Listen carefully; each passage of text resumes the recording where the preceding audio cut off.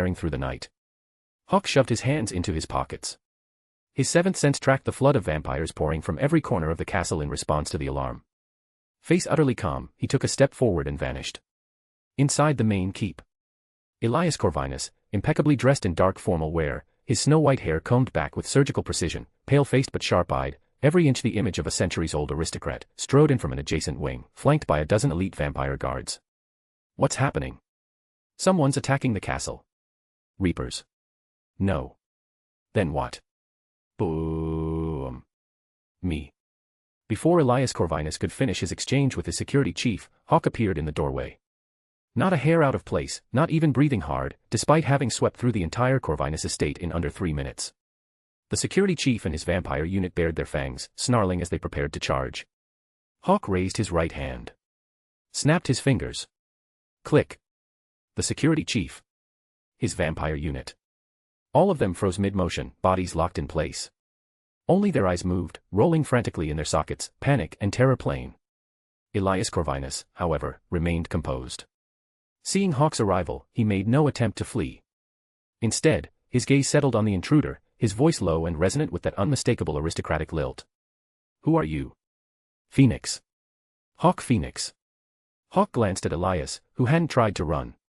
With a gesture, he summoned a chair from across the room, settled into it, and regarded the vampire patriarch. Or you can call me Hawk Chloe. Elias Corvinus's equally pale brows knitted at the introduction. Never heard of you. Bruce. Ender. Giorno. Leaning back in his chair, Hawk recited the names he'd gotten from George, the two vampires and their blood thrall. Elias's brow furrowed deeper. Never heard of them either. You haven't. But someone here has. Hawk's lips curved upward. His gaze locked onto one particular vampire among the frozen guards, a bald-headed man with a severe, almost sinister expression, whose eyes had flickered with unmistakable fear the moment Hawk spoke those three names. Elias followed Hawk's line of sight. Carter. Heh. Hawk released the bald vampire, Carter, from his psychic hold with a thought. The next second, Carter didn't hesitate. He launched himself like a black arrow, screaming toward the castle exit. In the blink of an eye, he'd covered 3 kilometers. Hawk's smile didn't waver. Elias frowned, watching Hawk remain utterly still in his chair. He opened his mouth to speak. Click. Hawk snapped his fingers again. Carter, now 5 kilometers clear of the castle, was instantly reeled back and by Hawk's seventh sense, teleported directly into the hall. Then Hawk's telekinesis carved like a blade. Shink. Shink. Aya. Carter's scream tore through the hall as both his legs were severed cleanly below the knees. They hit the stone floor with a dull thump, like potted plants toppled from their stands. Still seated, Hawk propped his chin on one hand, crossed his legs, and regarded the shrieking Carter with mild amusement before turning back to Elias. Who is he? Elias's expression darkened as he glanced at the now legless vampire. Carter. My second in command. Your second in command's been running things behind your back, Mr. Corvinus. Hawk's tone was flat. He ignored Elias's sour expression, released the security chief and the other vampires from his psychic grip, then glanced at his watch. When he looked up again, his gaze was steady. Since you weren't involved, I'll give you a chance. You have 10 minutes. Tell me what I want to know. When the clock runs out, either you give me answers, or I take them myself. Hawk fell silent, watching Elias expectantly. Elias's expression flickered through several shades. Finally, he signaled his security chief with a glance. The chief understood. He strode over to Carter, grabbed him by the head, and dragged him toward the adjacent wing. Hawk leaned back, closing his eyes to rest. Elias stood before him, not daring to move. He was pure blood. Arrogant by nature. But he wasn't stupid. Anyone who could clear his entire castle's vampire population in under 3 minutes. Not someone he could afford to provoke. So, even with Hawk's eyes closed, Elias didn't dare move. Run. Where? He just watched Carter cover 5 kilometers only to get yanked back by a finger snap. Time ticked away. 8 minutes later, the security chief emerged from the adjacent wing, drenched in blood, dragging Carter behind him, or what was left of him. The vampire was a limp, shriveled husk, every inch of skin flayed, barely clinging to life. Thud. The chief dumped Carter's corpse-like body on the floor, then approached Elias, leaning in to whisper the information he'd extracted over those 8 minutes. Elias's expression shifted with every word. A masterclass in color. Like someone had opened a dye shop on his face. Right on cue. Hawk opened his eyes, fixing them on Elias. Time's up, Mr. Corvinus. Do you have the answers I'm looking for? Elias met Hawk's gaze. Bruce and Ander, they were turned by Carter 19 years ago. Carter was acting on someone's orders. Who? Chuck used every method he had. Carter wouldn't break. As for Bruce and Ander's current location, 2 months ago, Carter embedded them in a blood bag squad heading to New York City. The vampire council there got wiped out by Blade. They were sent to claim the territory. The squad leader's name is Reinhardt. I can contact him, order him to bring Bruce and Ander back in chains. Hawk didn't interrupt. He waited until Elias finished, then simply looked at him. That it? That's everything. Heh. Hawk chuckled softly, shaking his head with something almost like disappointment. I gave you a chance. Why do you people never learn to take it? Chapter 220, 324, Hawk's Method of Investigation. Hawk was genuinely baffled. He was a good person. He really was. And yet, why did people keep mistaking his kindness for stupidity? For something they could exploit? Alexander Pierce had done it. Namor the Sea King had done it. Now Corvinus had done the exact same thing. Was the wise man bows before the storm really just an ancient Eastern saying with no Western equivalent? Whatever. Hawk sighed, rose from his chair, and looked at Corvinus standing beside his guard captain. I'm this powerful, did it never occur to you that my hearing might be excellent too? Corvinus's face went pale. The next second, golden phoenix rays blazed forth. With a resonant boom, Corvinus vaporized, along with the guard captain and every remaining vampire in the hall. In the blink of an eye, the castle stood empty. Actually, no. One survivor remained. The vampire Carter, lying on the floor, barely breathing, skin flayed raw, not a single patch of intact flesh on his entire body. Hawk's gaze fell upon him. Carter's eyes met Hawk's, filled with desperate pleading. Their eyes locked. A faint smile curved Hawk's lips. Boom. Splat. Now the castle was truly empty. Hawk's pupils gleamed gold. Blood god messengers. Heh. 19 years ago, after Bruce and Ander faked their deaths, they'd found Carter one after the other. Carter had indeed been acting on someone's orders when he turned them. But Carter hadn't held out. He'd revealed who gave those orders. Messengers of the blood god. These two messengers had appeared before Bruce and Ander. According to Carter, their blood vitality exceeded that of any pure-blood vampire. As payment for Carter converting Bruce and Ander, those two blood god messengers had purified Carter's bloodline. Transformed him from a mixed-blood vampire into a pure-blood. For the next 19 years, Carter had maintained a direct line of communication with the two messengers. The most recent contact had been instructions to embed Bruce and Ander in the so-called Blood Pack Squad, heading to New York City. As for why, that, Carter genuinely didn't know. And this was the information Corvinus had tried to conceal. Ever since awakening his Cosmo, Hawk's five senses had been pushed to their absolute peak. So while he'd appeared to be resting with his eyes closed, he'd experienced the guard captain's interrogation of Carter as if he'd been standing right there. Let alone the guard captain whispering to Corvinus right in front of him afterward. And still, Corvinus had hidden this information, thinking Hawk wouldn't know. That was treating him like a complete fool. Hawk felt that if he didn't lose his temper over this, he'd be disrespecting himself. I gave you a chance to live. You didn't appreciate it. Why do people never learn? Hawk surveyed the now empty castle, devoid of any human presence, devoid of any vampiric essence. He withdrew his gaze, turned, and took a single step. 0.02 seconds, 19.5 milliseconds, later. Hawk reappeared in New York City, where it was still afternoon. Hey. Shit. Sharon had been about to leave her office to meet Gwen when a voice came from behind her. She spun around, saw Hawk standing in her office, and clutched her chest in surprise. Weren't you supposed to be in Paris? Hawk shrugged. Came back. Problem solved. No. Hawk shook his head. Those two vampires and the blood thrall. Still searching for the vampires. An agent is already en route to the thrall. Address. Jersey City, Maple Street. Pull your people back. Hawk got the address, gave the order, then turned and vanished from Sharon's office. The next second, he materialized inside the home of Giorno, the Corvinus blood thrall, the retired detective who'd handled the Andrew case all those years ago. White-haired, face lined with age, wearing casual house clothes. Giorno stood in his kitchen, happily cooking dinner and humming a tune. He seemed completely unaware of Hawk's arrival.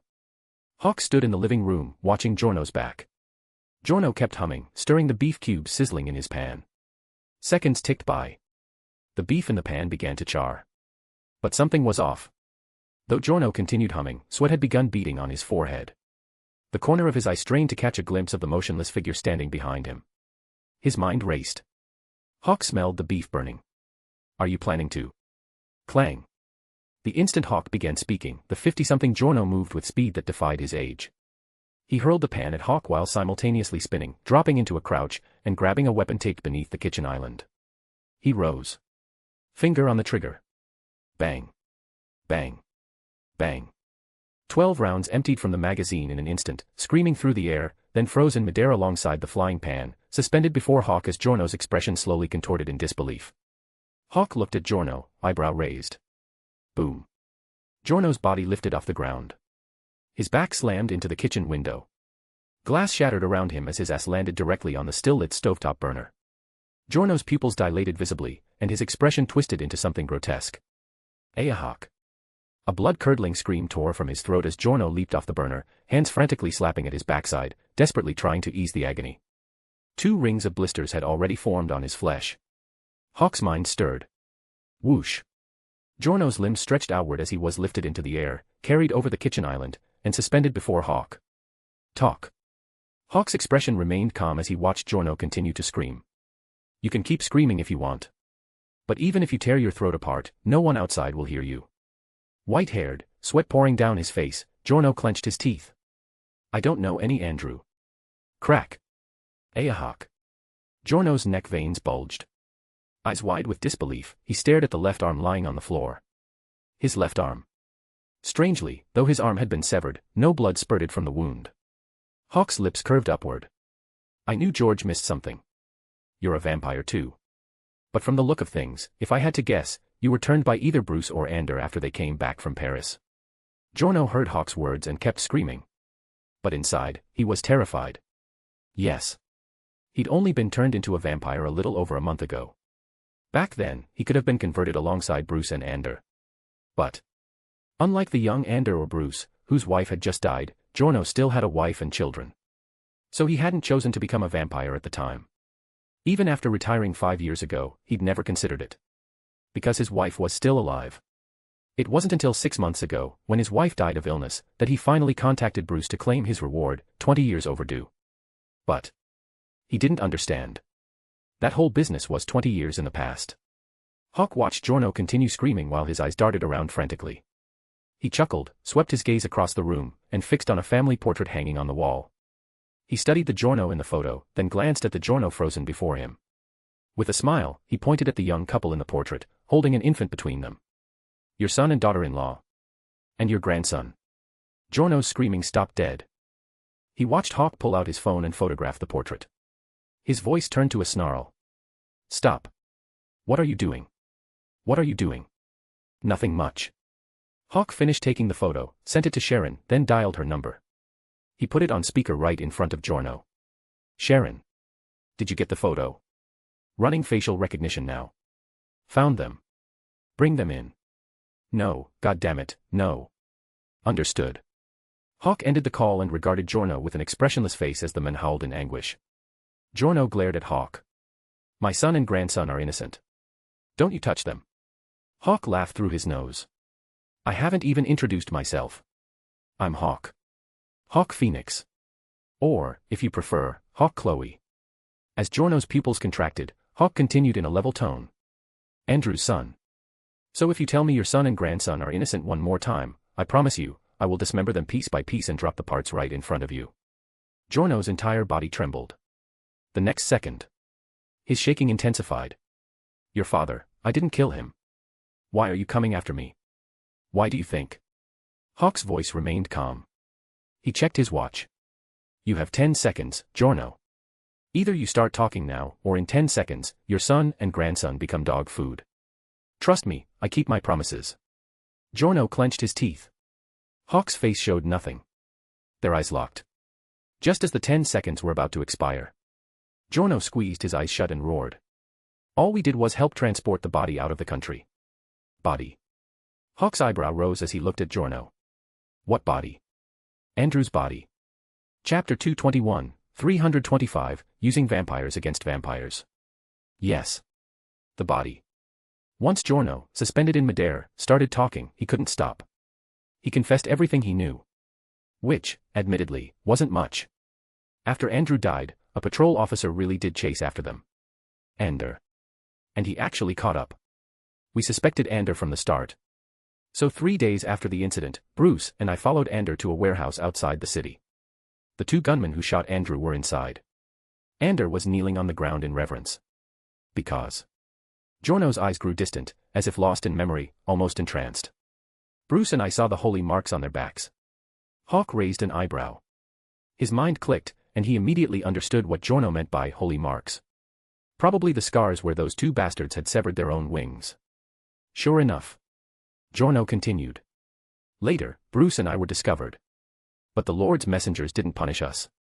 Instead, they told us the end times were coming, and they, as the Lord's heralds, had come to guide humanity.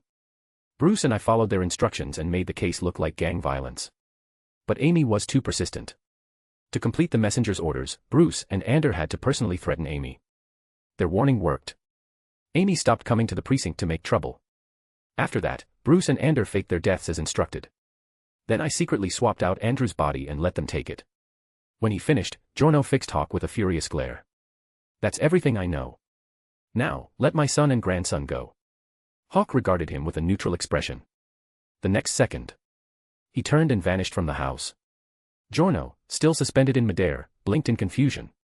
Just as he was about to speak, a searing, agonizing pain tore through him. And then, boom. Giorno and the house exploded together in a single devastating blast. When Hawk returned to S.H.I.E.L.D.'s New York headquarters, Gwen and George had already arrived. George was gawking at his surroundings like a country bumpkin visiting the big city for the first time, marveling at the massive S.H.I.E.L.D. complex hidden beneath Times Square. Good grief. He'd been a New Yorker his whole life, and he'd never known such a massive secret facility existed right under Times Square. Hawk's arrival was silent. But the moment he appeared, Gwen noticed him immediately. Hawk glanced at Gwen, then looked at George. Andrew's body is at the 21st precinct. Yes. George snapped back to attention and looked at Hawk. What about it? Has DNA testing been done? The body's been in storage the whole time. George frowned, then caught on. Are you saying that's not Andrew's body? Hawk's expression remained calm. Giorno just confessed. After Bruce and Ander faked their deaths, he switched the body and transported it to Paris. What? George was stunned. Sharon had already dispatched agents to the 21st Precinct's medical examiner's office to retrieve the body supposedly belonging to Andrew. They already had Hawk's DNA on file anyway. That data had been recovered from Hydra's underwater Atlantic base. So, running a DNA comparison would be simple. Gwen frowned. Why would they want Andrew's body? Cloning. Sharon finished giving orders and walked over. I've sent people to retrieve the body. Gwen looked at Hawk. Hawk was frowning too, a possibility forming in his mind. But he looked up at Sharon. Where's Blade? When Corvinus had first mentioned things, nothing had registered. But after Giorno revealed that Andrew's body had been switched, certain scenes from Blade 2 finally clicked into place. Speaking of which, Blade's old man, Whistler. He'd been killed by vampires in the first film, only to return in the sequel after being turned into one himself. Granted, Andrew's body had been moved a year after his death. But those two so-called blood god messengers weren't real vampires either. God only knew what kind of divine artifacts Yahweh had given them to complete their mission. Hawk's mind raced. The next second, after Sharon provided Blade's current location, he turned and vanished once more. Same principle as always. He wasn't a detective. He didn't need evidence. Suspicion was enough.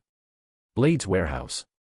The Blood Pack squad from Corvinus Castle had arrived at the Daywalker's lair after nightfall, hoping to form an alliance against a terrifying new threat. Reapers. These were creatures mutated from vampires, stronger, faster, and fed on both vampire and human blood. But that wasn't even the worst part. The worst part was that any vampire bitten by a Reaper would undergo an agonizing transformation within minutes, becoming a new Reaper. That was why Corvinus had dispatched the Blood Pack to New York City. If the Reapers weren't eliminated quickly, the entire vampire species faced extinction. And once vampires were wiped out, the Reapers would turn their insatiable hunger toward humanity. A global catastrophe. So, when the Blood Pack arrived in New York and realized they couldn't capture the Reapers on their own, they'd thought of Blade. Blade had recently retrieved Whistler, now a vampire, from one of their nests. Fortunately, after injecting Whistler with the vampire cure serum, the old man had recovered. Now, Blade was showing his father around the warehouse, which S.H.I.E.L.D. had renovated during Whistler's absence, when the Blood Pack arrived. Just as Blade was wondering whether this might be some vampire trap, Hawk appeared silently. He glanced at Blade, then noticed the tense Blood Pack members and raised an eyebrow. Looks like I got here at the right time. As he spoke. Snap. Hawk snapped his fingers. Then, under Blade's watchful gaze, he walked up to a vampire with Asian features, one who bore a striking resemblance to a certain martial arts movie star. Bruce and Ander. Know where they are. Who the hell are you? The vampire codenamed Snowman, Chupa, struggled against Hawk's hold. Hawk said nothing. A flicker of thought, and boom, Snowman exploded in midair. But the explosion didn't spread. The moment it detonated, it froze in place. Somehow, that was even more terrifying. Behind his sunglasses, Blade's eyes twitched involuntarily. Whistler's mind screamed, where the hell did this absolute monster come from? Hawk walked over to Nissa, the only female vampire in the Blood Pack. Just as he was about to question her, a bald, muscular vampire stepped forward. Wait. If you have a problem, take it up with me. I'm their captain. Hawk's gaze shifted to the bald vampire. Something clicked. Reinhardt. That's me. Good. Hawk smiled faintly, released his hold on Reinhardt, and waited for him to land. Then he checked his watch and addressed him directly. It's 7 p.m. I'm giving you 2 hours. When time's up, either you bring me the 2 people I want, or I kill every member of your squad. Reinhardt's expression shifted. Hawk glanced at him. I blast. Boom. Reinhardt rocketed backward out of the warehouse, crashing into a pile of scrapped car parts outside. Remember, you have 2 hours. Bring me Bruce and Ander. Otherwise, I will kill every single one of your teammates. Reinhardt pulled himself out of the crater, shot a glance at Hawk inside the warehouse, eyes flickering with calculation, then blurred away at top speed. 2 hours. Not much time. After Reinhardt left, Hawk chuckled softly. A slight motion of his right hand, and the remaining 3 vampires, 2 males, 1 female, dropped to the ground. Blade opened his mouth to speak. Just then, Hawk's gaze shifted. His right hand shot toward a dark corner of the warehouse, fingers closing into a fist. Since you're already here, come on out. A dark figure hurtled toward him. The next instant, a vampire shrouded in monk-like robes was telekinetically yanked into Hawk's grasp. The moment this robed shadow was captured, countless bestial shrieks erupted from the surrounding darkness. Getting closer. Getting louder. Blade drew his sword instinctively. Something's coming. Reapers. Fuck, let us go. You're going to get us all killed. The Blood Pack members recognized those shrieks. Their faces went pale as they struggled frantically against their invisible bonds, screaming at Hawk. Just then. Crash. Before Hawk could get a good look at the robed figure, the warehouse's skylights shattered. Glass rained down as something dropped through the opening. In the moonlight, a creature descended, skin deathly pale and hairless, eyes completely black with no visible pupils, jaw splitting open like flower petals to reveal a circular maw lined with ring after ring of razor-sharp teeth. The next second. Crash. Crash. Crash. One after another, more of these monsters, previously hidden God knows where, came pouring in from every direction, as if someone had kicked over a hornet's nest. These were vampire mutations. Reapers. Chapter 222, 326, Blade 2, over before it started. The Reapers came. The Reapers died. Golden light blazed through Blade's warehouse hideout. Every Reaper touched by its radiance dissolved like snow under a scorching sun, vaporized in an instant, leaving nothing behind. Nomak, the Reaper King, also known as the Vampire Prince, had been telekinetically yanked across the room by Hawk. His expression shifted from shock to something approaching catatonia. Impossible. These were his creations. After arriving in New York City, he painstakingly abducted countless homeless people to produce these mutant Reapers, monsters capable of killing both humans and vampires. Nomak had a plan for New York. He wanted to conquer the world. Of course. Every villain had that dream.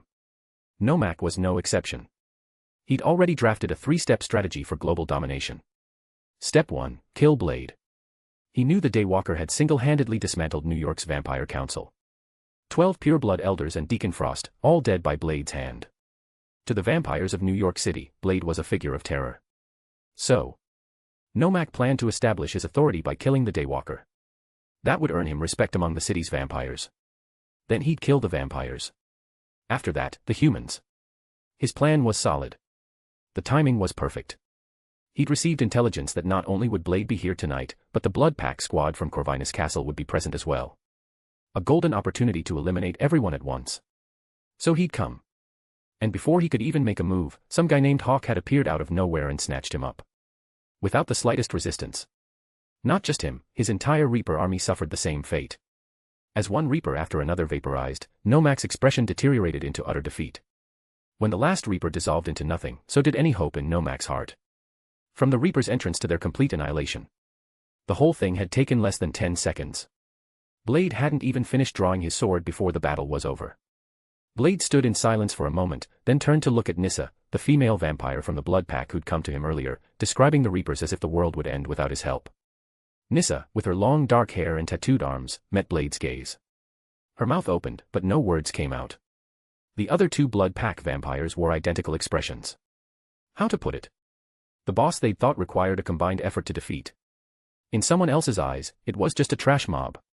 The kind that didn't even give decent experience points when killed. That was exactly how Hawk felt looking at the defeated Nomak right now. But this creature carried a scent Hawk found both familiar and deeply revolting. The stench of heaven's winged bastards. And it wasn't the residual kind left from casual contact. This thing had angel essence embedded in its very being. Who are you? Nomak regarded Hawk with hollow eyes. A cold sneer crossed his pale, cruel features before he closed his eyes in silence. Hawk smiled. The next second, telekinesis struck like a blade. Squelch. Squelch. 2 flashes of cold light gleamed under the warehouse lamps. Nomak froze, then stared at his now empty arm sockets and unleashed a furious shriek at Hawk. The moment he opened his mouth to scream, his face split apart like a blooming flower, revealing the same horrifying circular maw as the Reaper's. That tongue-like appendage, straight out of a xenomorph nightmare, shot forward. A cold gleam flashed in Hawk's eyes. Squelch. HSSSSS. The feeding appendage severed instantly. Nomak's face remained split open, hissing sounds escaping his throat.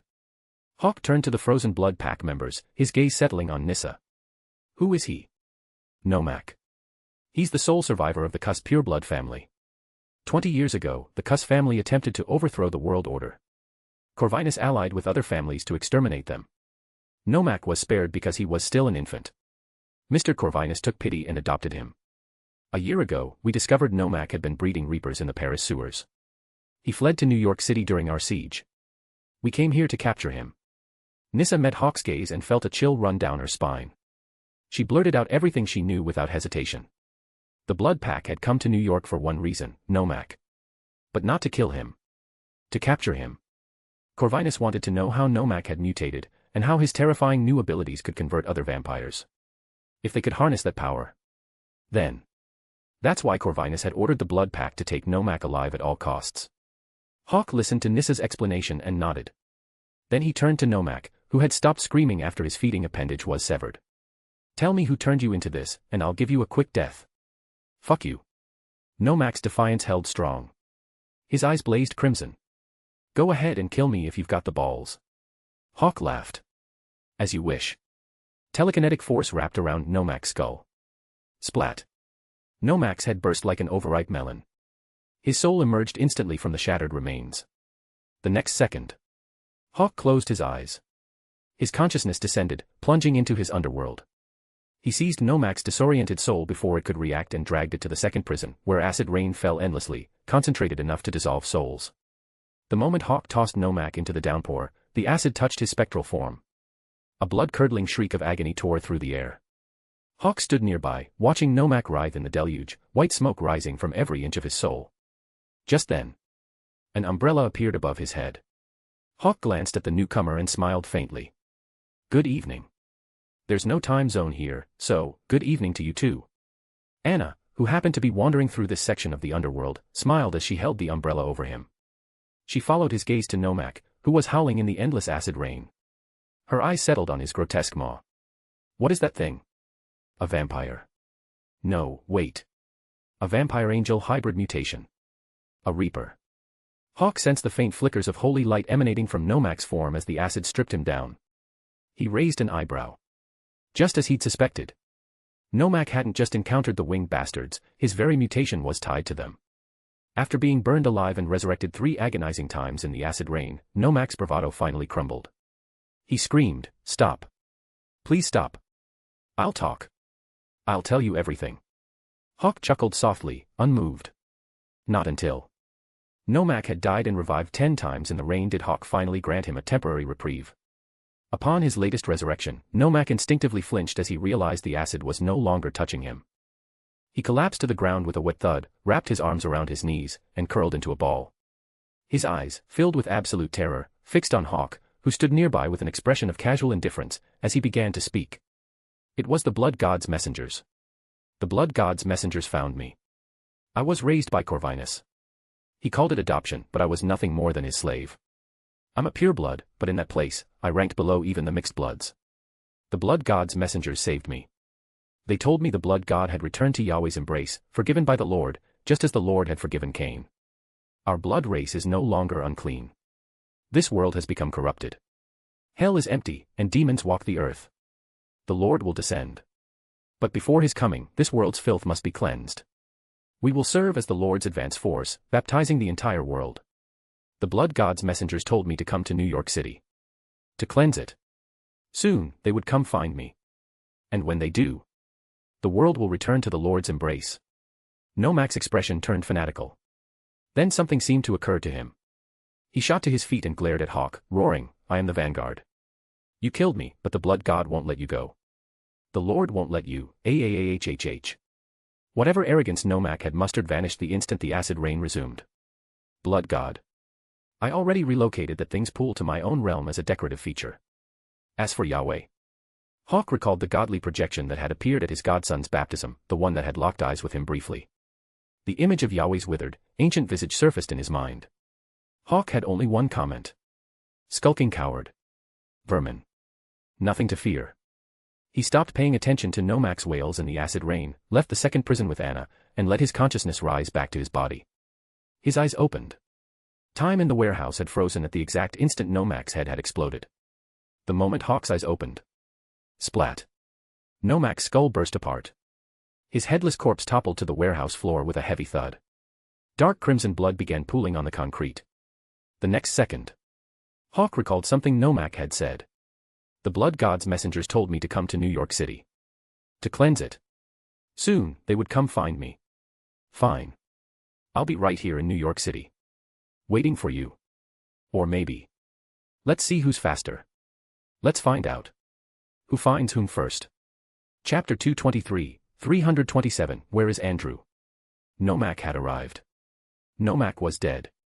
The main antagonist of Blade 2 had met his end before the plot could even begin, all thanks to Hawk's little detour. He was dead as dead could be. There would be no sequel for him. Hawk glanced dispassionately at the headless corpse on the floor. The next second. A brilliant beam of golden light, the Phoenix Ray, flashed from his hand. Boom. In an instant, the floor was clean. No blood. No body. Hawk turned his gaze to Whistler, who looked weak and was currently leaning heavily on Blade for support. His voice was calm. You should get some rest, Mr. Whistler. Whistler looked at Hawk, opening his mouth to say something, but Blade had already started moving, helping the old man toward the cots in the back of the warehouse. Hawk then lifted the immobilization on Nissa and the other two vampires of the blood pack. Have a seat. Thank you. Feeling the invisible pressure vanish, Nissa breathed a sigh of relief. She quickly thanked Hawk, then shot a pointed look at the other two. They got the message and mumbled their own thanks. Hawk just chuckled. Yeah, he's here with me. I don't know what he's doing here. He just showed up and started killing everyone. Okay. Got it. Hawk, his eyes half closed, listened to Blade complaining to Sharon Carter on the phone after getting Whistler settled. The corner of his mouth twitched into a smile. Does he think I want to be here? I should be home right now, holding my beautiful fiancée in bed, not standing in this drafty warehouse listening to the wind howl. God damn it. Yahweh and his bullshit. Instead of the high road, he makes me crawl through the gutters. Time ticked by. Soon. The sound of rushing wind approached. Hawk opened his eyes and looked toward the warehouse entrance. Reinhardt, the leader of the blood pack, had returned. He was carrying Bruce by the belt in one hand and had Ander slung over his other shoulder. He burst through the entrance with a series of heavy thuds, looking like he was running from the devil himself. Just then. A familiar thwip echoed outside. Hawk raised an eyebrow. He vanished, reappearing outside the warehouse just in time to catch a strand of webbing that had been aimed at Reinhardt's back. He looked down the line to see Spider-Man swinging toward them. Their eyes met. Oh, hey, Hawk. Hey. Working late again. Does your wife know? No, I just ran out to get diapers. I thought, are you busy? A little. Want to stick around for the show? Nah, I should get back. We really need these diapers. Alright, see ya. Hawk waved as Spider-Man swung away, then turned and walked back into the warehouse. Reinhardt had dumped the unconscious bodies of Bruce and Ander on the floor. I brought the men you wanted. Now it's your turn. Let my people go. Done. Hawk nodded. He wasn't some bloodthirsty maniac. He kept his word. Reinhardt had held up his end of the bargain, so he would let them leave. Besides, Reinhardt and Nissa had been smart enough not to cause any trouble. He didn't have a reason to kill them. Nissa and the other two vampires hurried over to their leader, quickly filling him in on the fact that Nomak and the entire Reaper threat had just been eradicated. Reinhardt thought Nissa was joking.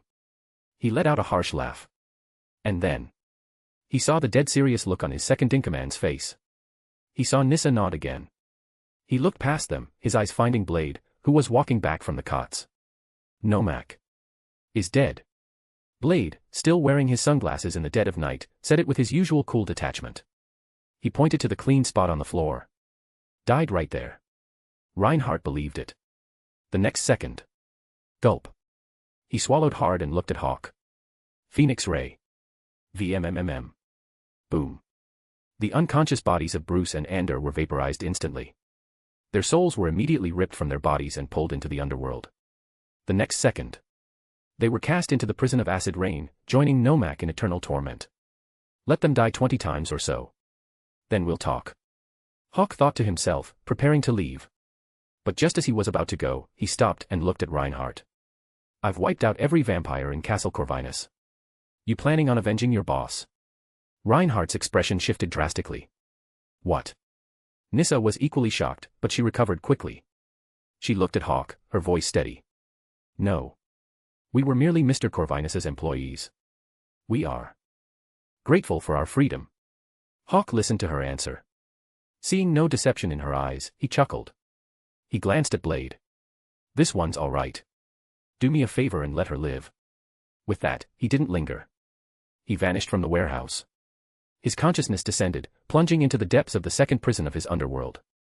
Amidst the endless, corrosive downpour, Nomak's agonizing solo had become a trio, joined by the desperate screams of Bruce and Ander. Their shrieks echoed over one another, a cacophony of endless suffering. With a thought, Hawk transferred Nomak, who was of no further use to him, to a different sector to continue his punishment. He then temporarily suspended the acid rain falling on Bruce and Ander. The downpour ceased. The two vampires, their souls pitted and scarred by the acid, trembled violently. They were pale and translucent, looking as if one more drop of rain would dissolve them completely, only for them to be resurrected to endure it all again. Hawk materialized before them. Their eyes met. Hawk stood with his hands in his pockets, his expression completely blank. Allow me to introduce myself. I am Hawk Phoenix. Or, if you prefer, Hawk Chloe. So, I assume you know why I'm here. Bruce and Ander's hearts sank the moment they heard the name. But they remained silent. Hawk chuckled. Don't want to talk. That's fine. Call me when you change your minds. He turned away. The acid rain resumed. The screams and wails started all over again. Hawk pulled his consciousness from the underworld and opened his eyes. He looked at Sharon, then at Gwen. He was a little surprised. Where's George? He went home, Gwen said, steering the conversation back on track. So, they haven't talked yet. But they will. Once a soul entered his underworld, it was only a matter of time before they broke. Alexander Pierce had been the sole exception. Again. Regardless of what side he was on, Alexander Pierce had been a man of formidable intellect, ambition, and willpower. He knew he'd lost, and he had accepted it.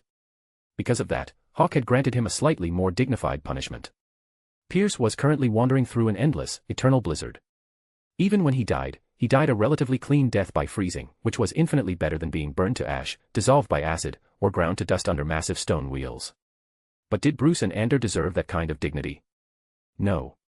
In fact, the moment he had pulled his consciousness back, they were already screaming that they would tell him everything. But Hawk was in no rush. He'd let them stew for a while. He looked at Sharon. Is the autopsy report back? Not ye. Ma'am, the report is here. An assistant ran over, handing Sharon a fresh folder. Sharon scanned the first page, then looked up at Hawk. It's not a match.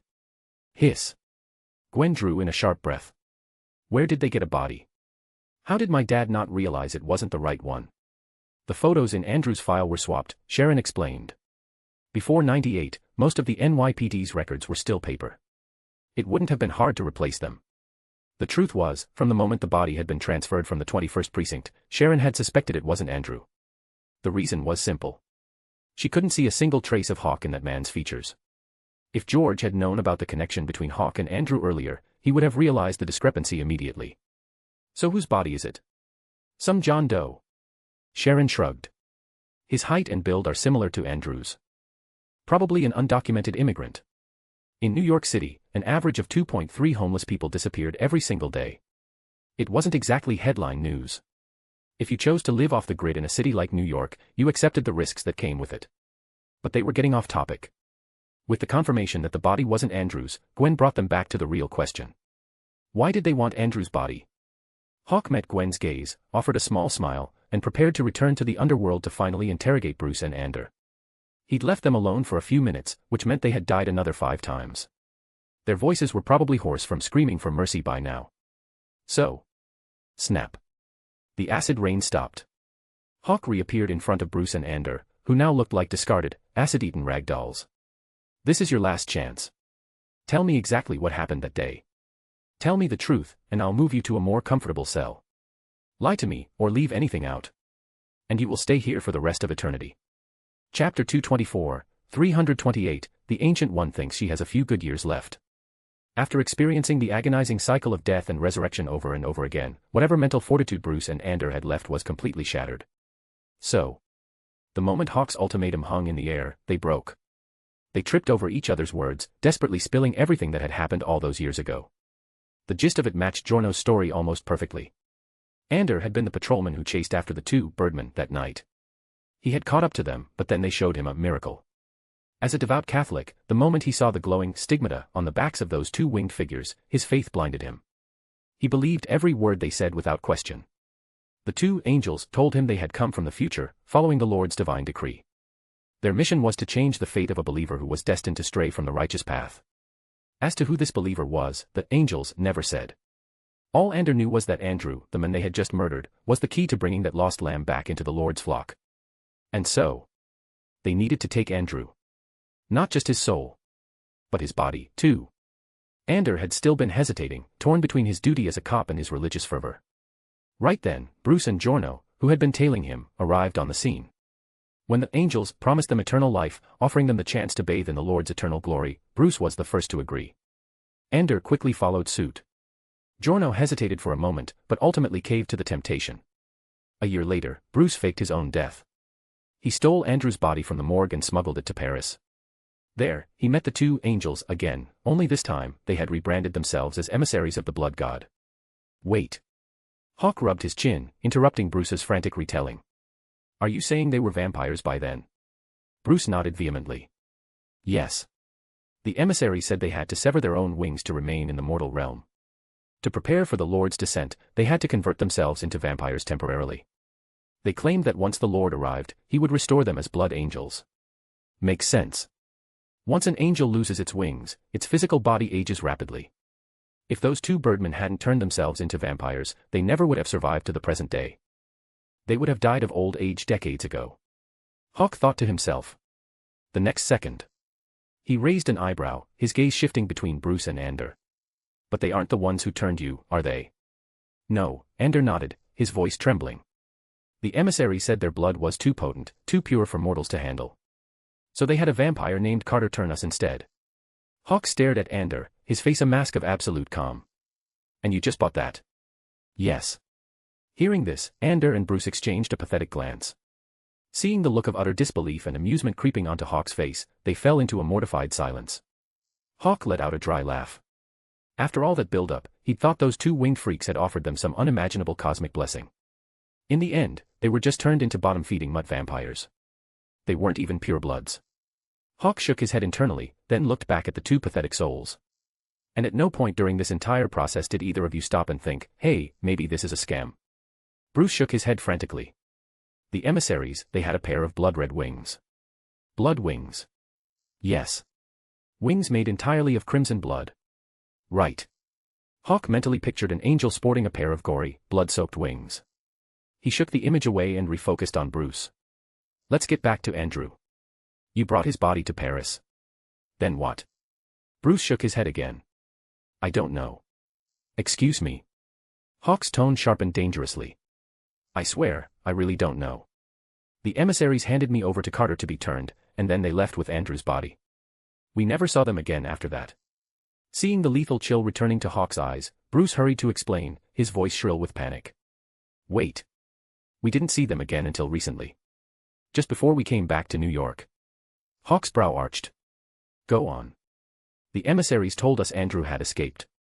They ordered Ander and me to come to New York City to track him down and bring him back. Andrew escaped. Hawk's frown deepened at the absurdity of the statement. The fact that Andrew was still alive wasn't exactly a shock. Those winged zealots served Yahweh, it was a given they had some access to the mystic arts. Not to mention, they had Andrew's soul in their possession. But what Hawk couldn't figure out was their endgame. Why resurrect Andrew in the first place? To use the Father as leverage against the Son? Please. When faced with Mephisto's threats, Hawk had been fully prepared to walk away and never see his beloved sister, Anya, ever again if it meant compromising his core. Did they really think some biological donor he barely knew would be enough to manipulate him? They were dreaming. If Yahweh or his angels tried to use Andrew as a hostage, Hawk wouldn't hesitate to tell them to go ahead and kill him, and then he'd ask for a piece of the pie. Wait. Bloodline. A thought struck Hawk like a bolt of lightning. The next second, he let out a dry, self-deprecating chuckle. That trick might have worked before he collapsed his timeline. But now, he had reeled in his past, present, and future, condensing his entire existence into a singular, absolute point. He had taken the first step toward true godhood. He was only one threshold away. A bloodline curse or ritual was utterly useless against a being whose timeline was perfectly sealed. His time was his own. As long as he didn't give in to the temptation of looking into the future, a temptation that constantly whispered to him from the edges of his own timeline, no one in this universe or any other could ever harm him through temporal manipulation or bloodline magic. Still, Andrew being resurrected was one thing. But Andrew managing to escape his angelic captors, that was a plot twist Hawk hadn't seen coming. Hawk snapped back to the present, his cold gaze locking onto Bruce and Ander. So, did you find him? No. The emissaries warned us that Andrew had been converted into a blood angel as well. That's why we've been turning over every rock and shaking down every vampire nest in the city, Ander stammered, looking up at Hawk with terror in his eyes. We were looking for him tonight, but before we could find anything, you. Hawk frowned. And did these emissaries tell you what to do once you found him? Bruce shook his head. No. They just ordered us to keep eyes on him and secure the perimeter. They said they would be arriving in New York shortly, because the Lord's descent was imminent. Heh. Isn't that exactly what they told you 20 years ago? Hawk scoffed, a look of pure disdain on his face. If he remembered correctly, that was the exact same pitch those winged con artists had used to rope these two idiots in 2 decades ago. The Lord is coming. And the result? 20 years had passed. And the so-called Lord was still just about to arrive. No, wait. Their Lord actually had descended recently. Just a few months ago. And the second that giant, glowing eyeball had popped into his universe, Hawk had effortlessly sliced it to pieces without a second thought. Hawk's mind raced as he processed the intel. He looked down at Bruce and Ander, who had outlived their usefulness. He pondered for a moment. With a mere thought. Instantly, the two battered souls were yanked from the prison of acid rain and dropped directly onto the massive, grinding wheels of the stone mill prison. The next second, Hawk pulled his consciousness back to the mortal realm. He opened his eyes, saw Gwen watching him anxiously, and offered a reassuring smile. They were looking for Andrew, he said plainly. Hiss. Gwen drew in a sharp breath. Mr. Chloe is still alive. Yeah. Hawk nodded. They stole his body so they could resurrect him. They wanted to turn him into a weapon to use against me. Gwen's pupils contracted, her face immediately clouding with genuine concern. A weapon. Against you. Some kind of bloodline curse, most likely. Bottom feeder magic, Hawk replied with a dismissive smile, his tone completely casual. It might have worked before I went to Camartage and studied time, but now. It's completely useless. Before he had awakened the seventh sense, no matter how physically powerful he was, his fundamental state of existence had still been anchored to the mortal plane. Superhuman was still, ultimately, human. But the moment he ignited the seventh sense, he underwent a total, qualitative evolution. To put it simply. Before, he was a mortal. Now. He was a god. If Mephisto were to meet him today for the very first time, even the Lord of Hell would have to bow his head and formally address him as a chief god. Gwen searched his eyes. Seeing the absolute, unshakable confidence in his gaze, she knew he wasn't just putting on a brave face. He really didn't care. She let out a long sigh of relief. Okay. That's good. Let's go. Where? Home, obviously. Gwen blinked at Hawk, who was casually stifling a yawn. But, we still haven't found Mr. Chloe. Hawk just smiled. Do you know where he is? No. Exactly. Hawk spread his hands in a "what can you do" gesture. You don't know. I don't know. And the guys I came here to kill are already dead. So, we're going home. No point hanging around here and making more work for Sharon. There were still 2 winged freaks, sorry, blood angels, running around out there somewhere. But it didn't matter. His policy remained the same. If they were smart, they'd pull a Baron Strucker and hide in a bunker for the rest of their miserable lives. But the second they popped their heads out, they'd end up exactly like Strucker. One shot. Hawk thought to himself. Sharon, who had been quietly listening, couldn't help but chuckle at Hawk's not making more work comment. She turned to Gwen with a reassuring smile. He's right, Gwen. You two head home. I've got the cleanup crew handling this. If we catch wind of Andrew, Chloe, or these emissaries, you'll be the first to know. Hearing this, Gwen didn't argue. She nodded in agreement.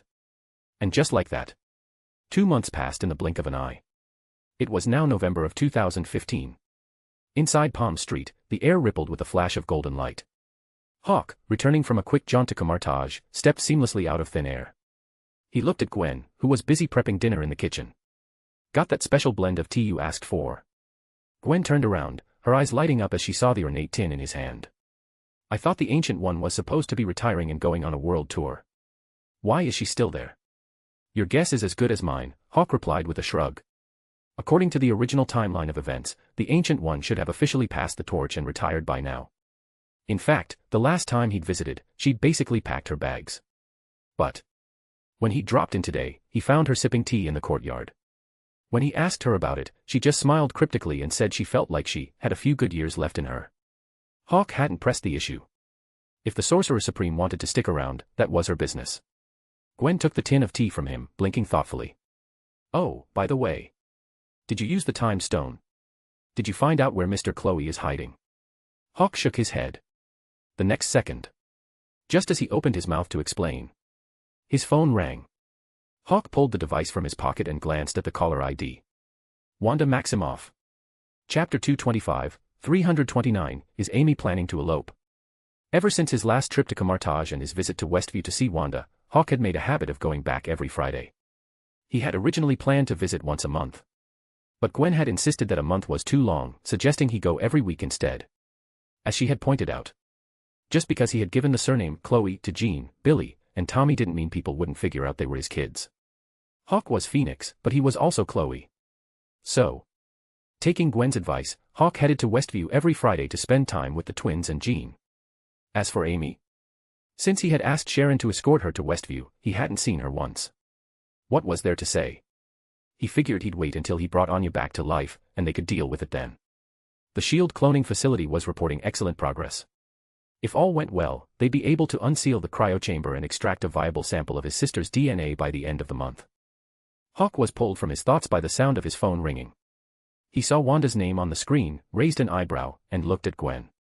Didn't Friday just end yesterday? Maybe it's an emergency. Gwen shook her head, reached over, and answered the call before he could even say a word. Morning, Wanda. Hawk listened to Gwen greet Wanda without a change in expression. He was still slightly baffled by how Gwen and Wanda had developed this strange, more than friends, less than besties dynamic. But after thinking about it for a month, he had firmly decided to stop trying to understand it. Because women's logic was a mystery he was never going to solve. Just like how Gwen could become close friends with Wanda, the woman who had essentially fulfilled Gwen's dream of being a mother. And just like the Sorcerer Supreme, who had sworn up and down 2 months ago that she was retiring and going on a long vacation, only to turn around and say, I think I have a few good years left in me. Again. The Ancient One might be the Sorcerer Supreme, but undeniably, she was also a woman. So, don't even try to understand it. Just accept it. Wanda's voice came through the speaker. Hey, Gwen. Is Hawk there? Something's going on around Amy, there's a presence I don't know how to describe. Gwen opened her mouth to reply, then looked at the suddenly empty barstool across from her. She picked up the phone. He's already there. In Westview, Wanda saw Hawk materialize in front of her the second the words left her mouth. She blinked and spoke into the phone. I see him. Oh, hey, Christmas is next month. Want to go shopping in Times Square? Really? You wouldn't mind? Of course not, Gwen said with a warm smile from the Palm Street house. I'll let you know when. Wanda agreed. A moment later, Wanda hung up and looked at Hawk, who had walked over to the kitchen counter and was staring out the window at the house diagonally across the street. Hawk unleashed his seventh sense, blanketing the entirety of Westview in an instant. In that flash, his perspective shifted to a God's eye view. Looking down upon the town, his golden pupils isolated and analyzed every scent, every lingering trace of energy.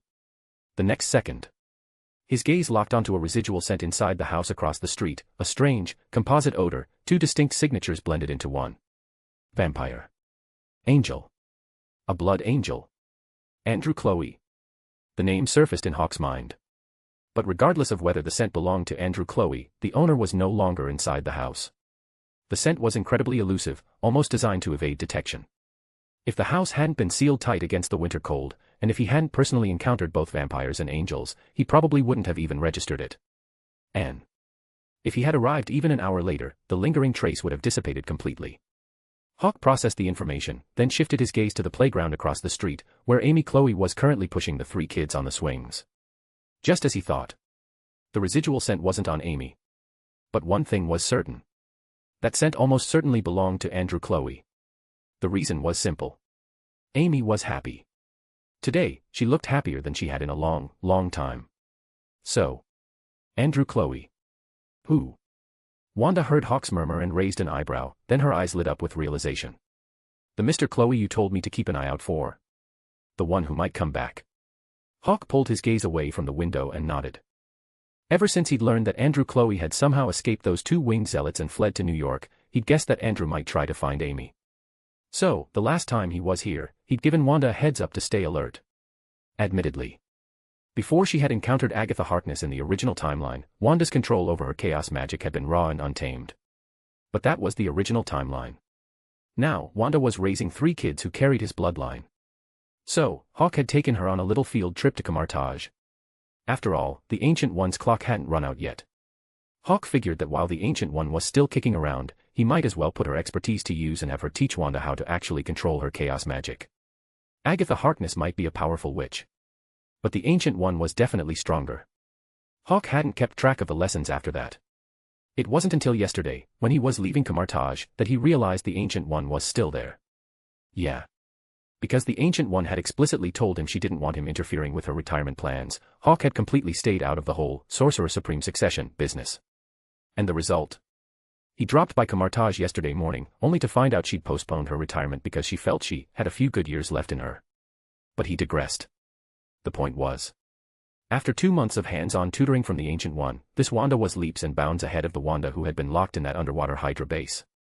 The Wanda standing here now could have dismantled Strucker's entire underwater facility by herself. In short, even if Wanda wasn't actively paying attention, her chaos magic would alert her the moment any unknown energy entered her vicinity. I caught a whiff of it this morning around 6:30, when Amy came over to pick up Jean for breakfast. It's a very distinct scent. But I didn't put it together right away. It wasn't until just now, when she came back to take the kids to the playground, that it clicked and I called you. Wanda explained her thought process. She had the raw power, but her combat experience was practically zero. I didn't sense any malice from the scent, but it doesn't feel human. Hawk let out a short laugh. Blood Angel. Blood Angel. A hybrid. Vampire and angel.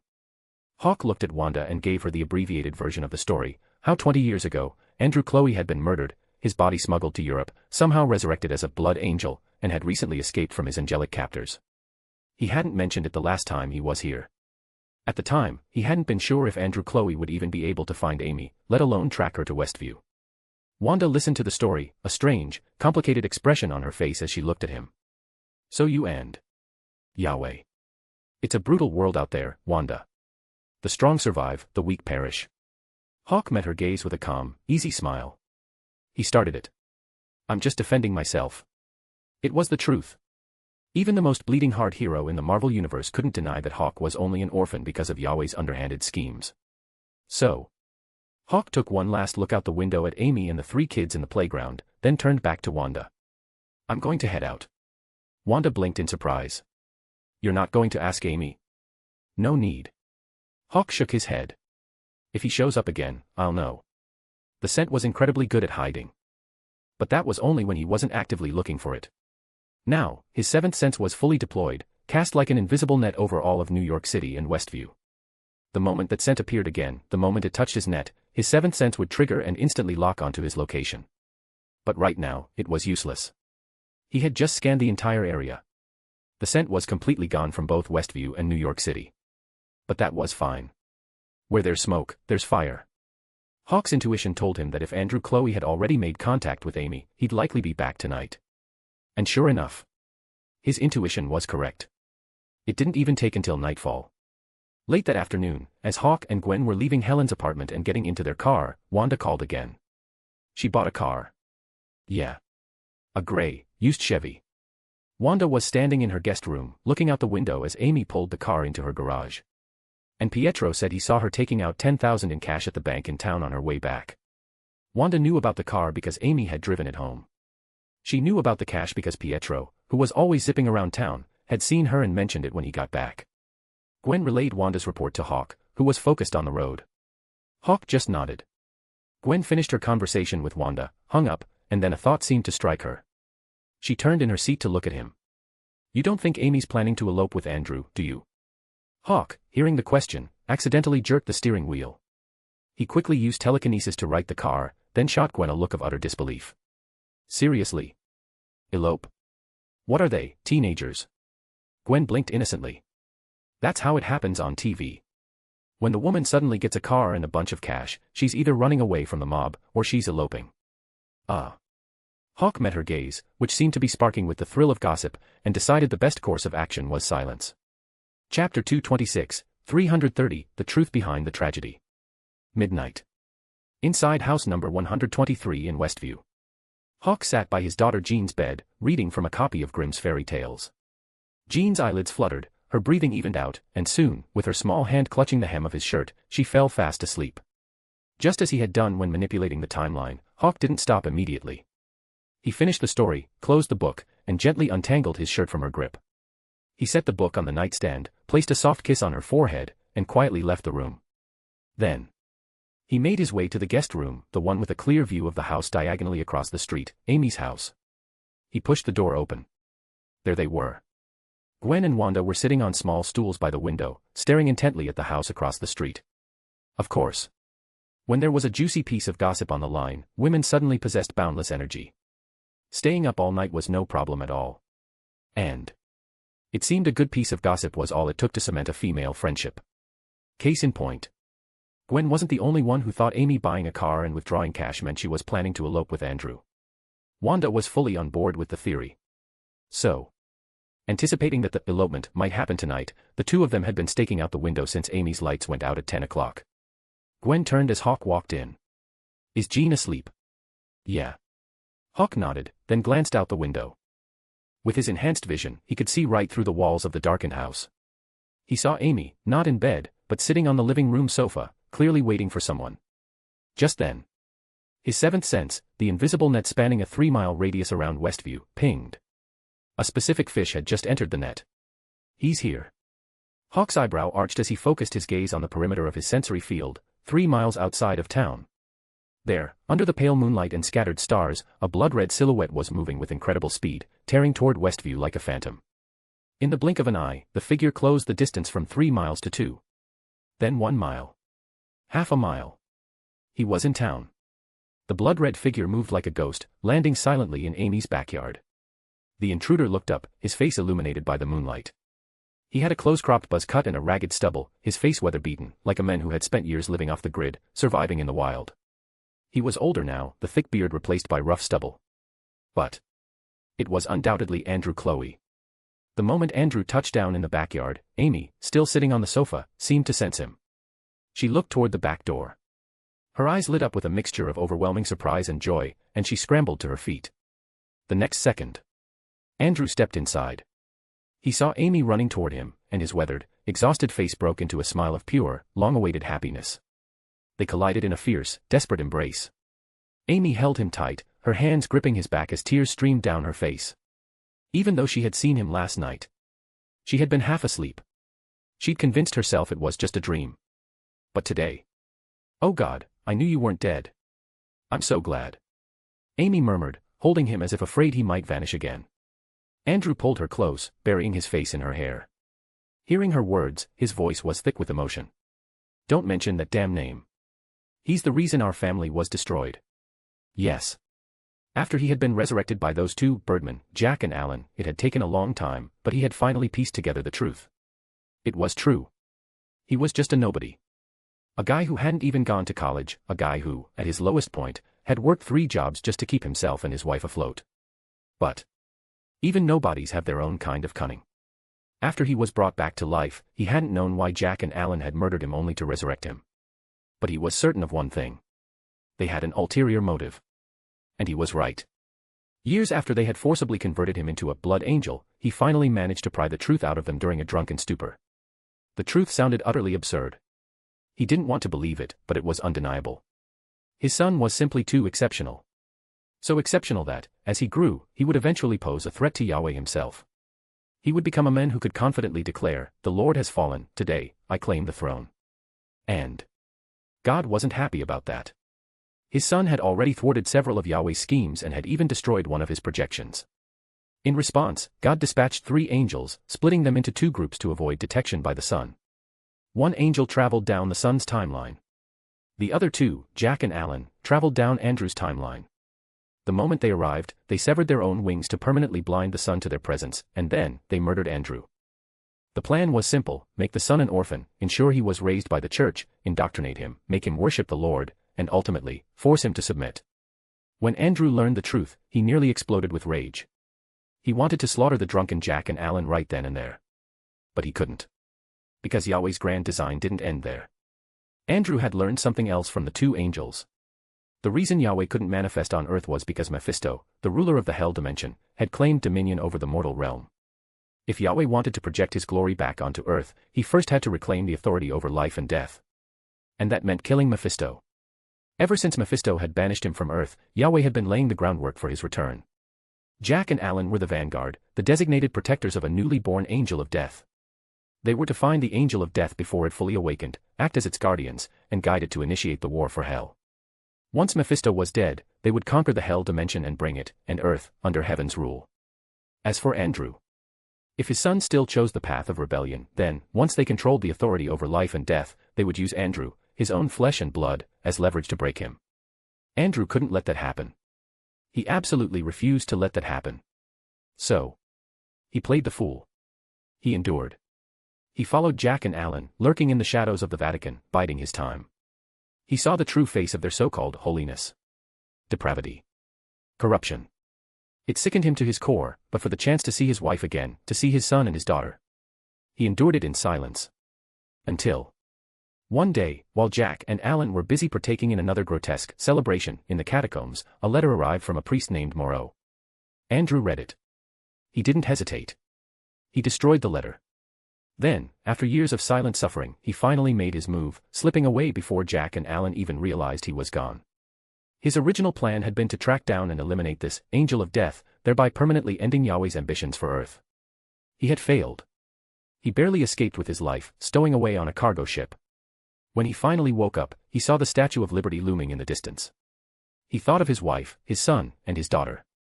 But he knew how terrifying Alan, Jack, and their vampire thralls were. He didn't dare enter the city openly. For days, he had hidden in the wilderness, only venturing into the city under the cover of darkness. Like a wandering ghost, he searched his old home, desperate for any sign of his family. He remembered Amy's heart condition, constantly terrified that she might have passed away before he could find her. Just as he was about to give up hope, as he was trudging back to the wilderness in despair, he caught her scent on the wind. He couldn't believe it. He followed it to Westview and saw her, smiling, surrounded by 3 children. Seeing how healthy and happy she looked, he assumed she had remarried. Until he heard a stunningly beautiful woman with fiery red hair, holding a 1-year-old child, call Amy grandma. In that moment, Andrew was ecstatic, but he forced himself to stay calm. He couldn't be reckless. The reason was simple. He could feel a terrifying, overwhelming energy radiating from the red-haired woman. He feared it was a trap. So he kept his distance, observing from afar, until 2 days ago, when he received word that Jack and Alan were heading to a small town in Texas. He remembered the letter from Father Moreau, who had also been heading to Texas, and he couldn't wait any longer. Last night, he had finally revealed himself, embracing his sleeping wife. He had to go to Texas. He had to kill the angel of death. And then, he would take his own life, permanently severing any leverage Yahweh might have over his son. As Andrew spilled the truth, Amy's expression shifted from disbelief to an all-consuming fury. Hearing his plan, her face hardened. She looked at the men she had loved and lost 20 years ago. "I'm going with you." "No, Amy. You can't." I said, "I'm going with you." Amy gritted her teeth. "He destroyed our family. I'm going with you to get justice. For you. For our son. And for our daughter." She took a deep breath, stepped back from him, and grabbed her car keys, her eyes burning with fierce determination. "I'm going with you." "All right. Andrew opened his mouth to argue, but meeting her gaze, his own eyes filling with tears, he gave a heavy nod. All right. We go together. The next second, a voice echoed from behind them. The tone was cool and resonant. No. You're not going anywhere. Chapter 227, 331, I am Hawk's fiancé. Andrew's body jolted. Whoosh. A pair of brilliant, blood-red wings exploded from his back. The next second, the crimson feathers hardened, turning into razor-sharp, blood-colored steel. Gleaming with a lethal, metallic glint under the moonlight, they shot toward the figure standing in the backyard like a deadly volley of arrows. Hawk didn't dodge. He didn't even flinch. He just watched the incoming barrage of blood steel with a perfectly calm expression. Ting, ting, ting. One by one, as the lethal feathers came within inches of Hawk, they simply shattered. The crisp sound of breaking metal filled the air, and the fragments fell harmlessly to the grass. In the blink of an eye, the lawn in front of Hawk was carpeted in a thick layer of broken, blood-red feathers. Andrew immediately stepped in front of Amy, shielding her. He glared at the intruder, his eyes narrowed in wary suspicion. There was something familiar about the man's face in the moonlight, but Andrew's voice was a low, dangerous growl, the tone of a man prepared to fight to the death. Who are you? Hawk. Andrew stared at him. Hawk stared back. This was it. The first time he was meeting his biological father in this life. Well, it was certainly a unique introduction. Just like his first meeting with Amy. But once again, Hawk felt no profound emotional surge. Ever since he had collapsed his timeline, awakened his seventh sense, and ascended to the level of a god, very few things could evoke strong emotions in him. He understood this was a byproduct of his newfound divinity. However, just moments ago, when he'd heard Andrew explain that he had awakened long ago, but had stayed behind for the sake of his wife, son, and daughter. When he'd heard Andrew's plan to kill the angel of death and then commit suicide to ensure Yahweh could never use him as leverage. Honestly, in that fleeting moment, Hawk had felt a genuine twinge of emotion. It was just a flash. But it was real. He didn't deny what had happened. A parent's love for their child compels them to plan for the child's distant future. The old saying suddenly echoed in his mind. His gaze drifted past Andrew to Amy, who was still safely tucked behind her husband. He remembered a conversation Amy had had with Wanda. Amy had said that once she saw that Hawk and Anya had been adopted, she had forced herself to stay away. She had been terrified that reappearing in their lives would only cause them pain and confusion. And the moment Hawk said his name, Amy, shielded behind Andrew's back, trembled violently. She instinctively pushed past the protective barrier of his wings. Andrew felt her move and immediately tried to stop her. Amy. It's okay. Amy stepped out from behind him, her eyes locking instantly onto the men standing in their backyard. The sharp, clean line of his jaw. The firm set of his lips. The tailored, dark gray suit and crisp white collar. And most of all, those deep, azure blue eyes she knew so well, because they were her own. She stared at him, unblinking, her voice shaking. Hawk. That's our son's name. Her voice broke on the last word, a sob catching in her throat. When Hawk and Anya were born, they hadn't named them right away. They had planned to ask the priest to help choose their names at their baptism.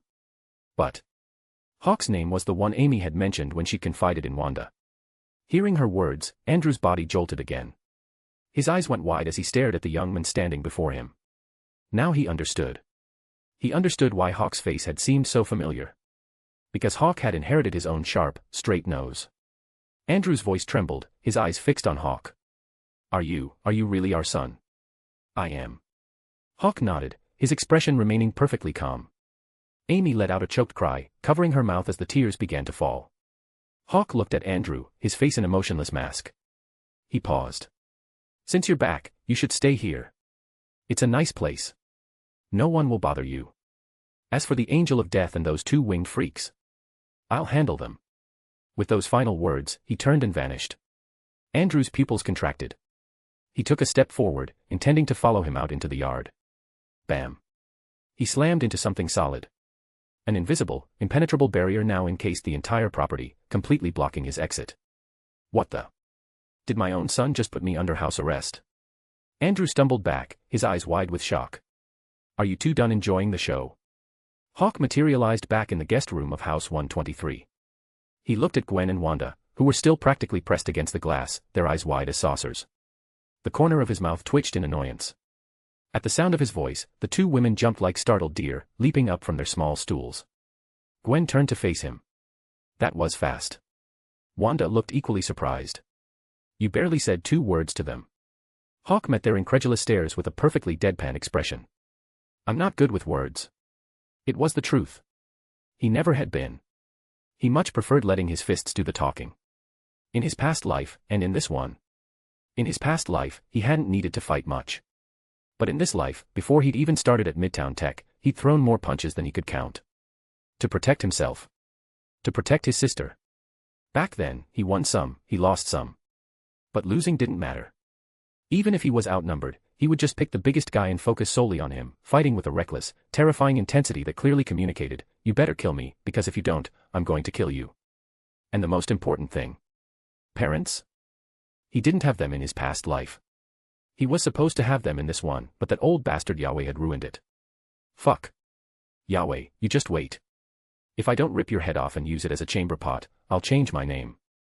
Hawk thought to himself, his inner rage simmering. But after he stated his lack of conversational skills, Wanda raised an eyebrow. Gwen opened her mouth to speak, then seemed to realize something and burst out laughing. Hawk snapped out of his dark thoughts and looked at his fiancée, who was now giggling uncontrollably. Is it really that funny? Gwen held up a hand, trying to catch her breath. Sorry. I'm not laughing at you. It's just, you're right. You are terrible with words. I can vouch for that. But still, you just drop a bomb like that, lock them in the house, and leave. That's a little harsh, don't you think? Hawk frowned.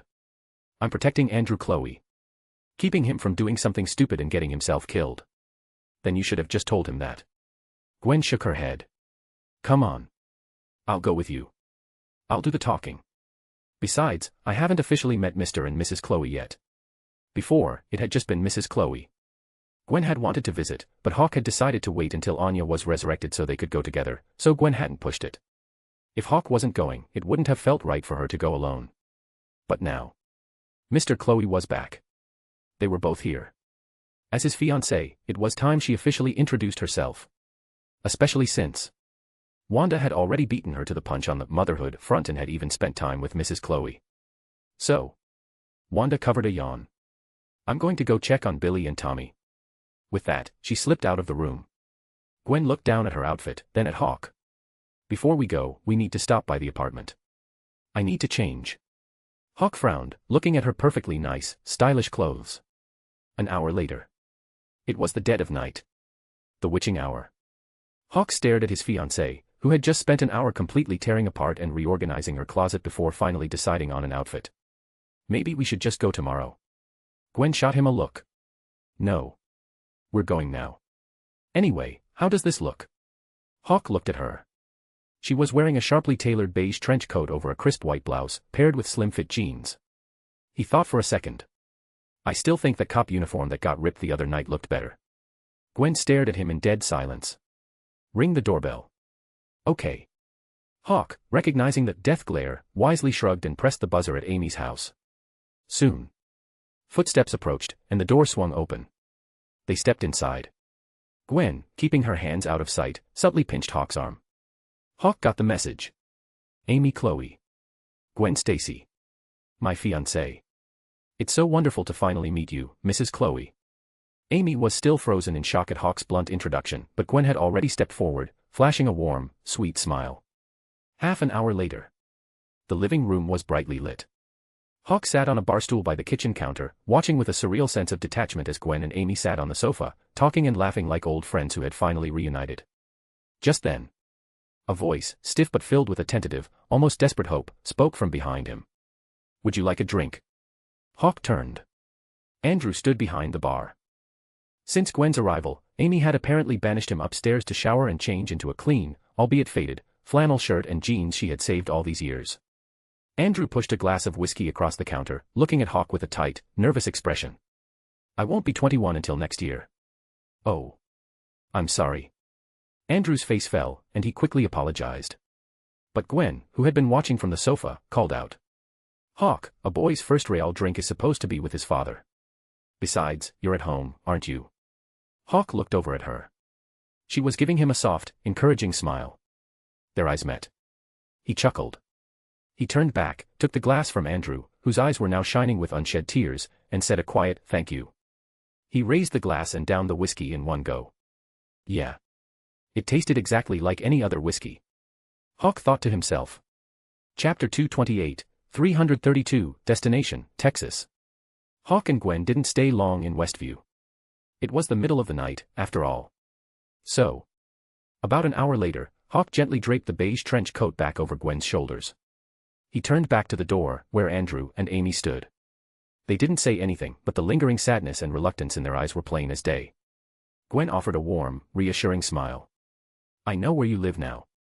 I'll come visit whenever I have some free time, Mrs. Chloe. Hawk, however, focused his attention on Andrew. The coming war is not something you can participate in. Staying here is the smartest move you can make. With a mere thought, he enveloped Gwen in his energy, and they instantly teleported back to the living room of 521A Palm Street. The next second, a streak of brilliant golden light tore through the night sky, breaking the atmosphere in the blink of an eye. Like a golden comet, Hawk rocketed toward Pluto. True, his speed had reached the speed of light. But while the speed of light might seem terrifyingly fast on Earth, out in the vastness of the cosmos, it was essentially the baseline speed limit.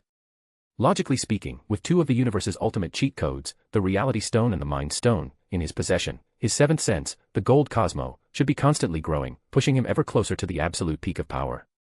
And in reality, it was. His Cosmo had nearly doubled in size since his initial awakening. But his speed remained capped at the speed of light.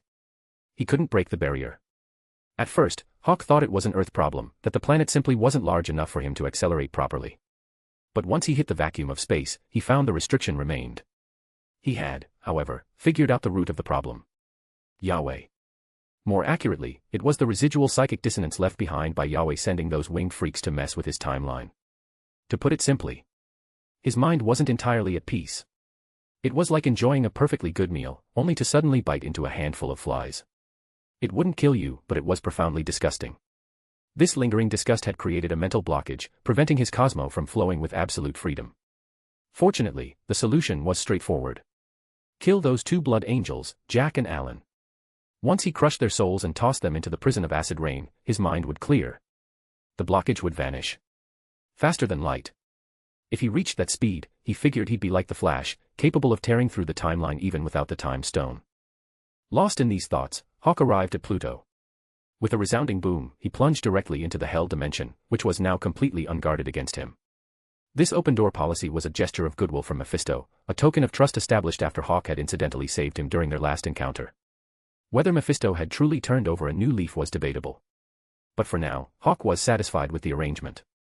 Inside the small tavern in Hell, Mephisto was roaring with laughter. The horns that had been shattered were now fully regrown. He stroked one of his newly formed demonic horns, boasting, "The Hell dimension is still a bit of a fixer-upper right now, but I'm already halfway healed. Just give me a little more." Hawk cut him off. "The Angel of Death has surfaced." Gak. Mephisto, who had been about to brag that he just needed a little more time to fully recover, choked. His expression froze instantly.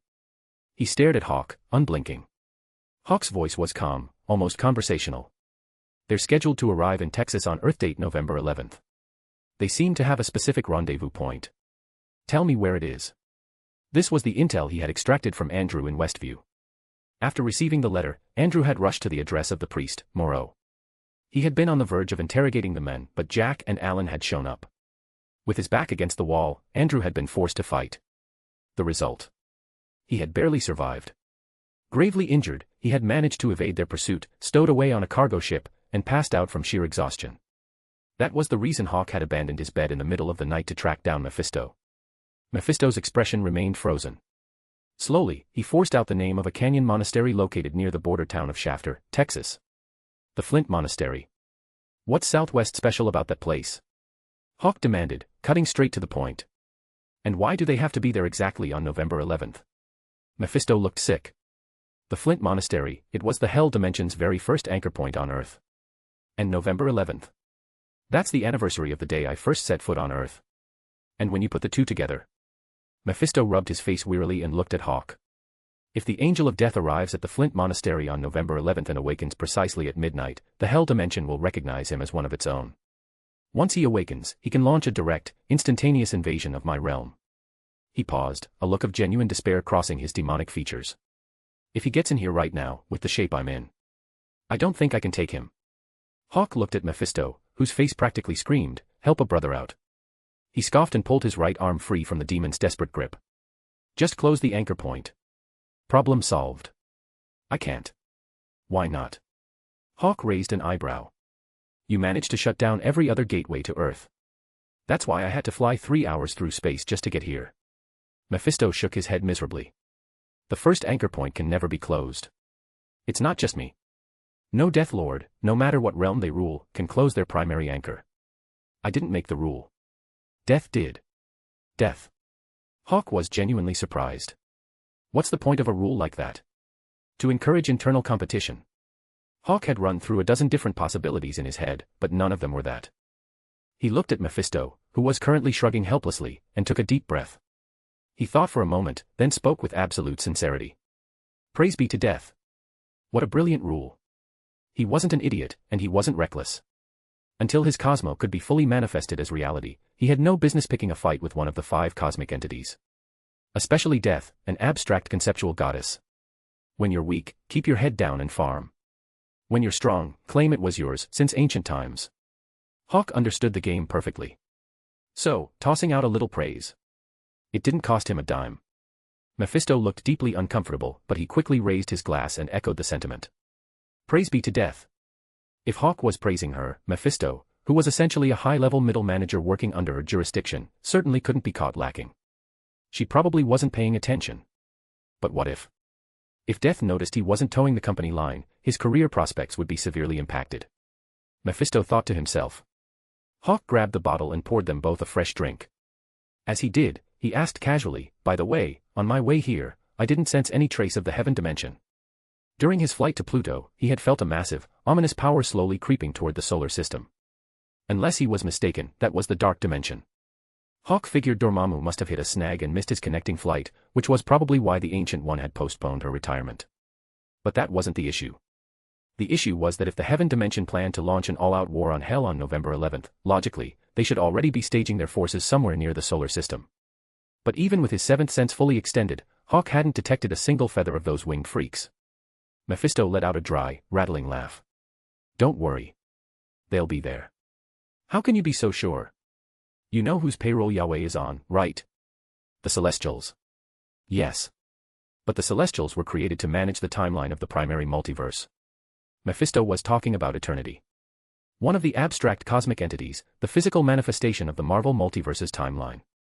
His sole purpose was to maintain its stability. To help him manage it, he had created the Celestials. As for eternity himself, no one knew where he actually was. It's all about time.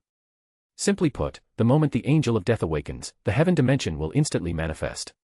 Yahweh has used this exact tactic to blindside plenty of Death Lords in the past. The Angel of Death infiltrates silently. When the Angel awakens, Heaven arrives. It's a perfectly coordinated inside-outside strike. Most Death Lords are completely overrun before they even realize they're under attack. Mephisto sighed, a look of profound relief crossing his face as he looked at Hawk. "Thank the dark below I have you. You have to pull your older brother out of this fire." Hawk's eyebrow arched dangerously. "Older brother? Younger brother?" Mephisto's expression instantly became dead serious as he corrected himself. "Help a younger brother out. From now on, you're my older brother. No, forget that. You're my godfather. It's a well-known fact. Demons have no shame." Hawk, however, did. So. Hawk downed his drink in one gulp, stood up, and waved a dismissive hand. Mephisto craned his neck, watching Hawk approach the tavern door, and shouted after him. "Brother. Godfather. Enough. Just sit tight and wait." Hawk didn't even look back as he waved him off.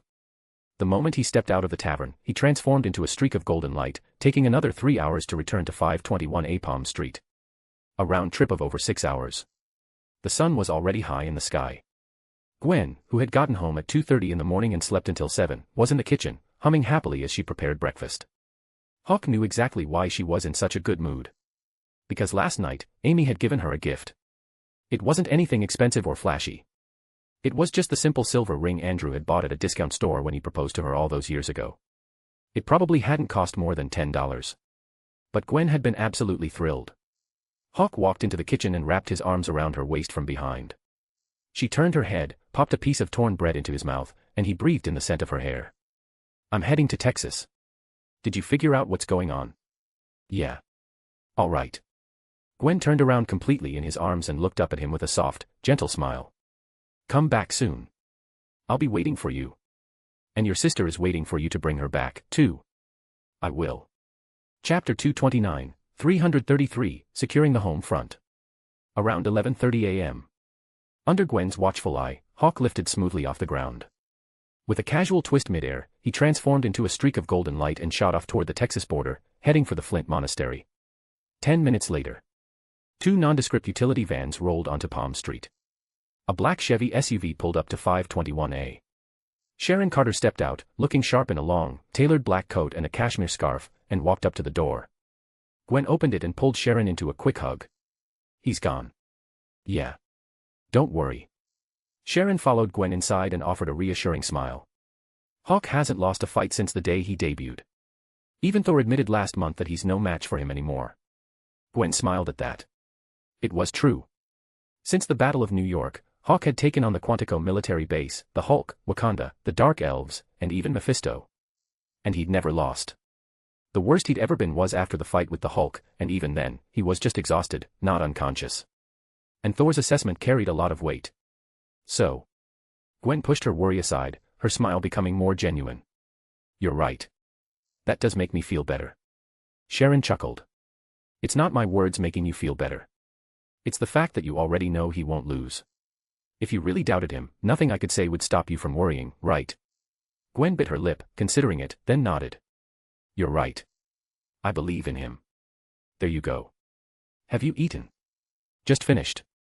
That was fast. Yeah. Gwen shrugged. I was going to wait and eat with him when he got back from Texas. But Hawk said that was bad luck. He said it's like in the movies, if you say, let's get married when I get back, or we'll talk about it when I get back, you never actually come back. So he insisted we eat before he left. Sharon nodded in understanding. He has a point. The when I get back trope is basically a death flag.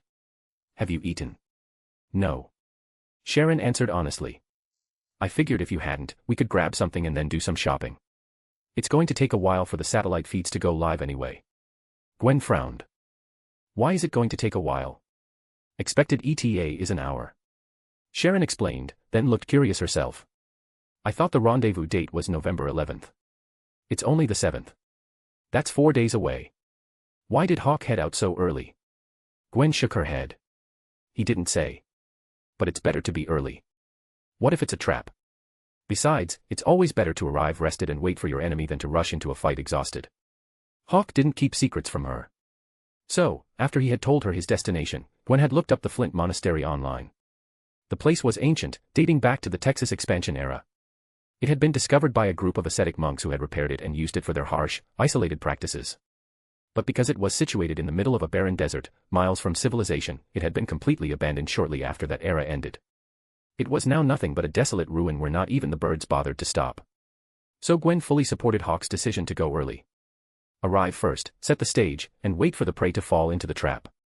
Sharon nodded in agreement. What about Westview? What about it? Should I send a team to keep an eye on Mr. Chloe? Make sure he doesn't try to go to Texas and interfere. No need. Gwen laughed and shook her head. Wanda's watching him. Mr. Chloe isn't going anywhere. You can't leave, Mr. Chloe. Inside Amy's house. Wanda, who had come over from her house across the street after receiving a text from Gwen, watched Andrew Chloe. While Amy could freely walk in and out, Andrew was currently trying to force his way through the invisible barrier Hawk had placed around the property. And you won't be able to break that barrier, either. As she spoke, Wanda placed her right hand against the wall. Crimson chaos magic flowed from her palm, instantly replenishing the energy Andrew had just depleted with his brute force attempts. The blood-red wings on Andrew's back twitched. He watched Wanda's display of power, a vein throbbing in his forehead. I have to go. He's in danger. He needs my help. No. Staying here is the best way you can help him. Wanda remained unmoved, calmly advising him. She then turned to Jean, who was standing beside her. Go on. Tell your grandpa to stay here so he doesn't cause trouble for your daddy. 3.5-year-old Jean's eyes lit up. Grandpa, she cheered, trotting over to Andrew. She looked up at him, her big eyes fixed on the blood-red wings he had tucked tightly against his back to avoid hurting her. Her voice was impossibly cute. "Grandpa, can I touch your wings?" They looked so pretty. Jean blinked her big eyes expectantly. Andrew froze for a second. Then, a smile broke through the weather-beaten stiffness of his face. He crouched down, his voice softening as much as possible. "Of course you can." Jean's eyes sparkled. She reached out a small hand and gently stroked the blood-red feathers. The next second, she gasped. "Wow, they're so soft. Grandpa, can you hold me?" "Of course." Andrew didn't hesitate. The smile on his face deepened, the lines around his eyes crinkling. He moved quickly but carefully, scooping Jean up into his arms. This was his granddaughter, after all. His own flesh and blood. Even though he still hadn't quite wrapped his head around the explanation his future daughter-in-law had given him last night. One thing was absolutely certain. The little girl in his arms, and the two toddlers sitting quietly in high chairs in the kitchen eating their mashed food. They were undeniably his grandchildren. Jean rested comfortably in Andrew's strong arms, her small hands continuing to stroke the blood wings, which felt as soft as cotton. Wanda, watching from the kitchen doorway, turned her attention to Amy, who was gently feeding the twins. "Would you like me to go with you to the menswear store in town later?" Amy paused, a spoonful of food halfway to Billy's mouth. She looked at Wanda, slightly confused. "The menswear store in town? I don't think that's really Andrew's style." There was indeed a menswear store in Westview. But the clothes there, well, to Amy, they looked like they were custom designed for Wanda's brother, Pietro, who currently functioned as the town's resident slacker. Wanda chuckled. "Not that one. The new one next door. It just opened this morning." Yes. It had just opened this morning. To be precise, the timeline of the town's new clothing store went like this. Midnight, news of Andrew Chloe's return breaks. The Westview Menswear Preparatory Committee is mobilized 10 minutes later. 12:30 a.m., the logistical plan is finalized, and tasks are delegated. 4 a.m., the sign for the new menswear store, right next door to the one that seemed tailor-made for Pietro, is hung on Main Street. Inside, crews are working at lightning speed to set up the shop. 6 a.m., a shipping container full of men's clothing, freshly imported from a certain eastern country, is loaded onto a truck at the port. By the time it arrives in Westview, the inventory sorting is already complete. 7 a.m., racks, mannequins, and clothing are simultaneously moved into the store. 8 a.m., the Westview menswear store officially opens for business. And that wasn't all. Along with the new store, a traveling circus was currently setting up in the open field on the east side of town. The reason for the circus was simple. Back in the 90s, traveling circuses were the go-to-date spot for New Yorkers. More importantly, a traveling circus had been the location of Andrew and Amy Chloe's very first date, and the place they frequented most often. So, this was the kind of treatment a god walking among mortals received. Don't be jealous. This was reality, not a movie. You wouldn't see Hawk being hauled before Congress to answer for his actions like Superman. Because Hawk wasn't Superman. His baseline response to a threat was wiping out the offender's entire family. His maximum response was genocide. So no one was going to treat Hawk like Superman, and no one was foolish enough to think a simple subpoena would make him obediently sit through a congressional hearing. Perhaps some individuals who knew of Hawk's existence had entertained the idea of controlling him. But at the highest levels of power, among the core leadership of the 5 global superpowers, that option simply did not exist. Once again, S.H.I.E.L.D., acting on behalf of the world powers, currently enjoyed an excellent relationship with Hawk. And their relationship with his private security force, Demon's Shackle, was even better. Most importantly, Hawk had tacitly approved of everything happening in Westview. And that was enough. Amy didn't overthink Wanda's suggestion. She glanced at Andrew, who was still wearing the same 20-year-old clothes she had saved for him, and nodded. "That sounds lovely." Wanda smiled, then looked at her daughter, who was still happily petting Andrew's wings. "Jean, you stay here and keep Grandpa company. Mommy is going home to change, and then we'll all go shopping with Grandma and Grandpa." Jean just hummed her agreement, too engrossed in the impossibly soft feathers to look back. Wanda turned, crossed the street, and went back to her own house. Pietro was in the kitchen, eating a bowl of fruit cereal and reading the nutritional information on the box. When he saw Wanda, he looked up. "I don't get it." Wanda blinked. "Don't get what?" "I get why Andrew Chloe can't go to Texas. But why can't I?" "Because it's dangerous. I'm fast." "Still no." "Are you kidding me?" Hawk was operating on a level of combat that defied comprehension. Did her brother really think that being fast qualified him to get involved in that kind of war? Wanda shot the idea down immediately. Then, an idea struck her. Her hand glowed with red energy, and a surge of chaos magic shot directly into Pietro's body. Pietro jumped. What was that? A magical tether. To make sure you don't leave Westview. Pietro's eyes went wide. He looked at his sister in disbelief. A dog leash. Wanda was silent for a moment, then smiled sweetly. If you want to think of it that way, I can't stop you.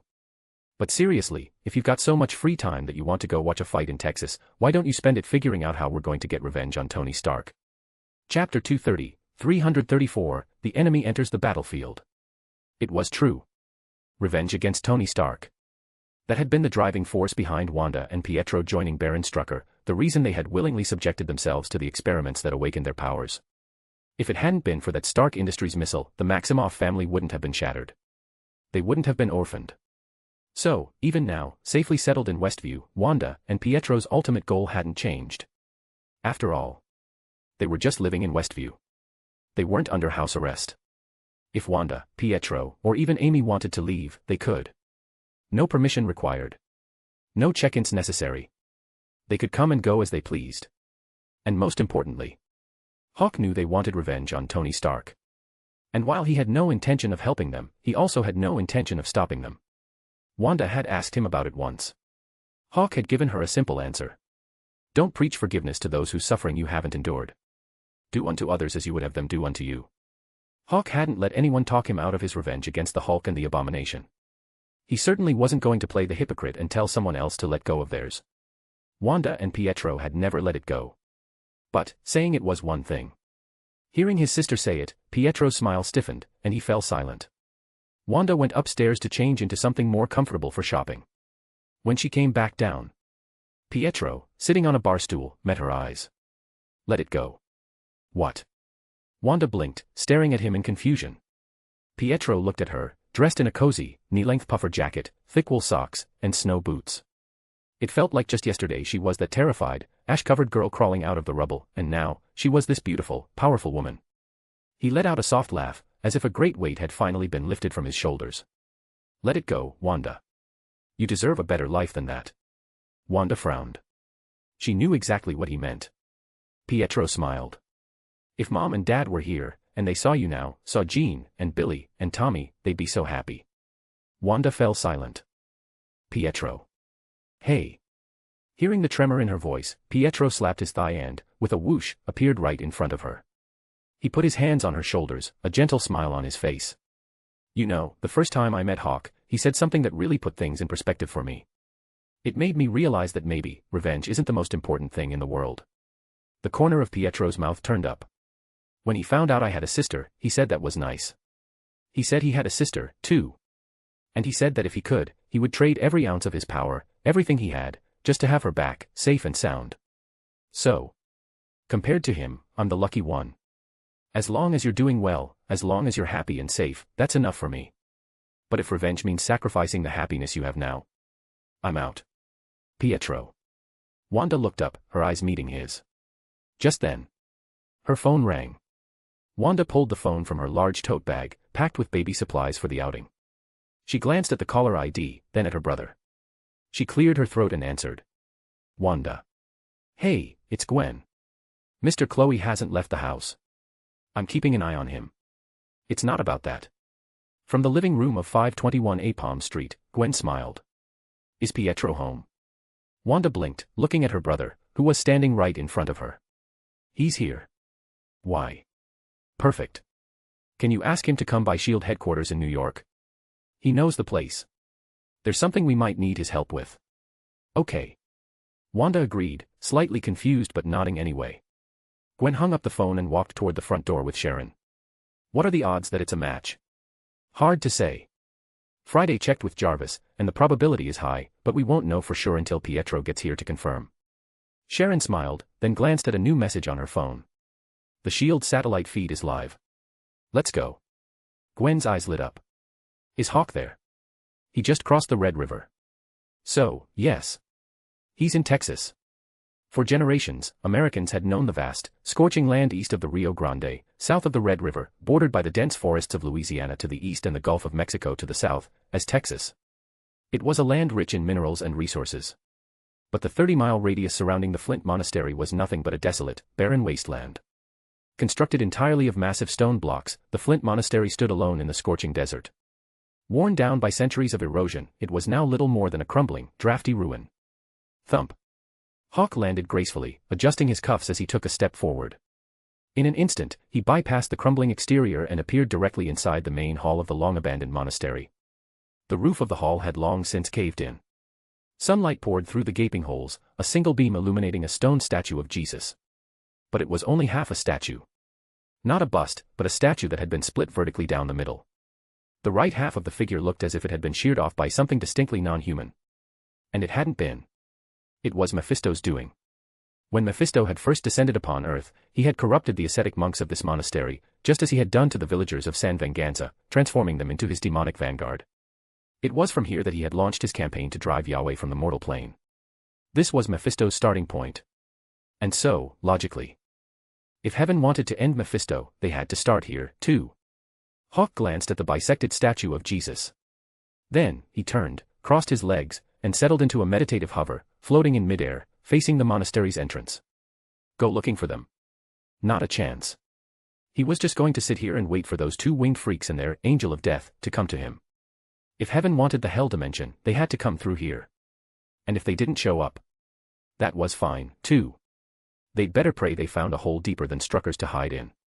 Because if he found them, one shot. Hawk closed his eyes. A faint, spectral image of a phoenix projected itself behind him. Within the shimmering outline of the phoenix lay a vast, infinite cosmos. And within that cosmos, countless stars seemed to be moving at an accelerated pace. Through the holes in the roof above, the sky over the monastery began to blur. The sun raced across the sky. Day turned to night, night turned to day, in a rapid, continuous cycle. Also moving rapidly were Jack and Alan, the two blood angels, who had finally crossed into Texas and were now only 300 miles from the Flint Monastery. Soon, they pulled into a roadside motel and met up with the second half of their team, who had arrived in Texas ahead of them, a dark-skinned priest named Moreau, an Italian woman named Nadia, and a young boy named Danny, who carried himself with a solemnity that belonged nowhere near a 6-year-old. But he wasn't an ordinary 6-year-old. Ever since he had met Father Moreau, he had understood his true purpose. Like Jesus, he had been sent into the world with a divine mission. He was the angel of death. He was the key that would unlock the gates for the Lord's return to earth. Father Moreau, his dark face practically glowing with religious ecstasy, greeted Jack and Alan. As the five of them piled into a borrowed SUV and headed for the Flint Monastery, Moreau looked like a man who believed he was already standing at the gates of heaven. The moment Danny was born, Moreau had received a divine revelation. Find the boy. Guide him. Awaken the angel of death. When the deed was done, the Lord would return, and Moreau would be welcomed into his embrace, elevated to an angel who would forever bask in his presence. And now, the Flint Monastery was within reach. How could he not be ecstatic? But just as the sun began to set on the 11th, as the SUV crossed the 30-mile threshold of the Flint Monastery, Jack, who had spent enough years on Earth to become a proficient driver, suddenly slammed on the brakes. The SUV skidded to a halt on the gravel road. In the passenger seat, Alan, a burly man with a thick chest and a mop of messy, fiery red hair, narrowed his eyes sharply. In the back seat, Moreau braced himself to keep from flying forward. He protectively clutched Nadia, the woman destined to become the mother of the angel of death, once Danny awakened. What's wrong? Moreau asked. Someone's here. It's him. Jack, whose silver-gray hair was slicked back, giving him the appearance of a classic London gentleman, stared out the windshield. His pupils contracted into feline slits, piercing the distance. He locked onto the figure 30 miles away, sitting cross-legged and hovering in the Flint Monastery, wearing a golden faceplate. He spat out the name like a curse. Hawk Phoenix. Alan's expression hardened. But the next second, he laughed. He actually showed up. What a pity. The will of the Lord is not something he can withstand. As Alan spoke, figures began to emerge from the surrounding desert. They were blood angels, the thralls Jack and Alan had turned and slowly gathered here over the past 20 years, waiting in the shadows for this exact moment. They were clad in black monastic robes, their faces hidden in the deep shadows of their cowls. Hundreds of them. Then thousands. A sea of black robes, stretching across the desert as far as the eye could see. They had crossed timelines.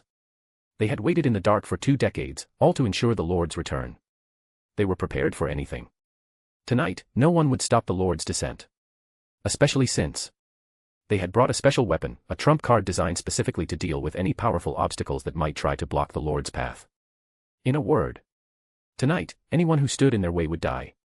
So, drive. Let us deliver this heretic to his final judgment. And then, we welcome the Lord. Vroom.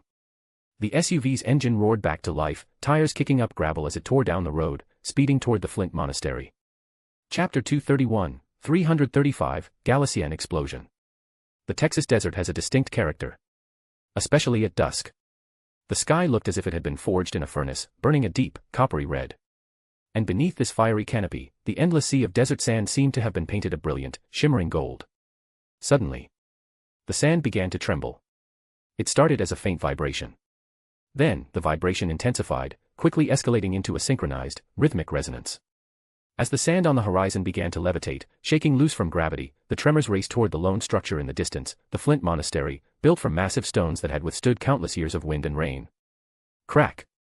As the tremors reached the monastery, a deafening sound echoed across the desert, and a jagged fissure split the ancient stone of the outer wall.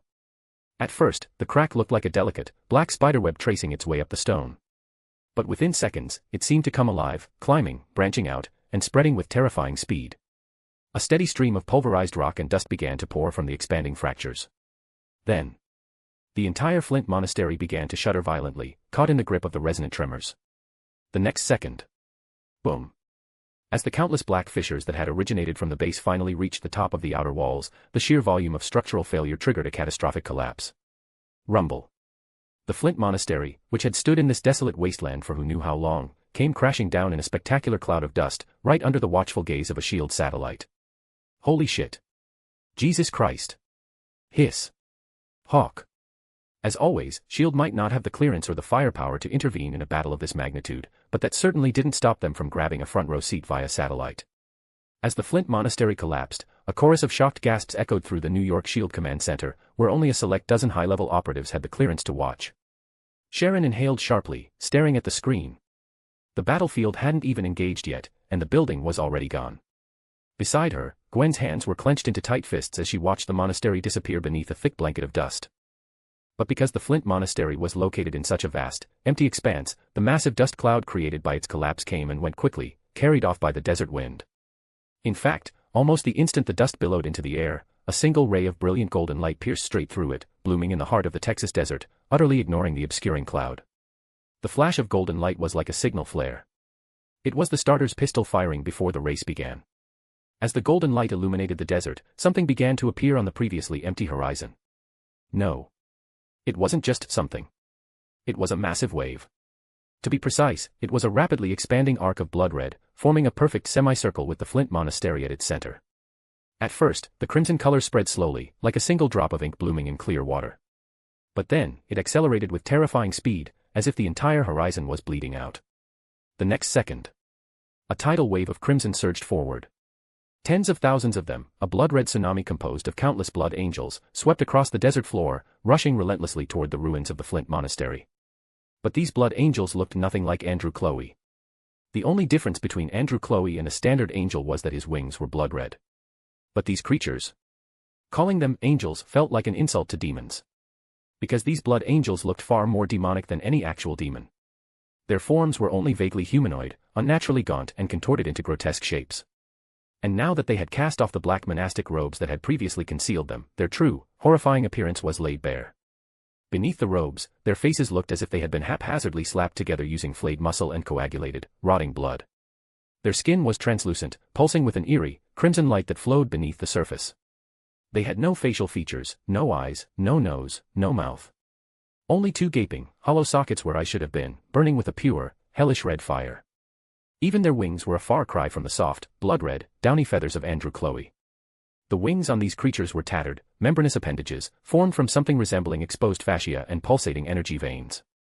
When they spread them, they emitted a sickening, wet-tearing sound, beating the air and whipping up a foul, putrid stench. As they ran, there were no screams. No war cries. No roars of fury. They moved like killing machines in eerie, absolute silence. The only sound was the grating, tearing noise of their fleshy wings cutting through the air. Together, they formed a massive, blood-red tornado, howling toward the golden light that was steadily blooming amidst the settling dust. It wasn't that the two original blood angels, Jack and Alan, hadn't wanted to create an army of 10,000 perfect blood angels. Unfortunately, that was impossible. When they had crossed the timeline, Yahweh had only given them 3 drops of angelic blood. These skeletal, abomination-like blood angels were actually converted vampires. To be precise, they were the advanced, final form of the Reaper strain, the same strain that had created Nomak. The version they had given to Nomak was a heavily watered-down prototype, designed solely to cover up the truth that vampires across Europe were systematically disappearing, being harvested for this very purpose. This army of skeletal blood angels was the grand welcoming committee they had prepared for the Lord's return. Furthermore, once the Angel of Death awakened, these creatures would serve as the primary invasion force he would lead into the Hell dimension to seize control. But for now, it was time to let this arrogant heretic taste the power of an army of undead, skeletal blood angels. Jack and Alan spread their massive, blood-red wings. A cruel, triumphant smile curled their lips as they looked into the distance, watching the golden light being swallowed by the endless crimson tide. The desert trembled. The torrent of skeletal blood angels trampled over cacti and crushed sand dunes beneath their clawed feet. They kicked up the golden, sunlit sand, making it look as if the very earth was spewing a mist of blood in their wake. Their sheer numbers blotted out the sky, slicing the remaining light of the setting sun into jagged, bleeding fragments. As far as the eye could see, front, back, left, right, up, and down, there was nothing but a sea of scarlet. It was a blood tsunami, seemingly summoned straight from the deepest, darkest pits of hell. And in the very center of that tsunami, as the last of the dust cleared, Hawk stood, entirely encased in a suit of golden armor, the faceplate completely covering his features. He raised his right hand. The power of his burning cosmo rapidly condensed in his palm, forming a blinding sphere of golden light. With a unified, silent shriek, the first wave of the skeletal blood angels, the ones at the very front of the charge, launched themselves into the air, raining down upon Hawk like a torrential downpour of blood. Hawk, fully concealed within his golden armor, didn't dodge. He didn't even move. He simply turned his palm toward the sky, his voice cold and indifferent. Lightning plasma. Boom. Golden light erupted from his palm. One beam, then 2. Almost the instant the words left his lips, the entire sky was filled with a blinding storm of golden, phantom fists. In a flash, the tidal wave of skeletal blood angels that had thrown themselves at him truly did become a rain of blood, instantly dyeing the sky crimson. It rained blood and bone. Their shattered skeletons fell from the sky like hail, clattering and smashing into the desert sand. But the instantaneous annihilation of the first wave did nothing to deter the ones behind them. These creatures felt no fear. The following waves of skeletal blood angels simply trampled over the shattered bones of their fallen comrades, continuing their silent, relentless assault on Hawk. The moment Hawk had thrown his first punch, he had instantly understood what these skeletal blood angels were. Their souls were gone. Or rather, their souls had been used as kindling.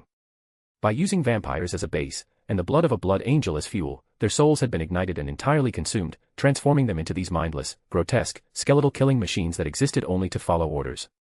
But understanding what they were didn't stop him from destroying them. Hawk, currently clad in the Gemini gold cloth, his features completely hidden behind the full-face visor, slowly tilted his head up. He watched the endless tide of skeletal blood angels crashing toward him.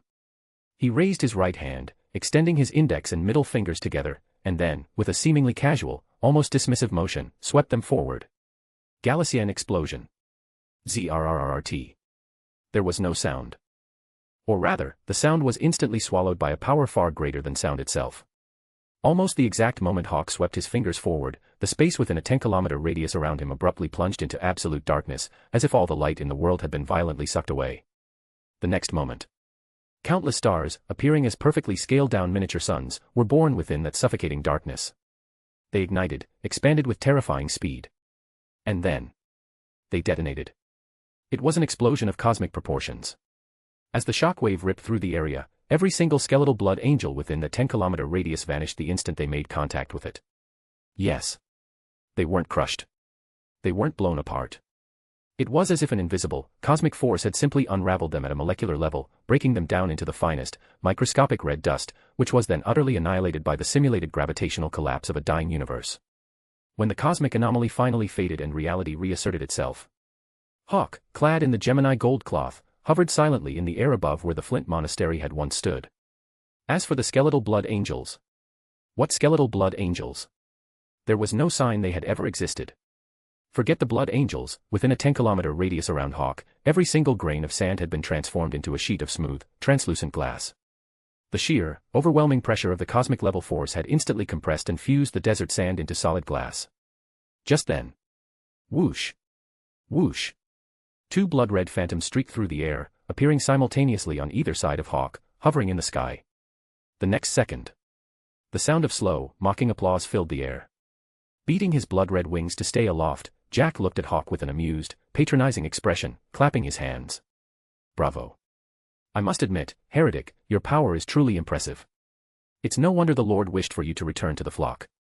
What a pity. The Lord is a God of boundless mercy, but also of terrible wrath. Since you refuse to accept his grace, you have chosen the path of the heretic. Tell me, did you really think such power came without a cost? Did you not know that every gift from destiny carries a hidden price? Sizzle, crack. As Jack's words fell, Hawk looked down.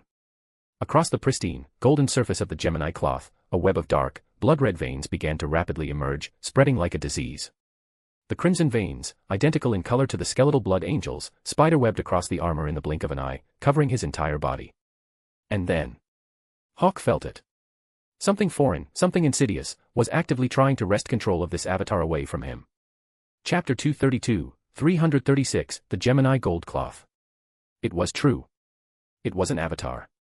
If those two blood angels possessed X-ray vision and could peer inside the golden armor, they would have discovered that it was completely empty.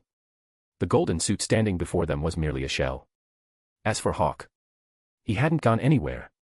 He was still sitting cross-legged, but not on the ground. He was hovering thousands of feet in the air, miles above the battlefield. Using the reality stone to cloak his physical presence, the spectral image of the phoenix was projected behind him. His entire universe was contained within that fiery phantom. And right now, the Gemini constellation, one of the 12 zodiacs, spanning a massive 513 square degrees, was shining with blinding intensity within his inner cosmos. Driven by his burning cosmo and the power of the reality stone acting as the eye of the phoenix, he was projecting a tangible, physical manifestation of the Gemini gold cloth onto the battlefield below. A gold cloth. Gemini. Hawk wasn't an idiot, and he certainly wasn't reckless. While he didn't know for sure if Jack and Alan had a trump card hidden up their sleeves, he operated under the assumption that they did. Better safe than sorry. A wise man doesn't stand under a crumbling wall.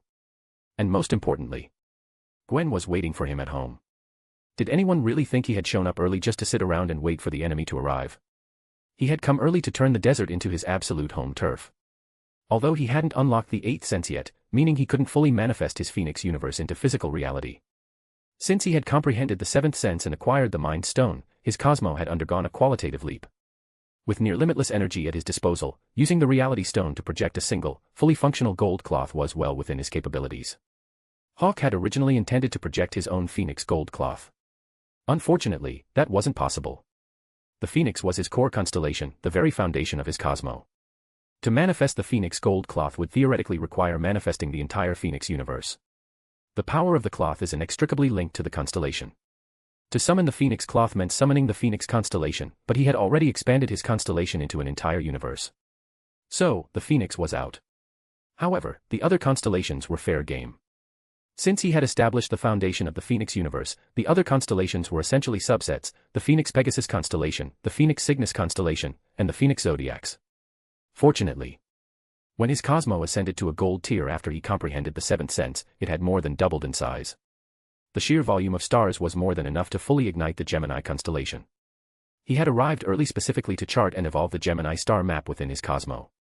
The reason he chose to manifest Gemini was simple. The Gemini Gold Saints possessed a very specific, highly useful ability. Meditation. Saga, the former Gemini Gold Saint, had famously used his cosmo while sitting in the Pope's chamber to remotely control his gold cloth, fighting enemies from afar without ever revealing his true self. That was exactly what Hawk needed right now. And perhaps more importantly, it's a well-known piece of lore. Saga had served as the Pope of the Sanctuary for a considerable amount of time. And right now, using the Pope to slaughter these so-called angels felt incredibly fitting. Didn't it? But, sitting cross-legged, as if suspended within his own projected universe, Hawk used his meditation to sense the blood-red, spiderweb-like veins that had now fully encased the projected gold cloth. He could feel it. This crimson web, it was actively trying to seize control of the armor. Far away in New York City, Gwen stood up from her chair, her heart pounding as she stared at the main screen in the SHIELD command center. She watched the golden armor being slowly consumed by the blood-red corruption.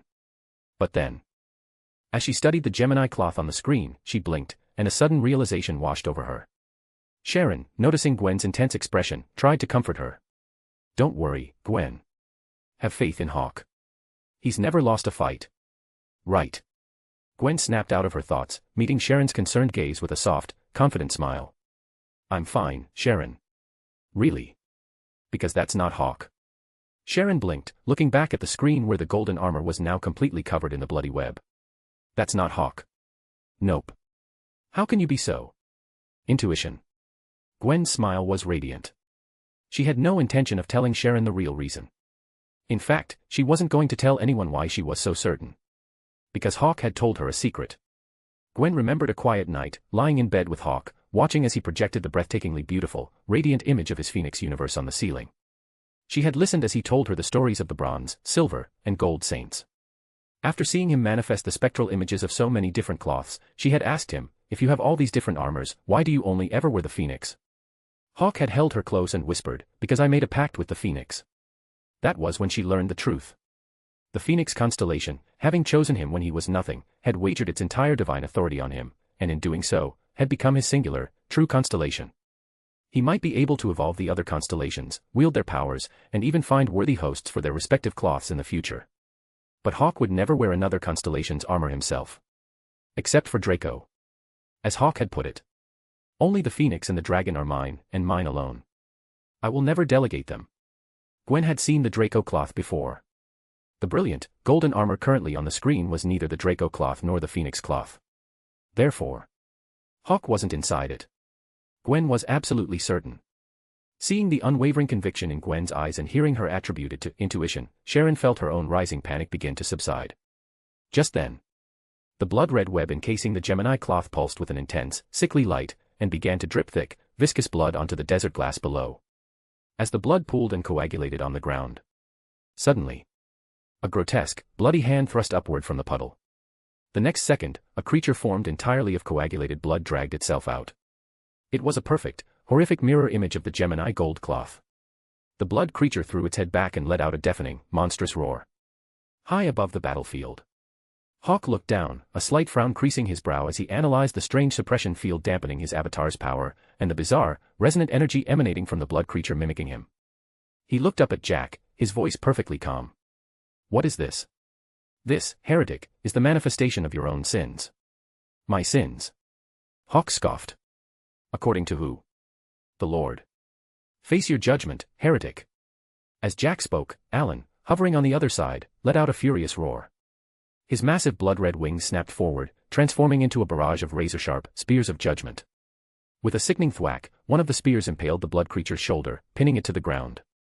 And the exact moment the spear pierced the blood creature, an invisible force slammed into the hovering Gemini gold cloth, violently jerking its corresponding shoulder back as if it, too, had been impaled.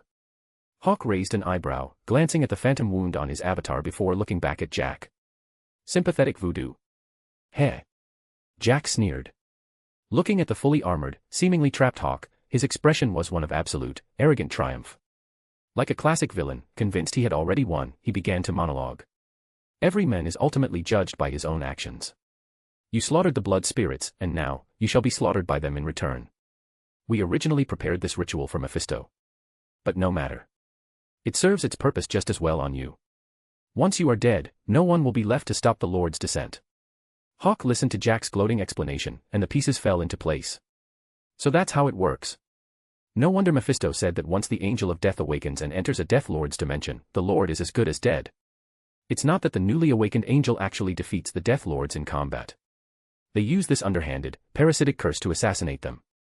Even though he was only controlling the gold cloth through meditation, his sensory connection was almost identical to actually wearing it. He could feel the metaphysical tethers binding the gold cloth to the blood creature on the ground. How to describe it? It felt deeply esoteric. Like the concept of karma in Eastern philosophy. Countless invisible threads of cause and effect were linking the armor to the bloody effigy. If the effigy suffered damage, the gold cloth suffered the exact same damage. Considering Yahweh's penchant for the mystical and dogmatic, it wasn't entirely surprising that his enforcers possessed such bizarre, conceptual abilities. But while it was a tricky curse to deal with, it wasn't unsolvable. There was just one minor issue. The blood angels weren't going to give him the time to solve it. Sure enough. A look of fanatical, religious ecstasy consumed Jack and Alan's faces. Lord. Almighty Lord. In your name, we judge this heretic. Heretic. Die. With that final pronouncement, Jack and Alan didn't hesitate. They unleashed the full fury of their blood-red wings, transforming them into a relentless storm of judgment spears that rained down upon the bound blood creature below, impaling it again and again with sickening, wet thuds.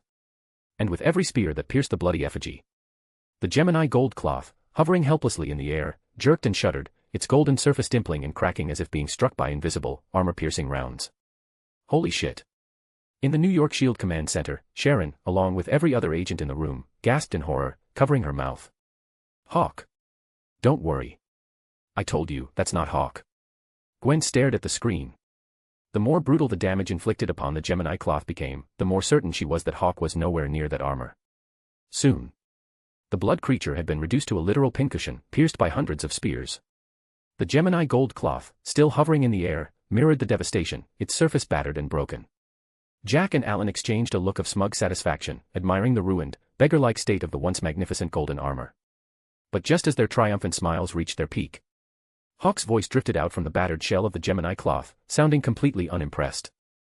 Is that it? Chapter 233, 337, 5 cents deprivation, lightning sonic fist. Hawk's voice remained exactly as it had been. Come. But there wasn't a trace of pain or injury in his tone. Is that it? The fanatical ecstasy on Jack and Alan's faces froze instantly. Their eyes went wide with disbelief as they stared at the Gemini gold cloth, which had been reduced to a shredded, tattered ruin. The next second, right before their eyes, the battered shell of the golden armor simply melted away, dissolving into nothingness like snow under the sun. What? How is that possible? Where did he go? Right here. Hawk's voice was a chilling whisper. Alarm bells screamed in Jack and Alan's heads. They whipped around instinctively, looking toward the source of the voice. In the distance, Father Moreau, the Italian woman Nadia, and the 6-year-old Danny, the angel of death who absolutely had to reach the monastery by midnight, were cowering behind a small sand dune. Seeing Jack and Alan look their way, Father Moreau assumed the danger had passed. He breathed a sigh of relief and started to stand up. But then, he saw the two blood angels hurtling toward them, their eyes wide with panic. And then, he felt it. A bone-deep chill. He swallowed hard. Slowly, mechanically, he turned his head to look behind him. Out of the corner of his eye, Moreau caught a glimpse of a face with a jawline as sharp as a blade. Hawk, deciding the priest was turning his head a little too slowly, reached out and gave him a hand. Crack. Moreau's head spun 785 degrees. With a sickening pop, like a piece of plastic twisted past its breaking point, it snapped off completely. His neck was broken, his head detached. Father Moreau, dead. Beside him, the Italian woman, Nadia, snapped out of her shock. She looked up at the men in the bespoke, dark gray suit, her eyes meeting his. She saw a flash of golden light in his pupils. VMMMM. In an instant, Nadia was vaporized. But the unawakened angel of death was quick. He didn't even glance at his incinerated mother. With a sudden burst of speed, he bolted, leaping forward like a startled gazelle. Hawk didn't blink. With a mere thought, an invisible wave of telekinesis shot out, freezing the boy in midair, suspended mid-stride. Just then, Jack and Alan arrived, interposing themselves between Hawk and the boy. They unfurled their massive, blood-red wings. In a blinding flurry of motion, they unleashed a storm of razor-sharp, steel-like feathers, a hurricane of crimson blades tearing toward Hawk. Hawk blurred backward, retreating instantly. Jack and Alan exchanged a quick look. With a powerful beat of his wings, Jack morphed his feathers into a long, blood-red broadsword and charged at Hawk. Alan stayed behind, his face grim, frantically trying to figure out how to break the telekinetic hold on the angel of death. Hawk hovered in the air, his eyes tracking Jack's incoming assault. The next second, just as Jack was about to reach him, Hawk vanished. He reappeared instantly behind the blood angel. In the name of the Lord. Jack roared, slashing the crimson broadsword backward without looking. Hawk smirked. He sidestepped the blade with ease, his form flickering as he vanished again. He materialized directly behind Jack and lashed out with a devastating kick. Boom. Jack was swatted from the sky like a fly. He slammed into the desert floor below, cratering the hard-packed sand and gravel. Puffed. Covered in dust and dirt, Jack shot out of the crater, his blood-red sword raised, his eyes frantically scanning the empty sky. Where is he? Show yourself. Come out. Jack roared at the empty air. Below, Alan, guarding the suspended angel of death, was equally tense. He gripped his own sword, his eyes darting back and forth, desperate to catch a glimpse of Hawk. But the desert was silent, save for the howling wind that had picked up with the onset of night. And then, footsteps. Clack. Clack. Clack. The steady, rhythmic sound echoed from the darkness. A moment later, the fully armored figure of the Gemini gold cloth, the one they thought they had just destroyed, stepped out of the shadows, its cape billowing majestically in the wind. Hawk had originally planned to step onto the battlefield himself. But just as he was about to get reckless, Gwen's smile flashed in his mind. So. He changed his mind. He chose to remain cloaked by the reality stone and continue fighting through his avatar, the Gemini cloth. Again. Better safe than sorry. He wasn't a comic book villain, he couldn't afford to be arrogant. As long as he played it smart, he wouldn't get blindsided. And so. Controlling the Gemini cloth as it strode from the void, Hawk looked down at Jack, who was clutching his blood-red sword. The golden armor raised its right hand and curled its index finger in a taunting gesture. Come on. Aya. Seeing the blatant insult, Jack lost his mind. He crouched low, then, with a deafening boom, shattered the ground beneath him and launched himself at the golden armor, becoming a blur of crimson steel. Die, heretic. Lightning plasma. The Gemini cloth threw a right punch. But unlike previous iterations, this strike was accompanied by 5 distinct flashes of light as it slammed into the Blood Angel. High above. Sitting cross-legged in his meditation, Hawk smirked. As every fan knows, the Gemini Gold Saints possess a very specific, utterly devastating technique. It's called 5 sense deprivation, lightning plasma. First sense. Sight. Poof. Jack, hurtling toward Hawk at breakneck speed, suddenly found his vision plunging into absolute, impenetrable blackness. He instinctively skidded to a halt. Just then. Hawk's voice echoed in Jack's ears, cold and absolute, like a divine judgment. Smell. Hiss. Jack felt an invisible force pulse through him. The next second, the overwhelming stench of copper blood, the dusty tang of the desert air, and even the subtle hum of his own energy completely vanished. His nose had become a useless ornament. The world was suddenly sterile and bizarre. The primal instinct to use scent to discern danger and safety was abruptly severed. Caught in this sudden, terrifying sensory void, Jack panicked. He roared in anger, unleashing torrents of energy. He flapped his wings wildly and swung his blood-red sword in erratic, blind arcs. A short distance away, Alan watched his partner flailing like a madman, swinging his sword at nothing while Hawk stood calmly just 30 feet away. He's right in front of. Hawk glanced at Alan, then refocused on the panicking Jack.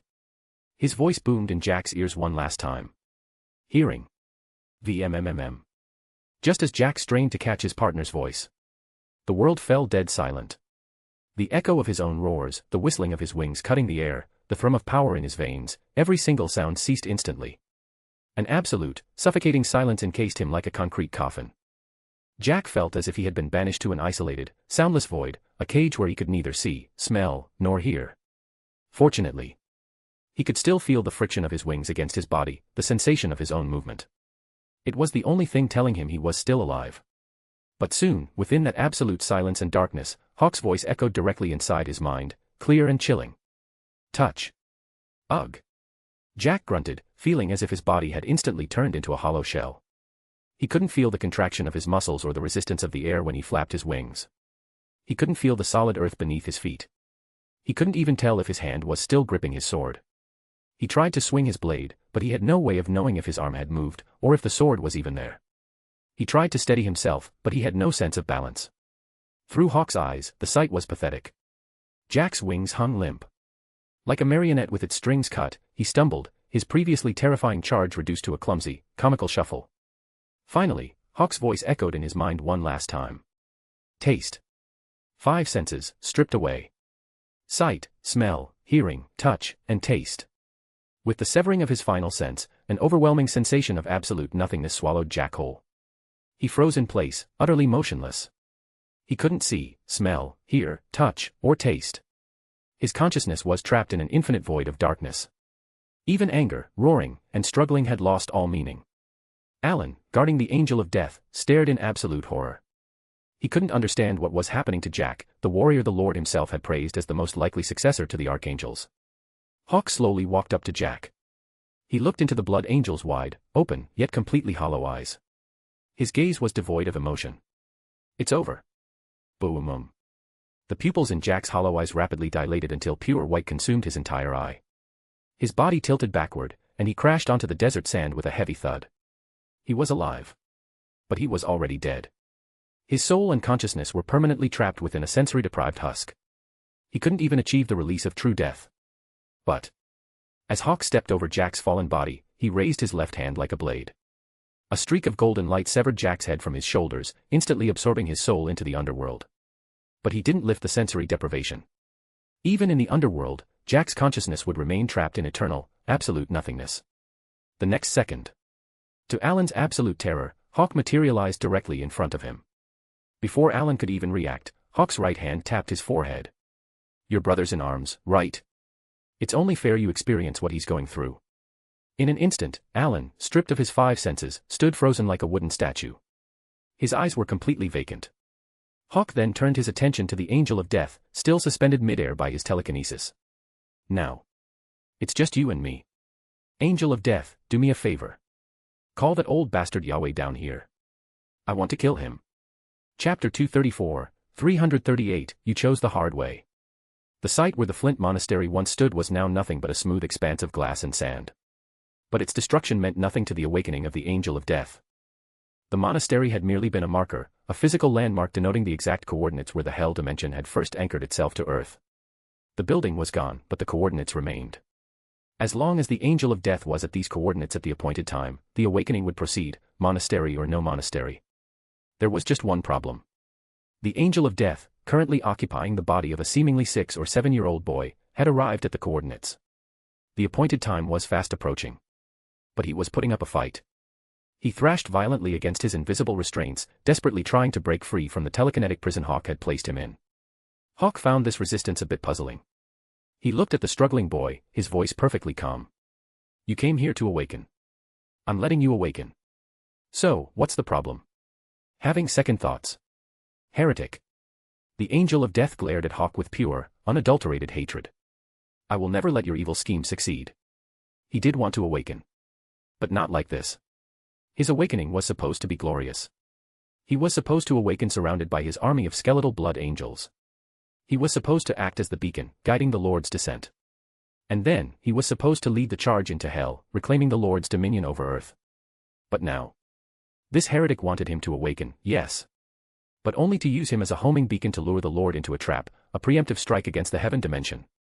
So, I would rather die than submit. The Angel of Death roared. He raised his small hands, grabbing his own head, preparing to violently snap his own neck.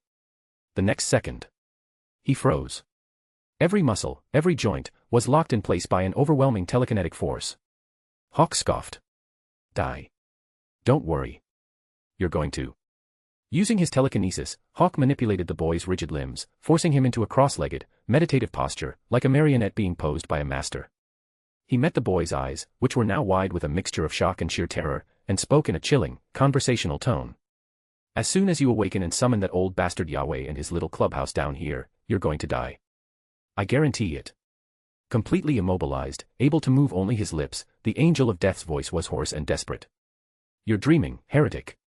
I will never allow my Lord to walk into your trap. Heh. That's not up to you."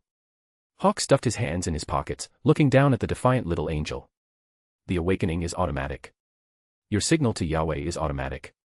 So, you are going to be my beacon. You are going to be the guide that leads the heaven dimension to its destruction. You don't get a vote." Hawk never went into battle unprepared. Back at the tavern in hell, he had grilled Mephisto for every detail regarding the Angel of Death. The awakening process was hardwired.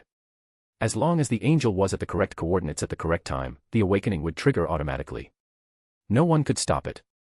Furthermore, to ensure immediate reinforcement, Yahweh had hardwired the distress signal as well. The exact moment the Angel of Death awakened, the resulting burst of energy would instantly alert the heaven dimension. Using that energy signature as a tether, heaven could expend a massive amount of its own power to instantaneously transport itself across time and space, appearing directly above the planet where the angel had awakened. So, all Hawk had to do was clear the board before the appointed time, secure the Angel of Death, and wait. "We're close. 1 hour left. You could do me a favor. Awaken right now. Summon that old bastard Yahweh early.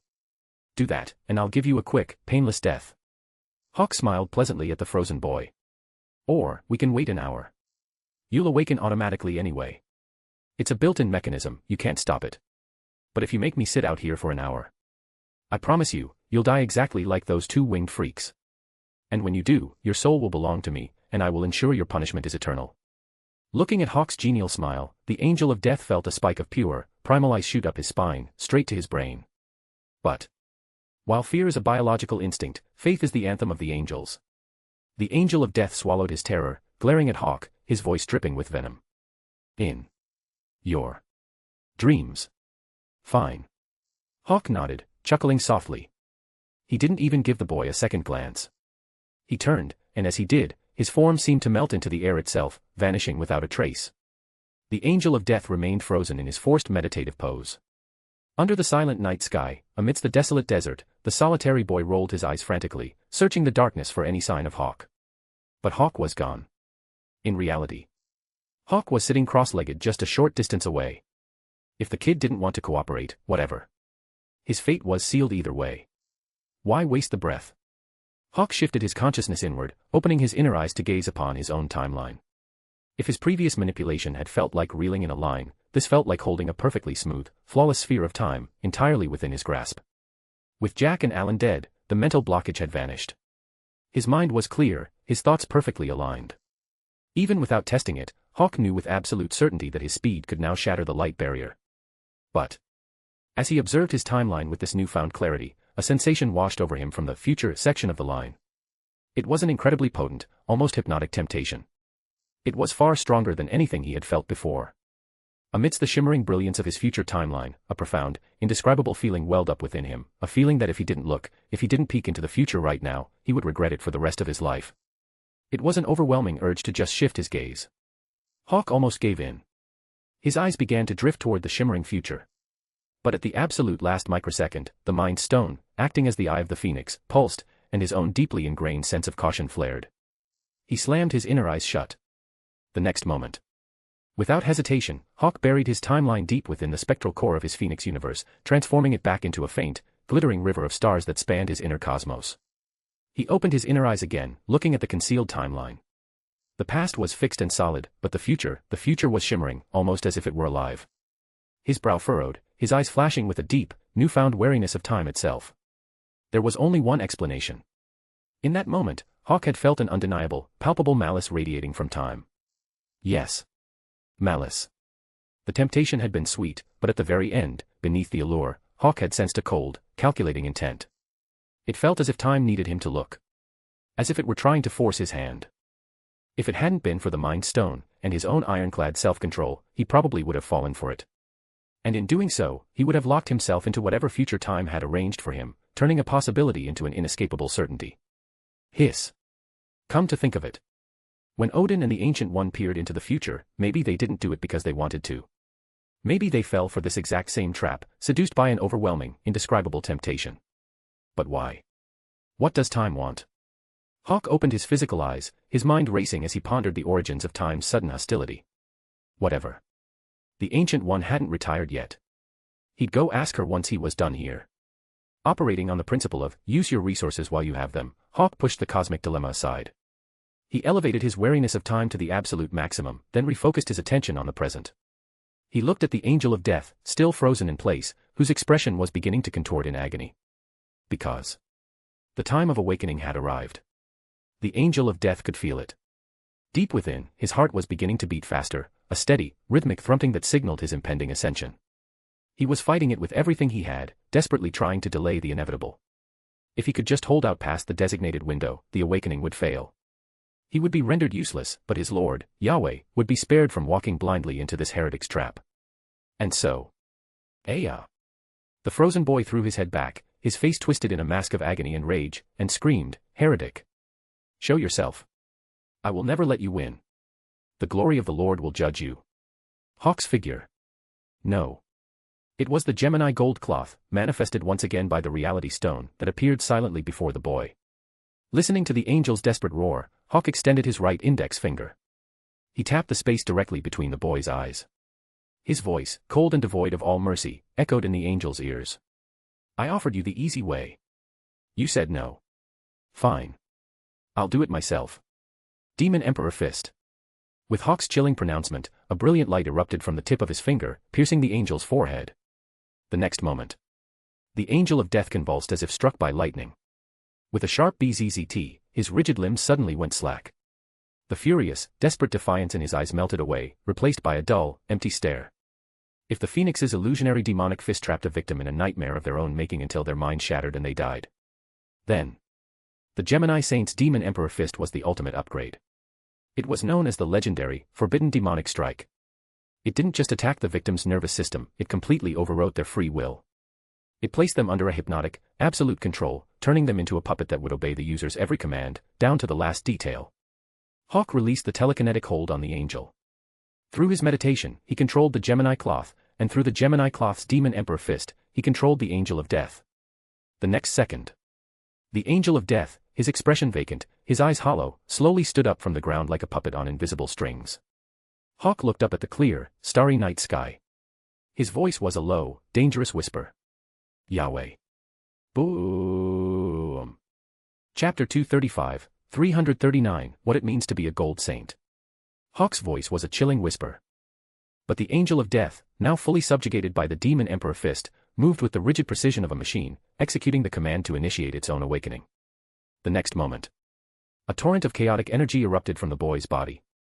A brilliant, blinding beam of light shot straight up from the crown of his head, piercing the clouds, tearing through the atmosphere, and projecting out into the vast emptiness of space like a cosmic flare. At the same time, the boy's face contorted into a mask of pure agony. His entire body began to convulse uncontrollably. It was clear, the process was excruciating. Suddenly, a sickening rip echoed from his back. A patch of black, downy feathers forced its way out, tearing through the skin and muscle near his shoulder blades. The sound of tearing flesh grew louder.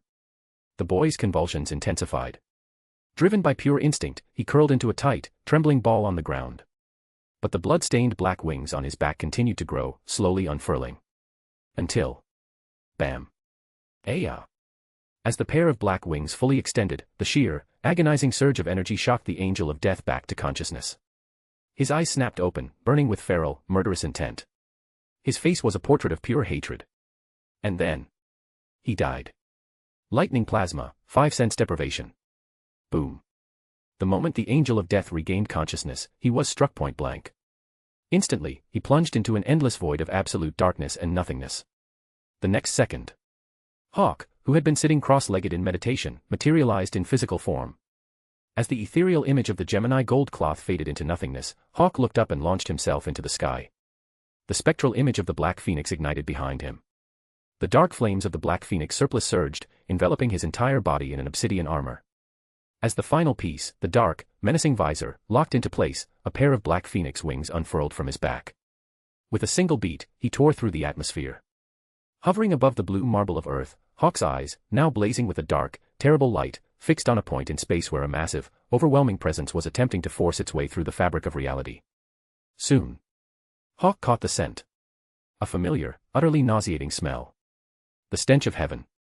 But just as a corner of the heaven dimension began to fold out from the spatial tear, it abruptly stopped. It seemed they had sensed that something was wrong. Hawk's eyebrow arched beneath his visor. Figured it out, did you? Too late. Phoenix's winged ascent. Hawk didn't hold back. His opening move was his ultimate technique. As he threw the punch, the colossal, blindingly bright spectral image of the Black Phoenix erupted from him, so massive it seemed to blot out the stars. It mirrored his movements, spreading its wings wide. And then, with eyes as black as the void, the Phantom Phoenix let out a deafening cry and slammed directly into the protruding corner of the heaven dimension, just as it was desperately trying to abort its arrival. Krakum. It was like a meteor striking a planet. In the blink of an eye, a violent tremor rippled across the surface of the heaven dimension. A massive shockwave erupted, expanding outward like a tidal wave of pure kinetic force.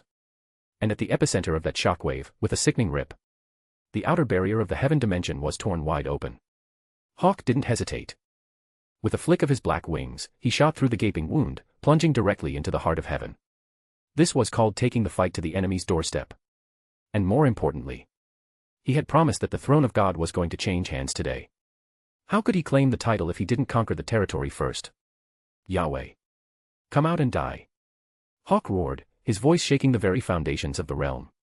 He looked down at the idyllic, paradise-like world below, teeming with countless heavenly beings. His cosmo burned with an unrelenting fury as he pointed his right index finger downward. Lightning plasma. Boom, boom, boom.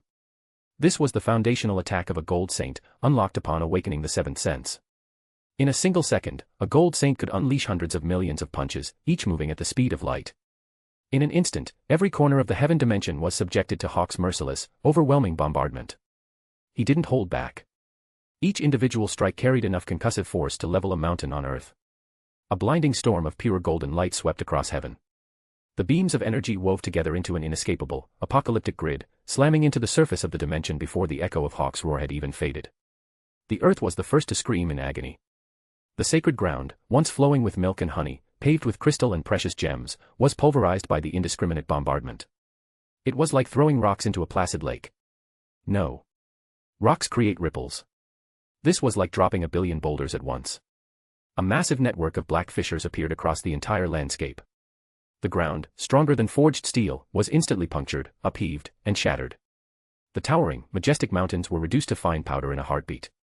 The pristine rivers evaporated instantly, leaving behind dry, twisted riverbeds that themselves were erased from existence a fraction of a second later. The architecture of heaven suffered an equally catastrophic fate. The grand cathedrals, the towering spires that reached for the clouds, the sweeping arches carved with eternal hymns, these pure white monuments to eternity and persistence, were suddenly covered in millions of microscopic golden cracks. The next second, a series of colossal explosions rocked the realm as countless structures disintegrated and collapsed from the inside out. The crystal tiles and white marble weren't just shattered into pieces, they were pulverized into a fine, blinding dust that choked the sky. Under the torrential flood of golden meteors, the magnificent cities of heaven were reduced to ash and erased from existence at a visible rate. And the inhabitants fared no better. Countless beings living in the heaven dimension met their apocalyptic end under Hawk's fists. As everyone knows, the hierarchy of angels is strict. The beings living in heaven who lacked wings were merely heavenly creatures. They didn't even rank as angels. Almost simultaneously with the destruction of the earth and the buildings, these beings were vaporized. They were instantly eradicated the moment their eyes registered the incoming golden light, completely unable to react. Their souls were immediately pulled into Hawk's underworld. The low-level angels, those with only 2 wings, met essentially the same fate. The only difference was that their instincts kicked in. They raised their left arms, summoning holy shields of light, and drew their right hands, unsheathing swords wreathed in sacred fire. And then, nothing. Their shields of light popped like soap bubbles upon contact. Their flaming swords were vaporized in a 10,000th of a second. Under the overwhelming barrage of Hawk's lightning plasma, their armor twisted and shattered, their bodies exploding into a flurry of fading, luminous feathers. As for the mid-level angels, the ones with 4 wings. Again. Laughable. Only the high-level angels, the 6-winged archangels, were able to react in time. At the very onset of Hawk's attack, they had rallied, converging around a single, massive, overwhelmingly sacred palace. They formed an impenetrable defensive perimeter, raising their shields in unison to block the golden bombardment. But that was all they could do. The ground of heaven was collapsing. The life of heaven was being eradicated. And the 6-winged archangels could do nothing but watch. When Hawk's initial barrage finally ceased, the landscape of heaven was unrecognizable. The entire surface looked as if it had been aggressively plowed. The earth was churned, the soil thrown into the air. As for the buildings and the millions of beings that had once called this dimension home, they had been completely pulverized, their remains permanently blended into the swirling dust. The only thing left standing in the entirety of the heaven dimension was that final, sacred palace, protected by the desperate efforts of over 100 6-winged angels. Oh ho. Not bad. I missed a few. Boom. Hawk's voice, dripping with absolute, freezing contempt, echoed across the ruined dimension. The space above the palace shattered, and Hawk, clad in the black phoenix surplice, stepped out. A flicker of dark amusement crossed his cold, black eyes as he looked down at the surviving angels and their precious palace. His voice thundered, loud and resonant, vibrating the eardrums of the 6-winged angels until they felt as if their heads would split open. Yahweh. Get your ass out here. Boom. The sacred palace trembled, and a surge of immense, overwhelming power erupted from within. A moment later, an angel radiating a brilliant, milky white light, possessing 8 massive wings, rose from the palace to meet Hawk at eye level. He was flanked by the surviving 100 6-winged angels, but his expression looked as if he had just watched his entire family be slaughtered. Which, technically, he had. Hawk raised an eyebrow beneath his visor, looking at the 8-winged angel. This is Yahweh. That doesn't seem right. Yahweh. My name. The 8-winged angel, his face twisted in grief and rage, surveyed the utterly shattered remains of his home. His icy gaze locked onto Hawk, and he raised his sword of protection, pointing it directly at the intruder. Is Gabriel. And you, sinner, will pay dearly for your transgressions. Gabriel. The Archangel of Revelation, the Guardian of Heaven, the one who blows the horn of the final judgment. Hawk listened to Gabriel's self-introduction, his mind racing. He swept his seventh sense across the entirety of the ruined dimension, and his expression grew strange. Where's Yahweh? Yes. Yahweh was missing. When Hawk had initially scanned the dimension, he had assumed the massive power signature emanating from the sacred palace was Yahweh himself. He hadn't expected it to just be the Archangel Gabriel. But if that signature was Gabriel, then where was the boss? Under the full, unmitigated power of his lightning plasma, an attack capable of shattering planets, every single inch of the heaven dimension had been thoroughly scoured. Right now, aside from the 106 winged angels and the legendary Archangel Gabriel, there wasn't a single surviving life force left in the realm. After all, saints were born for war. And gold saints were the ultimate weapons of mass destruction. Crowd control. To a gold saint capable of throwing hundreds of millions of punches a second, a one-on-one fight and a one-on-a-million fight were exactly the same. But that wasn't the point. The point was, where the hell is Yahweh? Humph. Archangel Gabriel's eyes were dark with fury. He let out a cold snort, his sword of protection held high, acting as the rallying point for the hundreds of six-winged angels, all pointing their weapons at Hawk. Sinner. Face your judgment. Chapter 236, 340, Where is he? Gabriel's killing intent was a physical weight in the air. Hundreds of six-winged angels chanted holy hymns, their voices weaving together to create a boiling ocean of pure, blinding light. The holy swords in their hands blazed with concentrated radiance, all aimed at the lone figure hovering in the sky. Hawk remained motionless. The holy light washing over him didn't dim the black phoenix surplice, instead, the obsidian armor seemed to absorb the light, radiating a darker, even more menacing luster. Judgment. Hawk looked down at the eight-winged Archangel Gabriel and his hundreds of six-winged lackeys. His voice wasn't loud, but it cut through the chanting with crystal clarity. By you. Gabriel didn't waste time on a retort. He let out a deafening roar. Kill him. For the holy light. The hundreds of six-winged angels roared in unison. Beating their massive wings, they formed a flawless battle formation and charged at Hawk. At the same time, Gabriel raised his sword of protection high. It seemed to resonate with the holy light saturating the dimension. A massive, spectral image of the sword, spanning the entire sky, materialized above them.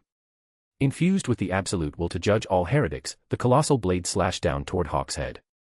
The six-winged angels had already surrounded Hawk, sealing off every angle of escape. They crossed their holy swords, the holy light flowing between them to form an inescapable, airtight net of divine energy above, below, and all around him. The net sealed his exits. The colossal spectral sword descended. Hawk looked up. He threw a punch. No. He pointed a finger. Lightning plasma. VMMMM. A brilliant, blinding golden light erupted from the tip of his right index finger. It wasn't a single strike. It was tens of thousands of punches, unleashed in a fraction of a billionth of a second. In that instant, the golden light overtook and completely eclipsed the holy radiance. The first thing to meet the barrage was the massive, spectral sword of protection crashing down upon him. Summoned by Gabriel's authority of protection, and fueled by the dimension itself, the giant sword hit an invisible, solid wall of golden fists less than 30 feet from Hawk. The next second. Whoom. A terrifying shockwave, a sound beyond the limits of human hearing, exploded outward from the collision of the holy sword and the lightning plasma. Puffed. Thump. Boom. The impenetrable net of holy light shattered instantly. The massive shockwave ripped through the formation, violently blasting the hundreds of six-winged angels backward. As angels plummeted from the sky one after another, a sharp crack echoed across the battlefield. The massive spectral sword, unable to withstand the relentless barrage of fists, began to fracture. A dense spiderweb of cracks spiderwebbed across the colossal blade. And then, it shattered. With a resounding boom, it broke down into fundamental, uncoalesced light, dissipating into a shower of harmless, glowing dust. The backlash of the shattered spell hit Gabriel instantly. The eight-winged archangel was thrown off balance, stumbling backward and dropping his real sword of protection. One move. Just one move. Beneath the visor, Hawk's eyes, pupils shining like dark gemstones, locked onto Gabriel. His voice was freezing cold. That bastard Yahweh had promised to wait for him here in heaven. Now he was here. And the result? Motherfucker. Yahweh was nowhere to be found. Did he sense the shift in the wind and hide? Or did he think Earth was already in the bag, leave Gabriel to handle the cleanup, and go off to do something else? Hawk's mind raced through the possibilities. Whatever the reason. He was pissed. I'll ask you one more time. Where is that bastard Yahweh? Heretic. Gabriel glared at Hawk with pure, unadulterated fury. You insult my lord. Your sins are unforgivable. Hawk let out a short, harsh laugh. Fine. Unforgivable. Let's see you try and prove it. Galician. Hawk blurred backward. As he did, he tapped his right index finger to his forehead. The power of the reality stone projected his cosmo outward. In the moment he retreated, the Gemini gold cloth seemed to step out from within him. It faced the recovering army of six-winged angels charging forward and spread its arms wide. Explosion. A low, resonant murmur seemed to escape the lips of Hawk, who still had his finger pressed to his forehead, his eyes closed. The sound was like the birth of the universe, echoing with the finality of its end. The hundreds of angels below, Gabriel included, bore witness to the most beautiful and terrifying sight of their eternal lives. They witnessed the birth and death of a cosmos. Centered on the outstretched hands of the Gemini gold cloth, a miniature but incredibly vast spectral universe abruptly expanded, engulfing more than half of the heaven dimension. And then it collapsed inward and detonated. The birth and death of countless stars were compressed into a single, devastating strike. A torrent of pure, cosmic annihilation swept outward. No. The six-winged angel leading the charge felt the overwhelming, apocalyptic energy bearing down on him. His eyes went wide in terror, and he only had time to let out a single, desperate cry. And then he was gone. Physically, literally gone. His sword of light, his proud six wings, even his immortal body, which should have been indestructible as long as he remained in heaven, were erased. It was like watching a pencil drawing being wiped away by an eraser. He vanished without a trace. And he was just the first. The tide of destruction rolled over the hundreds of six-winged angels like a cosmic steamroller. Every angel caught in the blast met the exact same fate. No resistance, because resistance was impossible. No explosions, just total, silent annihilation. In the blink of an eye, as the cosmic anomaly faded, so too did the hundreds of six-winged angels. Their existence had been completely scrubbed from the heaven dimension. It was a massacre. An absolute, undeniable slaughter. One man, annihilating an entire angelic legion with overwhelming, crushing force. In heaven, wingless beings were basically civilians. Two-winged angels were essentially low-level superhumans. Four-winged angels were bronze tier. Six-winged angels were silver tier. And Hawk was gold. It's a universal truth. Even if hundreds of silver saints ganged up on a single gold saint, assuming no one was cheating, the gold saint would crush them effortlessly. And Hawk was definitely cheating. After the Gemini cloth unleashed the attack, Hawk lowered his finger and opened his eyes. The golden armor faded back into his cosmo, and he looked down at Gabriel with eyes as cold as the void. Gabriel's eyes were bloodshot, his heart bleeding. He was the guardian archangel of heaven. And what had he protected? What had he guarded? Heaven was shattered. Hundreds of six-winged angels, the very backbone of their forces, were dead. Gabriel trembled violently, consumed by an inferno of rage. Just then, Hawk's voice drifted down again. Cold. Devoid of emotion. I'll ask you again. Where is that piece of trash, Yahweh? Demon. Gabriel roared. He tightened his grip on his sword, his eyes burning with holy fire. With a furious scream, he ignited his holy light and slammed his sword into the ground before him. Holy domain. With those words, a spectral kingdom forged from the purest holy light projected outward, attempting to overlay itself onto the ruined heaven dimension. Within the holy domain, any energy not belonging to heaven would be violently suppressed. Gabriel was trying to drag Hawk into his absolute home turf. Hawk looked up at the descending kingdom of light and sneered. In a flash, he enveloped himself in a storm of golden fists. Against my fists, your domain is nothing. Even your god is pathetic. Lightning plasma. Boom boom boom. The storm of fists surged upward like a reversed waterfall, continuously slamming into the descending holy domain with a deafening roar that shook the entire dimension. The billions of omnipresent fists, carrying the force to shatter stars, instantly carved massive black fissures across the kingdom of solid light. Pop. With a crisp sound, the holy domain, a spell of immense power but a fatally long casting time, shattered before it could even fully manifest, blown to pieces by Hawk's relentless assault. The backlash was like a tidal wave crashing into a mountain. Gabriel took the hit like a physical blow. He coughed up a spray of golden blood, his holy light dimming instantly. Like a falling meteor, he was blasted backward, crashing into the only remaining intact structure, the sacred palace. Krakoom. The palace collapsed upon impact, becoming a tomb that buried Gabriel beneath tons of holy rubble. A moment later, Gabriel, battered and pale, crawled out from the ruins, clutching his broken sword of protection. Hovering in the air, Hawk lowered his fists. He watched Gabriel struggle to his feet, his expression perfectly calm. Theoretically, the power of an 8-winged archangel like Gabriel was roughly equivalent to a gold saint. But that was just theory. The Mind Stone continuously nurtured Hawk's soul, ensuring that the moment he achieved the 7th sense, he sprinted toward its absolute peak with unmatched speed. The Reality Stone physically manifested the power of his Phoenix Gold universe, allowing him to wield his true, terrifying might with 100% efficiency. And most importantly, his time, his power, belonged solely to him. Not to mention, he held the divine authority of the Phoenix. And Gabriel. His power belonged to Yahweh. So, while they might seem comparable on paper, in reality, there was no comparison at all. Gabriel stood amidst the ruins, his holy light flickering. Even the 4 pairs of once immaculate white wings on his back were now gray with dust. His sword of protection was snapped in half. But the guardian archangel of heaven took a deep breath, beat his wings, and launched himself into the air once more, charging at Hawk with a broken sword. And then, thud. Dust billowed into the air. Gabriel hit the ground hard. He struggled to push himself up. The next second, bam. A leather shoe slammed down on his head, driving his face deep into the rubble. Hawk stood over him, his foot pressing down on Gabriel's skull. He leaned in, his voice a low, chilling whisper. Now, are you going to tell me? Where is Yahweh? Chapter 237, 341, Yahweh walks right in. Aya. Hawk looked down. Beneath the heel of his shoe, Gabriel was putting on a desperate show of defiance. The archangel was using every last ounce of his remaining strength, straining to push himself out of the rubble. A flicker of dark amusement crossed Hawk's eyes.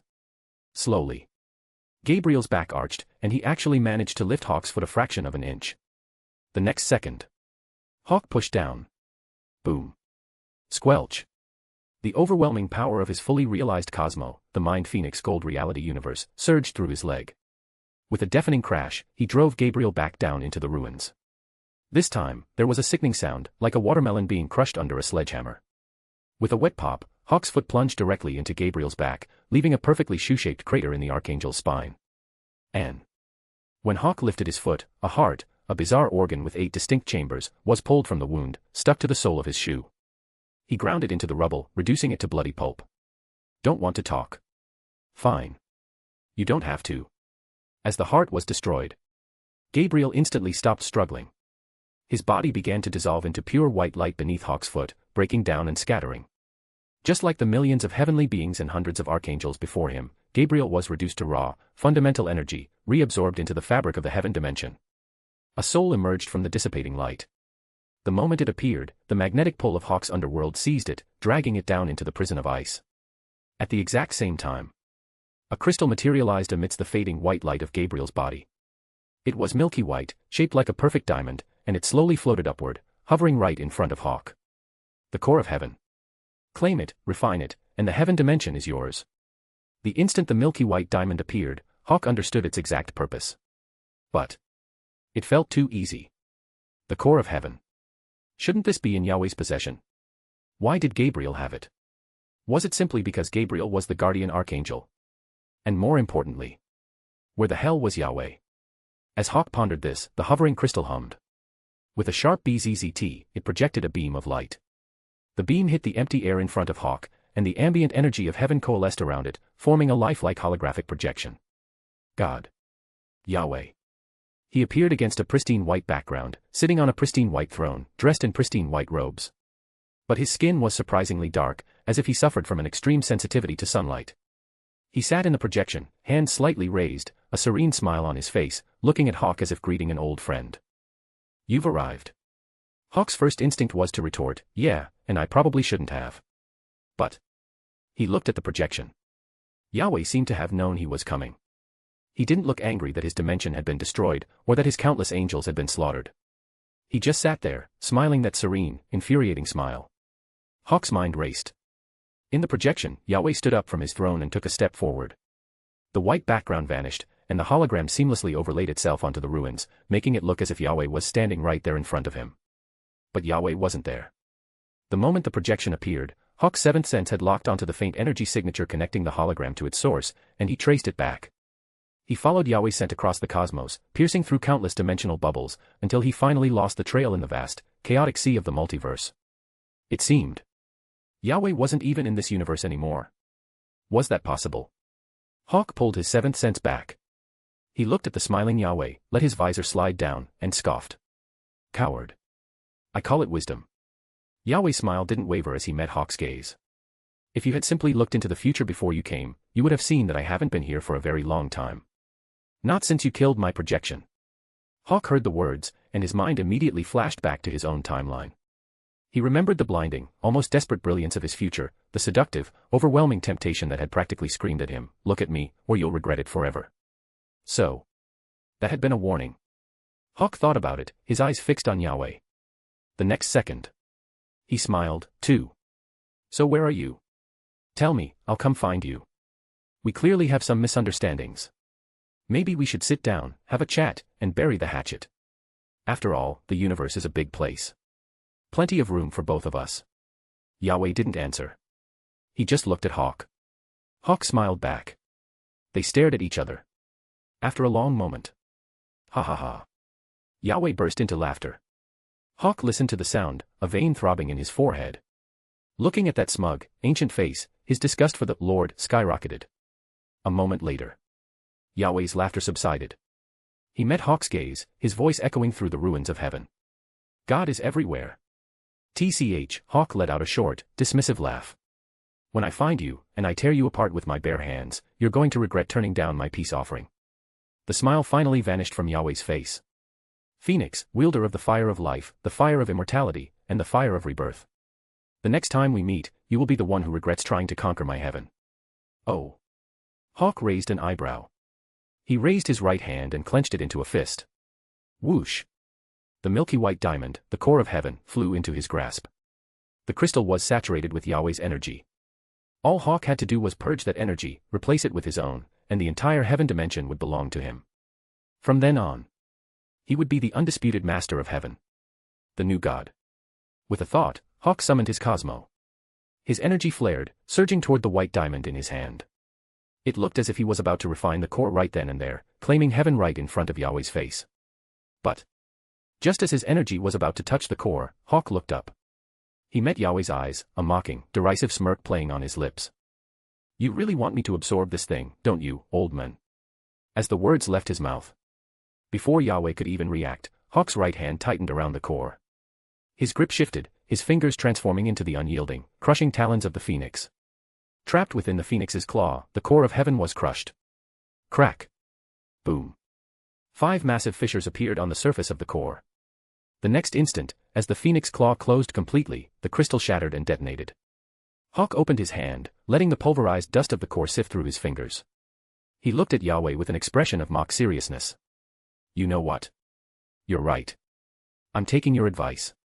Just so I don't regret it later. I think I'll pass on taking your heaven. The smile on Yahweh's face froze completely. The next second, the projection of Yahweh slowly flickered and faded away. Hawk pulled his consciousness inward, descending into his own soul. High above the underworld. He stared down with cold, emotionless eyes. In the prison of ice, the millions of heavenly souls he had just slaughtered, along with the hundreds of archangels and Gabriel himself, began to slowly merge and coalesce. From the swirling mass of their combined souls, a figure emerged. It was Yahweh. But the serene smile was gone. His face was dark. Incredibly dark. Even his voice, when he finally spoke, was a low, ominous rumble. When did you figure it out? Let me think. Smiles don't just disappear. They transfer. Hawk, floating down into the prison of ice, wore the exact same smile Yahweh had sported just moments ago. Was it when you warned me not to take your heaven dimension? Yahweh's expression twitched. But Hawk wasn't finished. Or was it when you told me that God is everywhere? Or maybe when you basically admitted that if I had looked into the future, I would have seen that you weren't here.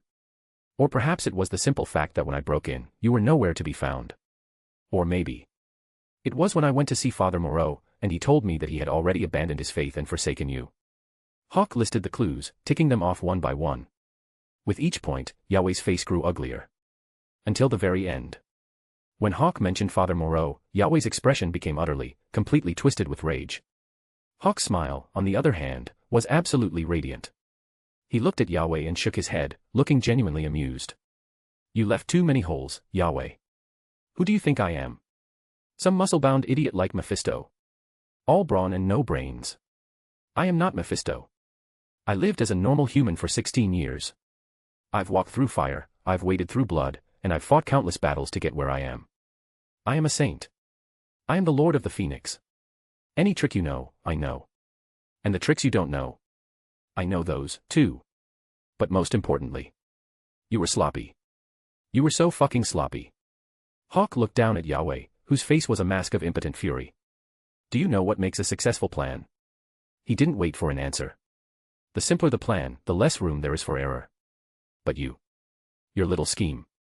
It was so convoluted, so drawn out, that if I hadn't figured it out, I would have felt like I was insulting my own intelligence.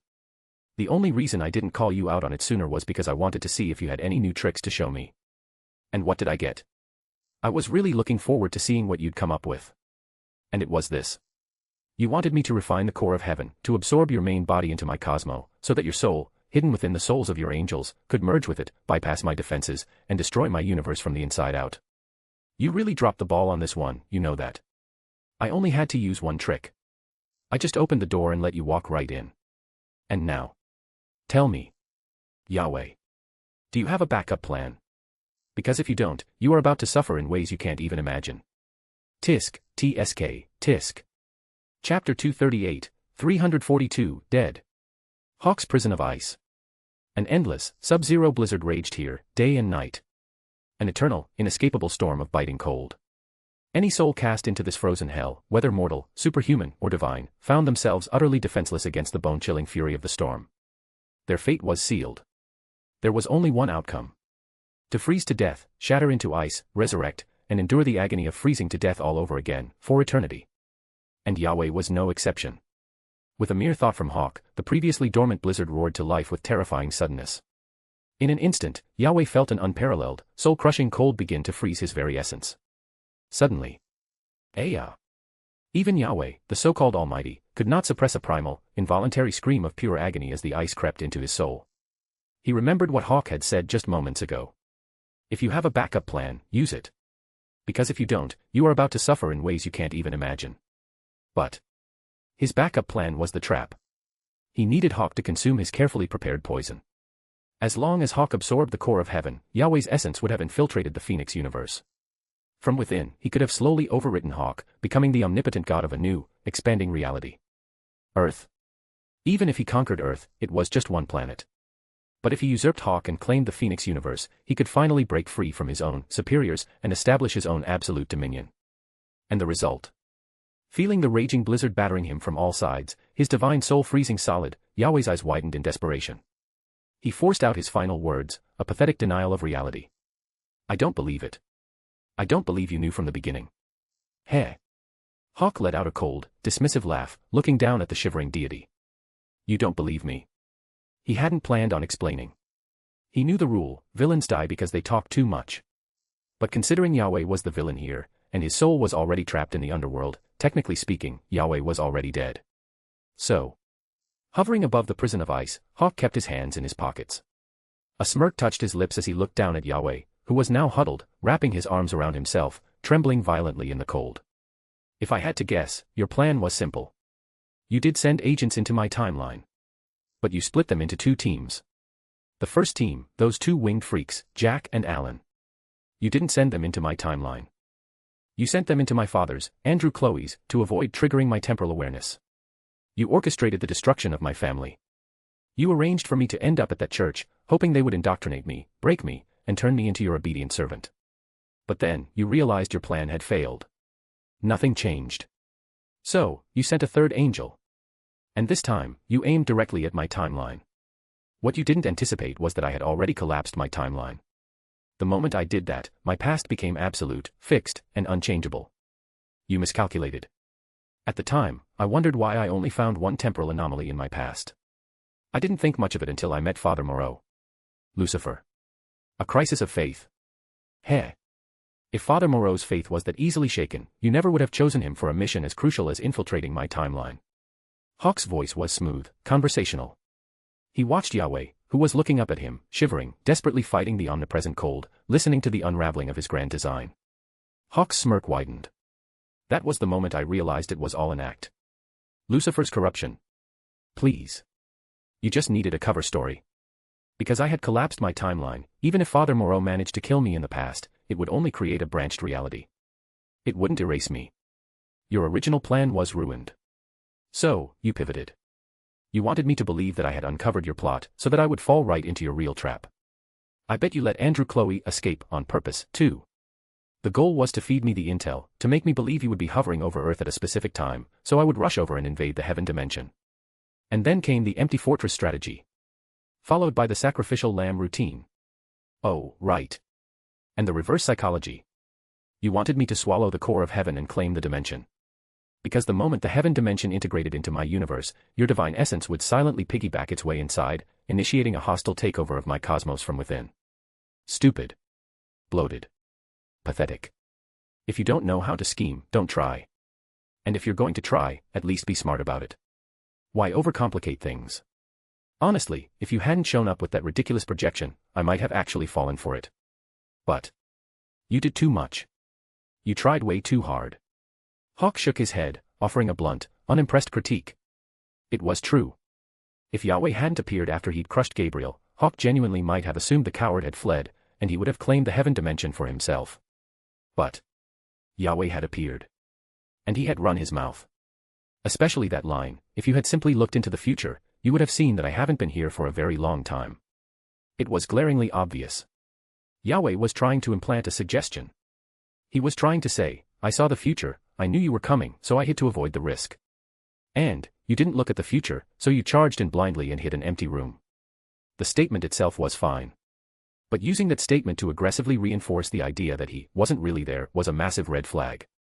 Especially combined with his final, desperate attempt at reverse psychology. You'll regret taking my heaven. Please. He wasn't some arrogant fool who would blindly walk into an obvious trap just to prove a point, and then act surprised when it blew up in his face. Like he said. If he fell for a trick that clumsy, it would be an insult to his education and common sense. So. You're done. Yahweh. Game over. Hawk delivered the final verdict with a cold smile, watching as the ice rapidly crept up Yahweh's neck, finally freezing his face in a mask of eternal terror. The next second. Yahweh's frozen body shattered in the extreme blizzard, breaking into a million pieces and scattering across the ice. His soul fragmented into countless frozen shards, clattering against the ground. Motionless. No resurrection. Once again. Hawk was calm and calculating. And logic dictated that keeping Yahweh around for eternal torture was a bad idea. Complete and utter eradication of his soul was the only safe option. Leaving an enemy this powerful in his underworld was too risky. Who knew if he might find a way to launch a desperate counterattack when Hawk wasn't looking? To be absolutely certain, the best choice was to kill him, cleanly and permanently. And so. Yahweh was dead. He died without firing a shot, without a grand battle, all because he was too clever for his own good and put too much faith in his convoluted schemes. Hawk looked up. Deep within his cosmos, the shimmering eye of the phoenix turned its gaze toward the prison of ice. The next moment. The phoenix fire, a flame said to be capable of incinerating anything in existence, erupted among the frozen shards of Yahweh's soul. As the black flames burned, the fragments were reduced to nothingness, utterly and permanently erased from reality. Hawk pulled his consciousness back to the physical world, opening his eyes within the heaven dimension. He looked around. What he saw was a vastly different heaven dimension. To be precise, he saw the heaven dimension as it had been before he destroyed it. Blue skies, white clouds. Sprawling, magnificent palaces. Tens of millions of heavenly beings. Millions of two-winged angels. Hundreds of thousands of four-winged angels. And thousands of six-winged archangels, alongside dozens of eight-winged seraphim, whose power theoretically rivaled that of gold saints. This was the true heaven. Look at it. A rich, deep foundation, teeming with angels. It seems appearances can be deceiving. That projection of Yahweh, he had hidden his true strength behind an illusion of weakness, hoping Hawk would drop his guard. Hovering in the sky above the intact heaven dimension, Hawk watched a single, lifeless body plummet toward the ground below. A cold, ruthless smile curled his lips. The Lord is dead. Our Lord is dead. Every being, every angel in the heaven dimension watched in horrified disbelief as the familiar figure plummeted, its body already beginning to dissolve into light. Their eyes widened, their minds reeling from the impossible truth. The next moment. The eight-winged archangel Gabriel drew his sword of protection. Raphael, Uriel, the other seraphim drew their swords of judgment in perfect unison. The remaining four-winged and two-winged angels followed suit, a sea of holy weapons raised against the sky. Kill him. Kill him. Avenge the Lord. For the Lord. Heretic. Gabriel's roar echoed across the entirety of heaven, a battle cry that mobilized the entire angelic host. He led the charge, flying straight toward Hawk. Phoenixes. Scree. Hawk extended his right hand. A colossal black phoenix, wreathed in dark, destructive flames, materialized, its wingspan so vast it seemed to cover the entirety of the heaven dimension. Winged. The black phoenix slowly unfurled its massive wings, casting a dark, suffocating shadow over the holy light of heaven. Ascent. The dark flames of the phoenix's wings flared. Drops of concentrated black fire began to rain down upon the dimension. Every single drop that struck the ground instantly ignited into a raging sea of black fire. Any heavenly being touched by a single spark of that flame was reduced to ash before they could even scream. Complete and utter incineration. Hawk's underworld didn't even attempt to catch their souls. Even though he was currently short on souls to power his realm. But better safe than sorry. He didn't want Yahweh's soul, and he certainly didn't want the souls of his fanatical angels.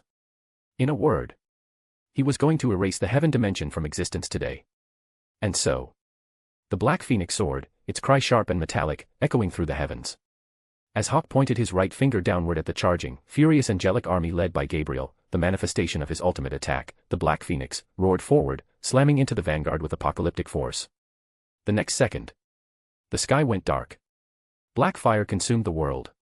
And the host of heaven was eradicated, body and soul. Chapter 239, 343, Mephisto Reborn. Almost.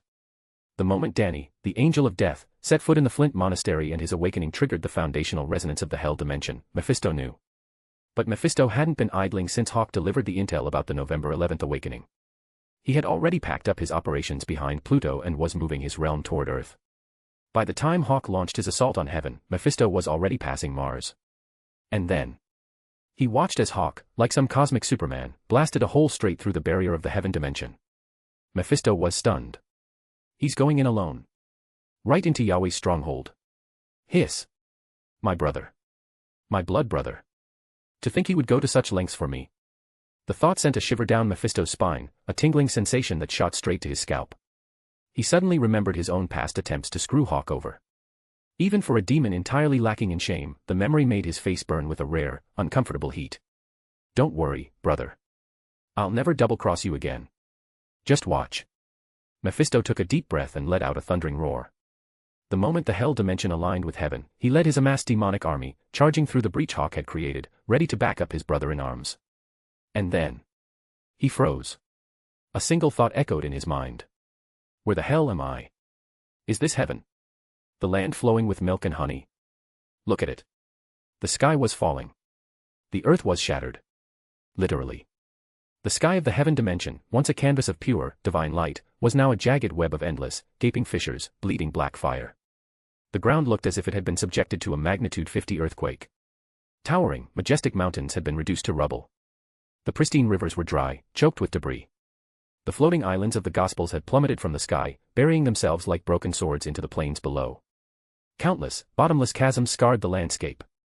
Instead of sweet spring water, they spewed chaotic, unregulated energy and the burning embers of destruction. The rivers of milk and honey, the groves of the tree of life, either buried under collapsed mountains or exposed as twisted, cracked riverbeds. The exquisitely carved jade staircases were shattered. The magnificent pavilions and palaces were flattened into vast fields of debris. Black fire raged everywhere, consuming the ruins and sending thick, choking pillars of smoke into the sky. But what shocked Mephisto the most were the corpses. Or rather, the pieces. Countless charred limbs and shattered bodies were strewn across the dimension, engulfed in the same black fire, slowly burning away into ash. As far as the eye could see, it was nothing but ruin, scorched earth, and the lingering echo of death. This didn't look like heaven. It looked more like hell than hell itself. As for Hawk, he hovered silently in the sky above the ruined dimension, his eyes pitch black and gleaming. Like a cold, ruthless god, he looked down, admiring the apocalyptic battlefield he had single-handedly created. Just then, Hawk spotted Mephisto and his demonic army charging through the breach. Mephisto saw Hawk. Their eyes met. With a mere thought from Hawk, the black phoenix surplus flashed with dark light, seamlessly reassembling itself into its resting form before vanishing, stored safely within the sanctuary of his underworld. Gulp. Mephisto pulled his gaze away from the brutal, desolate landscape. He swallowed hard, beat his demonic wings, and rapidly ascended until he was face to face with Hawk. Those angels. Dead. Yahweh. Gone. And their souls. Erased. Hawk answered each question before Mephisto could even finish asking it. Suppressing the lingering, fiery urge to fight, Hawk calmly gave Mephisto a brief rundown of what had happened since he breached the dimension. He watched Mephisto's expression grow increasingly blank, and let out a soft laugh. That old bastard Yahweh actually thought he could trick me. Doesn't he know I see right through those cheap parlor tricks? You know that better than anyone, right, old friend? Mephisto flinched, shaking his head rapidly. His expression became deadly serious as he looked at Hawk. Brother. No, Godfather. From this day forward, you are my Godfather. Godfather. Hawk blinked, his face darkening. He looked at the demon trying to adopt him. Don't. Just stick with brother. Godfather is taking it a bit too far. Seriously, Mephisto. This guy had absolutely zero bottom line. Hawk, wanting to nip this in the bud, quickly changed the subject. By the way, earlier. He told Mephisto about how Yahweh had subtly tried to goad him into looking at his own future, and the intense, threatening malice he had felt radiating from time itself when he refused. I get the feeling Yahweh wasn't just trying to hint that he had already left. He was actively trying to push me into looking at my future. It was true. Yahweh's implication wasn't just, I saw the future, so I left early. It was also an unspoken reassurance, go ahead, take a peek. It won't hurt. Hawk knew something was wrong. And Mephisto, while bound by the laws of death, was the oldest ruler of the death dimensions in the universe. He had been around the block. He might know something. Sure enough.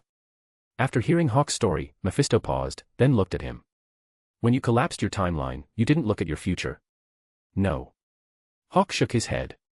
He had wanted to. But he had remembered the Ancient One's warning. The past cannot be changed. The future must not be seen. He also knew the paradox, observing a possible future solidifies it, transforming it into an unavoidable past. He preferred to build his future step by step, with his own two hands. And after time had so nakedly displayed its malice, he had lost any desire to look. Now. Time was practically threatening him, trying to force him to look. It was an obvious trap. He'd have to be brain dead to fall for it. But he didn't understand why. Why was time acting this way? Mephisto clearly knew the answer. As Hawk finished, a look of profound understanding crossed the demon's face. No wonder that old bastard Yahweh tried to factor you into his endgame. Hawk raised an eyebrow. Want to head back to your tavern? Have a drink and talk about it. Sounds good. Mephisto nodded. He looked around at the shattered, apocalyptic remains of the heaven dimension, then back at Hawk. Wait until you've claimed this place. Hawk shook his head. I don't want it. What? Mephisto blinked in surprise. The heaven dimension was created by eternity. It grants the wielder the ability to traverse the primary multiverse.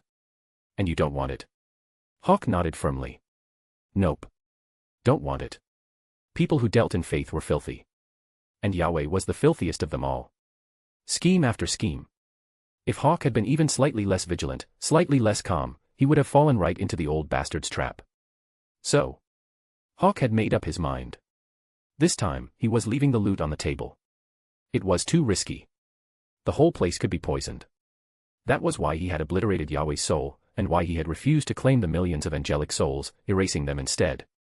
He wasn't going to leave a single hidden danger behind. In short, he was past the reckless, rapid expansion phase of his empire building. Now, he was in the consolidation and governance phase. Everyone knows the rule.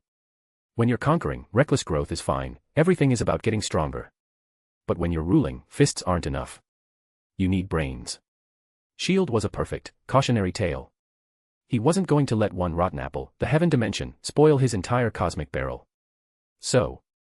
Even knowing that absorbing the dimension would increase his power, Hawk chose stability. Just as he had ruthlessly abandoned the blood god dimension when he discovered Yahweh had set up shop there. Stability. That was his priority right now. Besides. A boost in raw power would be helpful, but not game-changing. It was just a quantitative increase. What Hawk needed was a qualitative leap. He needed the eighth sense. The power to fully manifest his Mind Phoenix reality gold universe into the physical world. That was the true prize. Hawk looked at Mephisto's gaping mouth and laughed. If you want it, take it. Really? Mephisto's eyes lit up. He stared at Hawk. This thing gives you access to the entire primary multiverse. You're sure you don't want it? The heaven dimension was a massive prize. If he absorbed it, he, the great Mephisto, Lord of Hell, could finally expand his conquests to living planets across the multiverse. He would no longer be confined to the primary universe. Hawk smirked. I said I don't want it. But aren't you worried that taking it might draw the attention of the Celestials? That was another reason he had passed on it. Claiming the heaven dimension not only carried the risk of hidden traps, but it could also put him on the radar of the Celestials, or even eternity himself. He felt confident he could handle the Celestials now. But better safe than sorry. Mephisto let out a sly, raspy chuckle. He looked at Hawk. My dear brother. Yahweh had backers. But your little brother has backers, too. Hawk raised an eyebrow. Right. Yahweh was backed by the Celestials, who answered to eternity. But Mephisto was backed by death. In terms of cosmic hierarchy, Mephisto's boss was on the exact same level as the Celestials' boss. Hawk considered this. As for the whole dear brother and little brother nonsense, he just filtered it out. All right. If you like it, it's yours. Excellent. Mephisto beamed. He looked at Hawk, who had just handed him the biggest piece of cake in the universe. My good brother has done me a massive favor, and now he gives me this incredible gift. Your little brother hasn't always been the smartest, but from this day forward, the authority over life and death on Earth belongs entirely to you. Hiss. Hawk drew in a sharp breath. He stared at Mephisto, who was patting his chest and solemnly promising to hand over the absolute authority of Earth's afterlife. Are you serious? Absolutely. Mephisto gave a heavy, emphatic nod. Chapter 240, 344, Mephisto, I really want a promotion. Mephisto was a liar by nature. If he spoke 10 words, you could safely assume 9 of them were lies. But this time. Meeting Hawk's gaze, Mephisto pounded his chest and swore on everything unholy that he was being absolutely serious. Admittedly.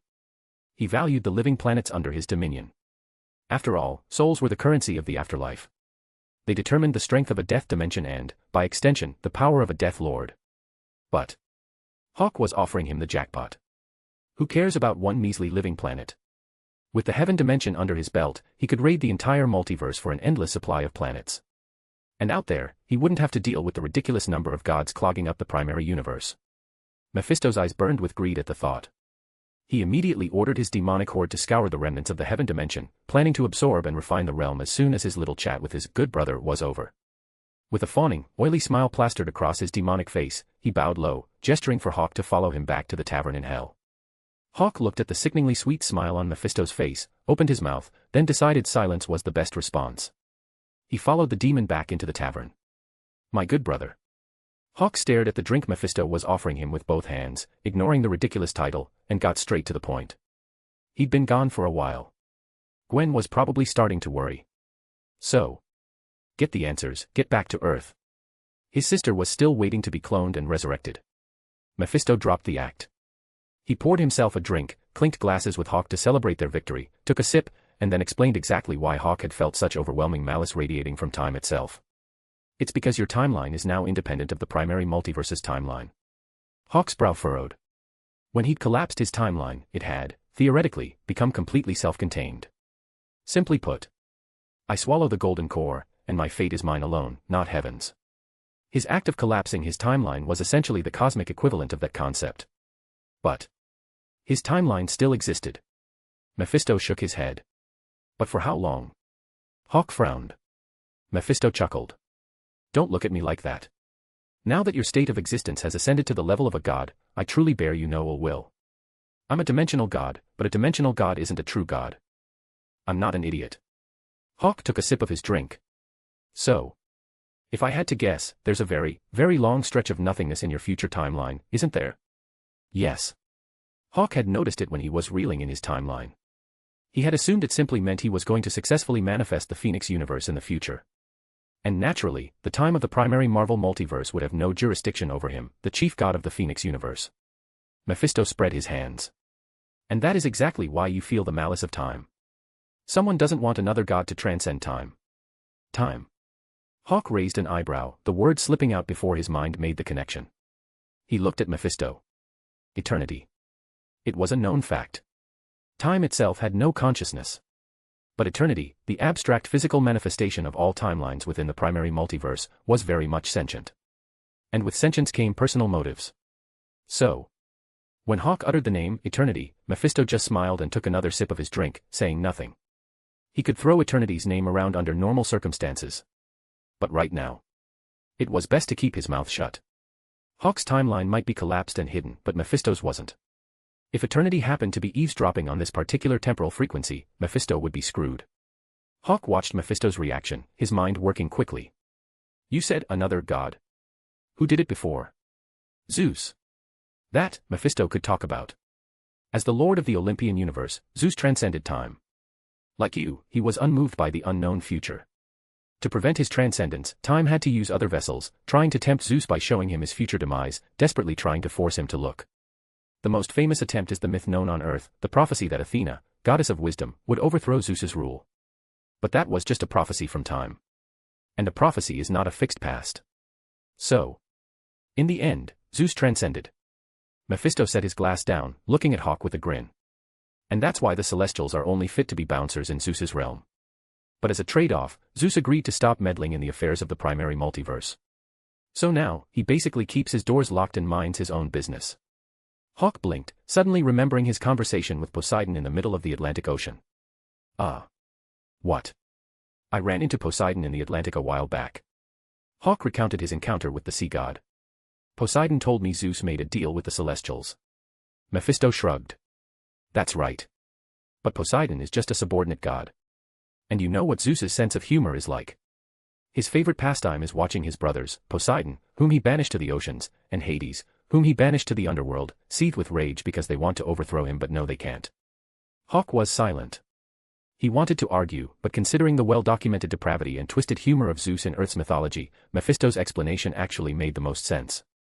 After all, you couldn't exactly expect a guy who turned himself into a swan to seduce women to operate on normal logic. So, time will keep trying everything it can to tempt me into looking at my future, to stop me from transcending. Absolutely. Mephisto nodded without hesitation, then looked at Hawk. But as long as you refuse to look, you're fine. Besides, you've already collapsed your timeline. Time can't even pinpoint your exact location anymore, let alone the Celestials. Hawk nodded slowly. The next second, a thought struck him. He snapped to attention, his gaze locking onto Mephisto with piercing intensity. Eternity and the Celestials might not be able to find him. But what if they had a mole? Like a certain Death Lord standing right in front of him, known for having absolutely no moral bottom line. Meeting Hawk's icy stare, Mephisto froze for a moment. Then, realizing what Hawk was thinking, his face darkened. He immediately raised a hand. I swear on Death herself, I will never repeat a word of this conversation to a third party. Hearing the oath, the murderous glint in Hawk's eyes softened. Mephisto sighed in exasperation. My good brother, if I was going to rat you out, I wouldn't have told you all this in the first place, would I? Hawk raised an eyebrow. Fair point. But he respected the weight of an oath sworn on death. What he didn't respect, or believe in, was Mephisto's unprompted goodwill. Especially since this was the second time he was offering it. So, what do you want? Heh. Mephisto rubbed his hands together like a scheming fly, dropping all pretense. When my brother succeeds, I just hope you'll remember your little brother and pull him up. Hades might look down on the title of king of the underworld, but I don't. I promise, I'll run your afterlife with absolute efficiency. In a word, a dimensional god might be called a god, but they weren't true divinities. Even Mephisto's authority over life and death was merely on loan from the entity Death. So, he really wanted a promotion. Hearing this, Hawk couldn't help but laugh out loud. That was the Mephisto he knew.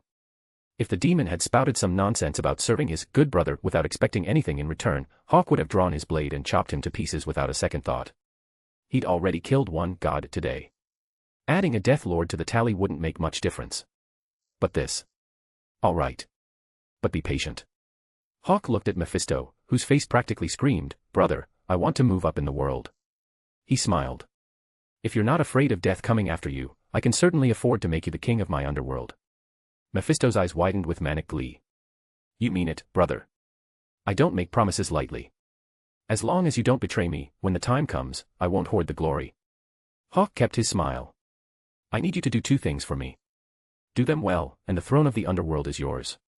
Mephisto's expression turned deadly serious. Name them, brother. I don't really like the dark. Understood. Mephisto processed the cryptic statement for a split second, then nodded vigorously. A thought occurred to him, and he looked at Hawk. Brother, about the life and death authority over the Western Hemisphere.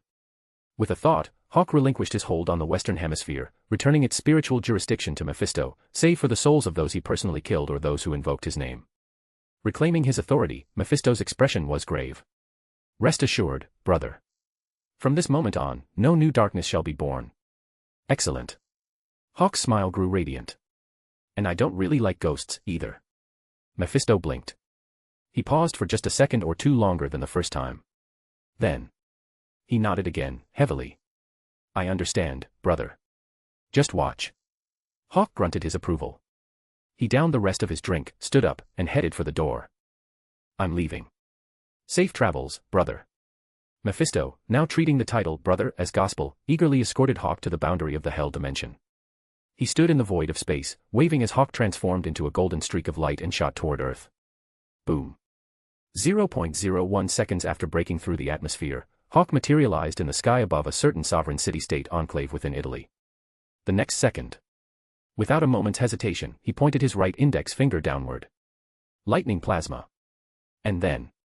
He turned away, leaving his work to speak for itself. He vanished. Chapter 241, 345, The Reason Behind the Delayed Retirement. Inside St. Mark's Church. The priest accepted the check from Hawk, his face set in an expression of profound, sorrowful compassion. May the Lord bless you, Mr. Hawk Phoenix. Praise the Lord, Hawk replied, his own expression appropriately solemn. The attacks of heretics will never break our faith in him. The priest's face grew heavy as he thought of the holy city-state that had been inexplicably wiped from the face of the earth just yesterday. Amen. Amen. Hawk echoed the sentiment, bowing his head alongside the priest in a moment of silence for the Vatican, the sovereign enclave he had personally erased from existence less than 24 hours ago. A short distance away.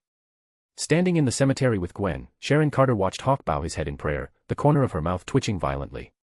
Seeing him now, offering a donation and observing a moment of silence for the destroyed Vatican, one might almost forget that this was the same unparalleled demon king who had stormed heaven yesterday and casually obliterated the heart of the Catholic Church on his way back to Earth. She didn't know the full extent of the carnage in heaven. But the Vatican. Thinking of the sovereign state that had been erased without a trace in a fraction of a second, Sharon lowered her voice and leaned toward Gwen. Gwen, did you ask him what the Vatican did to piss him off? I did. Gwen kept her voice equally low. After Mr. Chloe was taken, they kept his body locked up in the Vatican all these years. Sharon and Gwen exchanged a look, both letting out a quiet sigh of relief. Good to know. Is there going to be a problem? No. Sharon shook her head. The 3 council members were a bit on edge, but as long as Hawk had a legitimate grievance, it's fine. Everyone knew the score. Hawk was overwhelmingly powerful, but ever since his debut at Quantico, he had always made a point of keeping his battles as far away from civilian populations as possible. That was one of the main reasons the Security Council had opted for a policy of appeasement. But yesterday, Hawk had broken through the atmosphere and, with a single strike, completely leveled the Vatican in 0.001 seconds. No, wait. To be precise, he hadn't leveled it. He had left a 30-foot-deep crater right where the Italian city-state used to be. Within an hour of the incident, the news had circled the globe. Fox News, Wrath of God or terrorist attack. Sovereign state evaporates instantly. CNN, Vatican destroyed, Pope missing. Reuters, unexplained attack decimates Vatican within Italy, leaving 30-foot crater. The world was in an uproar. The World Security Council had convened an emergency meeting to discuss the nature of the attack. But the 5 major powers, who knew the truth, had immediately contacted SHIELD. Maria Hill had contacted Sharon, and Sharon had contacted Gwen. The superpowers were terrified that this attack signaled the end of Hawk's self-imposed restraint, that the sleeping dragon had finally bared its fangs. But since the Vatican was harboring the stolen body of his father, Hawk was technically just acting in retaliation. And that was enough for them. By the way, what about heaven? Mephisto took it. Gwen answered quietly. She knew exactly what had happened. Hawk had given her the full play-by-play last night. Tens of millions of heavenly beings. Millions of angels. Gone. Heaven was completely gone. But in a split-second decision, Gwen had chosen to tell Sharon that Mephisto had occupied it. She figured telling SHIELD that Hawk had completely eradicated an entire dimension and every living soul within it might sound a little too bloodthirsty. It was better to use Mephisto as a buffer. Besides, it was technically true. Soon. As the 2 women whispered, Hawk, having just donated a cool $10,000 to the memory of the Vatican, said his goodbyes to the priest and walked into the cemetery. He looked toward his sister Anya's final resting place. The SHIELD agents Sharon had brought with her had already excavated the grave. They were just waiting for Hawk's signal to pull the casket up. "Do it," Hawk said. The agents worked quickly and efficiently. Using a rigging system, they hoisted the casket from the earth. It was the new one Hawk had bought after he'd had her moved to St. Mark's. Pristine white with gold-trimmed detailing. It had cost him $5,000. Chump change. Ever since he'd collected his war reparations from Quantico, he'd been financially independent. And these days? Well. For some time now, the balance in his Stark bank account simply never dropped below $10 million. To put it simply, no matter how much he spent, even if he managed to blow the entire $10 million in one day, the balance would automatically reset to $10 million the next morning. Who was doing it? It didn't matter. Just like Hawk turning a blind eye to Westview, some things were best left as unspoken agreements. There was no need to dig too deep. As for why he had only donated $10,000 when his account had effectively infinite funds, the answer was equally simple. $10,000 was exactly what they were worth. But none of that mattered right now. The only thing that mattered was his sister's resurrection. Once the S.H.I.E.L.D. agents had carefully set the casket down, Hawk walked over to it. He didn't ask them to open it. He just placed his hand gently on the lid and took a deep breath. "I'm taking you home, Anya." He turned to Sharon and nodded. Sharon understood. She signaled the agents assigned to transport the casket to the cloning facility. The agents stepped forward in silence, hoisted the casket onto their shoulders, and began the solemn walk out of the cemetery. A black transport van was already waiting by the curb. Once the casket was loaded, the van sped off, heading for the nearest private airfield. A dedicated S.H.I.E.L.D. jet was waiting on the tarmac. As soon as the cargo was secured, it would take off for the cloning facility, where a medical team was already prepped and waiting to extract the DNA and begin the cloning protocol. Technically, Hawk could have just grabbed the casket and teleported straight to the facility in Tahiti in a single second. He had considered it. But he had more pressing matters to attend to. Like, his sister had missed too many Christmases already. He wanted her there with him for this one. But Christmas was less than a month away. Even if the cloning facility pushed their timeline to the absolute limit, there was no way they'd be finished in time. Cloning took time. So, Hawk was going to speed time up. After making sure Sharon was in the van to guarantee the casket's safe arrival, Hawk took Gwen and teleported to the snow-capped peaks of Camartage. He was here to ask the Ancient One, who was currently postponing her retirement, for a third favor, to borrow the Eye of Agamotto. Just as she had the first two times, the Ancient One seemed entirely unsurprised by his arrival. She sent Wong, the librarian, to retrieve the Eye of Agamotto, while she poured tea for Hawk and Gwen, who were sitting across from her. "Once this year is over, it will finally be time for me to step down," the Ancient One said, her tone serene. Hawk paused, his teacup halfway to his mouth. He looked at the smiling Sorcerer Supreme. "You couldn't postpone it just a little longer?" Gwen sat quietly beside him, sipping her tea, but her ears were perked up, listening intently to the exchange. The Ancient One's smile didn't waver. "I suppose I could." Hawk stared at her, completely exasperated. The Ancient One's expression remained perfectly placid. The past cannot be changed. What is destined to happen will happen. But nothing says it cannot be delayed. The universe is a chaotic place, after all. Right now, Mephisto is parked just outside Earth's atmosphere, devouring the heaven dimension. Even if someone were foolish enough to summon Dormammu right now, Dormammu wouldn't dare answer the call. Dormammu was the ruler of the dark dimension. Mephisto was the ruler of the hell dimension. And crucially, Mephisto was currently camped out right next to Earth, feasting on heaven. While Dormammu and Mephisto weren't exactly enemies, if Dormammu showed up on Earth right now, Mephisto might assume he was trying to steal his hard-earned meal and attack him on sight. Especially since Mephisto had currently expanded the borders of his hell dimension to their absolute maximum. It was a blatant warning to every other dimensional entity in existence. Come and take it if you think you're hard enough. I'll kill anyone who tries. So, until Mephisto finished digesting heaven, Dormammu wouldn't dare approach. And the Ancient One's destined demise could only be postponed. After all, the script said, Dormammu arrives, the Sorcerer Supreme falls. They couldn't just skip a beat. Hawk looked at her. I can tell Mephisto to eat slower. Having the Ancient One around made borrowing the Time Stone a lot easier. Compared to Doctor Strange, who carried himself with a certain arrogant detachment, Hawk much preferred the Sorcerer Supreme, with whom he had established a very productive working relationship. More importantly, he just didn't like Doctor Strange. It wasn't hate, but he disliked him enough to prefer avoiding him entirely. So, if the Ancient One was willing to delay her retirement, he was all for it. As for the supposed danger of disrupting the timeline, he had already completely derailed the events of Avengers, Age of Ultron. Why would he care about the rest? Besides, Since his debut, he had barely interacted with the main cast of Marvel heroes, and his involvement in their storylines was practically non-existent. The most he ever did was tag along with Gwen to the Avengers Tower for some juice after they returned from busting a Hydra base. Yes. Juice. He wouldn't be 21 until after the new year. What else was he going to drink at a party? In a word, the Marvel plotline was not his problem. But the Ancient One smiled at Hawk's offer and shook her head. Once is happenstance. Twice is coincidence. 3 times is a pattern. The first delay was caused by the power struggle between Yahweh and Mephisto. Dormammu feared that if he entered the fray, a clash between heaven and hell could catch the dark dimension in the crossfire. So, my retirement was postponed. The second delay is because Mephisto is currently consuming the heaven dimension. In this climate, anyone who approaches will be treated as a hostile threat. But Mephisto's feast cannot last forever. So, when Mephisto finishes consuming heaven, my time in this universe will finally come to an end. Chapter 242, 346, To Give Time to Life. Everyone knows the truth about time. It isn't a rigid, unyielding force. It's flexible. Like justice, it might be delayed, but it always arrives eventually. Destiny is the same.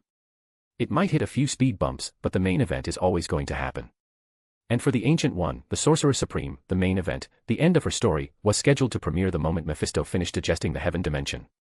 This time, there would be no more delays. Unless Hawk met the Sorcerer Supreme's gaze. Her expression was as unreadable as ever, giving away nothing about how she felt regarding her impending cosmic expiration date. I can kill Dormammu, Hawk offered. Undoubtedly. The Ancient One's expression remained perfectly serene at Hawk's casual offer to murder a dimensional god. You certainly have the power to do so. So, do you need me to? Are you trying to break our contract? Hawk's eyebrow arched in surprise. Beside him, Gwen, who had been sitting quietly and acting as the perfect listener, couldn't help but look at her fiancé with a mix of curiosity and amusement. Hawk smiled faintly and nodded. I understand. Thank you. Then let me officially welcome you to the Phoenix universe. Though we'll have to rain-check the welcome party. He looked at the Ancient One, a thought taking shape in his mind. Or perhaps you've already looked downstream and seen your future. If so, then you know, I offer you the mantle of the God of Time in the Phoenix universe. You will be the one to weave the timelines of all life within the primary multiverse of the Phoenix. If he could promise Mephisto the throne of the underworld, then of course, he could promise the Sorcerer Supreme the position of God of Time in his future multiverse. In short, the Ancient One had earned it. The Sorcerer Supreme listened to Hawk's grand promise, her expression still betraying no emotion. I was rather looking forward to a long rest after my retirement, she said mildly. It sounds like you're trying to put me right back to work the moment I step down. The future of the universe demands time to precede it. To give time to life. Yes. To give time to life, not life to time. For humanity, time only had meaning because they existed to experience it. Life gave time its pulse. But for the universe, the opposite was true. The existence of life was meaningful, certainly, but without time, the universe was nothing but a hollow shell. Time was the canvas upon which the meaning of life was painted. Therefore, in the grand scheme of the cosmos, time is greater than life. And so, Hawk smiled.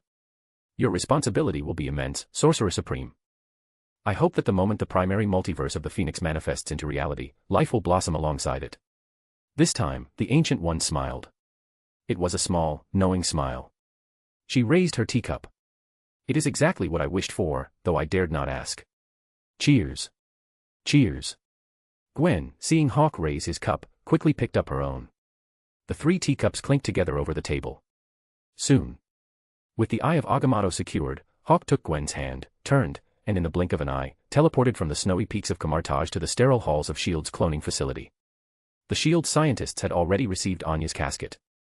Currently, inside a clean room, they were carefully, almost reverently, extracting her remains to begin the process of sequencing her DNA for the cloning protocol.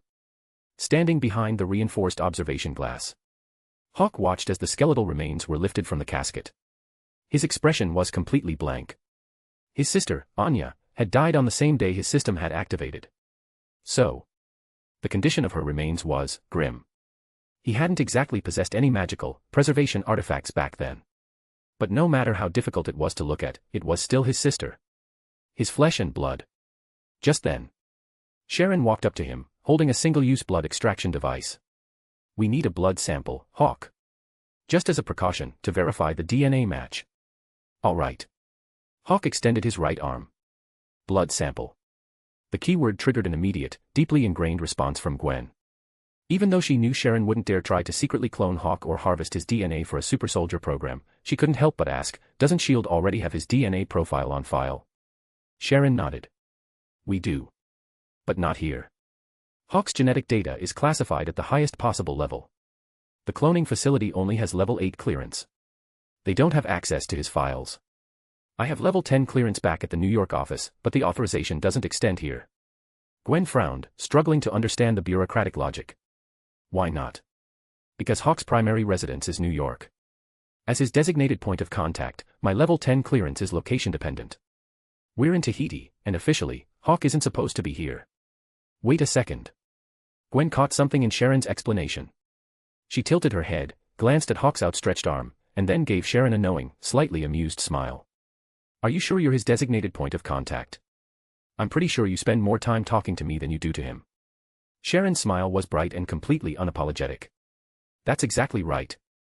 Which is why I'm always so grateful for Dr. Stacy's continued support and cooperation. Gwen chuckled softly. You're welcome. Puffed. Sharon pressed the device against Hawk's arm. With a quick hiss of compressed air, it extracted the necessary sample. She turned to Gwen. Hawk's data will be run on a closed-circuit, air-gapped computer. Once the match is confirmed, the sample and the data will be destroyed under my direct supervision. Or, you're welcome to oversee the process yourself. Hawk smiled and looked at Gwen, leaving the choice to her. Gwen met Sharon's gaze, thought for a moment, and nodded. I think I'll come with you. One Westview is more than enough. I'd really rather not have to deal with an Eastview popping up somewhere. With that, Gwen let go of Hawk's arm and followed Sharon down the corridor toward the secure lab. Hawk didn't try to stop her. He turned back to the observation window, watching the scientists inside. Having successfully extracted the necessary DNA sample, they were now gently, carefully, as if handling a sacred relic, placing the remains back into the casket. He was tempted to hit the intercom and tell them they didn't need to be quite so delicate. But Hawk reconsidered. It was probably for the best that they were careful. Even if it was just her bones, if he saw them tossing his sister's remains around like garbage, he'd definitely lose his temper. However, once the casket was sealed again, it wasn't going back to New York. Instead, flanked by S.H.I.E.L.D. personnel and accompanied by Hawk, it was wheeled into a specialized incineration chamber. Hawk held the ignition switch in his hand. About an hour later, Gwen and Sharon returned, carrying a laptop and the single-use extraction device. Hawk turned as Gwen walked in. She nodded. It's a perfect match. Good. Hawk allowed a small smile to touch his lips. To be perfectly honest, a dark thought had crossed his mind, the possibility that Sharon would come running back in a panic, telling him that the remains in the casket didn't belong to his sister. That her body had been swapped out at some point over the years. It wasn't an entirely irrational fear. This was the Marvel Universe, after all. As everyone knows, there's always some idiot out there who thinks they're smart enough to play with fire and not get burned. Thankfully, that hadn't happened.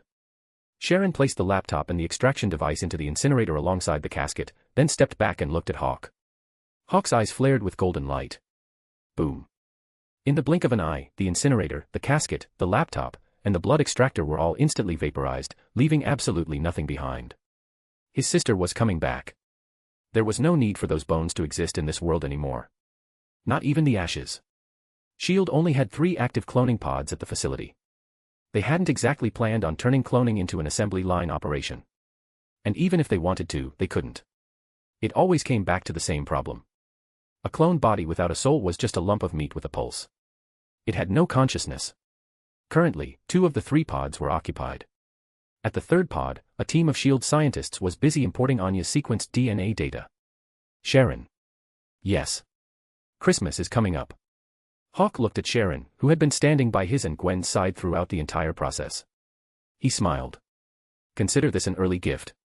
From now on, any S.H.I.E.L.D. agent, and their immediate family members, will bypass hell upon death. They will be granted direct passage to Elysium. They will live out their afterlives in peace, without having to suffer the torments of the underworld. Sharon stood frozen, absolutely stunned. The next second, a look of sheer, overwhelming joy washed over her face. Struggling to contain her emotions, she looked at Hawk. Thank you. Thank Gwen. She's the one who reminded me. I actually thought I'd already set that rule up. Hawk smiled. It was true, Gwen had brought it up. In Gwen's eyes, S.H.I.E.L.D. had stood by them from the very beginning and had helped them out more times than she could count. Hearing this, Sharon turned to Gwen. "Thank you. Don't mention it."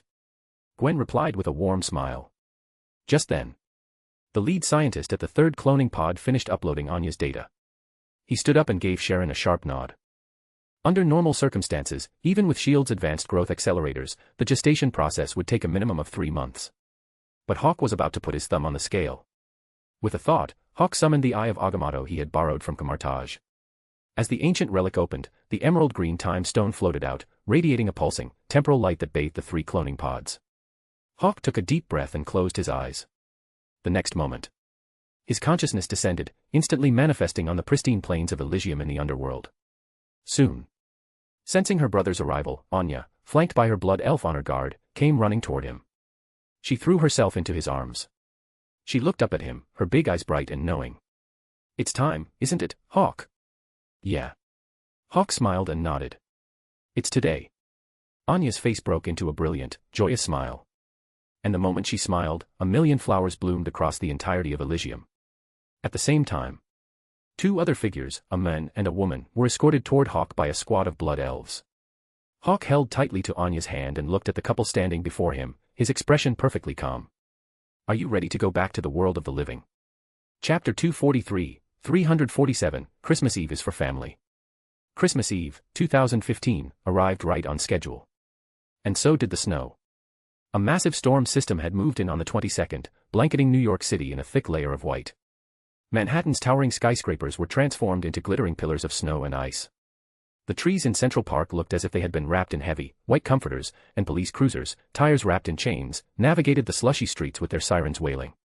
But 50 miles away, across the Hudson River in the quiet town of Westview, the snow felt different. It wasn't a frenzied blizzard. Large, lazy flakes drifted down vertically, in total silence. The Victorian-era houses that lined the streets all wore thick caps of snow, their chimneys puffing slow, lazy trails of white smoke into the gray sky. Inside House 123. A roaring fire crackled in the hearth, filling the room with warmth. A massive fir tree, filling the air with the sharp, clean scent of pine, stood proudly in the corner of the living room. It was fully decorated, strung with lights and ornaments. And beneath its branches, a mountain of brightly wrapped presents had already begun to accumulate. Outside, Pietro was shoveling the driveway. But within minutes, his shoulders and hair were completely dusted with white. Inside, Wanda and her daughter, Jean, were crouched in front of the oven, watching intently as a batch of cupcakes slowly rose and browned in the heat. Soon. Ding. The oven timer chimed cheerfully. Meanwhile, back in Queens, at 521 A Palm Street, Gwen, wearing oven mitts, pulled a tray of freshly baked Christmas Eve cupcakes from the oven. She took a bite of one to test it. Her eyes lit up. Perfect. She looked around for Hawk, eventually spotting him through the kitchen window, shoveling the driveway. Gwen smiled, leaning against the counter to watch him work. And then, her smile turned into a look of absolute disbelief. Outside, Hawk had apparently grown tired of the manual labor. He tossed the snow shovel aside and casually placed his right hand flat on the driveway. In an instant, the intense heat of the phoenix fire flared outward from his palm. Whoosh. Within seconds, the snow covering the entire driveway vaporized into steam. The concrete dried almost instantly, visible steam rising from its surface. In the blink of an eye, the path from the garage to the street was completely clear. The residual heat radiating from the concrete ensured that any new snowflakes melted the second they touched the ground. Satisfied with his handiwork, Hawk nodded, dusted off his hands, and stood up. The next second, he caught Gwen staring at him through the kitchen window. Hawk raised an eyebrow, turned, and walked into the house through the garage door. Gwen, holding the tray of cupcakes, looked at him with an exasperated smile as he walked into the living room. "You do realize that everyone else on the block has a snow-covered driveway, right? Don't you think a perfectly dry, steaming driveway in the middle of a blizzard looks a little suspicious?" Hawk just shrugged. "Honey, do you know what's really suspicious?" "What?" "The fact that it's still snowing, and you made me go out there and shovel first thing in the morning." Hawk looked at her, deadpan. What kind of sane person shovels a driveway while it's still actively dumping snow? It was like trying to bail water out of a sinking boat with a colander. Gwen glanced out the window at the falling snow, then looked back at Hawk. Their eyes met. Gwen picked up one of the fresh cupcakes and popped it into his mouth. "Is it good?" Hawk chewed the cupcake in silence, his expression resigned. "Honey, do you know something else?" "Ah. You are terrible at changing the subject." There was absolutely no segue there. I'm a woman. Gwen's smile was radiant. And I'm your fiancé. I don't need a segue to change the subject. I just do it. Hawk met her bright, emerald green eyes, gave a solemn nod, and sighed. You're right. I was wrong. I apologize. Apology accepted. Gwen smiled triumphantly and turned to head back to the kitchen. Just then, footsteps sounded on the stairs. Hawk and Gwen turned to look. Anya came bounding down the stairs, her dark hair bouncing, her face flushed with healthy color. She met their gaze and immediately took Gwen's side. I'm with her, Hawk. Hawk raised an eyebrow. Gwen beamed. Thanks, Anya. Here, try one of my cupcakes. Anya grabbed one, took a bite, and her eyes widened in pleasant surprise. This is amazing. Want to learn how to make them? It's a secret recipe from the Fox family. Yes, please. Thanks, Gwen. Anya linked her arm through Gwen's, practically glowing with happiness. Hawk was speechless. Anya, really? You folded that fast. It's only been a few weeks, and she's already turned you against me. I haven't folded, Hawk. I'm just siding with reason. Ray. Hawk looked at his sister's serious expression, the corner of his mouth twitching. Then, his gaze swept over her outfit. She was wearing a navy blue toggle coat over a plaid miniskirt, paired with heavy combat boots. Her legs were covered only by sheer, black pantyhose. Hiss. Hawk stared at the sheer tights and inhaled sharply. Go back upstairs and change. Anya blinked. She looked down at her outfit, then back at him, confused. Why? This is the style right now. It is not the style for the sister of the Phoenix. Hawk. What? You are so old-fashioned. Ha. Gwen, listening to their banter, couldn't help but laugh. She looked at Anya. He's not old-fashioned. He's just overprotective of you. But he's right, it's freezing out there today. Do you remember that cashmere sweater dress we bought last week? Wear that one. Anya thought for a moment, then nodded. With a quick okay, she turned and headed back up the stairs. Hawk let out a sigh of relief. Gwen watched Anya disappear at the top of the landing, then turned to Hawk. You're wound a little tight, Hawk. It's not good for her, and it's not good for you. Hawk shrugged. I know. He admitted that he was being a bit overbearing. There was nothing wrong with Anya's outfit. She was 19, technically, even if she had missed the last 7 years. She wanted to look pretty. It was normal. But Hawk shook his head. She was only 13 when I lost her. And she's only been back for a month. I don't want anything to happen to her. Gwen understood his anxiety. He had spent the last several years turning himself into a god just so he could bring her back. But you need to let her breathe, Hawk. If you try to keep her in a bubble, bringing her back is just going to feel like another kind of prison to her. I know. Hawk nodded, accepting her words. Just then, Anya came back down the stairs, having changed her outfit. She was now wearing a classic camel-colored Chesterfield coat over a soft cashmere dress, paired with knee-high leather boots. She spun around in front of him. Is this better? Much better. Hawk looked at his sister, who was now thoroughly bundled up, and smiled approvingly. Gwen shook her head in silent amusement and changed the subject. Anya, come help me pack the car. We need to get on the road to Westview. Anya agreed enthusiastically and hurried off to help her sister-in-law load their overnight bags. Since her resurrection, Hawk's primary instinct had been to wrap Anya in bubble wrap and protect her from the world. Gwen, however, had taken a different approach. She had stepped flawlessly into the role of the older sister/sister-in-law, taking Anya shopping, showing her around the city, and helping her navigate a world that had moved on 7 years without her. It was largely thanks to Gwen that Anya had reintegrated so quickly. Half an hour later, the black Audi A8 pulled out of the driveway, leaving Palm Street behind, and headed for the highway toward Westview. Do you think the Maximoffs are there yet? Gwen asked. They should be on their way. Hawk wasn't entirely sure. Unlike Anya, who he had brought home immediately after her resurrection last month, Oleg and Irina Maximoff had stayed behind at the SHIELD facility for a few weeks to adjust to their new bodies and go through physical therapy. Don't ask Hawk why he hadn't just brought them back with Anya. Pietro had insisted. He wanted it to be a surprise for Wanda. Yes. Pietro had known all along. When SHIELD needed a DNA sample to confirm the identity of the remains they had excavated in Sokovia, they had called Pietro into the New York office.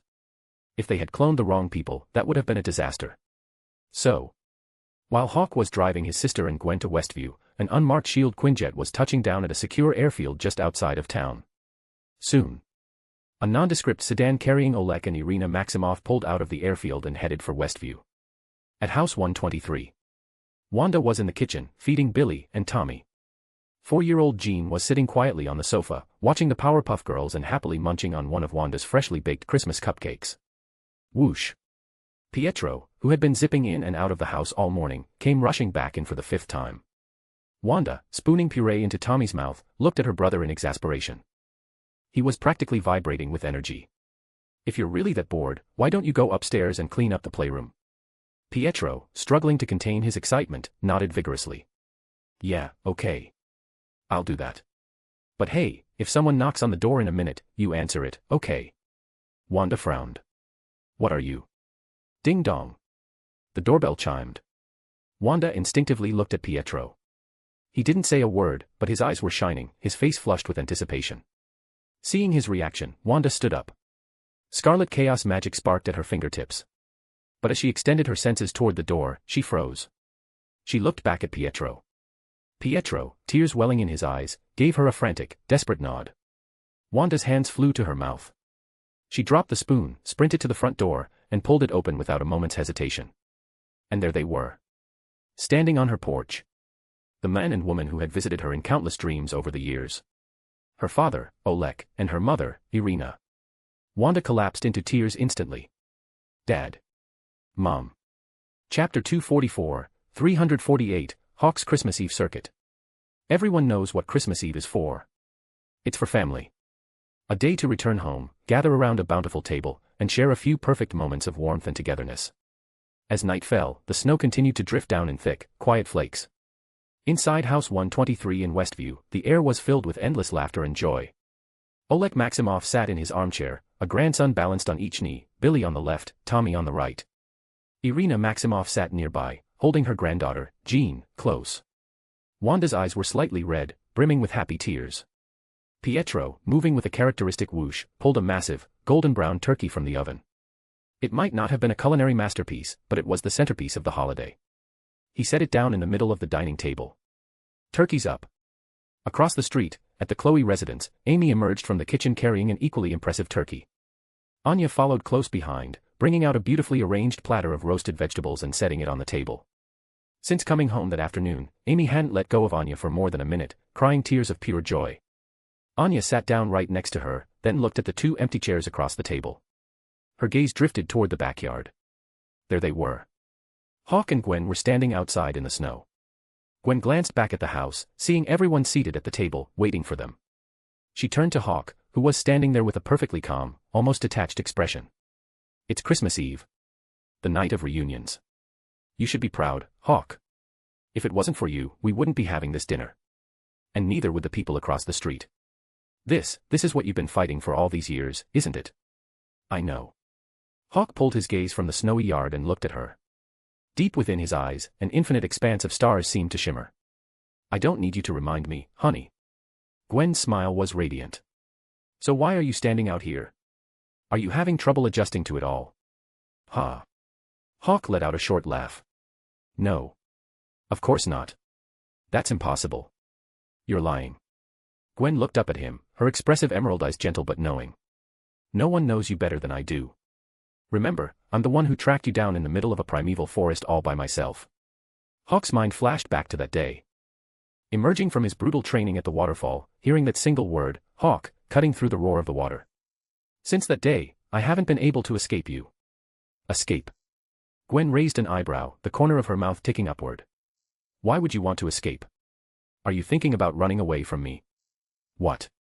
No, of course not. It's just an expression, Gwen. You know I'd never leave you. I don't like that expression. Okay. I'm sorry. Hawk was a man who never apologized to anyone if he believed he was right. But with Gwen, it didn't matter who was right. If she wanted an apology, he apologized. Hearing him concede, Gwen smiled brightly. She looked back at the warm light spilling from the dining room windows. Come on. Let's go enjoy this dinner. You earned it. All right. Hawk nodded. He let his fiancée take his hand, and together, they walked back into the house and took their seats at the table. And then they celebrated the feast. They celebrated the reunion of their family. From 1995 to 2015. 20 long years. The Chloe family had finally, truly reunited. But this wasn't the end. It was just the beginning. Andrew, Amy, Anya, and even Gwen, they were all overjoyed. As for Hawk, he couldn't really quantify his happiness. But if he had to put it into words, he'd say he felt a little tired. Because he had to make the rounds tonight. Fortunately, his next stop was just across the street. He hadn't planned on going. But Gwen's logic was unassailable. The Maximoff family was reunited tonight, too, and it was entirely his doing. It was his achievement. Therefore, he had an obligation to go and witness the fruits of his labor. If effort yields no reward, what's the point of striving in the first place? And most importantly, it wasn't just the Maximoffs over there. There were 3 little phoenixes, too. So Hawk went. Daddy. The moment the door opened, Jean's face lit up. With a whoosh, she launched herself through the air. As Wanda stepped aside, Jean flew straight into Hawk's arms. Hawk caught his daughter smoothly. He looked at Wanda, who was standing in the doorway, watching him. Merry Christmas. Thank you. Wanda offered a warm smile. Merry Christmas, Hawk. Carrying Jean, Hawk followed Wanda into the dining room. He saw the empty chair at the head of the table, the seat Oleg Maximoff had specifically left open for him. Hawk smiled, said nothing, and sat down in the place of honor, with Jean still in his lap. Wanda pulled out the first chair on the left and sat down. Oleg took the first chair on the right. In the East, the left seat is often considered the position of highest honor, second only to the head of the table. In Western tradition, it's the right. Oleg was the first to speak. Care for a drink, Hawk? Dad.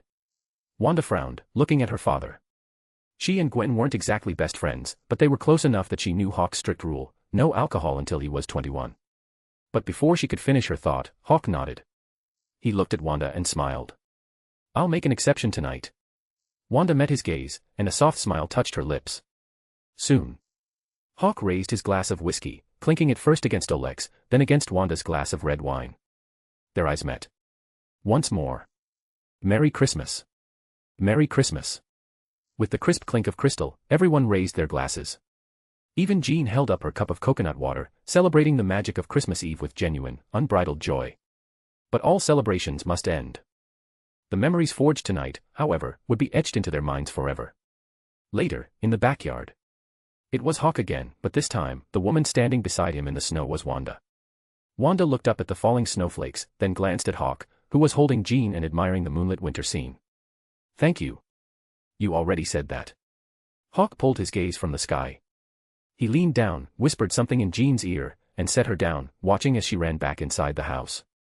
Then, he turned to Wanda. Just take good care of Jean, Billy, and Tommy. Wanda looked at him, her expression serious. They're my children. I know. Hawk smiled faintly. After a moment of comfortable silence, Hawk was the first to look away. I have to go. One last stop to make tonight. All right. Hawk's form slowly faded into the snowy night. He hadn't been lying. He did have one more stop on his Christmas Eve circuit. But this one wasn't in the physical universe. It was in his underworld. Returning to the guest room of the Chloe house, Hawk sat cross-legged on the floor. He closed his eyes, and his consciousness sank, plunging directly into the Elysium of his underworld. Since Anya's resurrection, Elysium had felt a bit empty. Kayla and her blood elf honor guard had returned to the underworld's central sanctuary to guard the Black Phoenix surplus. But near the banks of the river Styx, the wind chimes hanging outside a small flower shop tinkled gently in the spectral breeze.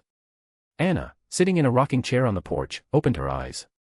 She saw Hawk materialize before her and smiled. Good morning. Good evening. Their greetings were always unique. It's Christmas Eve here. Merry Christmas, Anna. Anna stood up. To be able to come here after I died, to live without pain or worry. I'm already as happy as I could be, Hawk. Hawk shook his head. Not happy enough. This Christmas Eve has a theme. Oh. Reunion and reaping the rewards of our labor. I resurrected my sister, Anya, so the Phoenix family could be reunited. I resurrected the Maximoffs, so their family could be whole again. I even promised S.H.I.E.L.D. that their agents and families would bypass hell and come straight to Elysium. But you were the very first friend who helped me. So. I am hereby pardoning Alexander Pierce. As Hawk spoke the words, the serene smile on Anna's face froze. Then. Hawk opened his right hand. With a thought, he plucked Alexander Pierce, who had been enduring unimaginable, freezing torment in the prison of ice, and dropped him directly onto the pristine grass of Elysium. Anna's eyes widened. She stared at the men standing on the grass, looking bewildered, disoriented, and utterly stunned as he took in his new surroundings. When S.H.I.E.L.D. agents had started arriving in Elysium, Hawk knew Anna wouldn't want to deal with them. So, he had established a rule. Anna's flower shop was effectively cloaked. Only Anna, and the specific souls she wished to see, could perceive it or approach it.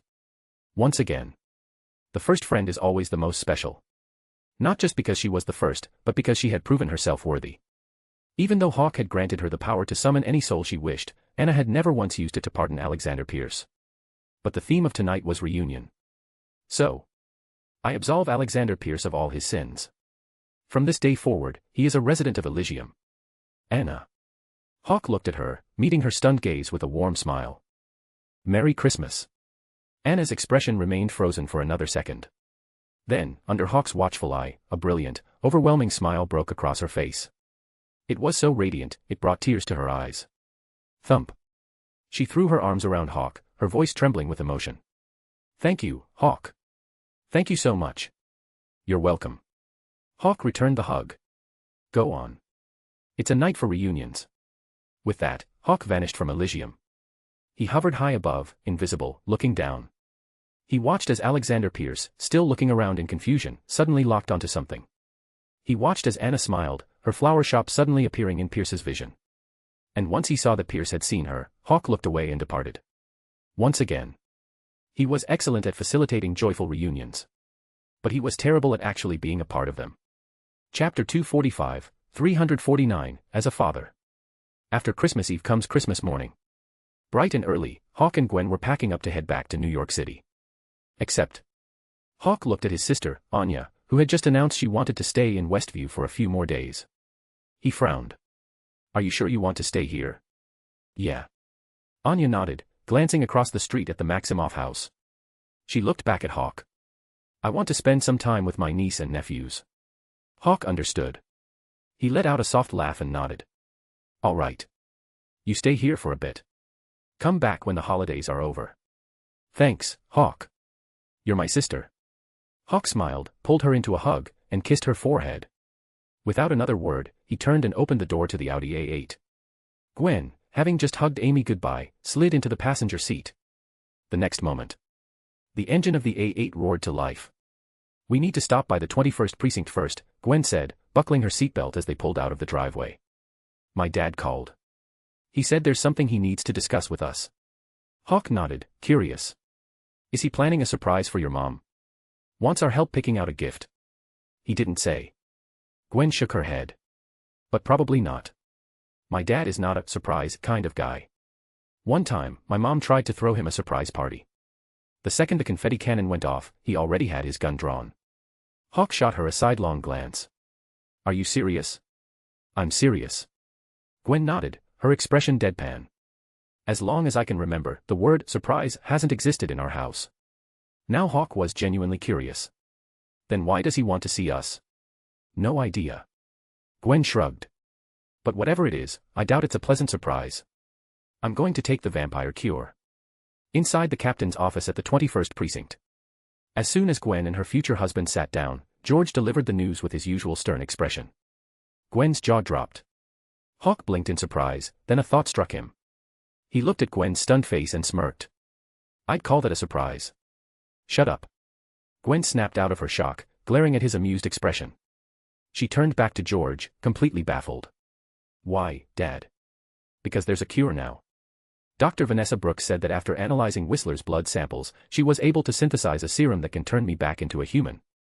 Vanessa Brooks. The African-American hematologist Blade had rescued from the hospital all those years ago. Calling her a doctor was an understatement. She was a brilliant medical researcher. After Hawk had killed Deacon Frost, Dr. Brooks had been recruited by S.H.I.E.L.D., dedicating her time entirely to perfecting the vampire cure. The serum they had used on Whistler when Blade first rescued him had been an experimental prototype. But Whistler had gotten lucky. The cure worked, and he became human again. Using Whistler's successful blood sample as a baseline, Dr. Brooks had spent the last few months refining the formula. Now, the cure was ready for deployment. Originally, George hadn't even known a cure was in development. But ever since Gwen had taken him to the Shield New York Command Center, he'd been read in on the project. And so, after careful consideration over the past few weeks, George had called Hawk and Gwen to his office to discuss it. Though calling it a discussion was generous. George had already made up his mind. He was just informing them of his decision. But Gwen slammed her hands on the desk, standing up to meet her father's resolute expression. No. I won't allow it. Why not? George looked calmly at his protesting daughter. Hawk sat quietly, observing the dynamic. Dad, staying a vampire doesn't affect your life at all. Gwen argued passionately. And most importantly, because you're a vampire, Mom and I never have to worry about 2 officers showing up at our door in the middle of the night to tell us you're not coming home. If George were a desk jockey like most captains, Gwen wouldn't care if he was a vampire or not. But George insisted on being out in the field, leading from the front. That had always terrified her. Being a vampire was the ultimate life insurance policy. Honestly. Ever since George had been turned, Gwen had finally stopped worrying about his safety on the job. Even as the weakest of the supernatural beings, a vampire completely outclassed any ordinary street criminal. And now he wanted to give that up. Gwen couldn't understand it. Dad, do you really want Mom and me to go back to stressing out every single time you go on a raid? Your mother supports my decision. What? Gwen froze, her eyes wide as she stared at him. Mom, she knows. Of course.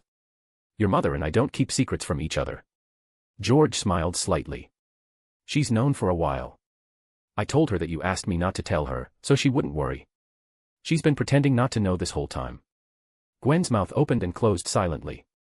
Sitting beside her, trying his hardest to be invisible, Hawk couldn't help but interject. Hey, don't drag me into this. I told you I didn't care if you told Helen or not. George looked at Hawk. True. And I told Helen that, too. I told her you were just going along with Gwen's plan. Hawk let out a relieved sigh, giving George a look of profound gratitude. Thanks, George. Don't mention it.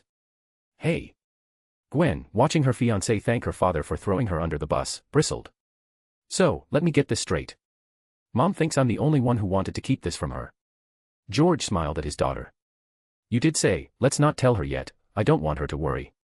Hawk, still sitting quietly, muttered under his breath. You definitely said that. Oh, God.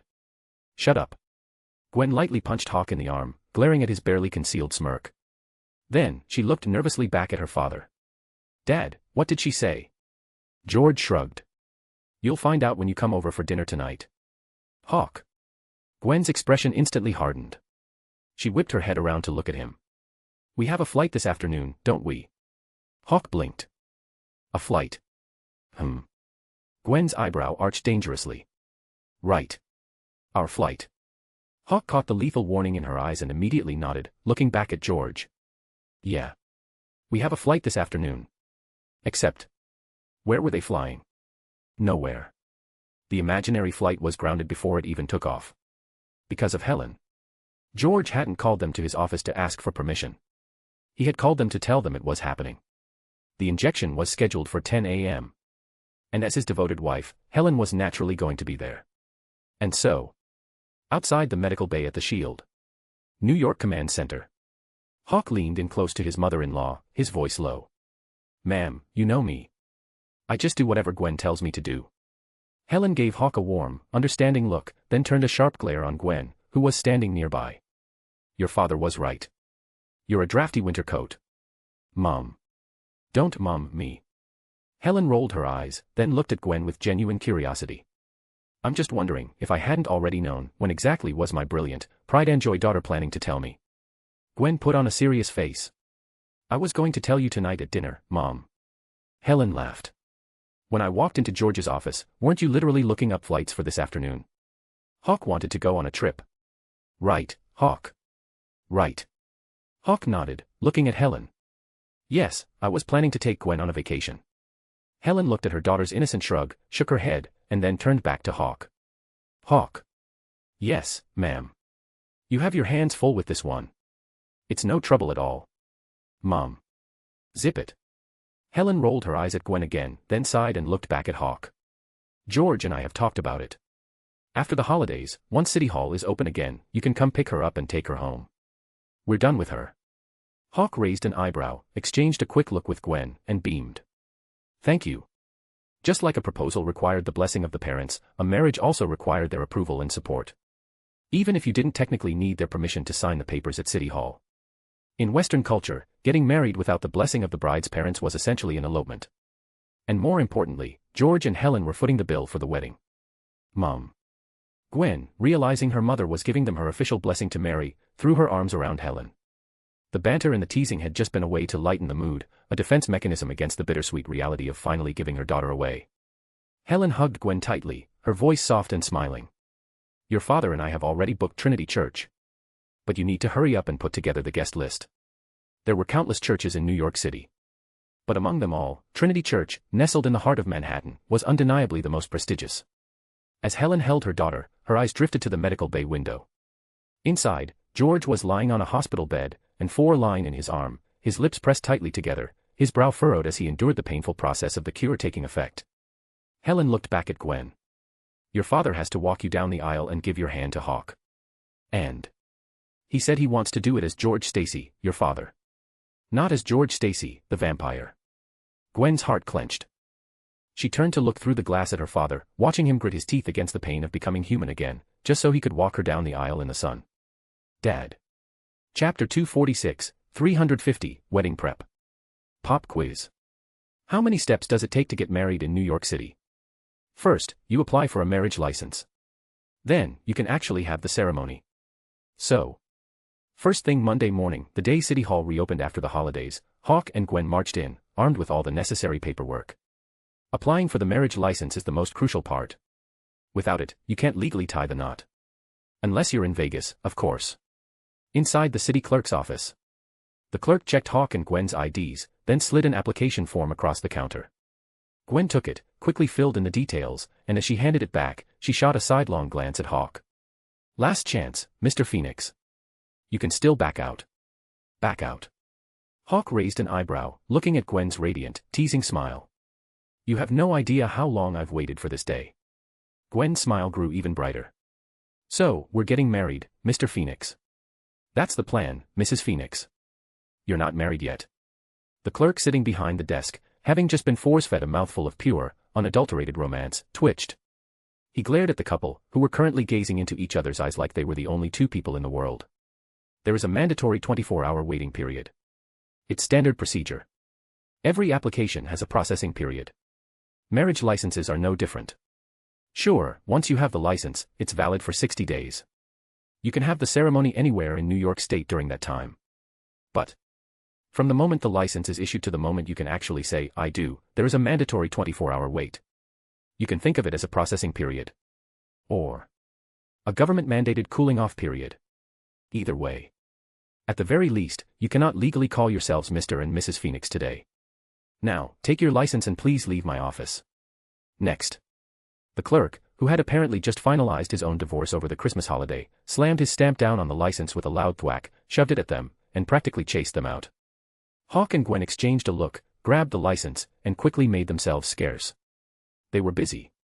They had a wedding to plan for tomorrow. Otherwise, they absolutely would have marched straight to the mayor's office to complain about the clerk's appalling lack of customer service. Oh, wait. This is a capitalist society. Customer service at a government office. Yeah, right. Never mind. The car sped through the city streets. Hawk drove back toward 521 Palm Street. In the passenger seat, Gwen pulled out her wedding planning binder, flipped it open, and drew a large checkmark next to marriage license, which already had several hand-drawn stars next to it. The next second. Shit. Gwen froze. I forgot to book an officiant at City Hall. Don't worry, Hawk said, keeping his eyes on the road. I confirmed with the priest at Trinity Church yesterday. He's fully licensed by the state. While most ordained ministers can act as wedding officiants. It never hurts to be careful. After all, Wanda had scientifically borne 3 children with Hawk's bloodline. Gwen wasn't crazy, and she had been incredibly generous and understanding about the whole situation. But if the wedding couldn't proceed tomorrow because of a paperwork error, Gwen would go crazy. So, Hawk had personally verified the priest's credentials yesterday, and even had Sharon run a background check just to be absolutely certain. Hearing this, Gwen let out a sigh of relief. She looked down at the next line in her binder. Groomsmen. Peter, Thor, Clint, and Pietro. They tried on their suits the day before yesterday. I told you this, Hawk replied smoothly. I know, I'm just double-checking. And the bridesmaids? Sharon, Jane, Dr. Cho, Natasha, and Mary Jane. Wait, Mary Jane. Gwen frowned, pulled out her phone, and dialed Mary Jane, who was currently in Los Angeles. The call connected quickly. MJ, are you back in New York yet? I'm getting married tomorrow, and you still haven't tried on your bridesmaid dress. Oh my God, Gwen. You asked me this an hour ago. Did I? Gwen blinked. Hawk glanced at her and nodded. Yes. You called her right before we left the house. Gwen laughed sheepishly. Sorry, MJ. I forgot. You know how it is. I just want everything to be perfect. Relax, Mary Jane's voice came through the speaker, serious and firm. If I'm not standing right in front of you by 3 p.m. New York time, you have my full permission to kill me and use my blood as a party favor. Deal. Gwen smiled brightly, hung up, and went right back to her binder, pretending that minor lapse in memory hadn't happened. MJ is back this afternoon. Next, Flower Girl. You already promised Jean, didn't you? Hawk smiled, answering patiently, even though this was also the second time she had asked. A flower girl walks down the aisle before the bride, scattering petals. Traditionally, it's a role for a little girl between the ages of 3 and 8. When his daughter, Jean, found out about it, she had begged to do it. And Gwen had agreed. It was remarkable. But when it came to the dynamic between Gwen and Wanda, Hawk made it a point to stay as far away from it as possible. He let them figure it out on their own. Because no matter how he tried to intervene, it always seemed to do more harm than good. He had actually asked Gwen about it once. Her answer had been fascinating. She had decided to view Wanda as an ex-girlfriend Hawk had never married, and who had retained full custody of the kids after the breakup. An ex. In Western culture, it's perfectly normal, as long as there are no lingering romantic feelings. And Gwen wasn't worried about that. Hawk had never given her a single reason to doubt his commitment to her. When he heard her logic, he had been stunned into silence for a good few seconds. But whatever works. As long as the bride is happy, that's all that matters. Ring bearer. I originally talked to Peter about asking the Ancient One for the time stone again, to age Ben Hawk Parker up a few years so he could do it. But Peter refused. It's fine, though. Clint's oldest, Cooper, is 5. The ring bearer walks down the aisle carrying the rings on a pillow. Usually fake ones, since the real rings are kept safe by the best men. Like the flower girl, it's a role for a young boy, usually between 4 and 8. Hawk had initially wanted the best man and ring bearer roles to go to his best friend, Peter Parker, and his godson, Ben Hawk Parker. But Peter was stubborn. He absolutely refused to let Hawk use the time stone to age his son up just for a wedding. Fortunately, Clint, Hawkeye, had a son, Cooper, who was the perfect age. Plus, they were all close. Clint had moved his family to the city yesterday. Aside from Natasha and Hawk, everyone else had been shocked to learn that Hawkeye was not only secretly married, but had 3 kids. Anyway, none of that mattered right now. Gwen saw Hawk wave his hand to move on, blinked, and looked back down at her notebook. Guest list. I don't have many people on my side. I gave my list to Anya, and Anya gave it to Helen. Hawk said. It's a well-known fact. He didn't have many friends. So his list was short. Anya had been begging to help with the wedding, so he had put her in charge of coordinating his side of the guest list. Mom confirmed it with me yesterday. Gwen nodded, remembering going over the final list with her mother. She moved to the next item. Something old, something new, something borrowed, something blue. Hawk looked at her.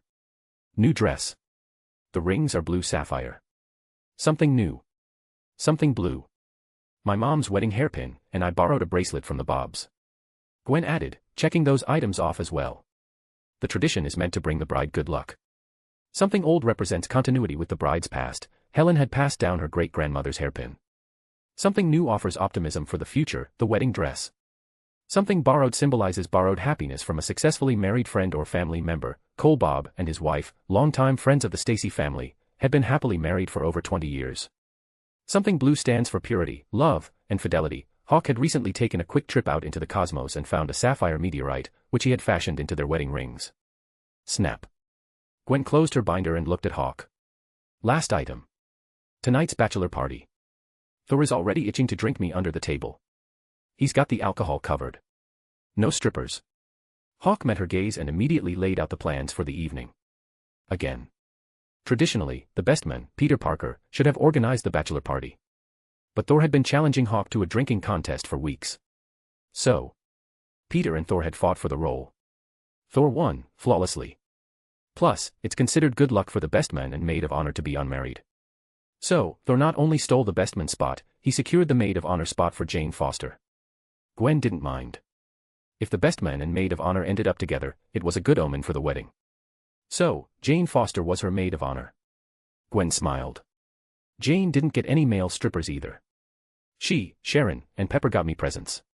We're just going to open gifts and talk. With that, Gwen slipped her wedding binder into her bag and looked at Hawk with a warm, loving smile. So, we're getting married. Are you ready? Hawk glanced at her, a soft smile touching his lips, and reached out to take her hand. I've been ready. I wish I could fast forward to tomorrow. Really? You're not just saying that, Mr. Phoenix. I've never been more certain of anything.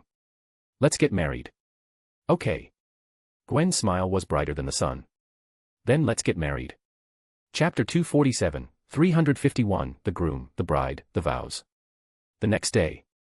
Trinity Church. Founded in 1839, Trinity Church boasted a history spanning over a century. Its twin bell towers soared into the sky, their trident-like spires and intricate carvings making the entire Gothic Revival structure a breathtaking sight. With its main spire reaching a height of 281 feet, it was once the tallest building on Manhattan Island, reaching up as if to meet the gaze of God himself. And starting the night before, Trinity Church had been locked down tighter than the Pentagon.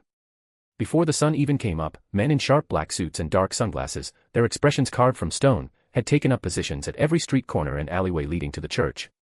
Local NYPD officers, completely out of the loop, had tried to investigate and were promptly turned away. The official reason: classified federal operation. If they pushed, you don't have the clearance to know. However, anyone holding a wedding invitation was allowed to pass through the perimeter without a hitch. Peter and Felicia. Thor and Jane. Tony and Pepper. Mary Jane and her new boyfriend from L.A. The Chloes. The Stasis. As the morning sun bathed Trinity Church in a warm, golden light, the bells began to toll their melodious chime. Guests from all over New York, and beyond, drove through the secured checkpoints, parked their cars, and walked toward the church, their voices filled with laughter and anticipation. Inside, the air was thick with the mingled scents of beeswax candles and fresh white lilies. The long oak pews had been polished to a mirror shine, and a pristine crimson carpet ran the length of the central aisle, leading all the way to the altar. Near the choir stalls, a young organist, who had arrived at dawn, motivated by a generous $10,000 tip, was softly adjusting the stops on the massive pipe organ. Low, resonant notes drifted through the cavernous space, echoing warmly beneath the vaulted ceiling. But, unlike the guests who were slowly filling the pews, the wedding party was separated at the door. The groomsmen went right. The bridesmaids went left. The groomsmen needed to get into their tuxes. The bridesmaids had a much harder job, getting themselves dressed while also helping the bride with her hair, makeup, and dress. In a private room on the left side of the church, Gwen, the bride-to-be, sat in front of a vanity mirror, looking like a masterpiece in progress. Helen looked at her daughter, her eyes shining with a proud, tearful smile. With careful, trembling hands, she took an antique, pearl-encrusted hairpin and secured it in Gwen's elegantly styled updo. Your great-grandmother's. Something old, Helen whispered, her voice catching slightly with the bittersweet emotion of a mother giving her daughter away. Jane Foster, serving as maid of honor to match Thor's role as best man, stepped forward and presented a pair of pristine, white silk heels. Something new. May your new life be filled with brilliance. Next, Gwen reached into a jewelry box and delicately fastened a beautiful sapphire bracelet around her wrist. She looked at the sapphires sparkling against her pale skin and smiled. Just then, Mary Jane, who had flown back from L.A. just for this, pulled a small, silver coin from her purse like a magician performing a trick. She slipped it into one of Gwen's shoes and looked up with a grin. A silver sixpence. It's an old London tradition. Good luck in your shoe. Because you can never have too much good luck, right? Gwen laughed, thanking her best friend. With the help of Jane and Mary Jane, she stood up from the vanity. Helen held up the dress. The room fell silent as Helen carefully lifted the pristine white gown, and with the bridesmaid's help, guided it over Gwen's head, letting it fall into place. It was a classic, satin A-line gown. The clean, elegant lines accentuated the graceful curve of Gwen's neck and her slender waist, while the long train cascaded behind her like the petals of a blooming flower. Her makeup was light and natural, enhancing her radiant, almost ethereal beauty. She wore very little jewelry, just 2 small pearl earrings and the blue sapphire bracelet. She knew that today, her most beautiful accessory would be her smile. Gwen looked at her reflection in the full-length mirror. From this moment on, the girl in the mirror was no longer just Gwen Stacy. She was a woman stepping into a new chapter of her life. She was Gwen Phoenix. Knock, knock. Come in. Gwen pulled herself from her thoughts and turned toward the door. It opened to reveal George Stacy, looking incredibly sharp in a tailored tuxedo. George looked at his daughter in her wedding dress. A look of profound awe crossed his face, followed by a fleeting shadow of sadness. He took a deep, steadying breath. Are you ready, my little girl? I'm ready, Dad. Gwen's smile was brighter than the sun. By 11 a.m., the guests were seated. The men in crisp, dark suits, the women in an array of elegant dresses. It looked like a high-fashion runway show. Traditionally, the bride's family and friends sat on the left, the groom's on the right. But Hawk's guest list was notoriously short. So, Gwen had loaned him some of her friends. The pews on his side quickly filled up. The guests spoke in hushed, excited whispers, the air buzzing with a warm, anticipatory energy. Hawk was already standing at the altar. Soon. At exactly 11:30 a.m., the church bells tolled the half-hour, the sound echoing through the massive sanctuary. Instantly, the murmurs ceased. The guests sat up straight, their eyes turning as one toward the closed double doors at the back of the church. The organist transitioned smoothly, the first, majestic chords of that familiar, sacred melody filling the air. The wedding march. The heavy oak doors slowly swung open, a flood of bright sunlight pouring into the church. The wedding party entered first. The groomsmen, sharp in dark gray tuxedos, walked in pairs with the bridesmaids, who wore elegant, flowing dresses in a soft, dusty blue, carrying bouquets of white tulips and champagne roses. The groomsmen took their places beside Hawk, while the bridesmaids lined up on the opposite side, leaving the center aisle clear. Next came the children. 4-year-old Jean, the flower girl, wearing a miniature version of a white tulle dress, carried a small basket. With a mix of shyness and intense concentration, she scattered handfuls of rose petals along the crimson carpet. 5-year-old Cooper Barton, the ring bearer, looking impossibly serious in a tiny tuxedo, carried a small white pillow with 2 replica rings tied to it.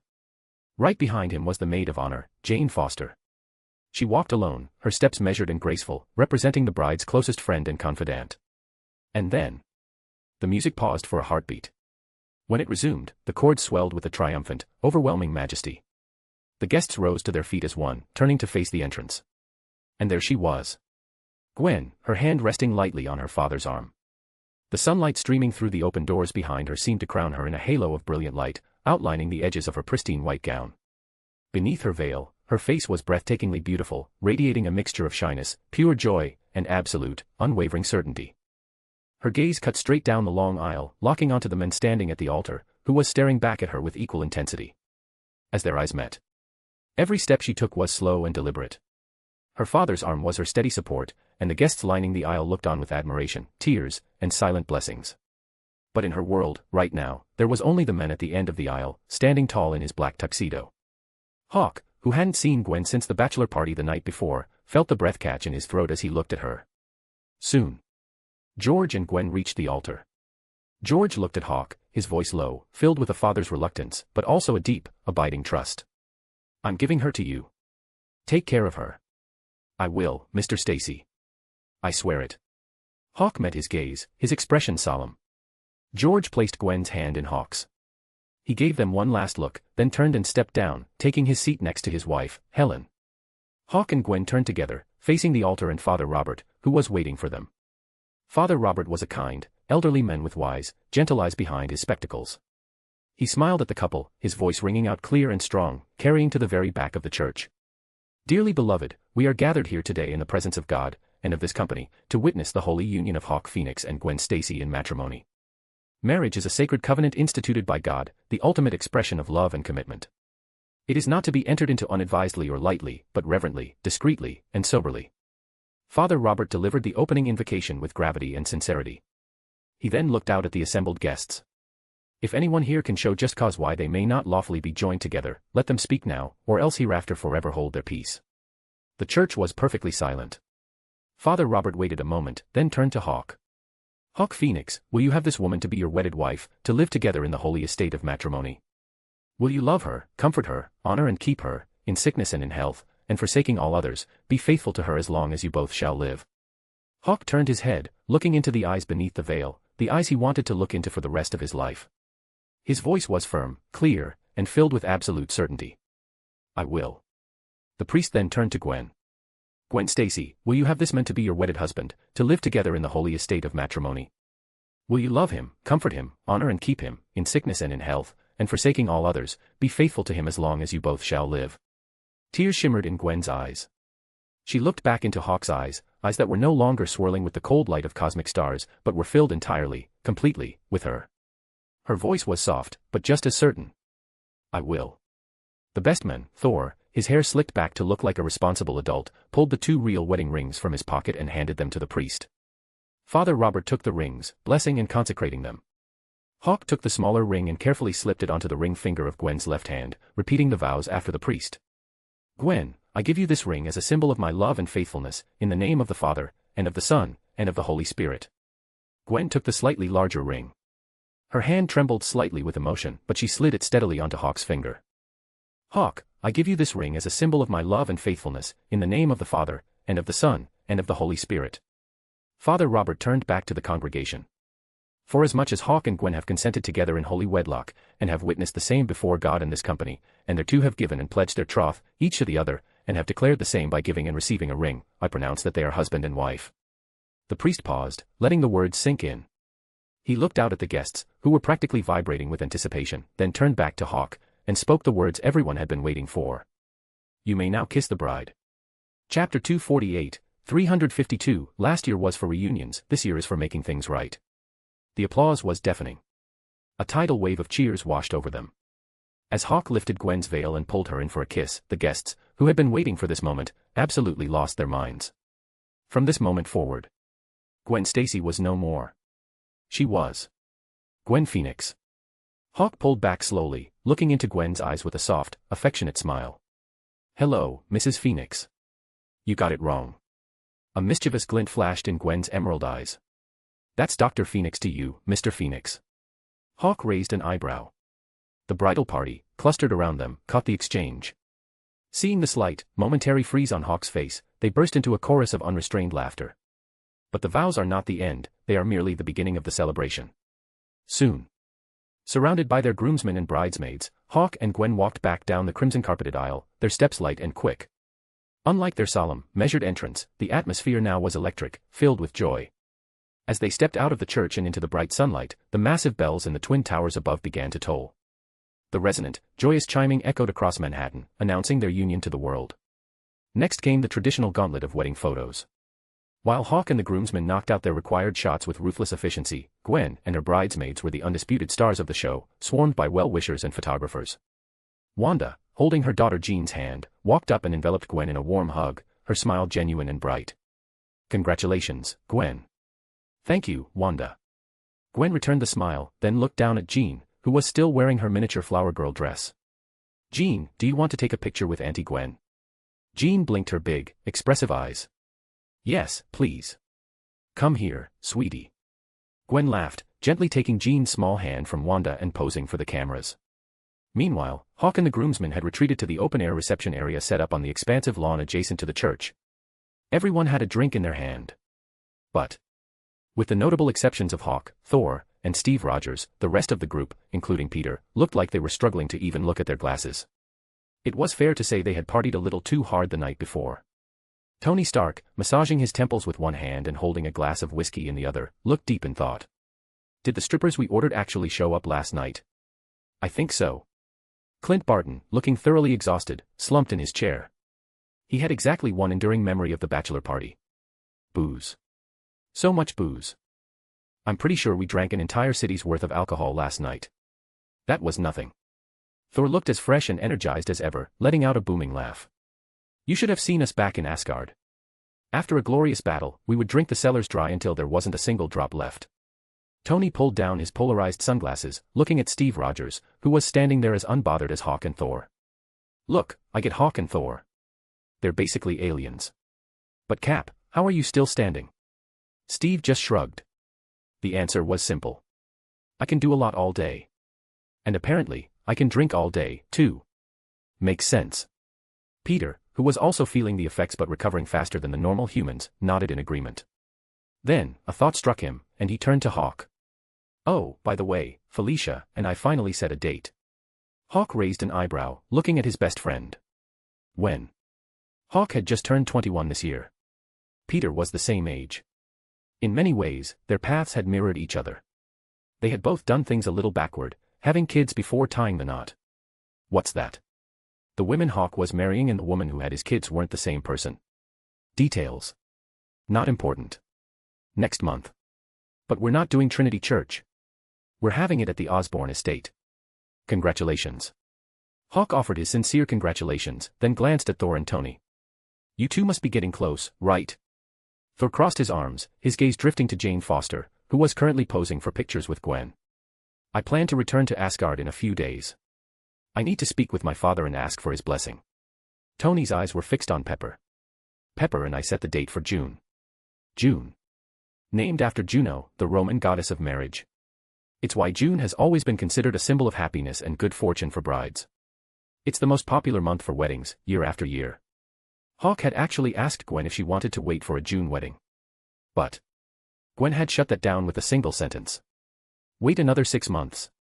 What, are you having second thoughts? After that, what else could Hawk say? He didn't even dare to hesitate. January it is. Peter was in the same boat.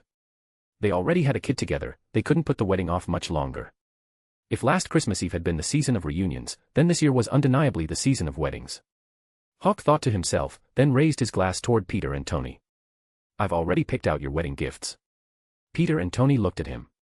The next second, Peter's eyes widened, a sudden, impossible hope dawning in them. He stared at Hawk. Hawk, is it?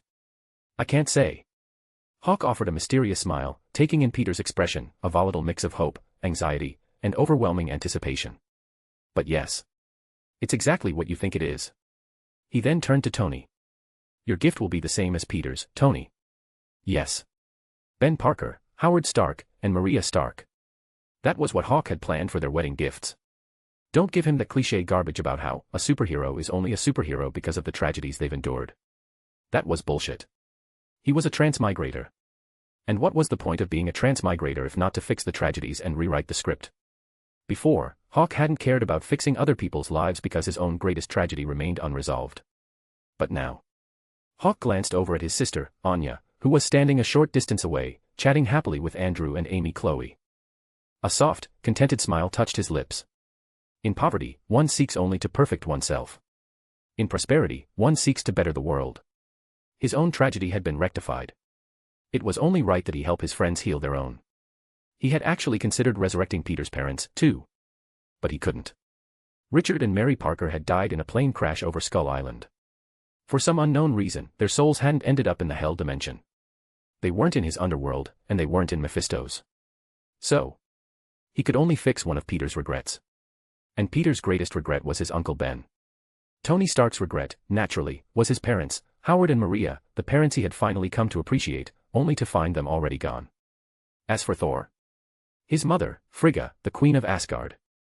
Hawk would have liked to help, but Frigga's soul wasn't under Mephisto's jurisdiction either. She belonged to Valhalla. No, wait. Frigga hadn't died in battle, so she wouldn't ascend to Valhalla. Her soul would have passed directly into Hel, the Asgardian underworld. Helheim. No, that wasn't right either. Odin had sealed Helheim to cut off the source of power for his firstborn, Hela, the goddess of death. So, where was Frigga's soul? Was she in the hands of the cosmic entity, Death? Hawk's mind raced as he watched Thor being dragged away by Jane Foster, who was adamantly demanding he help her catch Gwen's bouquet. Standing at the top of the church steps, bouquet in hand, Gwen looked down at the crowd of bridesmaids and female guests who had gathered below. Are you ready? I'm throwing it. Ready. The bridesmaids and guests shouted back in unison. Gwen didn't hesitate. She turned her back to the crowd, gripped the flowers with both hands, and tossed the bouquet high over her head. And then, the bouquet sailed over Felicia's outstretched fingers, grazed Jane Foster's cheek, bounced off the hands of several frantic guests, and finally, almost miraculously, landed squarely in the arms of Pepper Potts. Pepper, who had been mid-conversation with Tony, looked down at the flowers in her arms, stunned. Then, realization dawned. She grabbed Tony's hand and bolted. Run, Tony. Don't let them take our flowers. Ah. The other bridesmaids and guests, recovering from the scramble, shrieked and gave chase. But not everyone joined the pursuit. For instance, Sharon Carter hung back. Gwen, having changed out of her wedding gown into a chic, dusty blue casual dress, walked down the steps arm in arm with Hawk. She looked at Sharon. "Sharon, I notice your partner didn't make it today. The job's been tough on him." Sharon shrugged it off, then quickly changed the subject. "Forget about him. So, where are you two going for your honeymoon?" Gwen looked up at Hawk. "Yeah, where are we going?" Hawk smiled. "The Sea of Stars." "What?" "Xander." "A peaceful, beautiful, orderly, utopian world," Hawk said, his voice filled with quiet anticipation. His speed had already broken the light barrier, but he still hadn't taken the time to truly explore the cosmos. Not because he didn't want to, but because he had been saving his first real journey into the stars to share with Gwen. What was left to see on Earth? He wanted Gwen's memories of their honeymoon to be filled with happiness and breathtaking beauty, not interrupted by alien invasions or supervillain attacks. So, they were leaving Earth. Taking advantage of the current timeline, before Thanos wiped it out, Xander was still the shining beacon of law, order, and civilization in the galaxy. It was the perfect place for a beautiful, flawless honeymoon. Hawk gave a brief, vivid description of what Xander looked like. Listening to his description of a world where even the sky was a beautiful, vibrant pinkish purple, Gwen's eyes sparkled with excitement. Sharon was equally captivated. "If I ever get the chance, I'd love to see it." "You will." Hawk smiled warmly at her. "When we get back, I'll gift you a private spacecraft capable of making the trip." Sharon blinked, taken aback, and quickly waved her hands. "No, I couldn't. That's way too expensive. No gift is more valuable than our friendship." Hawk's smile was genuine. "Don't refuse. I insist." Sharon heard the finality in his tone and gave a gracious nod. "All right. Thank you. So, when are you planning to?" Before she could finish her sentence, Sharon's phone rang. Chapter 249, 353, Dormammu is here, the disappearance of Peter and Felicia. Something's happening in Hong Kong. What? Reports are coming in. Some kind of unknown darkness is enveloping the entire city. Sharon hung up her phone and looked at Hawk and Gwen, a deeply apologetic expression on her face. "I'm so sorry, guys. I have to go back. As everyone knows, when it's 1 p.m. in the Western Hemisphere, it's 1 a.m. in the East. So." Hawk's eyes flared with a brilliant golden light as his gaze pierced the distance, locking onto the coordinates of Hong Kong. In an instant, a torrent of images flashed across his golden pupils. Until he saw it. The sky above a burning Hong Kong was consumed by an unnatural, roiling blackness, accompanied by violent flashes of demonic lightning. The darkness was descending. The dark dimension. Dormammu. However, Hawk pulled his gaze back and looked at Sharon. "It's nothing you can't handle. But if you're worried, you should head back and check it out." Sharon managed a tight smile. "The brass is calling. It's not exactly optional. But again, congratulations to both of you. I really am sorry to run out like this." "Thank you, Sharon," Hawk said. Gwen pulled her into a warm hug. "Be safe. I'll bring you a souvenir from the honeymoon. I'll hold you to that." Sharon squeezed her back, then turned and hurried toward the street where her transport was waiting. Gwen watched her go, then looked at Hawk with a curious tilt of her head. "You're not going to go see the Sorcerer Supreme off? The Ancient One is already retired. And I'm not going." Hawk shrugged nonchalantly. He was friends with the Sorcerer Supreme. He was not friends with the newly minted Doctor Strange. The reason was simple. When Gwen playfully corrected him to call her Dr. Phoenix, it was cute, and he loved it. When Stephen Strange obnoxiously corrected people to call him Doctor Strange, it just made Hawk want to punch him in the face. So, he wasn't going. Just then. Crack. A deafening clap of thunder split the clear blue sky. Thor, the god of thunder, made a spectacular, if abrupt, exit. To the collective shock and awe of the remaining guests, Thor raised Mjolnir high. A blinding pillar of iridescent light, the Bifrost, slammed down from the heavens, engulfing him and instantly tearing him away from Earth. Hawk and Gwen exchanged a look, then walked over to where he had been standing. Gwen spoke first. "Jane, did Thor just?" Heimdall saw a darkness approaching Asgard, Jane explained, her expression a mix of worry and understanding as she watched them approach. "He had to go back immediately." Hawk nodded slowly. It made sense. Simply put, even though Earth had technically fallen off the world tree, the metaphysical ties connecting it to the larger Yggdrasil cosmos were still intact. The bones were broken, but the sinews remained. Now that Dormammu was manifesting in the Eastern Hemisphere, the dark, corrosive energy bleeding through from the dark dimension was naturally going to spill over and threaten Asgard as well. But Fortunately, Dormammu had the good sense not to crash Hawk's actual wedding ceremony. He had waited until the vows were spoken and the reception was winding down before making his grand entrance. They were already in the seeing the guests off phase. Gwen had even changed out of her wedding dress. If Dormammu had shown up even an hour earlier, Hawk would have absolutely lost his mind. He would have flown to Hong Kong and beaten the cosmic entity's brains out just on principle. Once again, Gwen cared deeply about this wedding. And Hawk had wanted to give her a perfect, flawless day, one she could look back on with nothing but happiness and smiles. Any interruption would have sent Gwen into a tailspin, which would have instantly ignited Hawk's fury. But now, it was fine. The wedding was technically over, and the crisis was happening on the exact opposite side of the planet. It wouldn't affect New York in the slightest. The sudden departures of Sharon and Thor were just minor hiccups.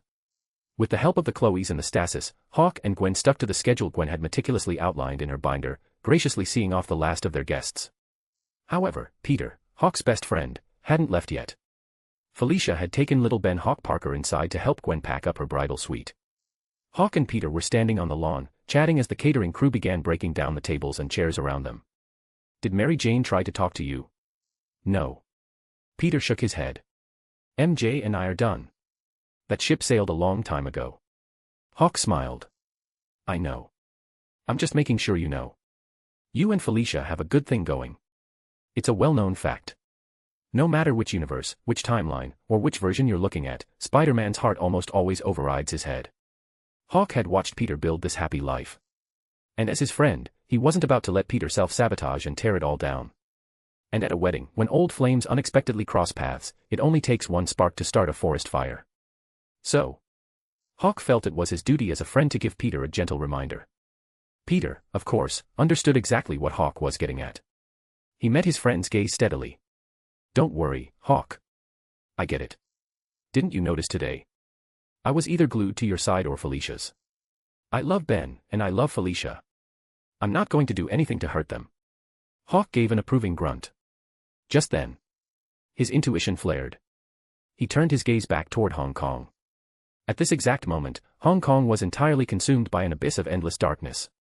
The Camartage Sanctum in the city had detonated into a massive fireball. But the sanctum remained frozen in that state of explosion, mid-fireball. It was as if time itself had been paused. And within that frozen moment of time, a lone figure marched resolutely into the encroaching darkness. "Dormammu, I've come to bargain." The time stone within the eye of Agamotto on his chest blazed with power. Glowing, emerald-green temporal rings encircled his right arm as Stephen Strange strode fearlessly into the void. And then, he died. And then, he resurrected, shouted, "Dormammu, I've come to bargain," again, and marched back into the darkness. Stephen Strange wasn't rewinding his own personal timeline. He was doing something far more complex. Before he even stepped into the dark dimension, he had trapped the flow of time itself in an infinite, self-contained loop. It was a forbidden temporal art of Camartage. This specific spell wasn't about changing the past. As long as the caster was willing to pay the horrific, repetitive toll, they could use the time stone to lock a specific pocket of existence into an endless cycle. The Ancient One had retired. Strange had taken the mantle. As the newly appointed earthly avatar of the Vishanti, Dr. Strange now had an ocean of mystical energy at his disposal to sustain the spell.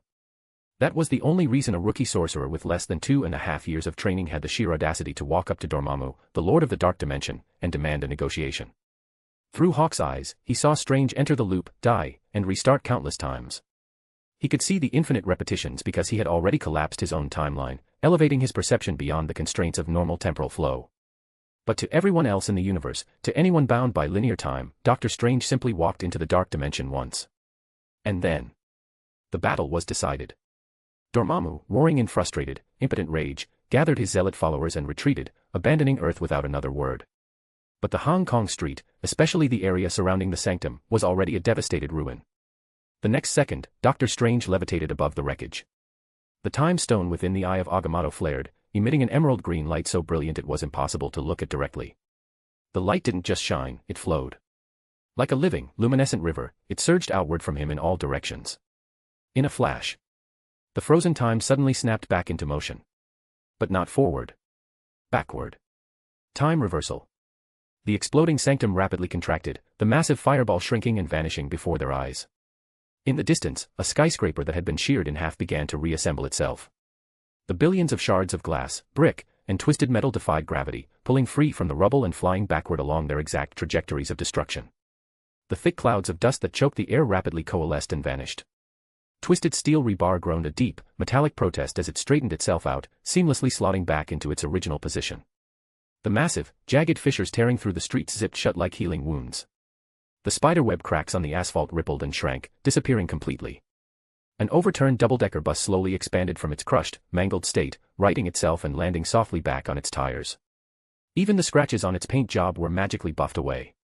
A woman who had been impaled by a length of rebar watched in shock as the jagged steel slowly withdrew from her chest. The blood wasn't pulled out, it defied all medical logic and flowed backward, returning into her body. Almost the instant the blood rushed back in, the gaping wound in her chest seemed to be smoothed over by an invisible hand, disappearing without a trace or a scar. In a matter of seconds, Hong Kong was restored to the exact state it had been in before the darkness ever arrived. To the rest of the world, it would seem as though a massive patch of darkness had briefly blotted out the sky over the city, and then simply vanished. Nothing had happened. The darkness came, and then the darkness left. Except hiss. Time.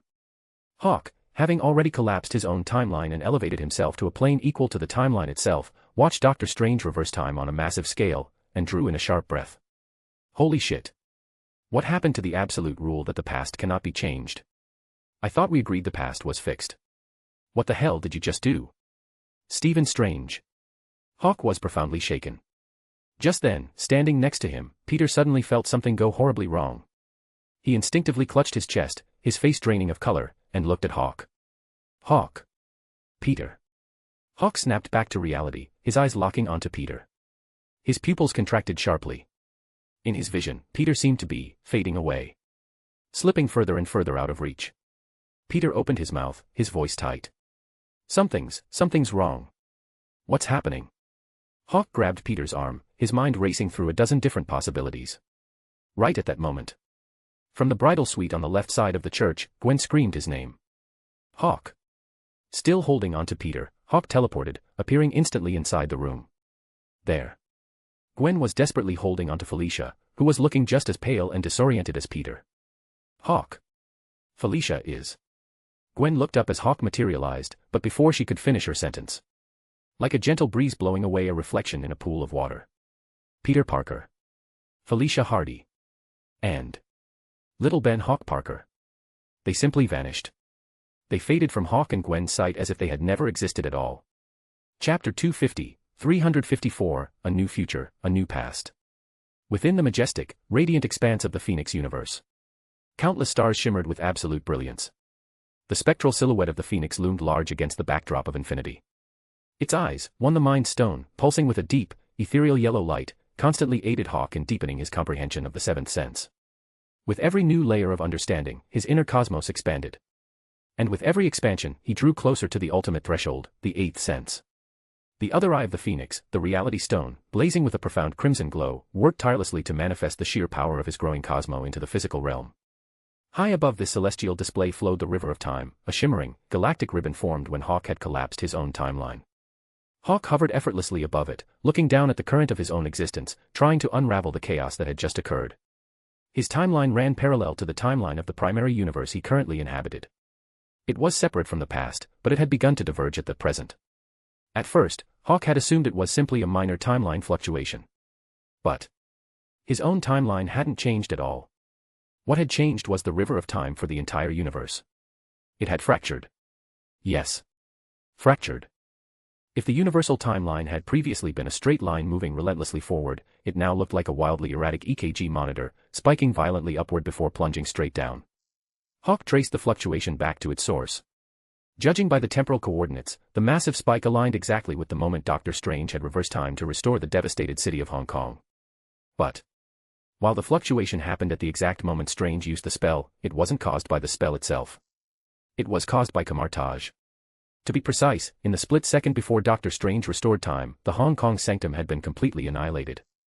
Even though Strange had immediately rewound the damage, the destruction of the sanctum had, for a brief moment, become a fixed point in the past. In simple terms, the Hong Kong sanctum had been destroyed. And although Dr. Strange had reversed the event with blinding speed, the fact remained that the sanctum had been destroyed. And in that crucial, unprotected fraction of a second, a massive temporal shockwave had been unleashed. Hiss. It wasn't the time reversal that caused it. Of course not.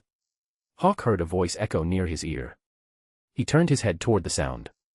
And then he was nearly blinded by a flash of brilliant golden light. Hawk stared at the figure that had just materialized before him, his jaw dropping slightly. The Sorcerer Supreme. Not anymore. The Ancient One, clad in a magnificent suit of gold armor, hovered before him. She appeared as a projection, seemingly cast backward from the future itself. Her voice was as serene as ever. The Sorcerer Supreme died 3 hours ago. The Ancient One who stands before you now is the guardian of the 6th house of the Zodiac. The corner of Hawk's mouth twitched. I distinctly remember offering you the position of God of Time. You did. The Ancient One, her Virgo gold cloth gleaming, offered a slight shrug.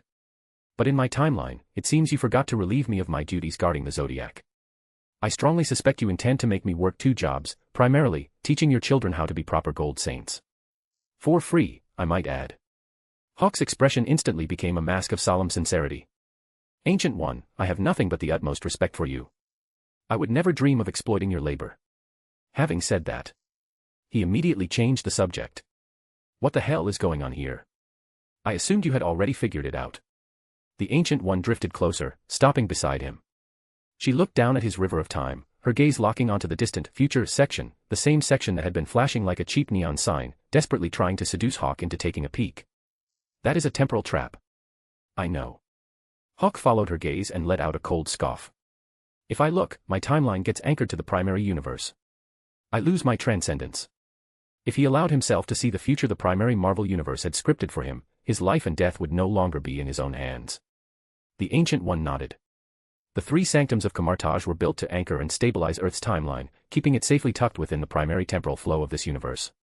But the moment the Hong Kong sanctum was destroyed, Earth's timeline was violently forcefully merged with the universal flow.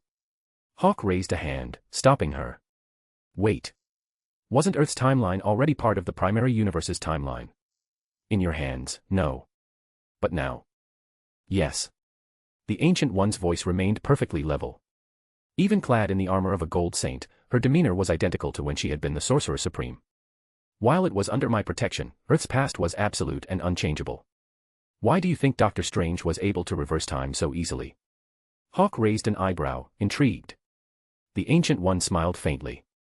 She waved her right hand gracefully through the air, and a holographic projection of a massive river of time materialized before them.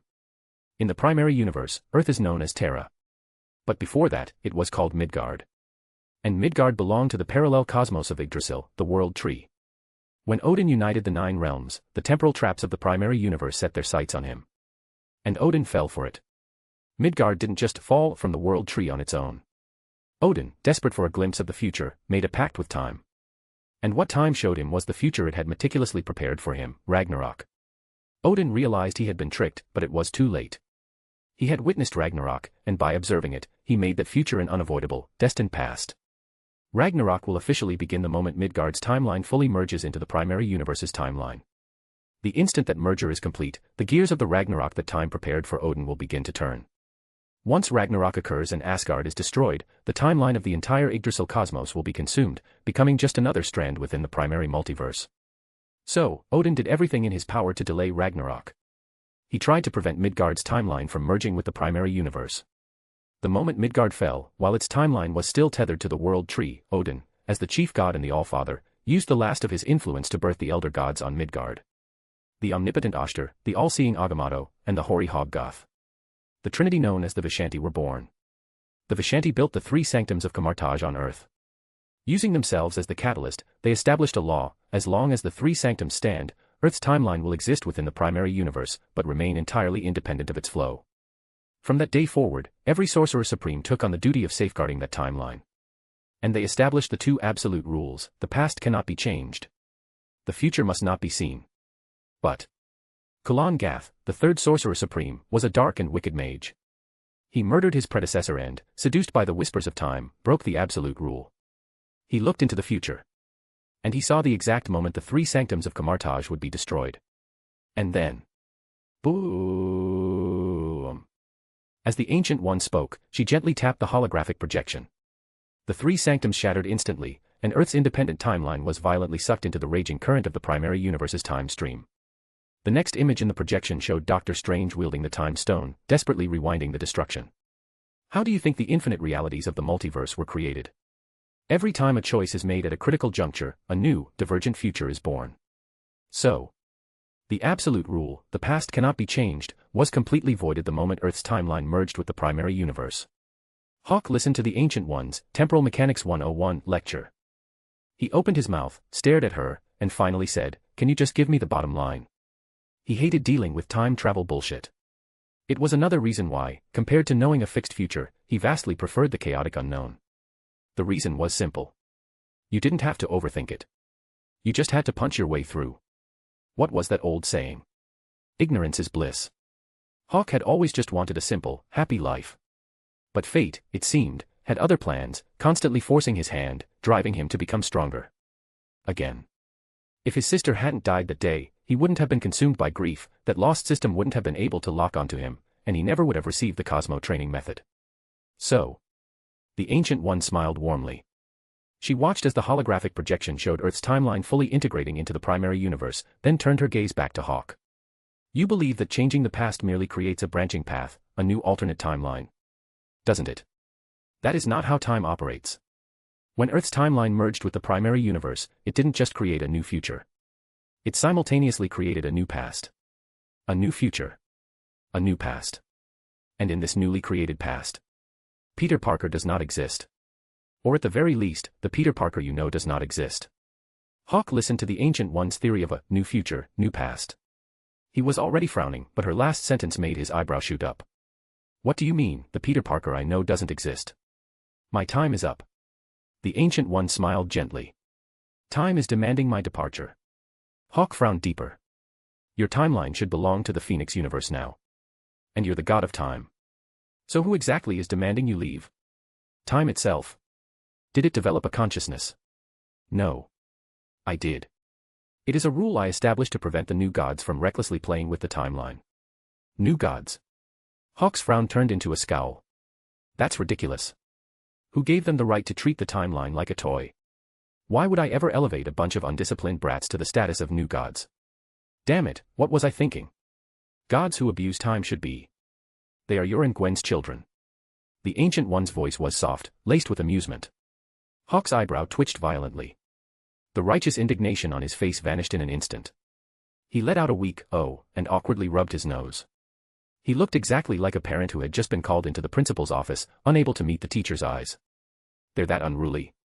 What about Gwen? Doesn't she discipline them when they act out? She tried. And you told her that children are supposed to be mischievous, and that it didn't matter if they tangled the timeline because the god of time was there to fix it anyway. Chapter 251, 355, Adding Eternity to the Shit List. The Ancient One arrived quietly. And she left just as quietly. Hawk didn't try to stop her. According to her, she had a massive mess to clean up in the future, thanks to a few certain brats tangling up the timeline. He felt a distinct pang of guilt. It felt exactly like having a teacher drop by for a surprise parent-teacher conference. You just want them to say their piece and leave as quickly as possible. But her visit had answered the burning question of how Doctor Strange had managed to reverse time on such a massive scale. In truth, it wasn't entirely his doing.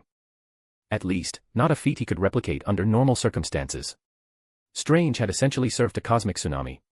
He had capitalized on the massive, chaotic energy spike created at the exact moment Earth's independent timeline violently merged with the primary flow of the Marvel multiverse. To put it simply, right place, right time, right spell. Strange had found a loophole in the chaos, the precise window where the new future and new past were still solidifying, and used that ungodly amount of ambient energy to rewind Hong Kong to its pristine state. But it was a once-in-a-lifetime fluke. There would be no encore. Even if there were, Strange wouldn't be able to pull it off and walk away completely unscathed like he had this time. When Hawk resurrected someone, he went through the proper channels. He cloned a body, then went down to hell to formally retrieve the soul. What Doctor Strange had done. That was daylight robbery. He had snatched those souls right out of Mephisto's hands. After the Ancient One left, Hawk contacted Mephisto, who was now back at full strength after digesting the heaven dimension, to ask about it. After all, the souls of Earth belonged to Mephisto's jurisdiction. Hawk was curious if the Lord of Hell knew he'd been robbed. The answer was yes. And Mephisto's reaction was hilarious. When he first noticed someone forcibly yanking souls out of his hell, he assumed it was Hawk and was fully prepared to look the other way. When he realized it wasn't Hawk, he had flown into a rage, ready to show the petty thief the true meaning of eternal suffering. But then, he received a direct message from upper management. Let it go. Let it go. Yeah. If I had to guess, the big boss decided to call it a wash.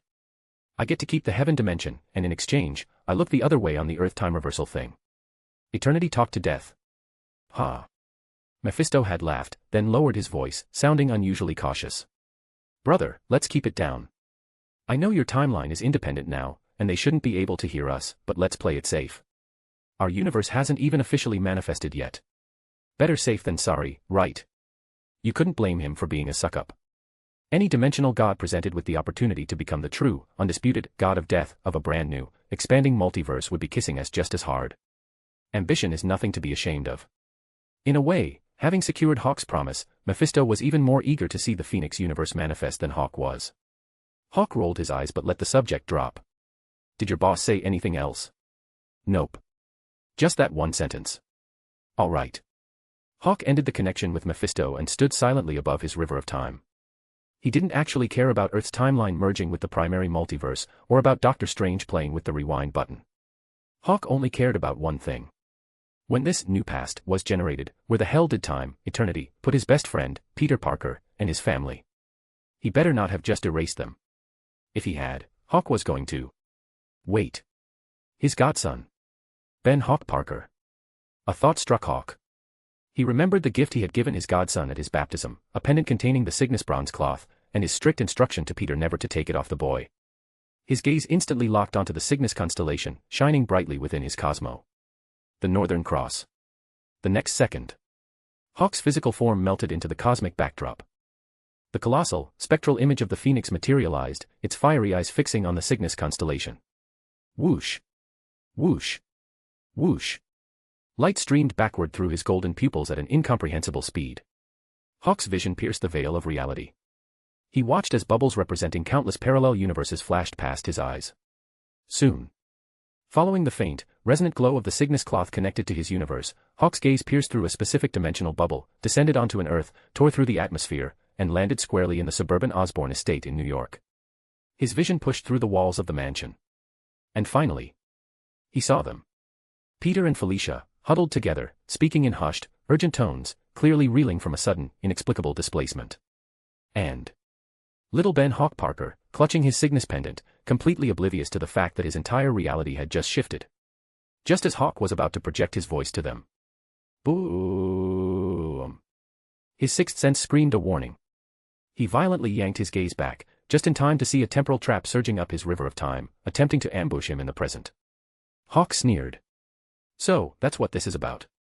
You saw I wasn't going to play ball, wasn't going to follow your little script, so you pull this stunt. You know my timeline is collapsed. My past is absolute. You couldn't erase the people who were anchored to my past. So you dumped them in a parallel universe. You figured I'd panic, go looking for them, and you could ambush me the moment I projected my consciousness across the dimensional boundary. Let me guess.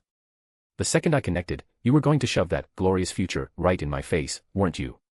TCH. I'm giving you one choice. Bring Peter Parker back, and I'll pretend this never happened. You can keep the World Tree's timeline and fold it into your multiverse. We walk away clean. After delivering his ultimatum, Hawk watched his river of time with cold, flat eyes. He watched the temporal trap, having missed its window of opportunity, slowly recede back into the murky depths of the future. The trap sat there, motionless, trying to pretend it was just a natural temporal eddy. Fine. We'll do this the hard way. Hawk smiled, unbothered. He dropped the threat, pulled his consciousness upward, and slowly opened his physical eyes. And then, Gwen, who had been sitting at the kitchen island running searches on her laptop since they got home, heard him stir. She turned to look at him on the sofa, her eyes wide with anticipation. Well, Peter isn't in this universe anymore. What does that mean? New future. New past. Hawk gave her the abbreviated version of his conversation with the future Ancient One inside his Phoenix universe. Gwen listened, her expression shifting from confusion to disbelief, and finally, she gritted her teeth. Damn time. Yeah. My thoughts exactly. But it'll pay for this eventually. A gentleman can wait 10 years for revenge. Back when he was seeking justice for his sister, Hawk had endured 4 years of grueling, relentless training before finally achieving his goal. He wasn't a reckless brute. He didn't pick fights he wasn't strong enough to win. He had officially added eternity to his shit list. The moment he had the power. Eternity was going to learn that Hawk's fury didn't just burn, it crushed. But, Gwen frowned. Did the Ancient One explain what she meant by, not the Peter Parker we know? Hawk shrugged. She was about to. Gwen blinked. She stared at Hawk, waiting for him to finish the thought. When he didn't, she glared at him. And then she had to rush back to the future to fix the timeline because a couple of brats were tearing it apart. Tearing it apart. Gwen opened her mouth, a look of utter exasperation on her face. Seriously? You almost get ambushed by time itself, and in the future, whoever's in charge can't even keep the timeline organized. How do you let some brats mess up the timeline? And shouldn't time be, I don't know, sacred? How could some kids? Hawk's voice was perfectly calm as he cut her off. The Ancient One said they were our kids. Gwen, mid-rant, froze. Her eyebrow shot up. She let out a small, strangled "oh," and met Hawk's amused gaze. She coughed, nervously tucking a strand of blonde hair behind her ear, her voice suddenly very small. Really? Yep. You're going to have to do a better job disciplining our kids in the future, honey. Hawk kept a straight face as he stood up, walked behind the bar, and opened the liquor cabinet. He pulled out a bottle of Thunder Bourbon, a gift from Mephisto on New Year's Day, celebrating Hawk's official entry into adulthood. He was 21 now. He could legally drink. Just then, Gwen, sitting on the bar stool with her back to him, seemed to realize something. She spun around and stared intently at Hawk as he poured his drink. Hawk didn't flinch. He just kept pouring. Suddenly. Hawk. Yeah. Your glass is overflowing. Oh, shit. Hawk snapped out of his forced calm, quickly lifting the bottle. He grabbed a towel and started wiping up the bourbon spilling across the counter. Gwen crossed her arms, a triumphant smirk on her face. What were the Ancient One's exact words, Hawk? Hawk didn't look up. What words? I just told you what she said. Gwen didn't say a word. She just fixed him with that gentle, piercing gaze that saw right through his bullshit. They stared at each other. Hawk opened his mouth, but under that gaze, he folded instantly. He picked up his glass, took a sip, and mumbled, "The Ancient One said you tried to discipline them, but I stopped you. I said kids are supposed to be mischievous, and it didn't matter if they tangled the timeline because the god of time was there to fix it anyway." Gwen burst out laughing. "So it's your fault? Why did you try to blame it on me?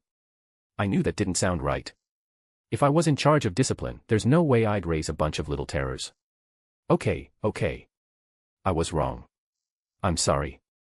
Hawk apologized without hesitation. Gwen shook her head. "You were definitely wrong. So now we know, when it comes to the kids' education in the future, you are banned from interfering." Hawk blinked, wisely choosing not to argue. He set his glass down, looked at Gwen, and smoothly changed the subject. "Let's go." "Go where? Aren't you curious to see who Peter Parker is in this new past?" Chapter 252, 356, Tom Holland's Spider-Man enters the chat. You must be joking. The right to raise his kids? That was like oxygen. He could theoretically live without it for a few minutes, but he wasn't going to give it up voluntarily. No matter what Hawk said, there was no way in hell he was handing full educational authority over to Gwen. And more importantly, why should he, in the present, have to take the blame for something his kids were going to do in the future? That made absolutely no sense. So, Hawk decisively terminated the conversation about child-rearing, slipped his arm around Gwen's waist, and with a thought, teleported them both to the outskirts of New York City, right to the gates of the Osborn estate. Except, there was Northwest Osborn Estate. There wasn't even a gate. Before them lay a patch of moderately dense woodland. Judging by the growth of the trees and underbrush, there hadn't been any human construction here for at least a decade. Hawk, this. Gwen stared at the trees, remembering the frantic searches she had run on her laptop while Hawk's consciousness had been in the Phoenix universe. I checked online earlier. There is absolutely no record of Oscorp Industries anywhere on the internet. New future. New past. Hawk repeated the Ancient One's words. He pulled his gaze from the woods and looked at Gwen. When you were searching, did you find out where your lab is now? Gwen's Stacy Phoenix Biological Laboratory had been housed within the Oscorp building. If Oscorp had never existed in this new past, what happened to her lab? Time couldn't have just erased it. That was impossible. Erasing Gwen's lab would mean altering Gwen's timeline, which was now inextricably linked to his. Stark. What? Gwen pulled out her phone, unlocked it, and turned the screen toward Hawk. Apparently, I never partnered with Oscorp. I partnered with Stark Industries. Hawk looked at the screen. There it was. Dr. Gwen and Stark Industries CEO Pepper Potts sign Memorandum of Understanding to establish the Stacy Phoenix Biological Laboratory. Accompanying the article was a photograph. It showed Gwen and Pepper smiling and shaking hands in the lobby of Stark Tower. "While you were away, I actually called Pepper to check," Gwen said. "And what did she say?" "She said the board had already approved my leave of absence, wished me a happy honeymoon, and told me not to worry about a thing at the lab. I didn't want to push it, so I just thanked her and hung up." "All right." Hawk nodded, processing the information. He looked at Gwen, a thought forming in his mind. He put his arm around her again, and in the time it took to turn around, they had teleported to a quiet street in Queens. And then he saw her. A middle-aged woman, who still possessed a undeniable, mature beauty, walking out of Peter Parker's house. Aunt May. Bullshit. That's Marissa Tomei. The Aunt May who looks like she used to date Tony Stark. Gwen knew Peter's house, of course. She also saw the woman walking out the front door. She seemed to realize something. "Hawk, don't tell me that's..." "Yep. Aunt May. Jesus. New future, new past."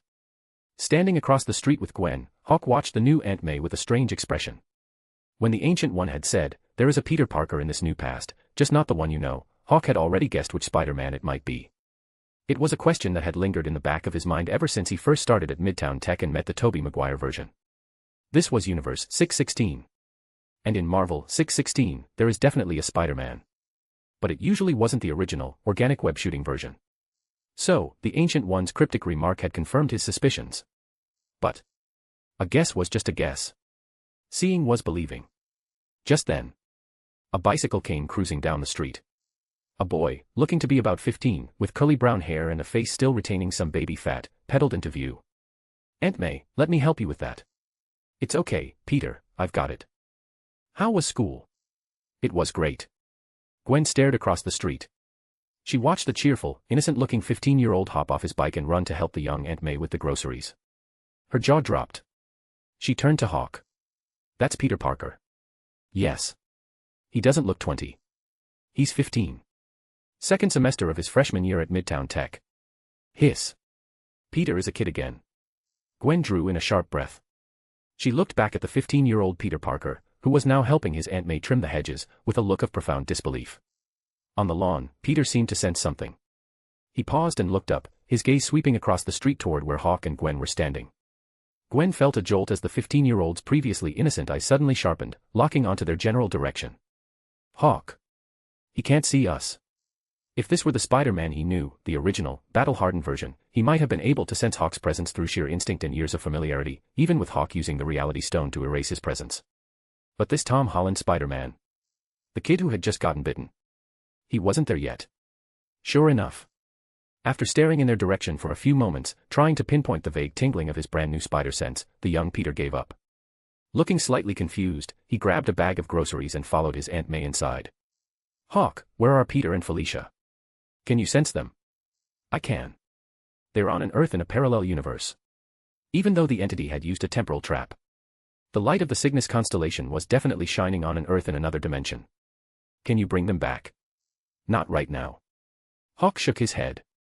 "I can sense the energy signature of the Cygnus pendant I gave little Ben, but I can't reach them. Let alone bring them back.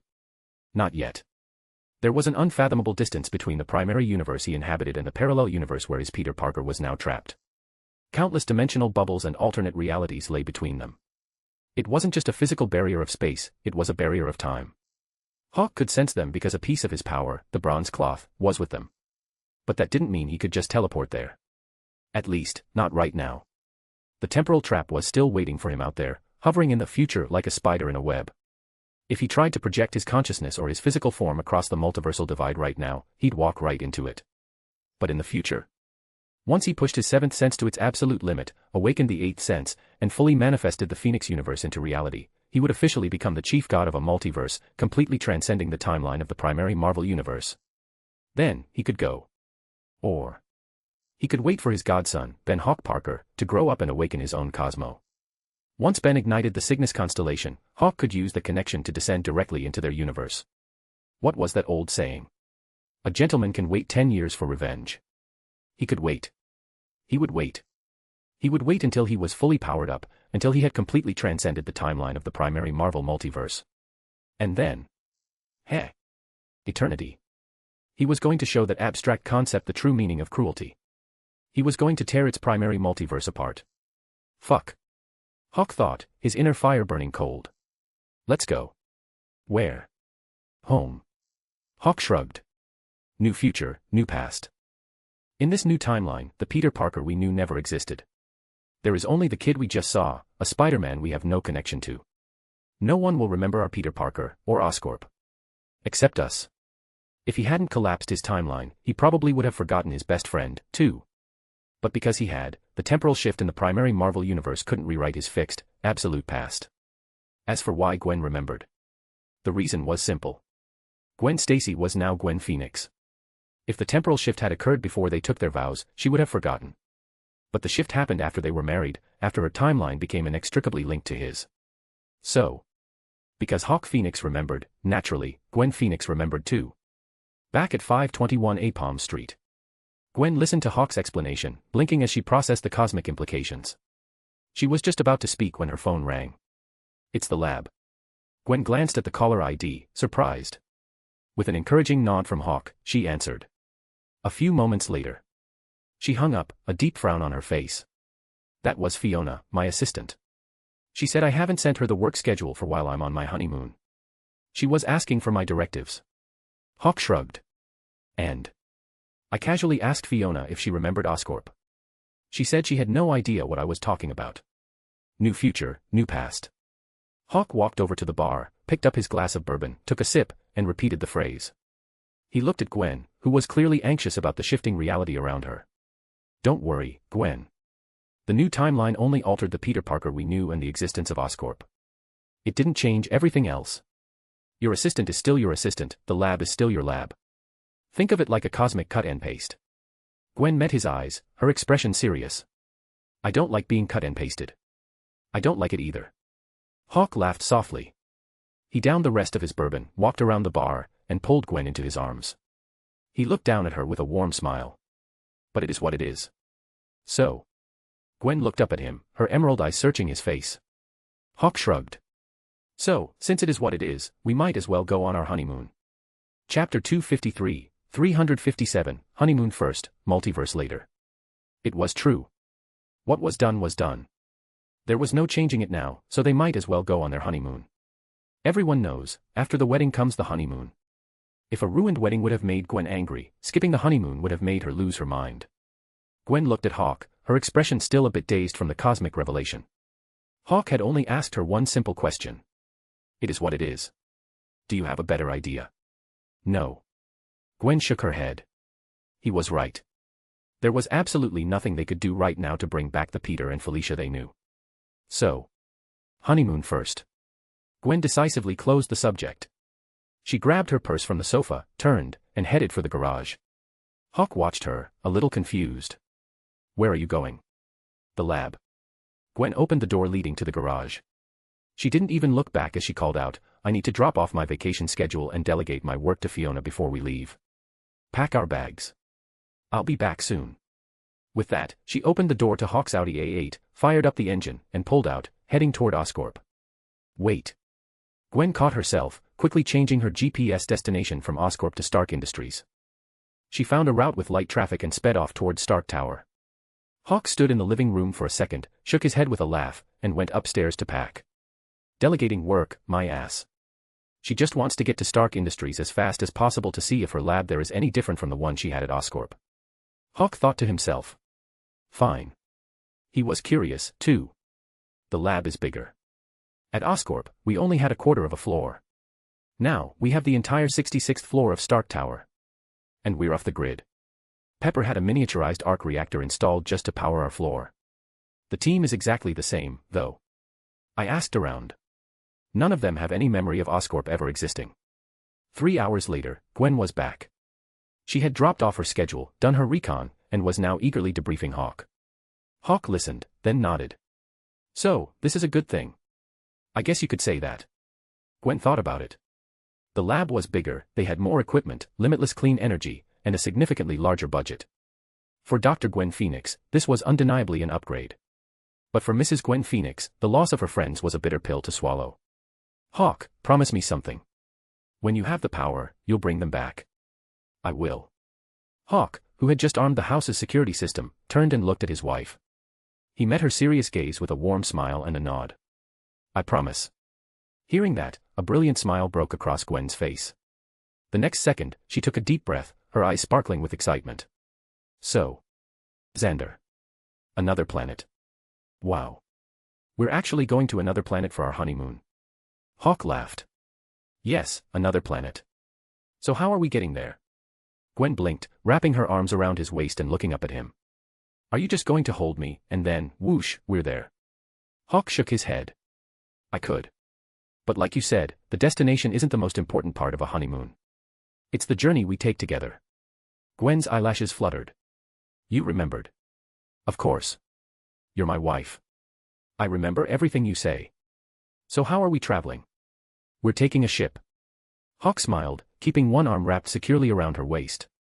The next second. Boom. They broke through the atmosphere. Wow. Gwen felt a momentary blur, and then the infinite, starry expanse of the cosmos filled her vision. She gasped in awe, then suddenly froze. I can hear my own voice. Telekinetic barrier. If I didn't have a barrier up, the vacuum of space would rip the air from your lungs. Right. Gwen held onto him tighter. She looked down at the massive, brilliant blue marble of Earth beneath them, then back out at the vast emptiness of space. I thought you said we were taking a ship. Where is it? Watch. Keeping Gwen close with his left arm, Hawk extended his right hand toward the void. The spectral image of the phoenix projected behind him. In an instant, the reality stone, acting as the eye of the phoenix, fired a beam of dark, ether-red energy into the empty space before them. Gwen's pupils dilated, her mouth falling open in shock. Because. Right before her eyes, a massive, incredibly sleek, futuristic spacecraft was materializing from thin air. Its pristine silver hull gleamed in the starlight. Like a graceful, metallic swan, it appeared silently in the void. As everyone knows, the reality stone can rewrite reality, creating something out of absolutely nothing, bringing imagination to life. So, manifesting a perfect, life-sized replica of the USS Enterprise from Star Trek was perfectly within his capabilities. Hawk looked at the absolute shock on Gwen's face and felt a surge of satisfaction. With a thought, he teleported them both directly onto the bridge of the Enterprise. This was the nerve center of the ship. Every command originated here. In the center sat the captain's chair, offering a commanding view through the massive main view screen, looking out at the sea of stars. The moment Gwen's boots touched the deck, her eyes locked onto the captain's chair. She let go of Hawk, ran over, and sat down, her eyes wide as she took in the bridge. The layout was a masterpiece of retrofuturistic design. The various consoles and workstations were arranged with elegant precision. The helm and navigation consoles were positioned front and center. The science officer's station, equipped with massive computer displays for sensor data and analysis, sat to the side. The operations officer's station, handling communications and tactical systems, flanked the other side. In short, everything the USS Enterprise was supposed to have, Hawk's manifested bridge had it. And even things the Enterprise didn't have, this one did. Gwen took it all in, buzzing with excitement. But after a moment, she realized a problem. She looked at the empty bridge, then at Hawk. How are we supposed to fly this thing with just the two of us? Hawk smiled faintly. Enterprise. Yes, sir.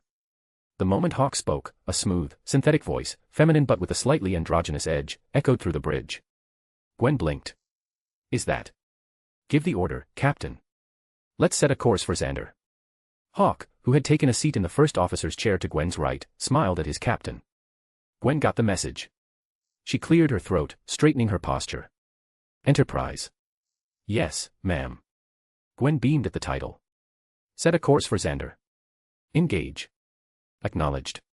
With Gwen's command, the massive, silver saucer-shaped vessel began to thrum, its hull glowing with a soft, ethereal blue light. The next second.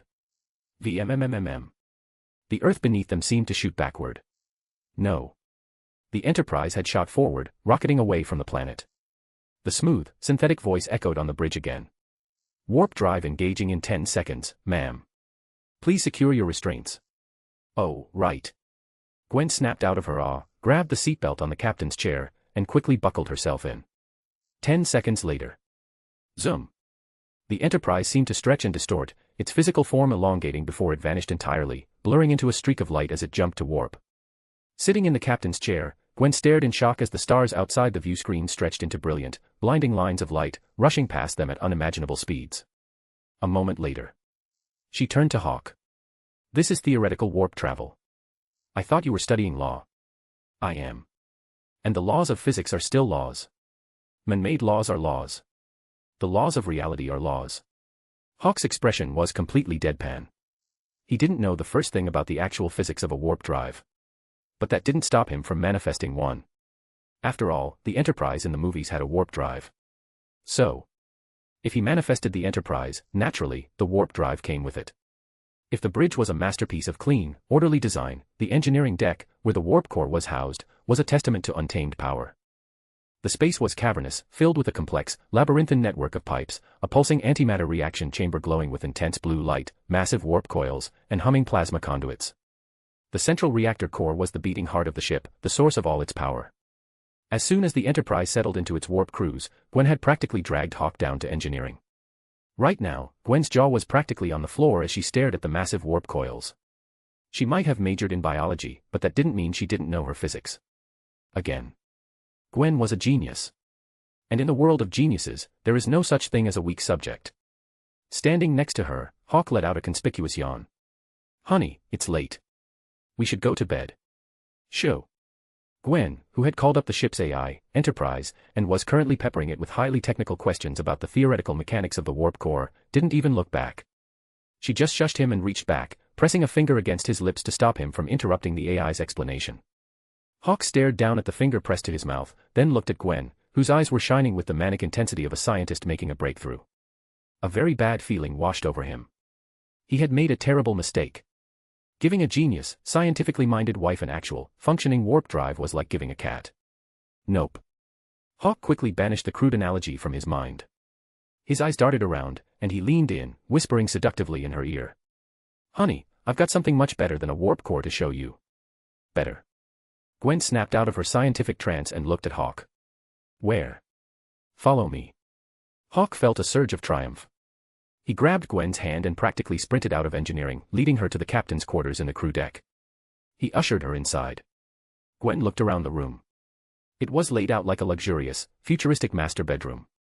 She frowned, turning back to Hawk as he closed the door behind them. "Where's the treasure?" With a mere thought, Hawk's clothes vanished. "Right here." Chapter 254, 358, The Honeymoon. Xander. A planet of highly advanced civilization, peace, and unparalleled prosperity. The technology here was practically indistinguishable from magic, straight out of a sci-fi blockbuster. Even the sky itself was a breathtaking, vibrant shade of pinkish purple.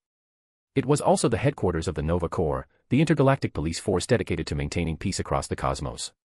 Every morning, at the crack of dawn, the pilots of the Nova Corps would launch their starblasters, streaking up into the atmosphere for their daily flight drills. If you were lucky enough to book a room at the Apex Hotel in the city center, you had a front-row seat to the spectacle. And unlike the hotels on Earth that slapped the word Apex on their name just because they were a few dozen stories high, Xander's Apex Hotel truly lived up to its moniker. The hotel literally floated in the sky above the city center, a cluster of circular platforms connected by transparent energy bridges. Every platform was an independent, ultra-luxury suite, enclosed within an energy shield that could instantly adjust its opacity. It offered total privacy when you wanted it, and a breathtaking, unobstructed 360-degree view when you didn't. Right now, Gwen was sitting on the balcony of their suite, wearing a set of incredibly comfortable pajamas, official Nova Corps merchandise they'd picked up from a gift shop, watching the starblasters weave through the morning sky. Today marked the 30th day of their honeymoon. If Gwen had to rate the trip so far, 5 stars. Beyond perfect. Over the past 30 days, she and Hawk had explored every corner of Xander. They had visited the Nova Corps Hall of Honor. There, Gwen had learned the history of the Corps, from an alliance of disparate tribes to a galaxy-spanning peacekeeping force. She had even seen the holographic memorials commemorating the moment the Corps had united, linking their ships to form the famous Golden Energy Net in a desperate, heroic attempt to stop Ronan the Accuser's flagship, the Dark Aster. They had also spent a day in the Shimmering Forest, Xander's most famous nature reserve. It was a forest straight out of a dream. The foliage wasn't green, it was a dazzling, bioluminescent gradient of blue, violet, silver, and pink. The wildlife was equally bizarre, yet incredibly gentle and tame. They had explored ancient Xandarian ruins. They had even rented a secluded, private island, where they had enjoyed a candlelit dinner while watching the twin suns set, painting the clouds in explosive, brilliant shades of gold, orange, red, and violet. Right now, as she sat on the balcony, Gwen was doing what every newlywed does on the last day of a trip. She was scrolling through a holographic display, sorting and lightly editing the thousands of photos they had taken the day before at the Nova Corps headquarters. The display was being projected from a sleek, purple bracelet on her right wrist. Her brand new computer. They had bought it at a high-end electronics store, essentially an intergalactic duty-free shop, right after they had registered their ship and cleared customs at the spaceport. Just then, Hawk stepped out onto the balcony, wearing a sharp suit and carrying a tray with the breakfast they had ordered from room service. Morning. Morning. Gwen looked up from her editing, a blissful smile spreading across her face. As Hawk set the tray down on the table, she leaned over and gave him a soft kiss. "Breakfast is served," he said. "I know, give me just a second," Gwen replied, her fingers flying across the holographic interface as she quickly deleted any photos with bad framing, poor lighting, or awkward background elements. Her honeymoon album had to be flawless. A moment later, Gwen tapped her purple bracelet with her left hand, and the private holographic display vanished. She took the knife and fork Hawk handed her. And don't bother asking why, on an alien planet light years from Earth, they were still using knives and forks. That question is just as pointless as asking why everyone in the universe speaks English. As she ate, Gwen went over their itinerary for the final day of their honeymoon. "I checked with the concierge. There are a ton of high-end boutiques and souvenir shops around Harmony Plaza. After breakfast, we should head down there and pick up some gifts for everyone back home." "Sounds good," Hawk replied with an easy smile. With the reality stone, he essentially had an infinite bank account. Things on Xander cost money, but Hawk could simply manifest the local currency whenever he needed it. It was exactly how they had gotten through customs in the first place. When he and Gwen had flown the Enterprise into the Xander spaceport, he had used the reality stone to forge flawless IDs, registering them as independent bounty hunters, and they had breezed through immigration without a hitch. So, forget a few souvenirs, if Gwen wanted to buy the entire plaza, Hawk could foot the bill. But Gwen had already made a list of exactly what she wanted to bring back for their friends and family. A set of melody stones, small, glowing rocks that could be programmed to play custom tunes, for their flower girl, Jean. A holographic sand table projector that mapped out the known galaxy for Sharon. A detailed star chart would go a long way in helping S.H.I.E.L.D. prepare for the inevitable leap into deep space. And seeds. Specifically, seeds that supposedly bloomed into radiant, rainbow-colored flowers in any environment. Gwen bought 2 full crates of them. 24 jars in total. They were relatively inexpensive, beautiful, and the perfect gift for her bridesmaids, her mother, Helen, and the rest of their friends. And, of course, alcohol. A local Xandarian specialty, a sparkling, slightly luminescent nectar wine. It was low in alcohol, tasted amazing, and didn't give you a hangover. Paired with the rainbow flowers, it was the perfect gift set. Gwen bought 10 crates of the stuff. She had developed quite a taste for the nectar wine herself. Because they had made such a massive purchase, the shop owners were more than happy to provide a complimentary delivery service, sending the cargo directly to the Enterprise, which was docked in the orbital spaceport. Gwen stood by the massive viewport on the Enterprise, looking down at the slowly rotating planet of Xander below, its pinkish-purple atmosphere, the swirling white clouds, and the glittering city lights beginning to turn on as night fell across the continent. Hawk walked up behind her. "The Nova Corps inspection team will be boarding in 10 minutes. Once they clear us, we're good to go." "Yes." An inspection. A routine security check to ensure departing vessels weren't smuggling out contraband or restricted Xandarian technology. Hawk didn't mind. He and Gwen were here on their honeymoon. When you're a guest in someone else's house, you play by their rules. He was happy to comply with local laws. Gwen pulled her gaze away from the planet and turned to face him. "I suddenly don't want to leave, Hawk. It's so beautiful here." "Okay." Hawk blinked, surprised for a second, then smiled warmly. "We can go back down.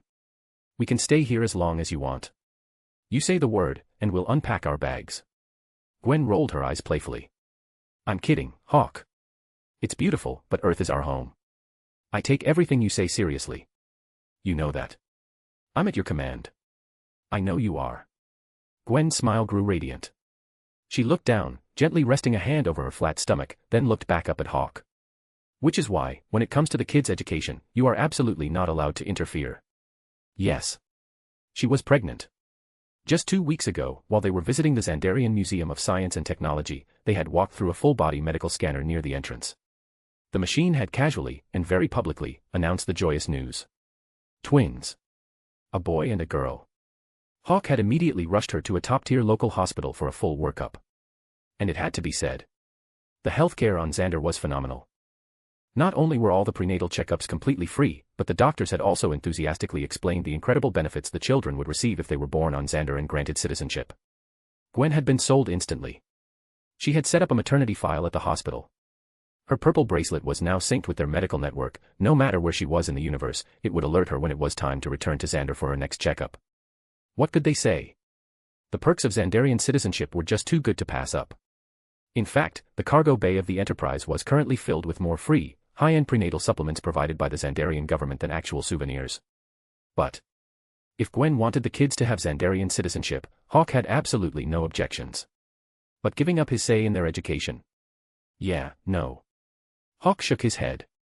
I reserve my right to parent my own children, honey. I might choose not to exercise that right, but I refuse to surrender it. Gwen sighed, opting for a compromise. Fine. But when I'm disciplining them, you are not allowed to intervene. Deal. Hawk nodded, accepting the terms. Just then, the Nova Corps inspection officer arrived. He pulled out a scanning device and, with a quick hum, ran a diagnostic sweep over the Enterprise's hull and cargo manifest. Finding everything in order, he signed the clearance form and handed it to Hawk. Hawk signed his own name and handed it back. The inspector smiled and offered his hand. Safe travels, Mr. Phoenix. Thank you. Hawk smiled back, shaking his hand, and politely escorted the officer off the ship. Soon, the spaceport control tower transmitted the official departure clearance. With a soft hum, the energy tethers holding the Enterprise in place disengaged. On the bridge, Hawk called out to the AI that had been manifested alongside the ship. Enterprise. Yes, sir. Set coordinates for the quantum asteroid belt. Acknowledged. Calculating route. Route confirmed. Engage. Aye, sir. The Enterprise powered up. As it cleared Xander's orbital traffic, it shot forward, engaging its impulse engines and accelerating toward the final destination of their honeymoon, the quantum asteroid belt. The quantum asteroid belt was, as the name implied, a massive field of space debris. Except, the asteroids here existed in a state of quantum flux. Put simply, you never knew exactly where an asteroid was going to be from 1 millisecond to the next. Countless massive rocks constantly flickered in and out of reality, blinking across the sector. They zipped around like a herd of wild horses, completely unpredictable. Hawk didn't really understand the appeal. But Gwen had said it was one of the only places in the universe where you could observe quantum mechanics with the naked eye, and that it possessed an indescribable, chaotic beauty. Pregnancy cravings weren't just for food, apparently, they affected aesthetics, too. Hawk thought to himself, shaking his head in amusement. Just then, the Enterprise's collision alarm shrieked to life, and the red warning lights on the bridge began to flash frantically. Chapter 255, 359, Enter the Guardians of the Galaxy. Beep. Beep. Beep. The bridge of the USS Enterprise was suddenly bathed in the harsh, strobing glare of red tactical lights. The ship's AI, Enterprise, spoke, her smooth, slightly androgynous voice now carrying a note of urgent warning. Alert. Alert. Multiple incoming ship signatures detected.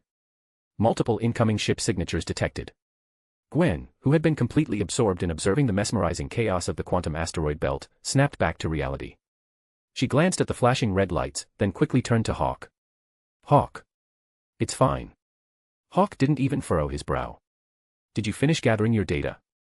When Gwen had found out there was a quantum asteroid belt nearby, she had been determined to come here to observe it and record data to take back to Earth. After all, a macro-scale, observable quantum state was an incredibly rare cosmic phenomenon. The data would be priceless. Gwen checked the progress bar on her new purple bracelet computer. 45 minutes left. Okay. Hawk nodded. Through the main view screen, he could already see a battered, ragtag spaceship hurtling toward them at breakneck speed, closely pursued by a massive swarm of sleek, golden, uncrewed fighter drones. Don't worry. They won't bother us. With that, he took a single step forward. In the blink of an eye, he bypassed the hull of the Enterprise and materialized in the vacuum of space, hovering 30 miles ahead of the ship, directly in the path of the incoming pursuit. Holy shit. Jesus Christ. What is that? In the cockpit of the fleeing ship, Peter Quill, Star-Lord, who was currently executing a series of desperate evasive maneuvers to dodge the incoming fire from the Sovereign fleet, shouted in shock as he saw the lone figure hovering silently in the void of space dead ahead. Behind him, Rocket Raccoon echoed his disbelief. Drax the Destroyer and Gamora, alerted by Quill and Rocket's shouts, rushed to the front of the cockpit and stared out the viewport.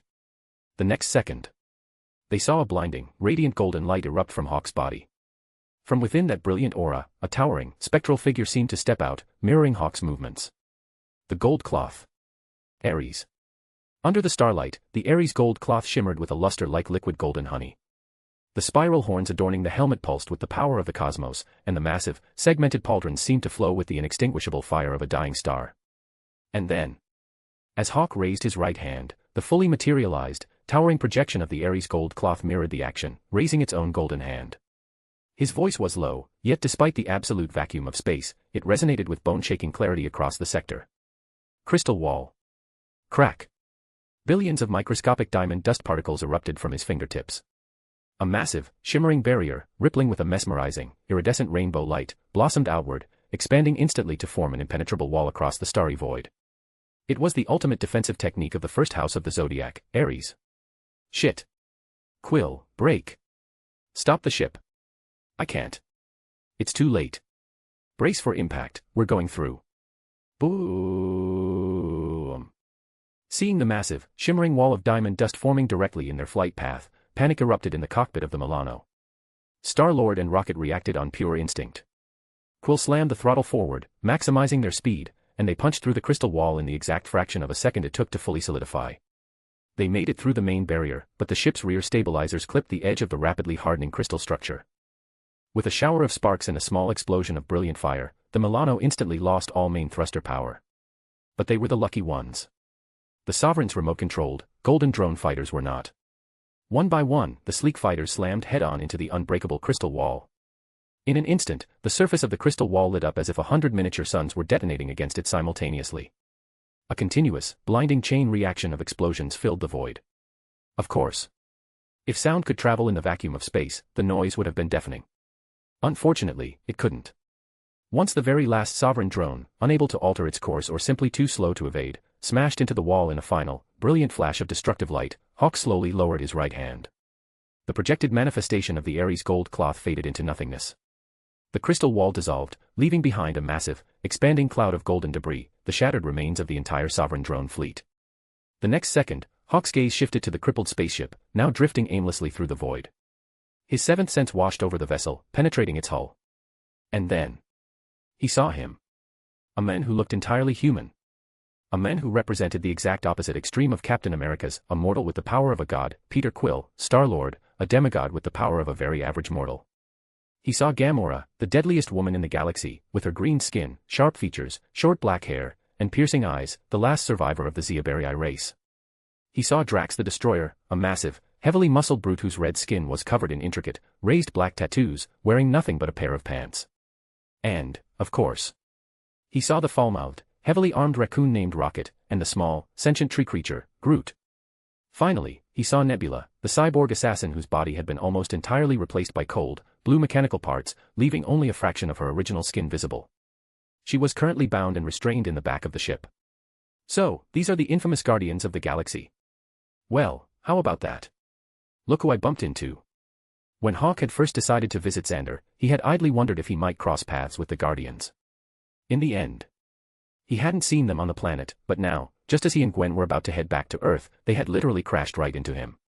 Interesting. Hawk thought to himself as his seventh sense scanned the crew. His expression remained perfectly calm, his eyes betraying no emotion as he stared at the drifting Milano. Inside the cockpit, the Guardians of the Galaxy were staring right back out the viewport at Hawk, who was floating effortlessly in the vacuum of space. Their eyes were wide with disbelief. Peter shook his head.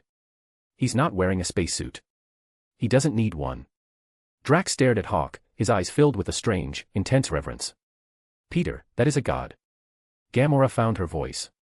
Your god just wiped out an entire Sovereign drone fleet with a wave of his hand. Rocket, can you fix the ship? Rocket was already frantically running diagnostics on his console. Main thrusters are dead. Look, the god is moving.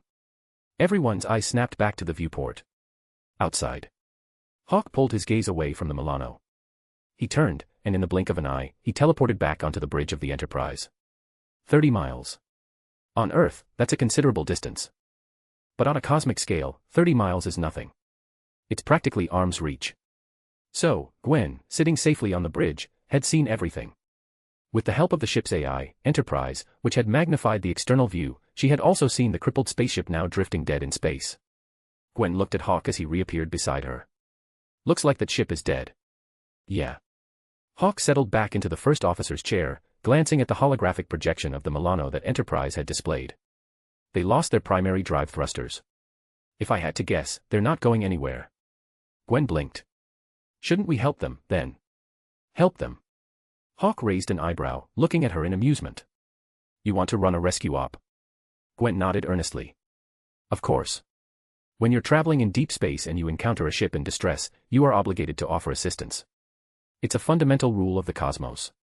Hawk stared at her, stumped. Is that an actual rule? It is.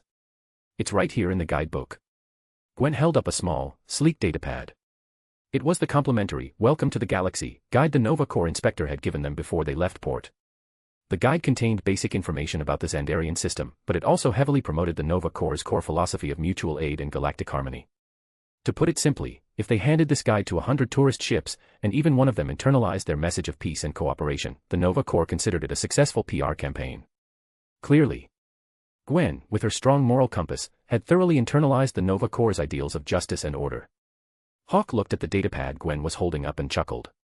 He glanced at the Milano, which, considering they were in deep space, was effectively stranded without any means of calling for a tow. All right. The captain has spoken. We'll run a rescue op. With that, he called out to the AI. Enterprise. Bring them in. The Enterprise surged forward, closing the distance to the drifting Milano in seconds.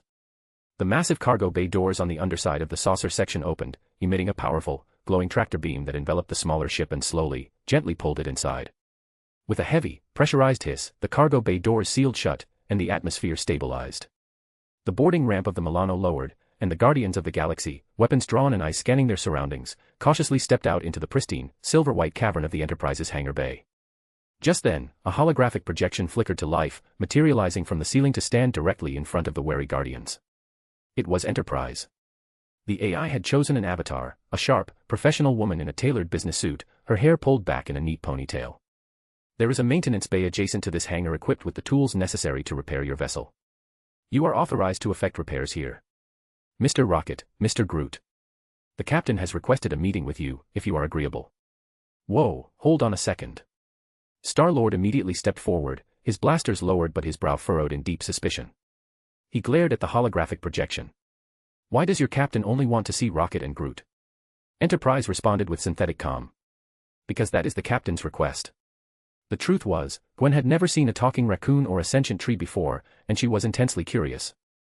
As for the other three, and the bound cyborg in the back, Gwen didn't find them particularly interesting. Rocket Raccoon hoisted his massive laser cannon onto his shoulder, pointing it vaguely at the AI. If your captain wants to see me, tell him to haul his ass down here. Otherwise, we all go together. We don't split the party. Up on the bridge, Hawk watched the interaction on the main screen. He let out a short laugh and looked at Gwen. See? You saved their lives, and they're not even grateful. Gwen rolled her eyes at him. They're normal people, Hawk. Anyone would be terrified after seeing what you just did out there. Hawk just smiled. So, what do you want to do now? Let them all come up. I guess I'm a little curious about the green girl with the pointy ears, too. You're the boss. Hawk nodded. With a mere thought, he reached out with his telekinesis. The next second. Clatter. Clang. Thud. Down in the hangar bay, every single weapon carried by the Guardians of the Galaxy was violently and instantly ripped from their grasp and thrown to the deck, including the hidden dagger Gamora had tucked inside her boot. Gwen was carrying twins. She was a priority 1 protection target. Hawk wasn't about to take any chances, no matter how small. The Guardians stared at their empty hands and the pile of weapons on the floor, instant panic flashing across their faces. But before they could react, Enterprise spoke again. The captain is waiting on the bridge. Please follow me. Do not touch anything on your way. Right this way, please. Chapter 256, 360, Hometown Encounters. Just like with the superheroes back on Earth, Hawk had no particular feelings about the Guardians of the Galaxy. He didn't feel any burning desire to befriend them, nor did he harbor any pointless animosity toward them. In a word, whatever happens, happens. He had originally planned to simply wait for Gwen to finish collecting her data and then warp back to Earth. But Gwen, being Gwen, felt it was their moral obligation to offer humanitarian aid to the stranded crew. So, they were doing a rescue op. Happy wife, happy life. How much longer for your data? Hawk asked. 30 minutes. Gwen checked the holographic projection from her wrist, then looked up at him. If you really don't want to meet them, we don't have to. We can just let them fix their ship and tell them to leave when they're done. Hawk waved a hand dismissively. Forget it. Yeah. We're already here. It was true. They had already pulled them in, they might as well see who they had caught. Besides, he had nothing better to do. Watching a talking raccoon and a baby tree interact had to be more entertaining than staring at a bunch of floating rocks. At the very least, it would keep him from falling asleep. Hawk thought to himself. Soon. Guided by the holographic avatar of Enterprise, the Guardians of the Galaxy crossed the hangar deck, navigated the sleek, sci-fi corridors of the ship, and finally stepped onto the bridge. Instantly, the ragtag crew was stunned by the breathtaking, futuristic elegance of the Enterprise's command center. Peter. Drax the Destroyer, looking like a heavily muscled warrior covered in intricate red runic tattoos, immediately nudged Star-Lord. Look. It's the god from outside. Peter Quill and Gamora exchanged a wary look, then turned their attention to Hawk. Thank you for the rescue, Captain, Quill said smoothly. Hawk chuckled. I'm not the captain. My wife is. And my wife has never seen a talking raccoon or a baby tree before, so she wanted a closer look. Raccoon. Who the hell is he calling a raccoon? Rocket, who was standing next to Gamora with baby Groot perched on his shoulder, bristled instantly. He bared his teeth at Hawk. Hey, I ain't no frickin' raccoon, pal. I am Groot. On Rocket's shoulder, the impossibly cute baby Groot clenched his tiny wooden fists and let out an adorable, yet fierce little roar in solidarity. Gwen watched the bristling raccoon and the fierce little sapling.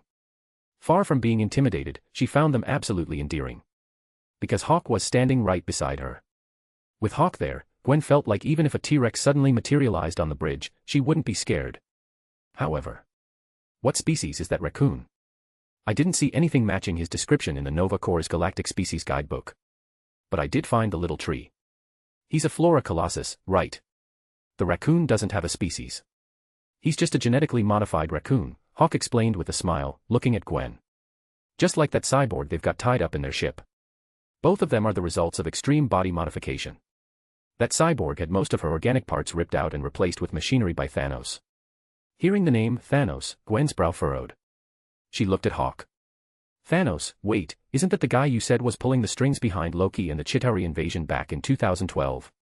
That's the guy. Hold on a second. Hawk and Gwen hadn't bothered to lower their voices. The Guardians heard every word of their exchange. Star-Lord's eyes widened at the mention of Earth. He stepped forward, his guarded demeanor replaced by a sudden, intense excitement. Wait, Earth. You guys are from Earth? Gwen turned to him, equally surprised. Yes, we are. You know about Earth. You couldn't blame her for being curious. During their honeymoon on Xander, Gwen had interacted with tourists from dozens of different alien races. She had asked many of them if they knew about Earth. Not a single one did. Well, not exactly. Some of them recognized the name Terra, the planet's official galactic designation. But none of them had ever been there, and none of them had ever met a Terran. As they put it, Terra was located in the most remote, desolate backwater of the galaxy. It was the boondocks of the boondocks. No one in their right mind would waste the fuel to travel to such a literal dead end. What was the point? It was a waste of credits for absolutely zero return. Gwen had kept a polite smile when she heard that, but deep down, it stung a little to hear her home planet talked about like a galactic garbage dump. So. Suddenly running into someone in deep space who actually knew about Earth. It was a genuine, delightful surprise. Gwen looked closely at Peter Quill, putting the pieces together. Are you from Earth, too? What? No, I'm not from Earth. I'm from Missouri. Gwen stared at him for a long second, completely deadpan, before sighing in exasperation. That's on Earth. You're American. Missouri is a state in the U.S. After her initial disbelief at his geographical ignorance, a genuine smile broke across Gwen's face. She hadn't expected to run into a fellow American out here. But, Gwen was even more curious now. How did you end up out here? As far as she knew, the furthest humanity had ever traveled was the moon. And that had been decades ago. Just a handful of times. Since then, Earth's space program seemed to have been permanently grounded, unable to take that next step into the wider cosmos. Quill opened his mouth. Perhaps because he was talking to a fellow Terran, he found himself giving a brief, slightly sanitized version of how he had been abducted from Earth by Yondu all those years ago. Because of what had happened to his mother, Peter had always associated Earth with nothing but pain and loss. Even after he'd broken free from Yondu's control, he'd never once considered going back. But that didn't mean he didn't miss it. In the vast, endless expanse of the universe, running into someone from your own species was a rare and joyful occasion. Just like the Flora Colossus race that Groot belonged to. Gwen had actually seen 2 other Flora Colossi during their time on Xander. But those 2 were fully grown adults, massive and intimidating, lacking the undeniable cute factor of baby Groot. The point was, the universe is huge, and species are scattered. Even Gamora occasionally ran into another surviving Zeobarii. Thanos had only slaughtered half her people, after all. He hadn't wiped them out completely. But just as Star-Lord was finishing his story, the holographic projection of Enterprise appeared beside Gwen, interrupting him. "Ma'am, it is time for your scheduled nutritional intake." "Oh, right. Thank you, Enterprise." Gwen snapped out of her conversation and thanked the AI. After confirming her pregnancy, the hospital on Xander had generated a highly specific, optimized nutritional intake schedule based on her biometric scans, ensuring she and the babies received exactly what they needed, exactly when they needed it. As the projection vanished, Gwen seemed to remember her manners. She glanced at Hawk, who offered a noncommittal shrug, then turned back to Peter and the others with a warm, welcoming smile. "Have you all eaten? If not, my husband and I would like to invite you to join us for dinner." Peter looked at Gamora. Gamora opened her mouth, intending to signal Peter to decline. After all, a man who casually drops the name Thanos, who seems to know that he's alive and well, and who commands a ship that looks like it belongs 1,000 years in the future, this was not a normal person. But then, before Gamora could even say a word, Star-Lord flashed a charming smile and happily accepted. "That sounds great. Thank you." "You're welcome." Gwen smiled brightly. She took Hawk's hand, he had remained silent throughout the exchange, and led the way, guiding the Guardians of the Galaxy toward the ship's mess hall on the lower decks. The mess hall of the Enterprise had been flawlessly replicated by Hawk, right down to the last detail from the movies. Therefore, it naturally included fully functional food replicators. But this led to a minor complication. As Star-Lord stood in front of the replicator terminal, eagerly scrolling through the Earth regional menus in search of authentic Missouri cuisine, Gamora, standing nearby, stared at the other options on the display. She pointed to the entries for Andorian and Vulcan and whispered to Drax, "Have you ever heard of these races?" The answer, of course, was no. At least, not in the primary Marvel Universe 616. But in the Star Trek universe, the Andorians and the Vulcans were founding members of the United Federation of Planets, right alongside humanity. Hawk's manifestation was perfect. So, the food replicators on the Enterprise naturally came preloaded with the culinary delights of Andoria and Vulcan. But it was just a minor oddity. Because Star-Lord had discovered that Hawk and Gwen were from Earth, the tension in the room had significantly decreased. The guarded, defensive posture of the Guardians had relaxed into a more casual, friendly atmosphere. As they ate, Gwen listened intently to Star-Lord's tales of being abducted and his subsequent adventures across the galaxy, her expressions perfectly mirroring the emotional beats of his stories. In simple terms, she provided excellent emotional validation. When it came to being an active, engaged listener, Gwen was a professional. And frankly, the stories of spacefaring rogues and intergalactic scoundrels were genuinely fascinating to her. Gamora, meanwhile, turned to Hawk and offered a quiet, sincere nod. "Thank you for saving our ship."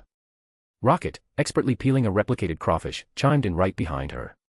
"Yeah. And thanks for the grub. Not bad." Baby Groot, busy dipping a small, twig-like finger into a glass of juice, looked up at Hawk. "I am Groot." Drax, who seemed to have finally caught up with the conversation, looked up from his plate. The intricate red tattoos on his face contorted as he offered a wide, surprisingly earnest smile. "Yes. Thank you." Hawk smiled faintly. "Don't mention it." And that was it. Hawk was naturally introverted. He preferred letting his fists do the talking, idle chatter had never been his strong suit. And more importantly, he had no desire to become best buddies with the Guardians of the Galaxy, let alone go out of his way to initiate a friendship. So, rather than making small talk, Hawk had something far more important on his mind. Like the Eighth Sense. Chapter 257, 361, Speak of Life, and Ego appears. After the seventh sense comes the eighth. Only by comprehending the eighth sense, the Alaya Vijnana, could Hawk truly and completely manifest the Phoenix universe into reality without any limitations. Granted, given his current power level, attaining the eighth sense wasn't an urgent necessity. His strength spoke for itself. Above the seventh sense, below the eighth. To put it in simpler terms. Above the gold saints, just below the divine. Take Thanos, for example. If Thanos had the Infinity Gauntlet fully loaded with all 6 stones, he might be qualified to go a few rounds with Hawk. But right now, Thanos without the stones wouldn't even have the right to throw a punch at him. Not if he wanted to live, anyway. The reason Hawk felt a sense of urgency was simple. The sacred armor. According to his original plan, after comprehending the seventh sense, he was supposed to track down Eitri, the dwarf king of Nidavellir, and have him forge the true, physical phoenix gold cloth. And Hawk fully intended to do just that. But a month ago, during his bachelor party, just as he was about to bring it up with Thor, his sixth sense had flared. A sudden, inexplicable intuition warned him against forging the gold cloth before he had comprehended the eighth sense. There was no logical reason for it. But Hawk always trusted his instincts. He had mastered the sixth sense, and he had comprehended the seventh. What was the eighth sense but the next step on the ladder? In a word, grind. And the truth was, over the past month, while relaxing on his honeymoon with Gwen, his mind had finally quieted enough to catch a glimpse of the path toward the eighth sense. If the essence of the seventh sense was time, comprehending the seventh sense meant collapsing one's own timeline and imbuing one's inner cosmos with time itself. Then the essence of the eighth sense was life. Yes. Life. In the original lore crafted by Masami Kurumada, the eighth sense, the Aleya Vijnana, was defined as the state that transcended life and death. A saint who awakened the eighth sense could maintain their consciousness, their freedom, and their full living power even after their physical body died. After grasping the seventh sense, Hawk had used the massive power of the Mind Stone to push his comprehension in this exact direction. But initially, he had focused too heavily on the concepts of life and death as a binary state. It wasn't until 15 days ago, the moment Gwen confirmed her pregnancy, the moment he saw those two tiny, developing lives on the ultrasound screen at the Xandarian hospital, that Hawk had his epiphany. The definition of the eighth sense was transcending life and death, but its true essence was life itself. If mastering the time of the seventh sense meant, I swallow the golden core, and my fate is mine alone, not heaven's. Then mastering the life of the eighth sense meant, stepping outside the three realms, no longer bound by the five elements. Therefore, if the goal of the seventh sense was to command one's own time and grant time to one's cosmo, then the true purpose of the eighth sense was to understand the very meaning of existence, to learn how to breathe actual, vibrant life into one's universe. Only by mastering time could one grant time to a universe. Similarly, only by mastering life could one grant life to a universe. Unfortunately, he had the right direction.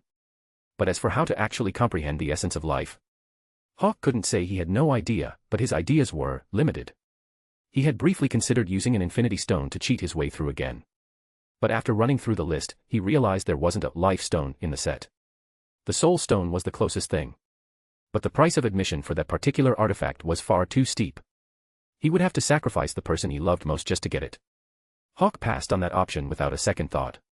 He felt a sense of urgency, yes, but it was only because he wanted to fully manifest his Phoenix universe as soon as possible. It wasn't like he had a world-ending threat breathing down his neck. In fact, at this point, even if a celestial showed up, Hawk wouldn't blink. He might not be able to kill it outright. But he could definitely pack up his things and run fast enough that it would never catch him. So, take it slow. No need to rush. He held all the cards. Hawk thought to himself, feeling a sense of calm resolve. Meanwhile, Gwen had just finished telling their hometown friend, Star-Lord, the story of how she had been targeted for kidnapping. But a question was still bothering her.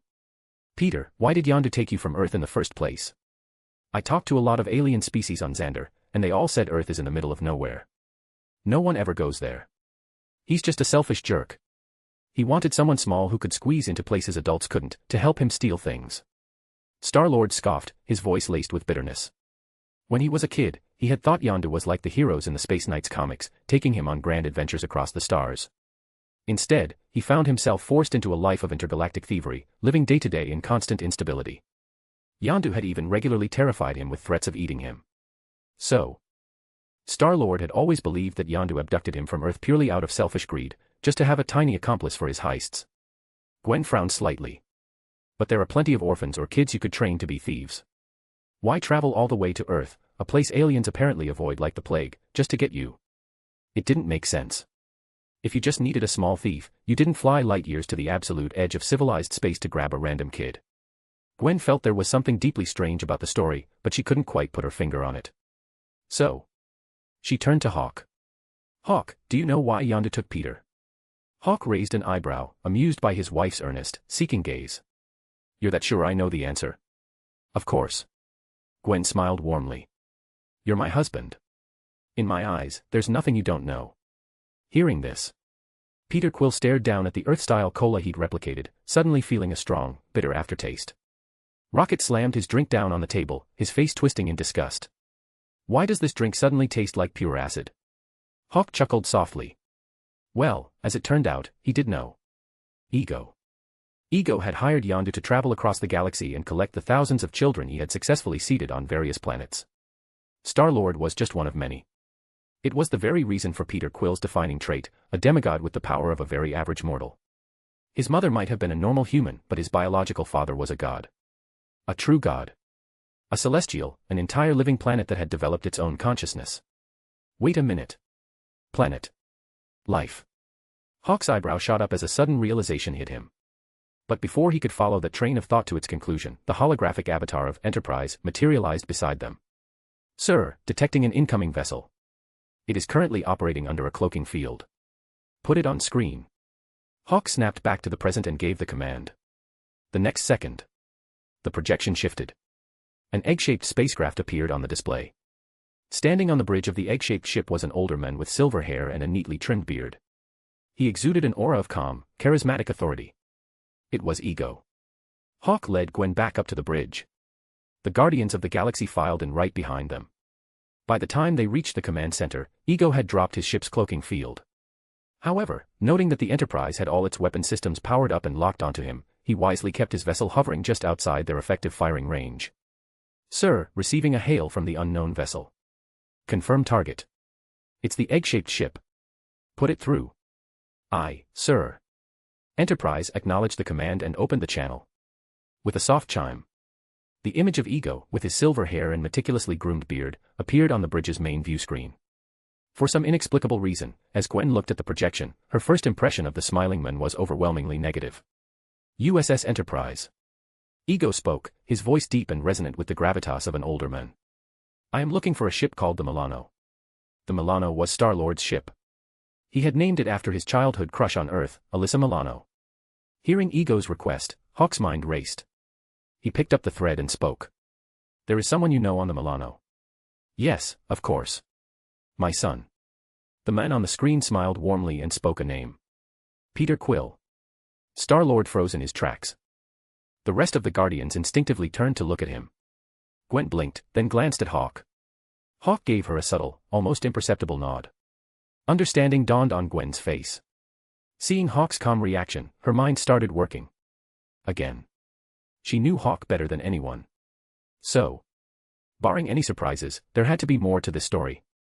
But again, because she knew Hawk so well, she didn't show any outward reaction, keeping her expression perfectly neutral. Star-Lord finally snapped out of his shock. He stepped forward, glaring at the projection of Ego, his brow furrowed. You say you're my father. What was my mother's name? Hearing Peter's voice, Ego's face broke into a radiant, joyful smile. I thought my devastatingly handsome face would be proof enough. But, Meredith. I could never forget her name. Star-Lord was stunned. Gamora quickly looked at him. Peter swallowed hard, a feeling of overwhelming confusion washing over him. Because Ego was right. His mother's name was Meredith. Meredith Quill. When your mother passed away, I hired Yondu to go to Earth and bring you back to me. But he didn't listen. He kept you for himself. I don't know why he did it. I've been searching for you ever since. Ego, having been invited aboard the Enterprise, sat in the crew mess hall with Star-Lord and the others, recounting the story of why Yondu had taken Peter from Earth. Hawk and Gwen stood to the side, quietly observing the heartwarming father-son reunion. Gamora was still suspicious. How did you find us? Even though I live on a desolate rock at the edge of nowhere, the name, Star-Lord, Peter Quill, still managed to reach me. Ego smiled, casually mentioning his planet, then turned back to Star-Lord. Speaking of my planet, why don't we head there right now? Your friends are welcome to come, too. Even the triangle-faced monkey. Triangle-faced. Rocket, feeling distinctly insulted, couldn't help but rub his face. Ego then turned to Hawk and Gwen. Of course, I extend the invitation to you as well. Come and see my world. I promise you, it is breathtakingly beautiful.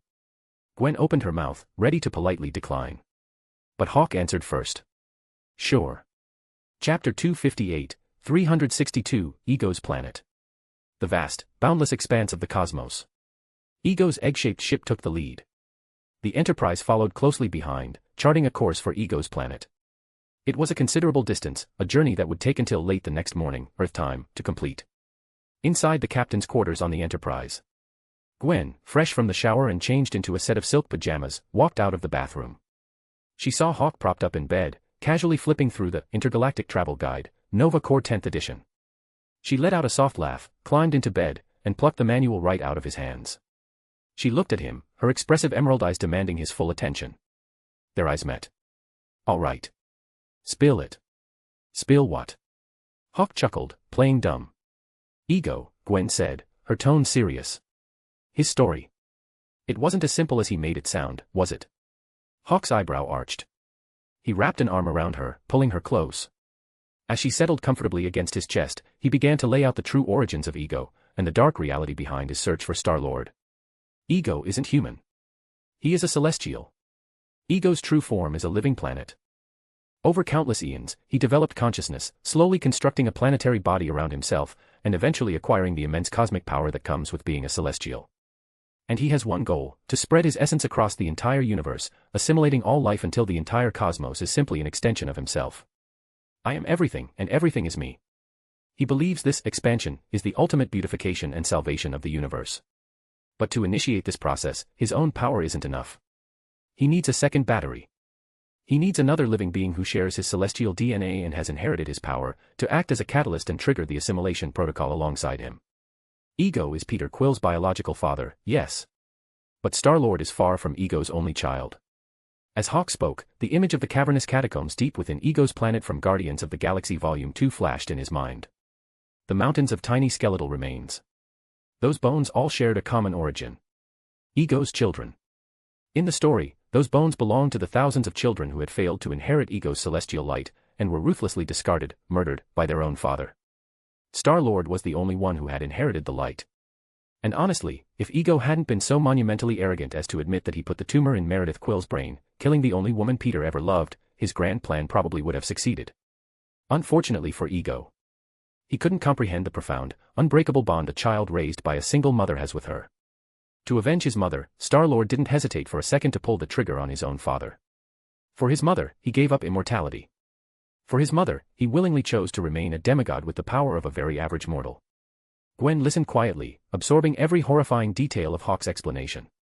When he finished, she looked up at him, her face a mask of disgust. So, Ego is a lunatic. A completely soulless, selfish, cold-blooded psychopath. Ego is a giant ball of dirt in space. Hawk chuckled dryly. He's a rock that, due to some cosmic mutation, woke up one day with a consciousness. No parents, no teachers, no moral compass. He might wear a human face, but he operates on the logic of a parasite. So, yeah, I wouldn't expect much humanity from him. Gwen frowned. Then why are we going to his planet? Is there something there you need? Yeah. Hawk didn't keep anything from her. Ego himself doesn't matter to me. But how he developed a living consciousness, that matters a lot. I want to go there and get a good look at his core, his true form.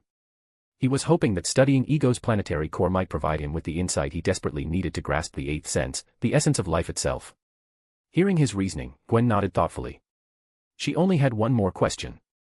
Is it dangerous? Very. Before Gwen's eyes could widen in alarm, Hawk immediately continued, for Ego. It's incredibly dangerous for Ego. If he doesn't want to show me his core, well, for me, there's absolutely zero danger. If I wanted to, I could shatter his entire planet with a single punch. Gwen looked at his smug, confident smile. After a second of dead silence, her hand, which had been resting on his waist, moved. The next second, Hawk's face contorted in mock agony. Hiss. Does that hurt? Yes. Good. Let that be a lesson. Next time, don't pause for dramatic effect. Gwen said, loosening her pinch into a gentle rub, though she still shot him a reprimanding glare. Then, her curiosity got the better of her again. Ego said he sent Yondu to get Peter, but Yondu kept him instead. Does Yondu know what Ego was doing? Hawk nodded. He does. Back in the day, Yondu had indeed taken a contract to ferry Ego's thousands of offspring across the galaxy. At first, Yondu had no idea what Ego was doing to the kids. But when he went to pick up Star-Lord, he finally discovered the horrific truth. Driven by a lingering conscience, a desire to protect an innocent child, and overwhelming guilt over the countless kids he had already delivered to their deaths, Yondu broke the Ravager code and his contract with Ego. He kept Peter, claiming he was going to sell him, but in reality, he kept the boy close to protect him, to keep him far away from his monstrous father. But that decision cost Yondu dearly.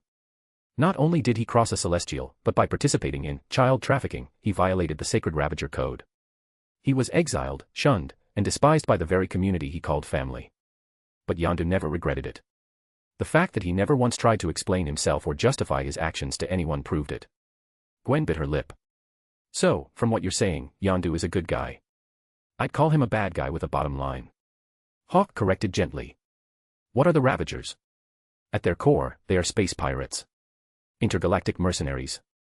But they are an organized syndicate of criminals who strictly adhere to an ancient code of honor, the Ravager Code. In a word, the Ravagers were the cosmic equivalent of the Mafia. They had their own twisted sense of honor. Gwen leaned against Hawk's chest, her eyes unblinking, lost in thought. Hawk looked down at her, amused by her intense concentration. What are you thinking about? I'm thinking, should we tell Peter about this? He's over on Ego's ship with his dad. After they had decided to head to Ego's planet, Star-Lord and Drax had accepted Ego's invitation to ride with him. As for Gamora, she had absolutely no desire to hang out on a ship commanded by a guy who knew Thanos, nor did she want to go to Ego's planet. Her only priority was to get Rocket to fix the Milano as fast as possible. Hawk reminded Gwen of the current seating arrangements, met her gaze, and shrugged. If you want, you can go tell Gamora. She's Peter's girlfriend, isn't she? Will it mess up your plan if I do? Yes. Hawk didn't hesitate, but having learned his lesson, he didn't pause for dramatic effect either. He quickly added, but it doesn't matter. It's going to end in violence anyway. Like you said, Ego is a selfish, psychopathic ball of dirt. I never expected him to just politely invite me down to analyze his core.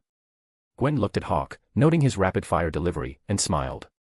She thought for a moment, then decided against going to find Gamora. Forget it. Why? It's their private business. We shouldn't interfere. Gwen looked up at Hawk. Some things, you have to learn for yourself before you truly believe them. If he hears it from a stranger, he'll just assume it's a lie. Hawk nodded, agreeing with her logic entirely. All right. We stay out of it. But. Gwen paused, looking at him with a soft, pleading expression. He is our hometown friend. If things go bad, can we try to look out for him? Just a little. Hawk looked down, meeting the hopeful gaze of the woman in his arms. The next second, he smiled. Done. It's a well-known fact, his Gwen was the very definition of smart, kind, and beautiful. So, he would be the sword and shield that protected her kindness. Later that night, just as they were getting ready for bed, the fully repaired Milano requested permission to depart the Enterprise. Gwen listened to Gamora's request, a little surprised. Leaving. We're almost at Ego's planet. You don't want to come down with us and take a look? No, I'll be coming with you, Gamora replied over the comms.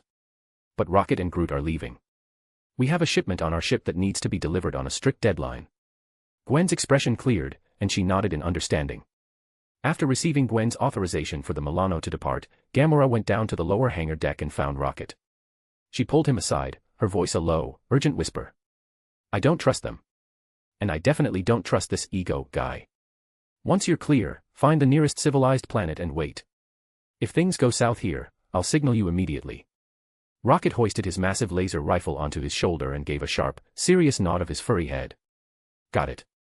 I am Groot. Sitting on Rocket's shoulder, baby Groot gave a fierce, determined little nod of his own.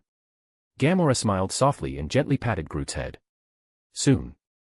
The fully repaired Milano detached from the Enterprise's docking clamps and flew out into the void, heading in the opposite direction of the Enterprise and Ego's ship.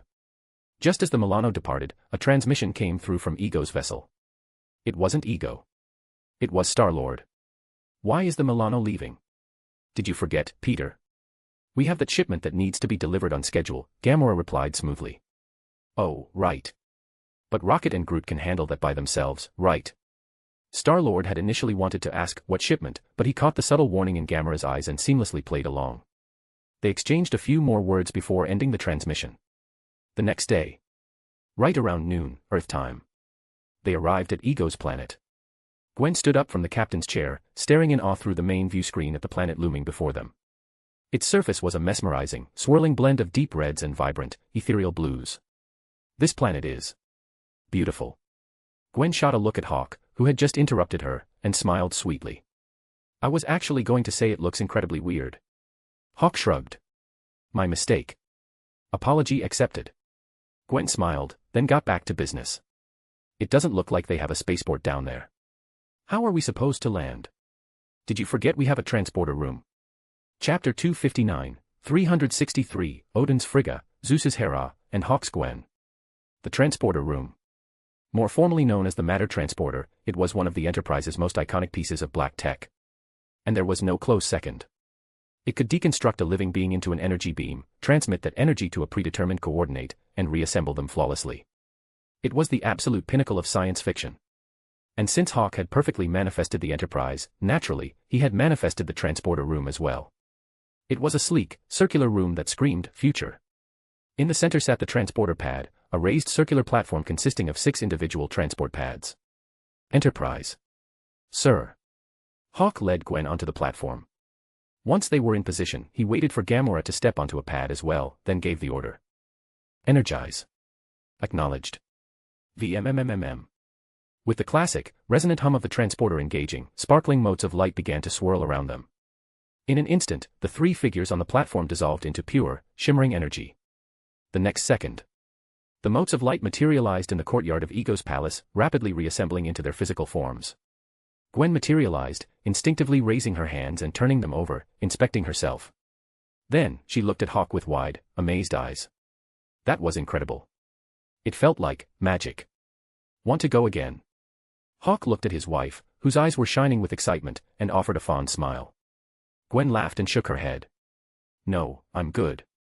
She then turned her attention to the landscape, taking in the bizarre, alien beauty of the planet, so different from Xander. Massive clusters of iridescent crystals rose from the ground like a towering, petrified forest. In the distance, waterfalls made of what looked like pure, liquid energy tumbled silently down cliffs, flowing into rivers that shimmered with an inner light. As far as the eye could see, the vegetation and the forests were a kaleidoscope of vibrant, impossible colors. It's beautiful here. The planet we build together will be even more beautiful. Hawk promised, his eyes fixed solely on her. Their eyes met. Gwen looked into Hawk's eyes, seeing her own reflection in his unwavering gaze, and her smile grew even brighter. I know. Standing a few feet away, Gamora, who had beamed down with them but was now being treated like empty air, felt a violent shudder run down her spine. The sheer, overwhelming sweetness of their interaction was giving her goosebumps. I should be underground, not standing here witnessing this. Fortunately. Just as Gamora was trying to decide whether to walk away or clear her throat, Ego's egg-shaped ship broke through the atmosphere and descended smoothly onto a nearby landing pad.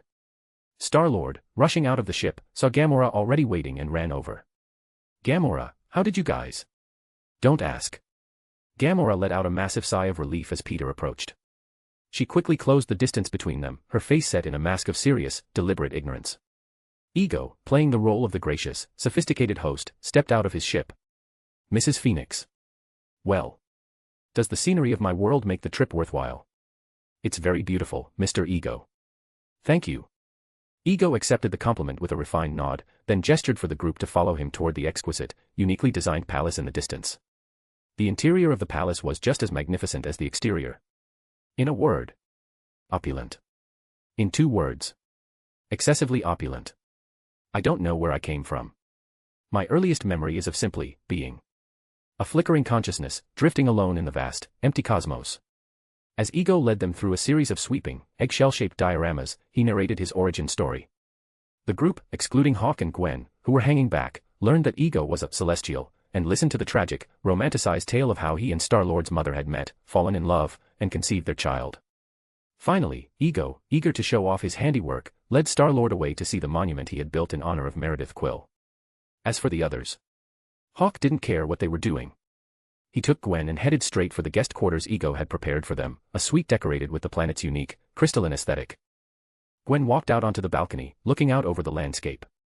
Suddenly, something caught her eye. Without turning around, she called out to Hawk. Hawk walked up behind her, wrapped his arms around her waist, and rested his chin on her shoulder. He followed her gaze.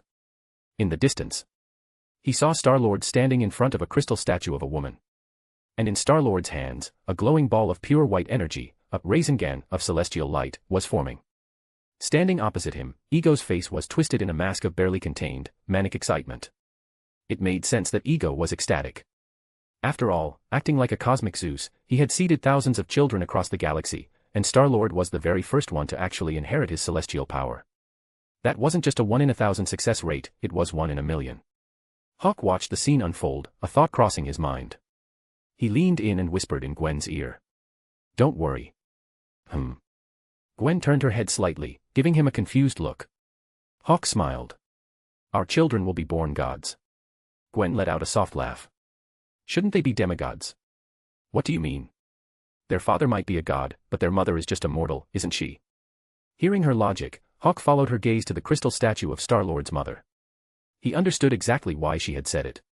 But Hawk's lips curved into a smirk. Honey, do you really still think you're just a mortal?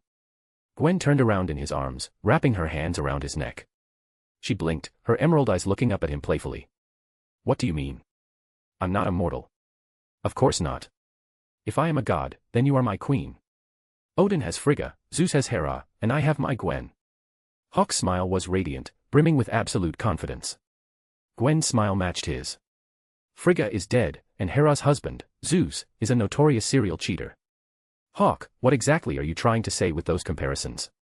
The smile on Hawk's face froze instantly. Fuck. Sloppy.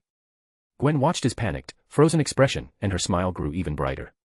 The underlying anxiety that had been nagging at her faded away. She lowered her voice, her tone turning gentle. I'm sorry. I was just thinking about Peter's mom. Ego gave her brain cancer, and now he's lying to Peter's face. I just don't know if Peter will be able to see through it. Hawk recovered quickly. He pulled her close, burying his face in her hair. Don't worry. Ego will get exactly what he deserves. Thanos was just a name. But Star-Lord. He was a literal father killer. To avenge his mother, he would gladly throw away his godhood and slaughter the scumbag Celestial who had betrayed her. In a word, Star-Lord had balls. Hawk thought to himself, holding his wife close. He knew her pregnancy was making her more empathetic, more sensitive to the tragedies of others. He looked out at Star-Lord standing before the statue, and suddenly, a wild idea sprang to mind. Maybe. This time, the demigod title can actually live up to the hype. Hawk's eyebrow arched in silent amusement. The sun began to set. Ego's planet was bathed in a warm, orange glow. Hawk stood on the balcony, quietly holding his new wife. Meanwhile, on another balcony nearby, Star-Lord, still riding the high of discovering his celestial heritage and reconciling with his father, had walked past Hawk and Gwen's room and seen them embracing. Inspired, he had sought out Gamora on her balcony, hoping for a similar romantic moment. But unlike the endlessly optimistic Star-Lord, Gamora, who had been raised by Thanos and educated in the art of paranoia and betrayal, was not feeling romantic. Her unease had only grown stronger since she realized she couldn't contact Rocket. First, there was Hawk. A being who could traverse the vacuum of space without a suit, who had wiped out a sovereign drone fleet with a single wave of his hand. And now, Ego. A man who claimed to be a celestial god. The former was manageable. Gamora might have sensed an overwhelming, unknown power emanating from Hawk and Gwen, mixed with the sickeningly sweet scent of their romance, but she hadn't felt any malice. Not a trace. But Ego. For some reason, from the moment she stepped foot on this planet, her intuition was screaming at her that something was horribly wrong.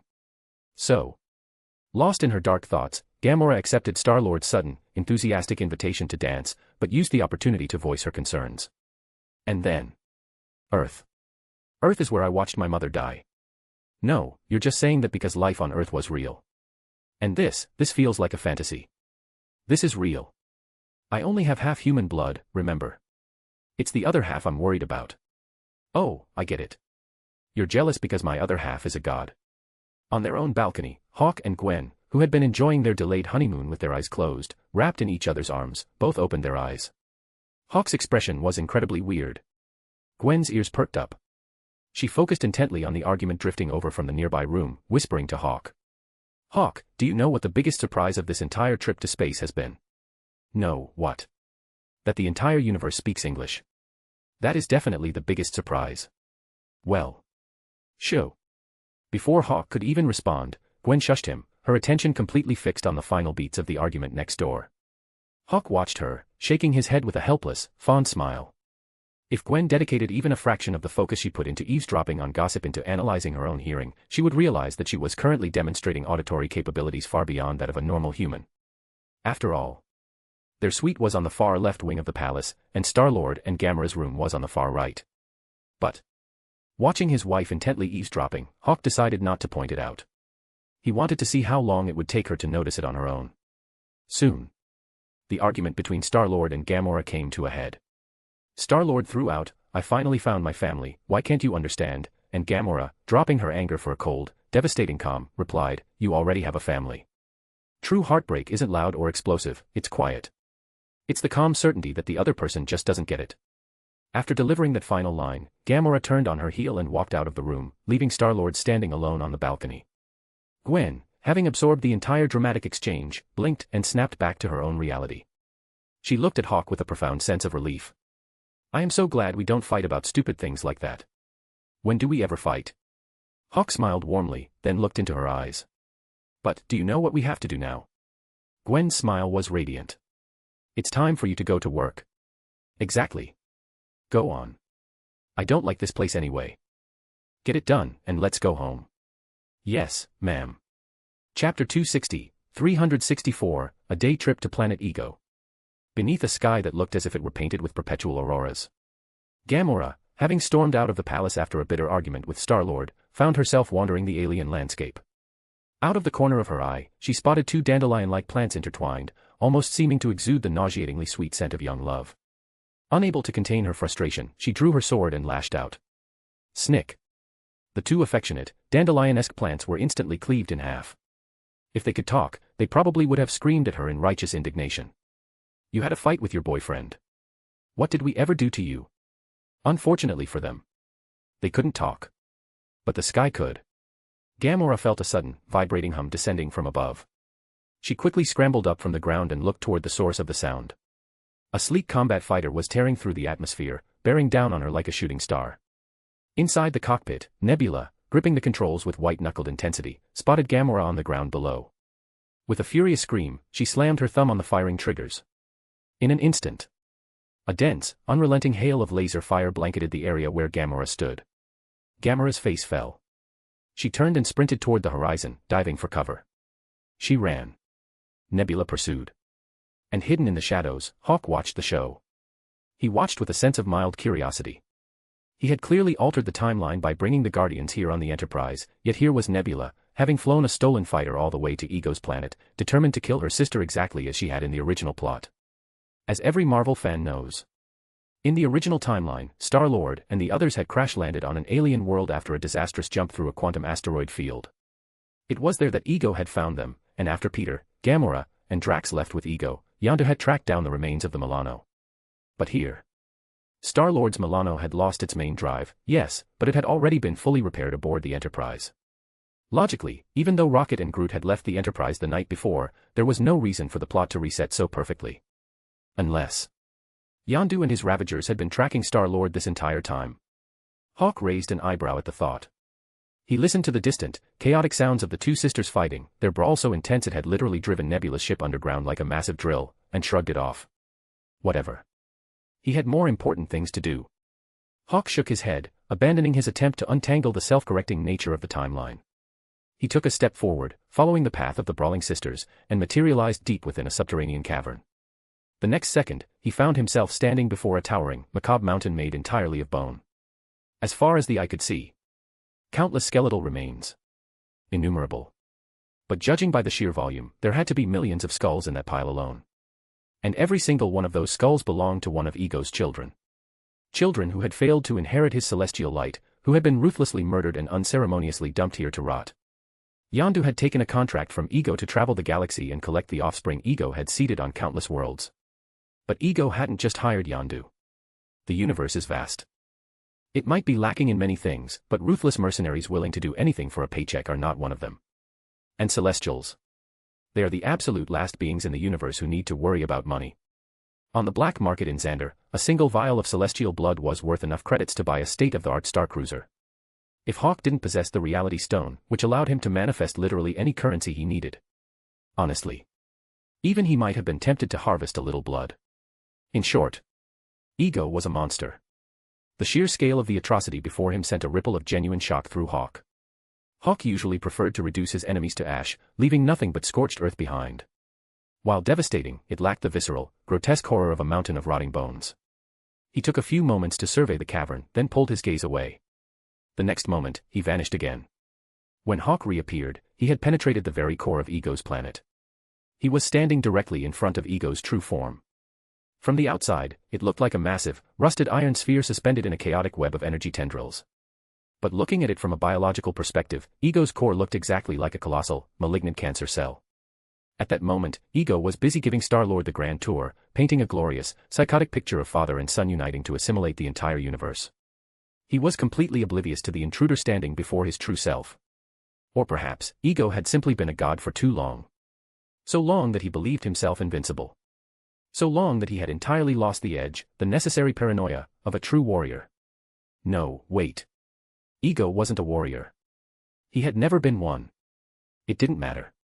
Hovering in the void before the massive core, Hawk unfurled his seventh sense. He slowly closed his eyes, attempting to pierce the veil of Ego's existence and grasp the elusive spark of his own eighth sense. The essence of the eighth sense is life. A saint who comprehends the eighth sense, who truly masters their own existence, no longer belongs to any external domain. Their life belongs solely to them. They step outside the three realms, no longer bound by the five elements. Granted, even if Hawk died right now, his soul would belong to his own underworld.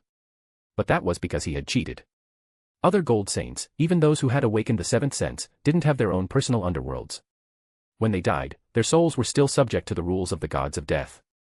So, the true nature of the eighth sense is an ultimate state of being, where the soul asserts absolute sovereignty over its own existence, transcending the laws of life and death established by the divine. And how does one transcend the rules made by the gods? Simple. You become a god yourself. The seventh sense had allowed Hawk to take the first step toward divinity. But only by awakening the eighth sense could he truly, completely become a god. Therefore, by observing the flaws in others, one may perfect their own craft. Hawk's seventh sense completely enveloped Ego's core.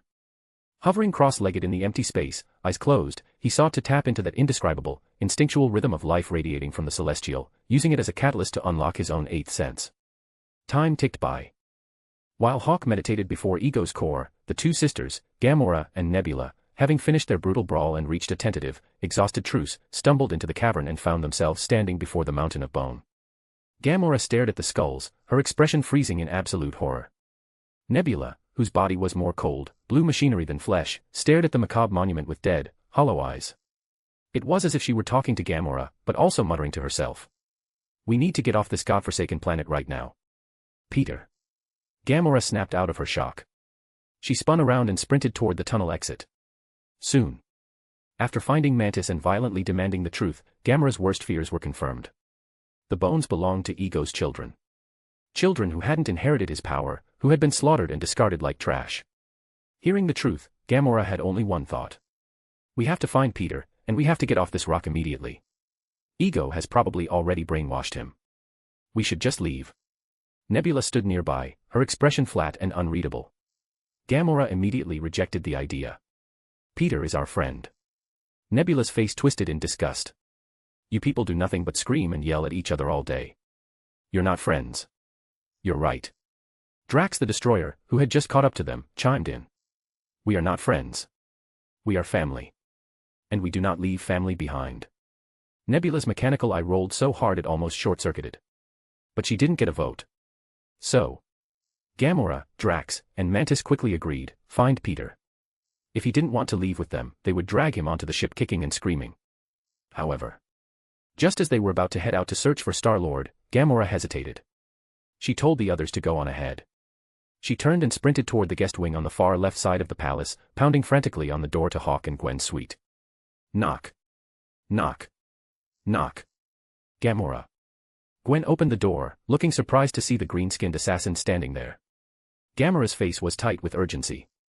Mrs. Phoenix, this planet is a death trap. We need to leave. Now. Gwen blinked, then a soft smile touched her lips. So, you finally figured it out. Now it was Gamora's turn to be stunned. Gwen chuckled. I was starting to wonder how long it would take you guys to realize the truth. Gamora's mind reeled as she processed Gwen's words. Wait, you already knew. Yep. Gwen nodded. Ego only brought Peter here to use him as a battery. He has thousands of other children, but Peter is the only one who inherited his celestial light. Gamora's jaw dropped. You knew it was a trap, and you still came. My husband said Ego's core might be useful to his training. So, we came. Besides, who said I'm still there? Gwen said with a playful smile. And then, before Gamora's disbelieving eyes, the Gwen standing in the doorway began to shimmer and fade. The image shifted, and Gamora suddenly found herself looking at a holographic projection of Gwen, sitting comfortably in the captain's chair on the bridge of the Enterprise. But Gamora didn't just see Gwen. She saw Rocket. Hey. I told you that ego guy looked like a creep. I am Groot.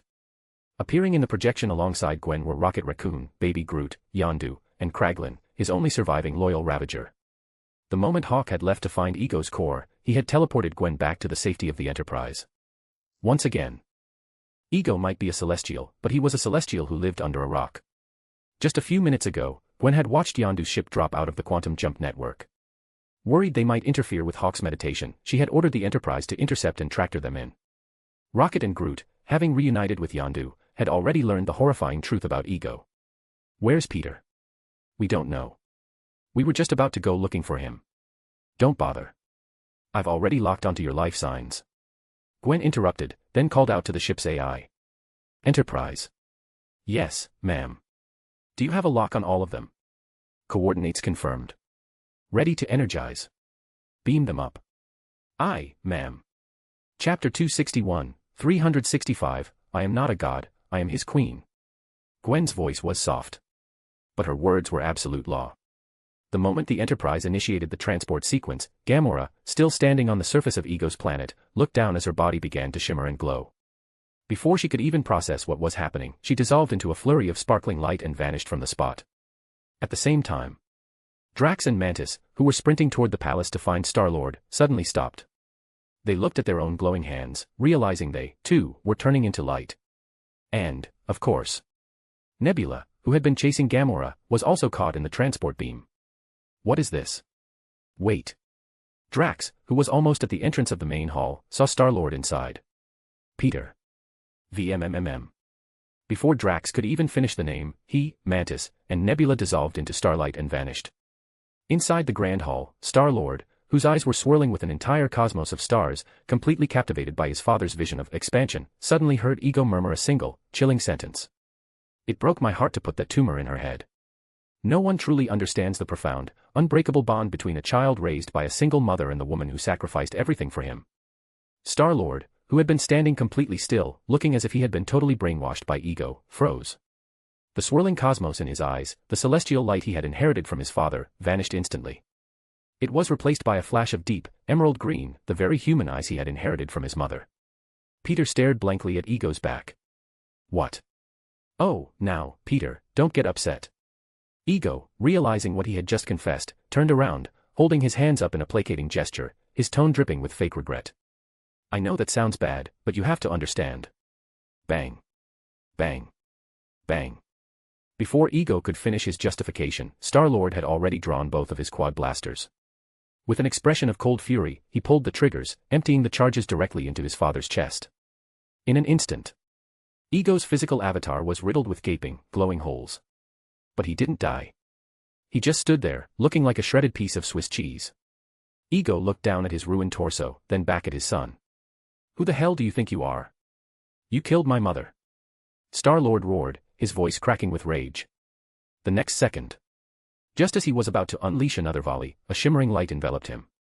Peter looked down at his glowing body. And then, VMMMM. He vanished. WTF. Ego was stunned. He stared at the empty space where his son had just been standing. Just as he was trying to figure out what kind of trick this was, a voice suddenly echoed directly in his ear. I need your help with my training. Hearing the voice, which seemed to originate from the very core of his planet, Ego's face twisted in alarm. He abandoned his shredded physical avatar, letting the ruined body collapse to the floor, and instantly pulled his consciousness back to his true, planetary core. At that exact moment, Star-Lord materialized on the transporter pad aboard the Enterprise. Gamora, who had been waiting anxiously just outside the transporter room, saw Peter materialize, blasters drawn, his body tense and ready for a fight. Peter. Peter's eyes snapped toward her. The next second, Gamora pushed through the doors, ran up to the platform, and threw her arms around him. Peter, Ego, I know. He killed my mom. Peter held her tight, his voice thick with emotion as he listened to Gamora's panicked explanation. But as he spoke, his gaze drifted past her, landing on the figure standing just outside the room. Yondu. During his brief communion with Ego's light, Peter had seen it all. He had seen exactly what his father did to the children who didn't inherit the celestial gene. So, now he understood. He finally understood why Yondu had taken him from Earth all those years ago, and why he had kept him, raising him among the Ravagers instead of delivering him to a monster. Yondu was looking right back at him. Their eyes met, a profound, unspoken understanding passing between them. Suddenly, the entire hull of the Enterprise shuddered violently. The touching reunion was cut short as everyone scrambled to the bridge. When they arrived, they looked at the main view screen. A massive swarm of sleek, golden, remote-controlled sovereign fighters had materialized from a hyperspace jump and was already launching a coordinated assault on the Enterprise. The collision alarm shrieked through the bridge. Enterprise spoke, her synthetic voice calm and precise amidst the chaos. Alert. Enemy attack. Engaging automated defense protocols. Raising deflector shields. Initiating eradication mode. Boom. Boom. Boom. Boom. As the AI spoke, the Enterprise's tactical systems, located on the underside of the saucer section, powered up instantly. Volley after volley of concentrated energy blasts tore into the void.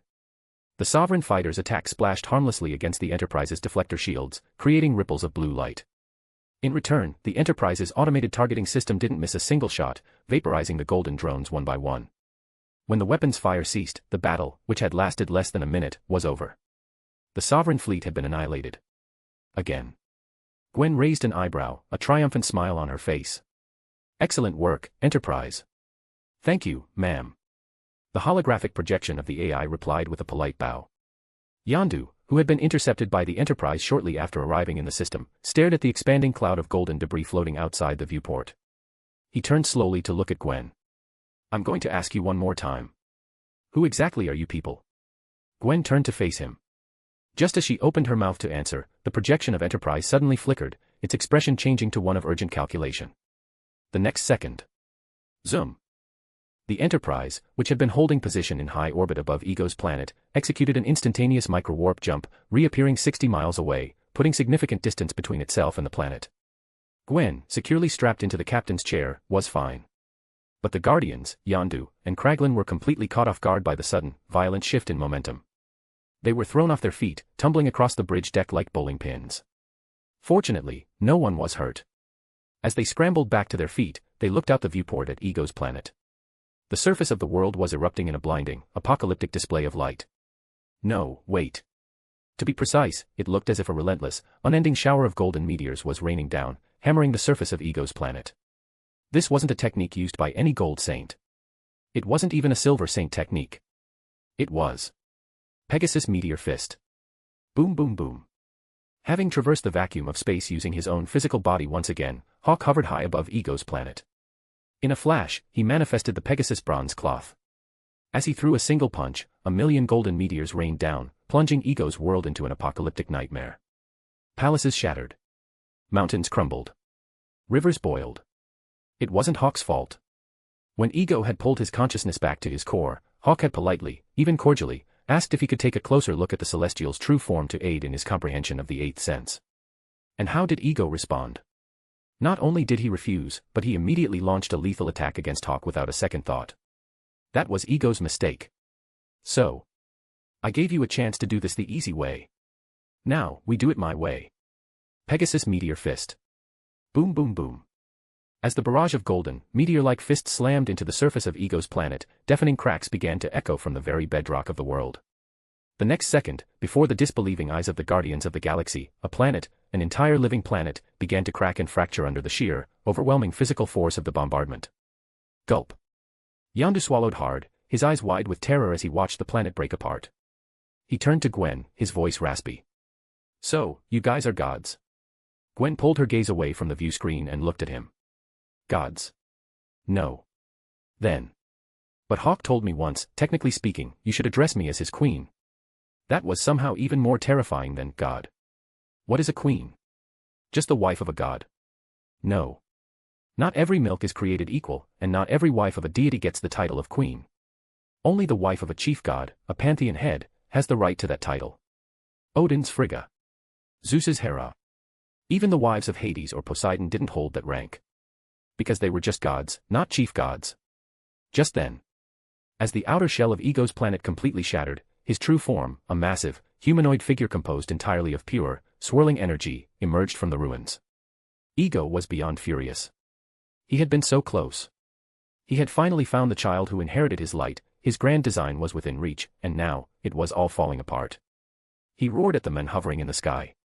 Who are you? Hawk. Hovering in the void, Hawk looked down with cold indifference at the glowing energy giant, who had managed to keep his actual, brain-like core safely shielded during the planetary collapse. I told you. I just wanted to take a look at your core. You could have just said no.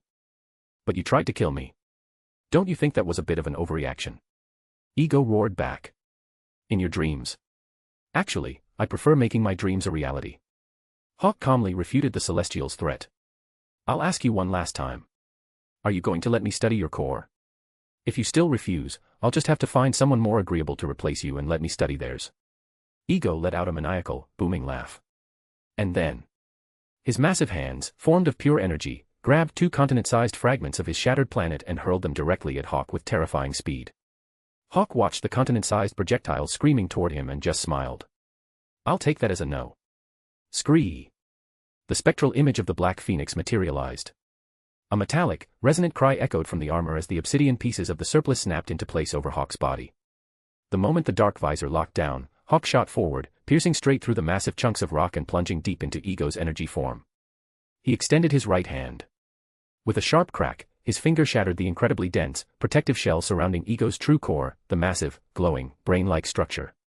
He pressed his finger directly against it. In a flash, Hawk's consciousness rode the connection, violently kicking down the metaphysical door to Ego's mind and stepping into his domain like a ruthless invader.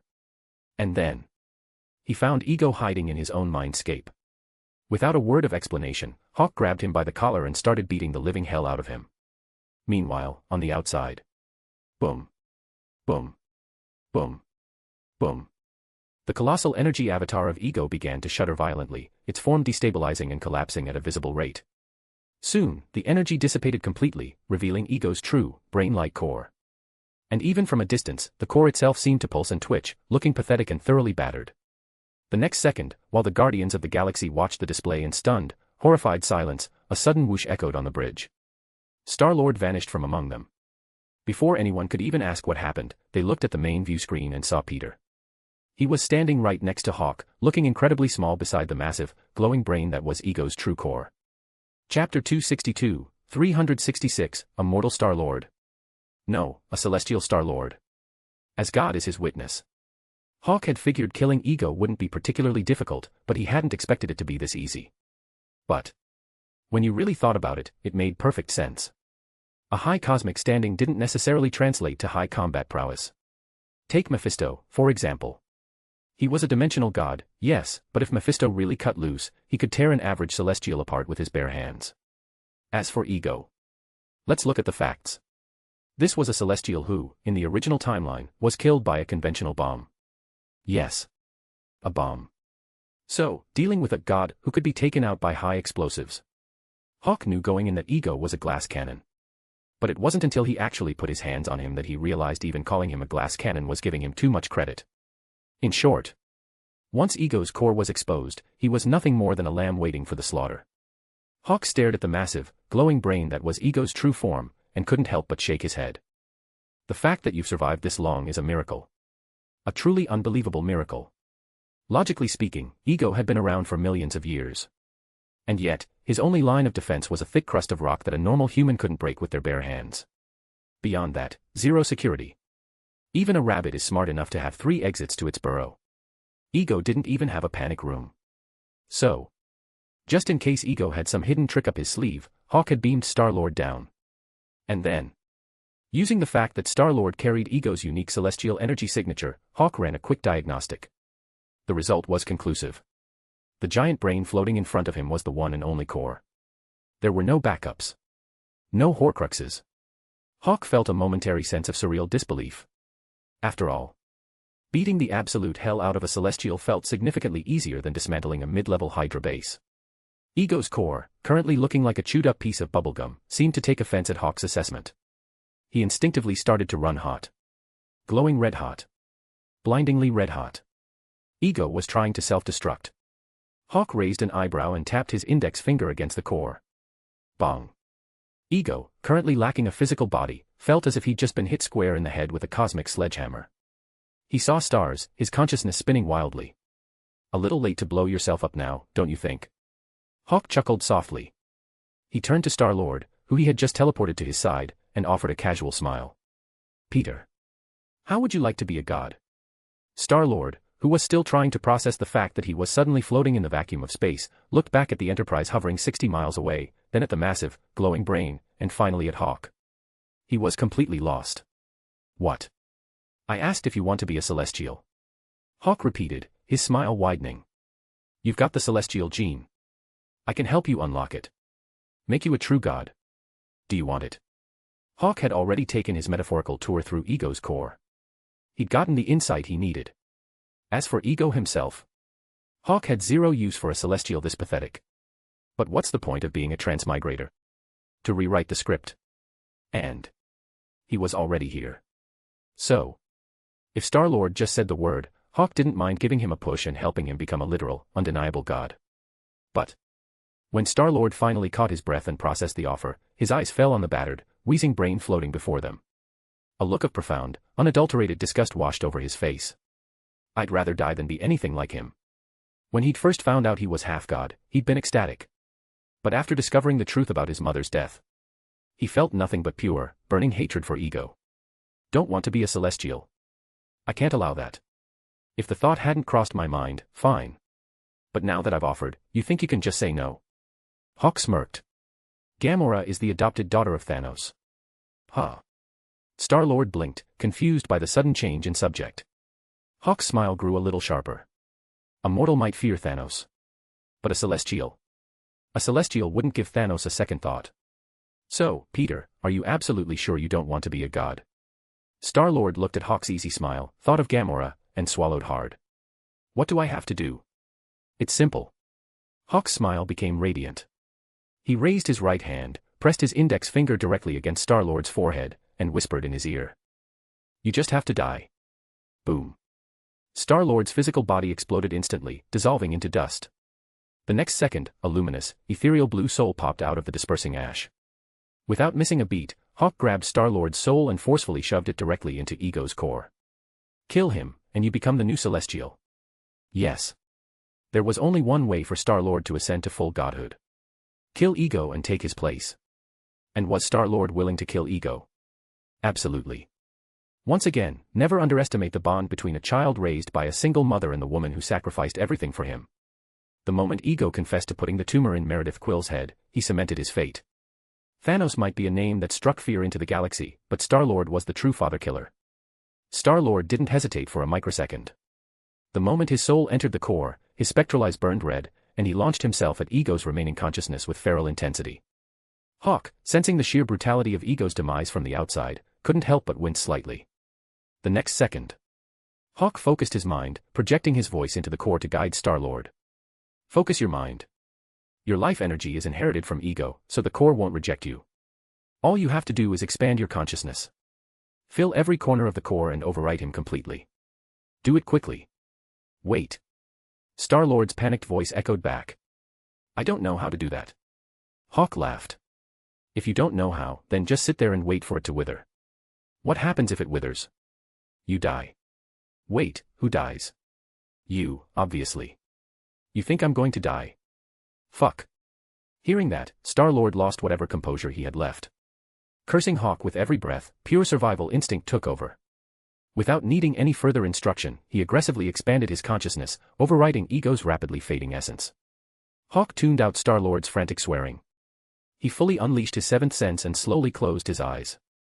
Even the most pathetic Celestial was still a Celestial. So, Hawk's primary motivation for helping Star-Lord usurp Ego wasn't just to change the plot. It was to use the profound, cosmic transition of a Celestial's death and rebirth as a catalyst to further his own comprehension of the eighth sense. 60 miles away, aboard the Enterprise. Gamora frowned, looking at Gwen. Why are you helping Peter become a Celestial?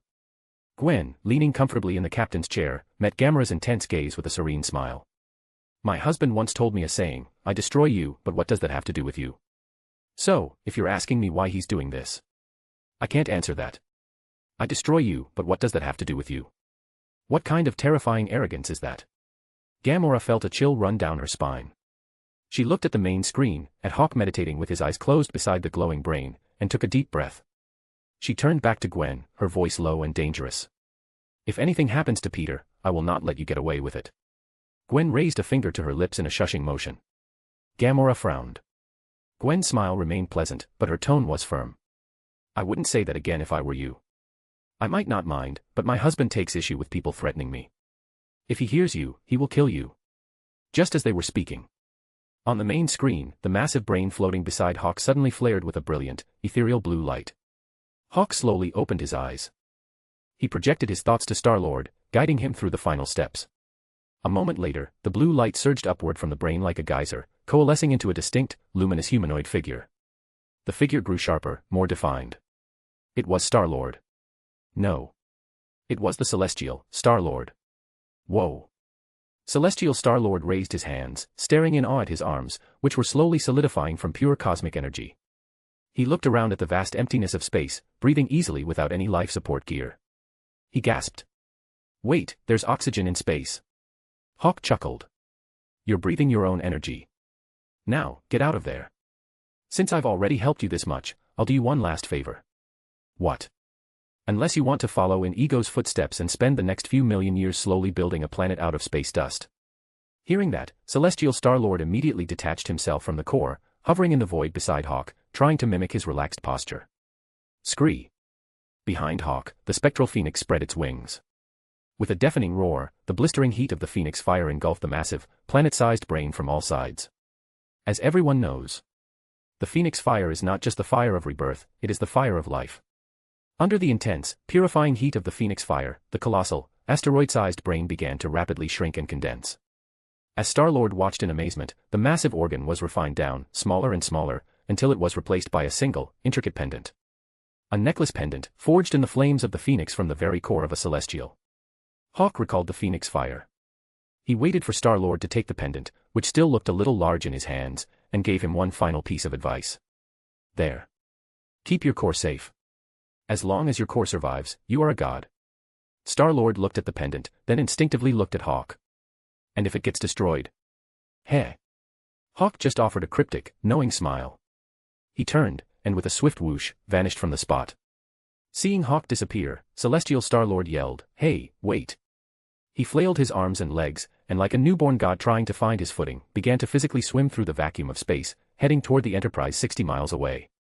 Hawk, who had already materialized back on the bridge, glanced at the main screen. Watching Star-Lord attempting to do the butterfly stroke through the cosmos, the corner of his mouth twitched. He looked at Gwen. I think I'm already regretting helping him become a god.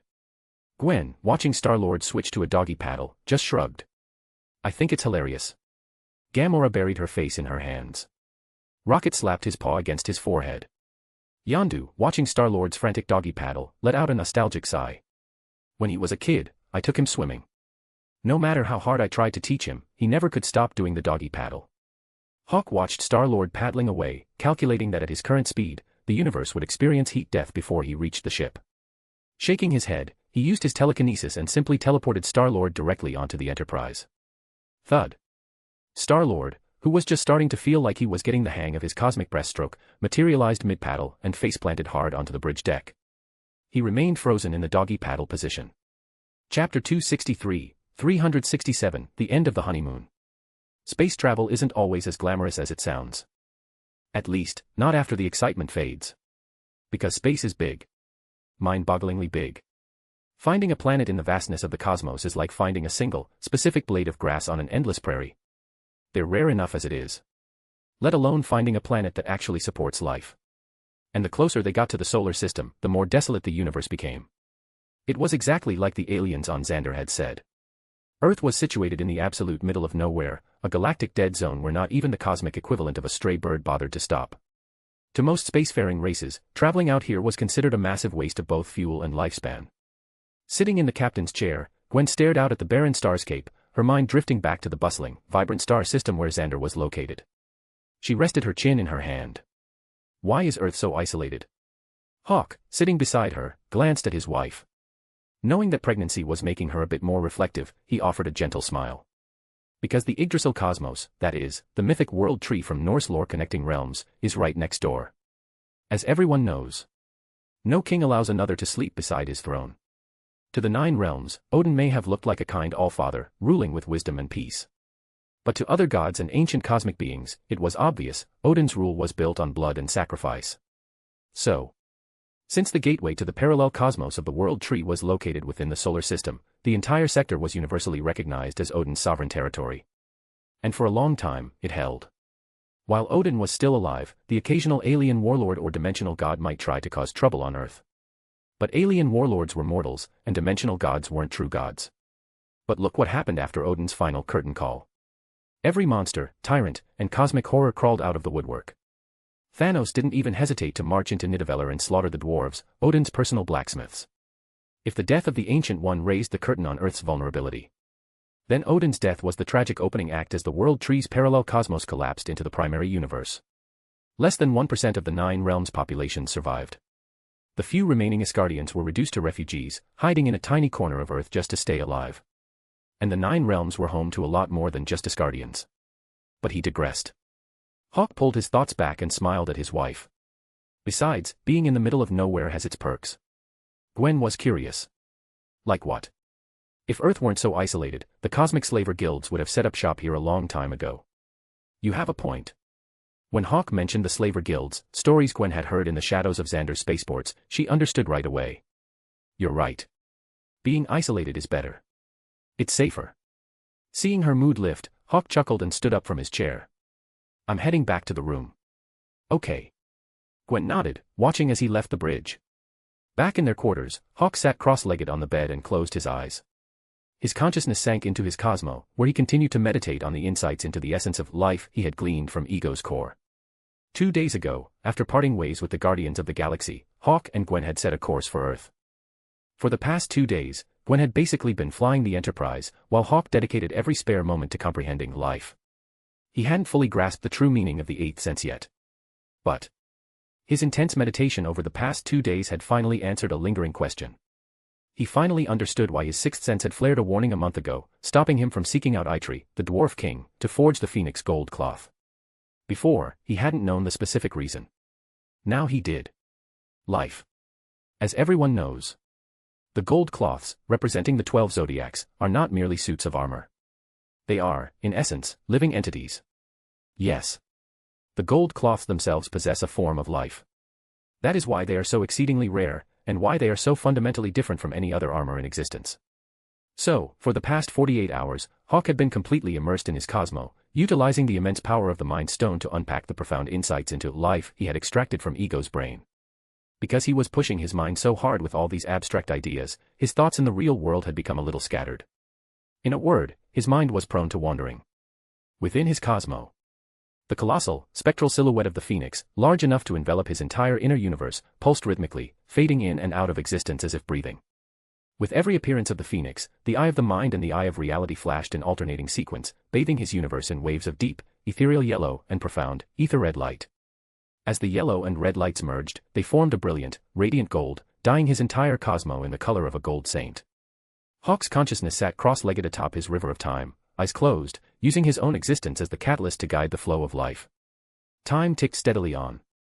Given the Enterprise's warp capabilities, the journey back to Earth should only have taken a few days. But as Gwen had pointed out, they were already late. What difference did it make if they were 2 days late or 10 days late?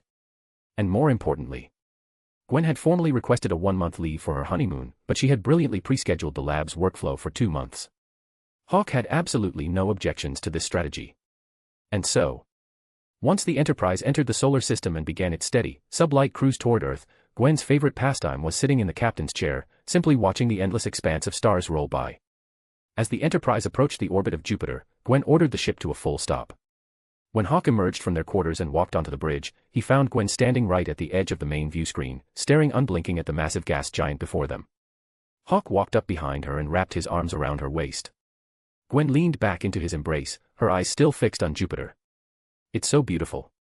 Beautiful, but terrifying. Jupiter was breathtaking, but it hid unimaginable horrors beneath its surface. As everyone knows, Jupiter has no solid surface. Beneath its swirling, vibrant clouds hide countless, unimaginably violent storms, the most famous being the Great Red Spot, a hurricane large enough to swallow the Earth twice over. To put it simply, any normal biological organism that entered Jupiter's atmosphere would be dead before it even realized what was happening. Unless, of course, you were a god. Hawk smiled, following Gwen's gaze to the terrifying, magnificent planet filling the view screen. I can take you inside to get a closer look, if you aren't scared. Gwen pulled her gaze away, turning smoothly in his arms and looping her hands around his neck. You know I'd be terrified. Sorry. Why aren't you meditating today? I don't need to right now. Hawk smiled softly. What I was meant to understand, I've understood. What I haven't grasped yet, meditating on it any further right now won't change anything. In a word, don't force it. With his current power level, he was more than capable of protecting himself and everyone he cared about. There was no need to desperately, frantically push for more power, as if a rabid dog were constantly snapping at his heels. And most importantly, haste makes waste. Sometimes, pulling your fist back isn't a sign of surrender. It's just a way to ensure your next strike is more precise and hits with even more devastating force. The same principle applied to comprehending the eighth sense. Gwen listened to his explanation, nodding thoughtfully. Then, a playful glint appeared in her eyes. Hey, Pluto isn't that far from here. Do you want to go grab a drink with your good friend Mephisto? Hawk's eyebrow shot up. He didn't say anything, just looked at her with a knowing smile. Their eyes met. Gwen blinked innocently. What? Honey. Yeah. Why do I get the feeling you're trying to delay going back to Earth? That's not a feeling, Hawk. That's a delusion. Gwen's face was a mask of utter seriousness as she corrected him, but she couldn't hold it for more than 2 seconds. Under Hawk's amused gaze, she finally shrugged. Okay, fine. You talk about Mephisto all the time, but I've never actually met him. I don't even know what he looks like. Hawk laughed. He's ugly. But a very unique kind of ugly. Let's just stick with really, really ugly. Hawk grinned. Besides, you couldn't see him even if you wanted to. The guy is still busy digesting the heaven dimension. Gwen was surprised. I thought you said he already swallowed it. Swallowing is one thing. Digesting is another. It takes time to refine a dimension that size. All right. Her plan for a quick detour to hell thwarted, Gwen shrugged indifferently. Enterprise. Yes, ma'am. Set course for Earth. Maximum warp. Aye, ma'am. The Enterprise, holding steady in Jupiter's orbit, powered up its impulse engines. With a resonant hum, and upon Gwen's command of "Let's go home," the massive starship vanished from orbit in a flash of light. Soon, Earth, a pale blue dot, appeared on the main view screen. In the Enterprise's cargo bay, the honeymoon gifts Gwen had bought started vanishing one by one. Once the cargo bay was empty, Hawk wrapped his arms around Gwen and, just as they had when they left, teleported off the Enterprise, hovering in the vacuum of space. The next second, Gwen watched as the Enterprise, hovering silently before them, seemed to ripple like a fragile dream bubble, dissolving into nothingness, leaving behind no trace that it had ever existed. The Enterprise was a manifestation created by Hawk's reality stone. To keep it in the physical realm, Hawk had to supply it with energy constantly. While the energy drain was practically negligible to him, and he could easily have made the ship a permanent reality if he chose to, there was no need. They were home. Gwen's next scheduled prenatal checkup on Xander wasn't for another 6 months. Rather than leaving the Enterprise parked in Earth's orbit to gather dust, it was easier to dismiss it and simply manifest a new one when it was time to go back. So, having released the construct, Hawk pulled his gaze from the space and looked down at his wife. Ready to go home? Yeah. Gwen looked down at the blue marble beneath her feet, thinking of her mother, Helen, her father, George, and her 2 foolish little brothers. She nodded. Let's go home. Hawk didn't hesitate. Holding Gwen tightly, he dove, breaking through the atmosphere in a streak of golden light. Chapter 264, 368, The True Nature of Civil War. At this moment, it was afternoon in the Eastern Hemisphere and morning in the Western Hemisphere. 7 a.m., New York time. A streak of golden light, unseen by anyone, shot through the sky with a quiet whoosh and landed perfectly in the backyard at 521 A Palm Street, Manhattan. It was only after the golden light had fully dissipated that the alarm systems deep within the shield New York Command Center finally tripped, blaring to life. SHIELD satellites detecting a massive energy discharge. Cross-referencing energy signature. Scanning. We have a match. Hiss. Energy signature matches profile, Phoenix. The Phoenix has returned. By the time Hawk's profile picture appeared on the main screen at SHIELD, he and Gwen were already inside their living room. Gwen flopped down onto the sofa, sinking into the cushions. She closed her eyes and let out a long, contented sigh. Space is amazing, but there's really no place like home.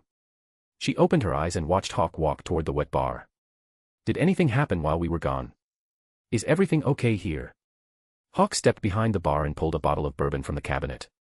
He glanced at her. Westview is fine. George and Helen are fine. He had left a failsafe before they went on their honeymoon. If anything had threatened Westview or Gwen's parents, he would have known instantly. Not that he had expected any trouble. After all, he was just on his honeymoon, he wasn't dead, and he wasn't gone forever. Anyone with half a brain would know better than to try anything while he was away. But better safe than sorry. As everyone knows, Marvel's Earth has a severe shortage of common sense, but an absolute surplus of ambitious madmen and lunatics. So, before leaving, Hawk had left a microscopic sliver of his consciousness at both locations. If anything triggered it, it would act as an instantaneous alarm. But the alarm hadn't tripped. And now that he was back, those fragments of consciousness had fulfilled their purpose, naturally dissipating the moment he broke through the atmosphere. Gwen nodded. She was about to say something else when her wrist computer chimed softly. Her eyes lit up. She hopped off the sofa. Where are the things we brought back from Xander? Hawk, sipping his drink, pointed toward the garage. I put it all out there. Gwen flashed him an okay sign and headed for the garage. It was time for her scheduled nutritional intake. However, just as she stood up and started walking, the doorbell rang. Gwen stopped near the garage door. She looked at the front door, then turned back to Hawk. Sharon. As a general rule. Every time Hawk returned from a trip, Sharon Carter was always the first to call or the first to show up at his door. So, hearing the doorbell, Gwen's first thought was naturally Sharon. Hawk's eyebrow shot up. No.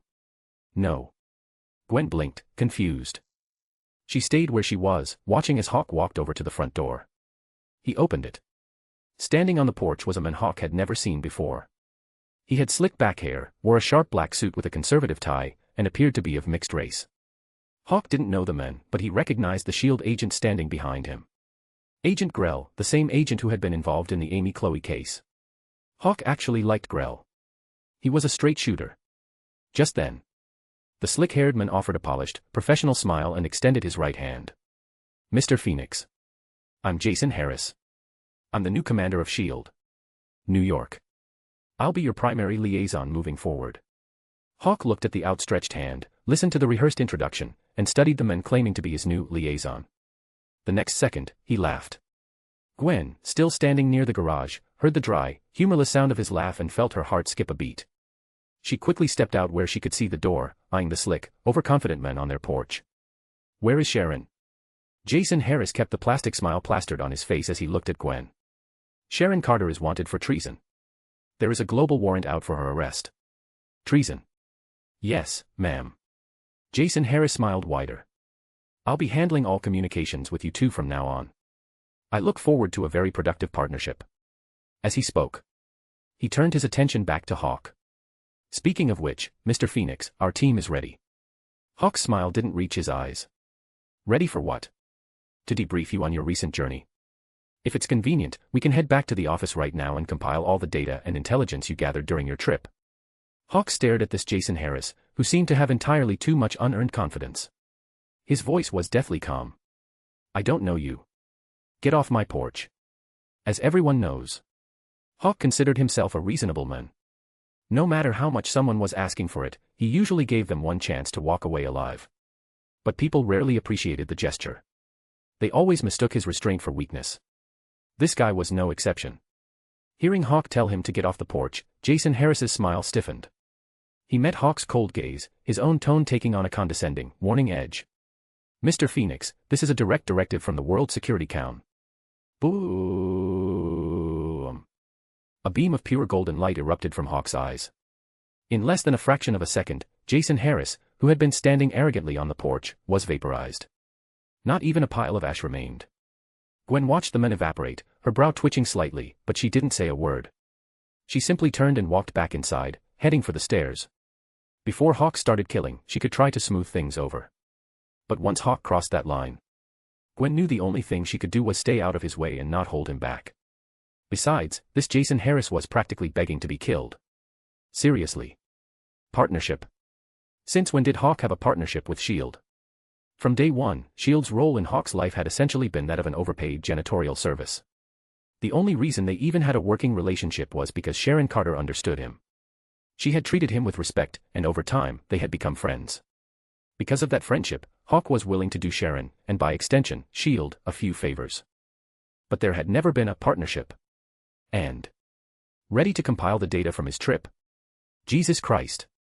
Gwen seriously suspected that Jason Harris had been day drinking before he knocked on their door. Why else would he spout such absolute garbage? How much liquid courage does it take to get that drunk, and then try to use the Security Council to intimidate Hawk? What was he thinking? You couldn't make this stuff up if you tried. As she walked upstairs to find her phone and call Sharon, her mind raced. Treason. There was no way Sharon would commit treason. She and Hawk had only been gone for a month. Not a year. The golden light faded from Hawk's eyes. He looked at Agent Grell, who hadn't moved a muscle, though a slight twitch near his eye betrayed his tension. Hawk offered a grim smile. Who appointed that idiot? The American councilman. Which one? David Harris. His father. Yes, sir. Heh. Hawk let out a short, derisive scoff, shook his head, and gestured for Agent Grell to come inside for a drink. A minute later. Agent Grell took the glass of bourbon Hawk handed him. Thank you, sir. Hawk picked up his own glass, clinked it against Grell's, took a sip, and got straight to the point. Tell me what happened while I was gone.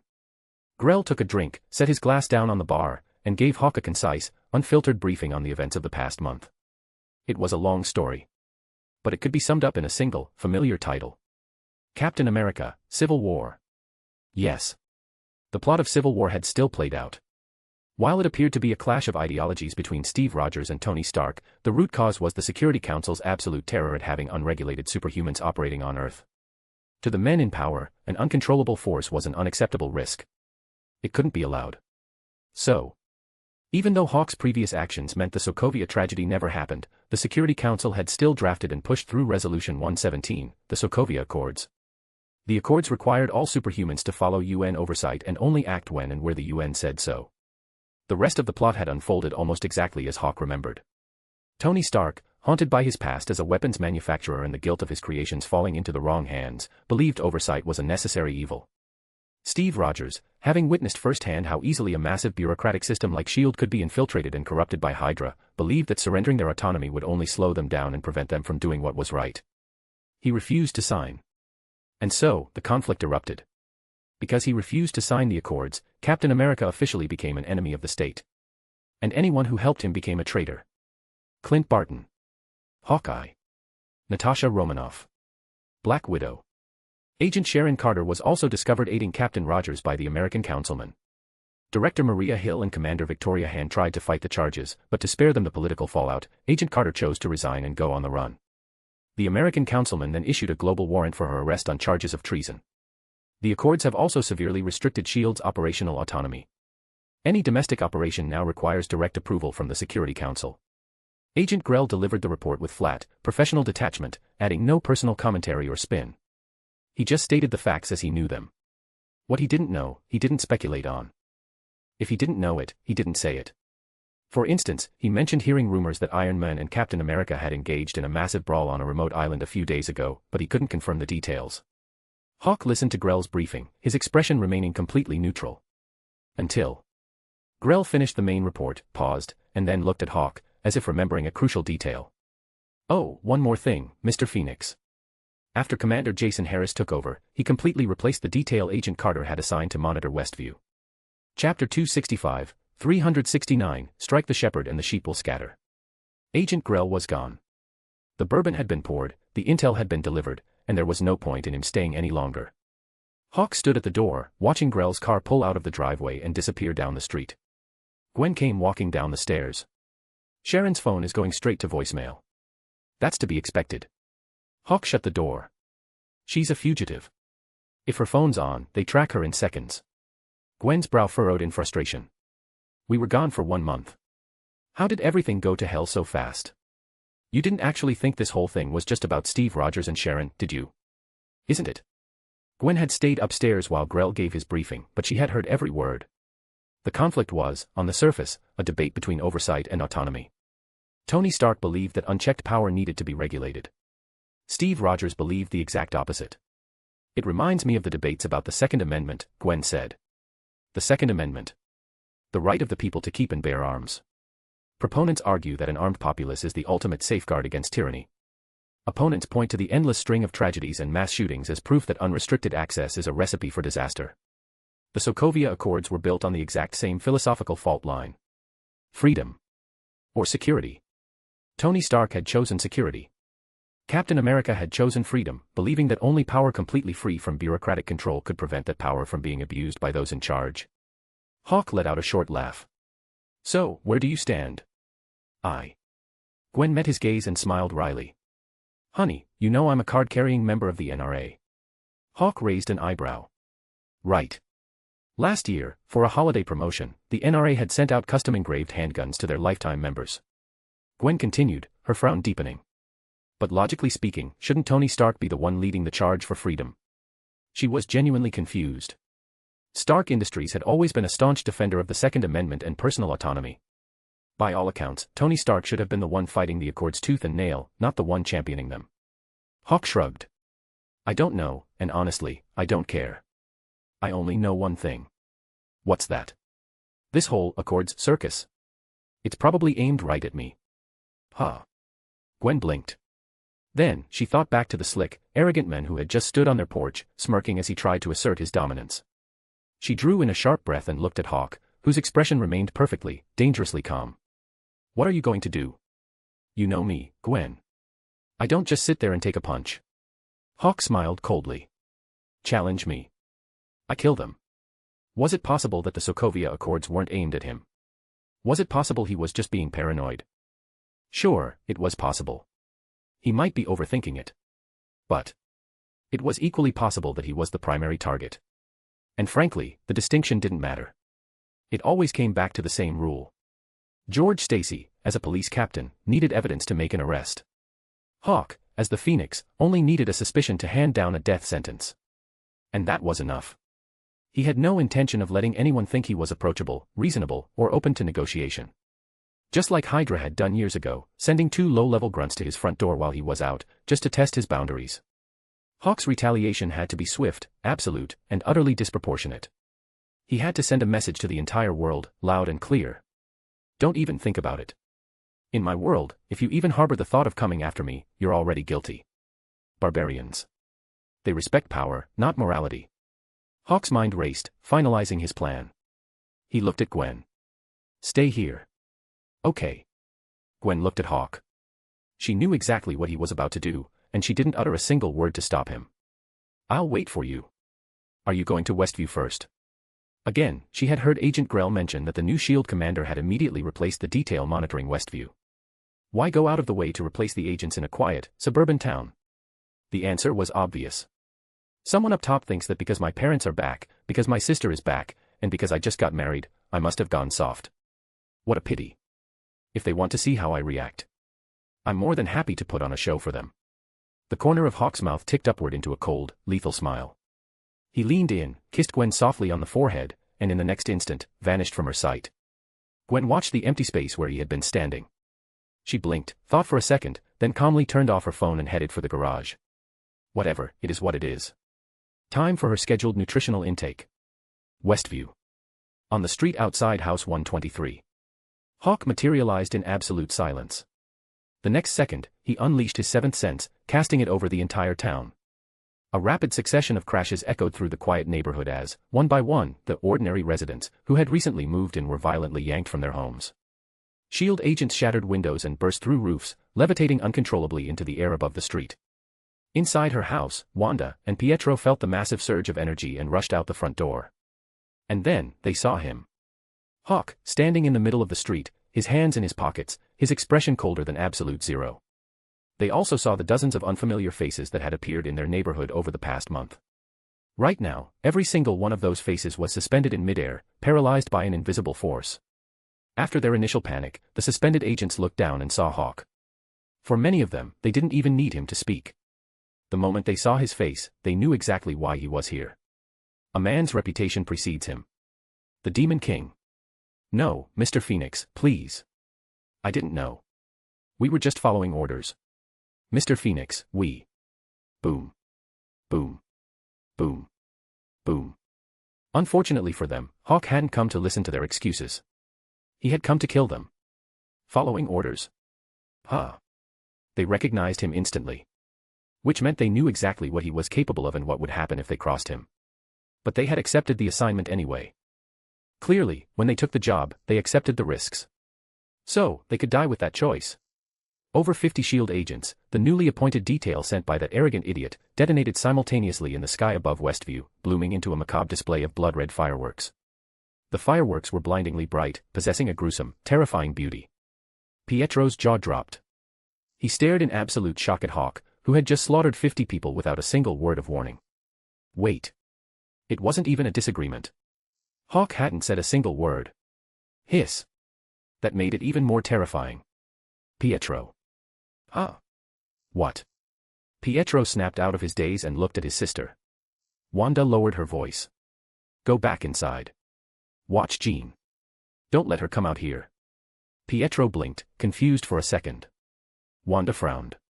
Pietro realized what she meant, nodded quickly, and with a whoosh, vanished from the porch, speeding back into the house. Hawk cast a brief glance at the house diagonally across the street. Andrew and Amy Chloe were standing in their doorway, frozen in shock. As for his sister, Anya, the lazy girl was probably still fast asleep in her second-floor bedroom. The massive explosions hadn't even woken her up. Heavy sleeper. But then, considering she had spent 7 years trapped in hell, Hawk figured she'd earned the right to sleep as deeply as she wanted. He didn't bother going over to wake her. In a word, he was here to kill. He had finished his work here, but he still had other stops to make. So, Hawk pulled his gaze away from the Chloe residence, ignoring the horrified, unspoken questions on his parents' faces, and turned his attention to Wanda, who had sent Pietro away and stepped off her porch to approach him. Wanda spoke softly. These people have been moving in gradually over the past month. I knew they were SHIELD, but they didn't seem to be doing anything overtly hostile, so I ignored them. Are they? Just because they didn't do anything doesn't mean they didn't want to do something. Hawk's expression was utterly devoid of emotion. I had a good relationship with SHIELD. But only because I had 3 friends inside SHIELD. Sharon Carter. Maria Hill. Victoria Hand. Because I considered them friends, I allowed SHIELD to operate around me. Not the other way around. Because Sharon was my friend, I trusted her. And because I trusted her, I tacitly approved of the security detail she arranged for Westview.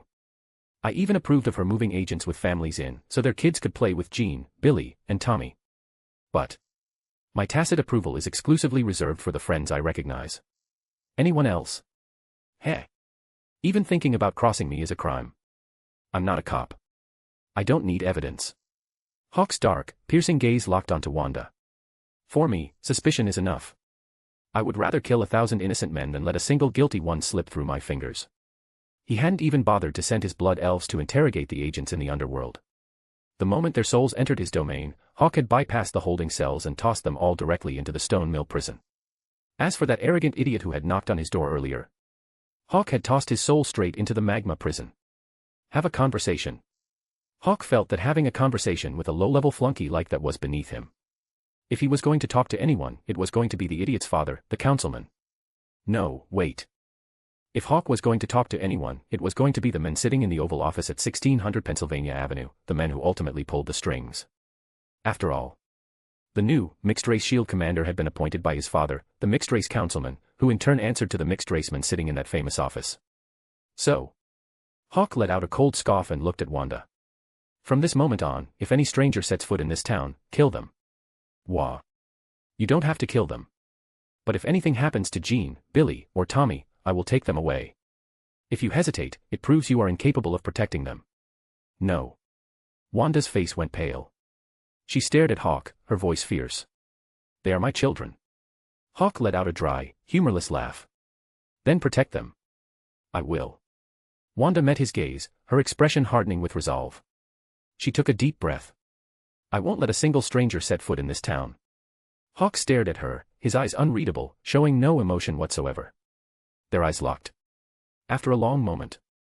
Remember what you just said. Don't give me a reason to revoke your custody. Hawk broke the silence, his tone perfectly even.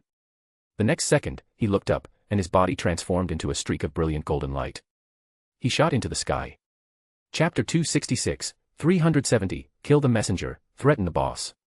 Knock, knock. Come in. Maria Hill, deep in a stack of reports in her office aboard the helicarrier, didn't even look up as she answered the door. It opened, and Commander Victoria Hand walked in. There was a weird glint in her glance, a mix of undeniable, vindictive glee and genuine tension. Hill. Hawk is back. Hill froze. She slowly raised her head, setting her pen down on the desk.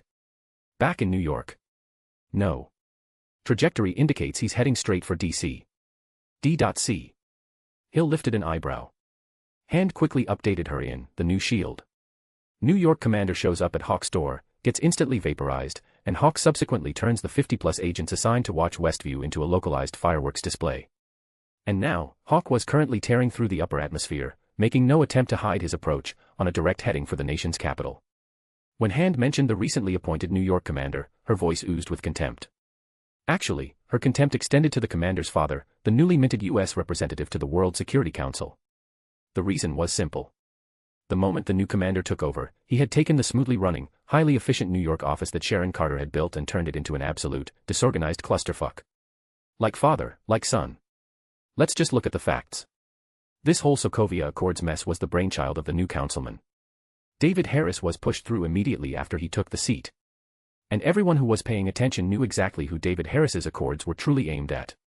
After all, the members of the Security Council were the elite of the elite, the apex predators of the geopolitical world. They were all thousand-year-old foxes playing in the same den. Okay. Maybe not all of them. But the representative from China had undoubtedly fought his way up through an army of rivals, so he knew exactly what David Harris, a former Wall Street heavyweight nominated by the president, was trying to pull. However, China had SPEAR, and Russia had the Winter Guard. They had their own superhuman assets under control. So, even though they knew exactly what David Harris was plotting, they did what they always did, they abstained from the vote. Let the West tear itself apart. Why should they care? So, with China and Russia abstaining, David Harris had rallied Paris and London, twisted the arms of 114 smaller nations, and proudly announced that the Sokovia Accords had passed with the backing of 117 countries. The Accords required all superhumans operating on Earth to register with and submit to the oversight of a UN panel. But his real target was Hawk. In David Harris's own words, Hawk is too dangerous. He must be brought under our control. Why hadn't he cared before? Because he hadn't known he existed. But now he did. So, on paper, the Accords looked like a righteous crusade for global security and accountability. But in reality, the Wall Street vampires think the wind has died down, so it's safe to come out and play again. They saw the spaceship Hawk built, propped up Harris as their puppet, and figured they could use legislation to steal it from him. It makes sense. Before, Hawk was a lone wolf. He had no weaknesses. Hand listened to Hill's cynical assessment and let out a dry laugh. But things are different now. He has parents. He has a sister. He has a wife. He's going to have kids. So, they did the math and decided he could be leveraged. Hill scoffed. What twisted logic led them to believe Hawk could be leveraged? Was it the ruins of Quantico? Or the crater in Wakanda? Or the scattered ashes of Hydra? Or maybe the bottomless trench in the Atlantic Ocean? They probably figured it was worth a shot. If they leverage him, it's a massive win. If they can't, well, Harris takes the fall. Heh. Hill looked at Hand, her look dead serious. That's exactly what Alexander Pierce thought, too. Hand shrugged. Either way, it's not our problem. After he branded Sharon a traitor, Harris pushed to completely separate the New York office from headquarters. It was true. SHIELD. New York and SHIELD headquarters were officially divorced. While the New York office technically still operated under the SHIELD banner, Harris had already authorized a $50 million budget to rebrand them as the Department of Damage Control. They were literally waiting on the new signs to be delivered. Sharon. Hill frowned at the reference to the name. Any word on her? Hand just shrugged, saying nothing. Hill arched an eyebrow. You found her? I have no idea what you're talking about. Hill listened to her commander's deliberate non-answer, paused for a moment, then shook her head with a smile. Fair enough. As long as she can be reached when we need her. A thought then struck her. She looked at Hand. You said the satellites caught Hawk heading for DC. Yes. Projected destination. You're not going to like the answer. Right.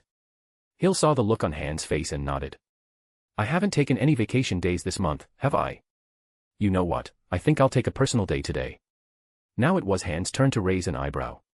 She stared at the acting director of SHIELD, who was casually preparing to desert her post at the first sign of trouble. Her jaw dropped. Wait, if you bail, what am I supposed to do? You can take a personal day, too. Hill was already pulling on her coat. She flashed Hand a bright smile. Just make sure you bring Sharon back. I'm out of here. S.H.I.E.L.D. belonged to the Security Council, not to her personally. So, as long as the world wasn't actively ending, if God himself called and ordered her to cancel her vacation, she'd hang up on him. Hill moved fast. She walked out of her office, walked onto the flight deck of the helicarrier, and instantly saw a streak of bright light tearing through the clouds in the distance. Hiss. Hill smoothly powered off her phone and sprinted toward a prepped Quinjet. Boom. That wasn't the sound of a Quinjet breaking the sound barrier. That was the sound of the roof of the White House being caved in by what sounded like a meteor strike. Instantly, deafening alarms shrieked through every corridor of the White House. The Pentagon, located just 2.6 miles away and a 9-minute drive, immediately went into high alert. The Secretary of Defense rushed into the Situation Room. The various military brass, who had already assembled, quickly stood to attention. Mr. Secretary. Sit. What's the situation? The White House has been breached. Hiss. The Secretary, an older man with white hair who had just been napping in his office, felt a chill of dread run through him. The National Guard is. I'm already here. Just as a 4-star general was reporting that the National Guard had been mobilized, a voice rang out in the tense, highly secure Situation Room. The next second, Hawk, holding a man by the neck, appeared in the center of the room, his look utterly blank as he looked at the assembled military leaders. Crack. With the sickening, clear sound of snapping bone, the generals watched in stunned disbelief while Hawk casually crushed the man's throat. The Prezi. He's dead. Elect a new one. Thud. Hawk interrupted a general who was about to scream, his voice cold as ice. He snapped his wrist and tossed the lifeless commander-in-chief onto the Situation Room's main table, then fixed his cold gaze on the Secretary of Defense. You have 2 choices. Option 1. I am giving you 3 hours. In the first hour, I want David Harris brought to me. Alive. In the second hour, I want to see the Sokovia Accords officially repealed. And in the third hour, I want the heads of every single person backing David Harris brought to me. I will not accept any delays. And I will not accept any convenient suicides. Of course, if you don't like option 1, you can always choose option 2. Go to war with me. Trust me, you don't want option 2. And don't think I'm bluffing. I leveled Quantico. I slaughtered Wakanda. I wiped the Vatican off the face of the earth. If you think you can take me, be my guest. But I strongly advise against it. Now. The clock is ticking. Hawk finished his ultimatum. Ignoring the heavily armed soldiers who had just burst into the room, drawn because of the commotion, he calmly closed his eyes. The Secretary of Defense panicked, screaming at the soldiers. Hold your fire. Hold your fire. The other generals, especially those who had survived the disaster at Quantico, repeated the order, shouting as loud as they could. They were terrified that a nervous rookie might get them all killed. Soon, the situation was stabilized. Under the furious, panicked orders of the secretary and the top brass, the confused soldiers were shoved back out the door. As the heavy doors of the Situation Room sealed shut once more, the gray-haired secretary looked at the body slumped on the table, the men who had been the most powerful men in the free world just that morning, now looking like a discarded rag doll. With a quivering hand, he pulled a handkerchief from his pocket and wiped the cold sweat from his forehead. His mind was spinning, and he was silently cursing. He knew who David Harris was, and he knew all about his precious Sokovia Accords. But he was just the Secretary of Defense. David Harris was the puppet of the real power brokers, the financial elite. Even though he had warned them the Accords would cause trouble, he couldn't stop them. Well, now the trouble was here. Except. The secretary looked at Hawk, who had delivered his terms and simply closed his eyes. He gulped hard. Mr. Phoenix, I assure you, the military had absolutely no involvement in. I know. Hawk didn't even let him finish. He opened his eyes, his gaze flat and uncompromising. I know you weren't the ones who provoked me. But the people who did, the only reason they had the courage to try, is because they believe the United States military has their back. So. I'm killing the messenger, and I'm threatening the boss. I'm only dealing with you. David Harris. Alive. The Accords. Gone. The puppet masters. Dead. You have 2 hours and 50 minutes left. Chapter 267, 371, When Violence Speaks, Money Goes Silent. Chaos. Absolute chaos descended upon Washington, D.C. Just moments ago, a small, formerly unnoticed meteorite had breached the atmosphere and, with impossible precision, slammed directly into the White House, instantly vaporizing the commander-in-chief. The press pool, permanently camped outside the gates, had managed to capture crystal-clear footage of the culprit, a smoking rock being hauled out of the wreckage, followed closely by a stretcher covered with a plain white sheet. Shortly after, a hastily organized press conference was held on the White House lawn. Under the dazzling flash of cameras and the gaze of a stunned nation, the vice president, an older man with thinning gray hair, placed his right hand on a Bible and was hurriedly sworn in as the new president of the United States. His first official act as commander-in-chief, signed mere minutes after taking the oath, was an executive order immediately repealing the Sokovia Accords and dropping all charges of treason against Steve Rogers, Clint Barton, Natasha Romanoff, and Sharon Carter. All of this transpired within an hour of the meteorite strike. Meanwhile, in Arlington County, just southwest of the capital, a team of heavily armed soldiers descended upon an expansive estate. Without hesitating, they kicked the front door off its hinges and stormed inside. The commanding officer marched with grim purpose toward the homeowner, a mixed-race man who stared at the invading force in utter panic. Without a word, the officer drove the butt of his rifle hard into the man's face. "Take him." "Yes, sir." The officer watched impassively as his men dragged the bleeding, semi-conscious David Harris away. He checked his watch, pulled out a secure sat phone, and dialed a number connecting directly to the Secretary of Defense, who was currently sweating in the Pentagon's Situation Room. The call connected instantly. "Sir. We have the target. We're en route back to base." "Excellent." The Secretary's eyes lit up. He slapped his hand on the table in relief, hung up the phone, and immediately turned to Hawk, who was standing quietly in the corner, his eyes closed in apparent meditation. "Mr. Phoenix, we have Harris. He's on his way here now." Hawk opened his eyes settling coolly on the Secretary of Defense. "You know, Mr. Secretary, there are very few things in this world that I truly detest. 3, to be exact. Do you know what they are?" I hate the dark, because I'm afraid of the dark. I hate ghosts, because I'm afraid of ghosts. And I hate squids, because I'm allergic to seafood." "So." Hawk's eyes turned dead and fathomless. "You have 2 hours and 10 minutes left. Just like at Quantico, either you give me an acceptable resolution, or I will create one myself."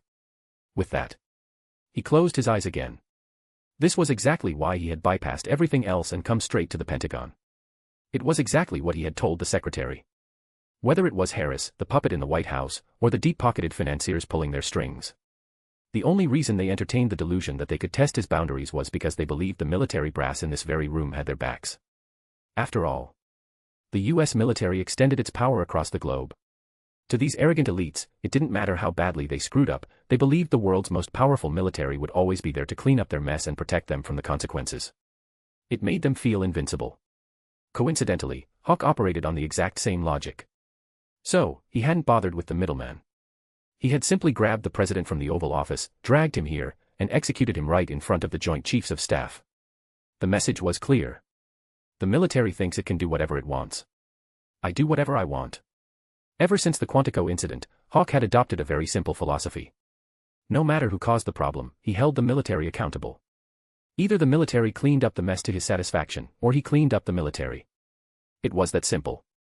And so, hearing Hawk's thinly veiled threat regarding squids, a not-so-subtle reference to the Wall Street financiers backing Harris, the Secretary pulled out his handkerchief again, mopping his brow. He looked around the table. The generals were staring back at him. Their eyes practically screamed, "Better them than us," and a few even glinted with the realization that Wall Street has a lot of fat to trim. The Secretary took a deep breath, his voice sinking to a low murmur. "Tell the new boss to sign an emergency lockdown order for New York City. Mobilize the National Guard. Arrest them all. It's a known fact. The Anglo-Saxons were the muscle, the boots on the ground, the blunt force that conquered nations. They were the wolves. The Wall Street squids were the money, sitting safely in their penthouses, hoarding the wealth of the oceans. They were the leeches. But it's also a known fact. When violence finally decides to speak, money has no choice but to go completely, utterly silent. Soon, the directive reached the White House. The new president, possessing a strong desire not to share his predecessor's sudden case of meteorite-induced death, swiftly exercised his executive power. He declared a state of emergency for the island of Manhattan and ordered the immediate deployment of the National Guard. In New York, Governor Newsom was caught completely off guard. He hadn't even processed the news that the president had been vaporized by a falling rock, and now the new guy was putting his city under martial law. What the hell? What did New York do to deserve a state of emergency? Once the shock wore off, Newsom slammed his hands on his desk, his face turning red with indignation. This is an outrage. This is an unlawful overreach. I won't stand for this. I absolutely refuse to. Governor. Just as Newsom was about to call a press conference to publicly denounce Washington's heavy-handed tactics, his chief of staff rushed in, pale-faced, and leaned in to mumble in his ear. Newsom's indignant expression froze instantly. His eyes bulged as he stared at his aide. Are you serious? Yes, sir. The Deputy Secretary of Defense just called personally. He said the lockdown isn't aimed at us. It's to protect us. He said the Demon King is furious, and the consequences will be severe. Hiss. Newsom sucked in a sharp breath. His look darted involuntarily toward Wall Street. Are those Wall Street idiots insane? I don't know, sir. The aide shook his head, a grim, humorless smile on his face. He couldn't fathom how anyone, after witnessing the Quantico massacre, the scorched earth of Wakanda, the Atlantic annihilation, and the Hydra eradication, could still think it was a good idea to poke the Demon King. Goes to show, sometimes, people who spend centuries wandering without a homeland do so for a very good reason. Rumble. Receiving their orders, the National Guard didn't hesitate for a second. Fully armed convoys rolled into Manhattan, locking down the island. Hurry. Faster. Go. A Wall Street financier, his face covered in panic, scrambled into his private helicopter on the roof of his penthouse, screaming at his pilot. The pilot frantically worked the controls, lifting the chopper off the pad and banking hard, trying to cross the border as fast as possible. Mr. Secretary, we've got reports of several targets attempting to flee the country by air. And we have several senators on hold, demanding to speak with you. An aide scurried into the Situation Room, whispering urgently in the secretary's ear. But before the secretary could respond. Crack. The sickening sound of bone shattering cut across the tension. Hawk flicked his wrist, casually tossing the newly arrived, freshly dead body of David Harris onto the tactical table. He looked at the secretary, and then at the aide who had just spoken. Thanks for the reminder. I almost forgot. Add a new condition. Anyone who begs for mercy on their behalf, dies with them. Again. Don't try to hide them. Don't try to play games. You either handle this yourselves, or when the clock runs out, you, and this entire country, can go join Wakanda. You have 1 hour and 45 minutes left. Hawk's voice was perfectly level. Having delivered the addendum, he closed his eyes once more. He had meant what he said. He would give no one the opportunity to reach forth and touch what was his. He wouldn't even tolerate the thought of it. If you had the courage to think it, Hawk would end your life. The Secretary of Defense listened to the lethal, uncompromising promise in Hawk's voice. The images of a ruined Quantico, a pulverized Wakanda, and a vaporized Atlantis flashed in his mind. He spun around, glaring at his aide. Names. Get me the names. Arrange for their suicides. Immediately. The aide gulped, his already pale face turning the color of chalk. He seemed like an executioner who had just been handed the axe. 10 minutes later. Boom. A helicopter exploded mid-air over the Mexican border. A fighter pilot from a nearby Air Force base keyed his mic, confirming the target was destroyed.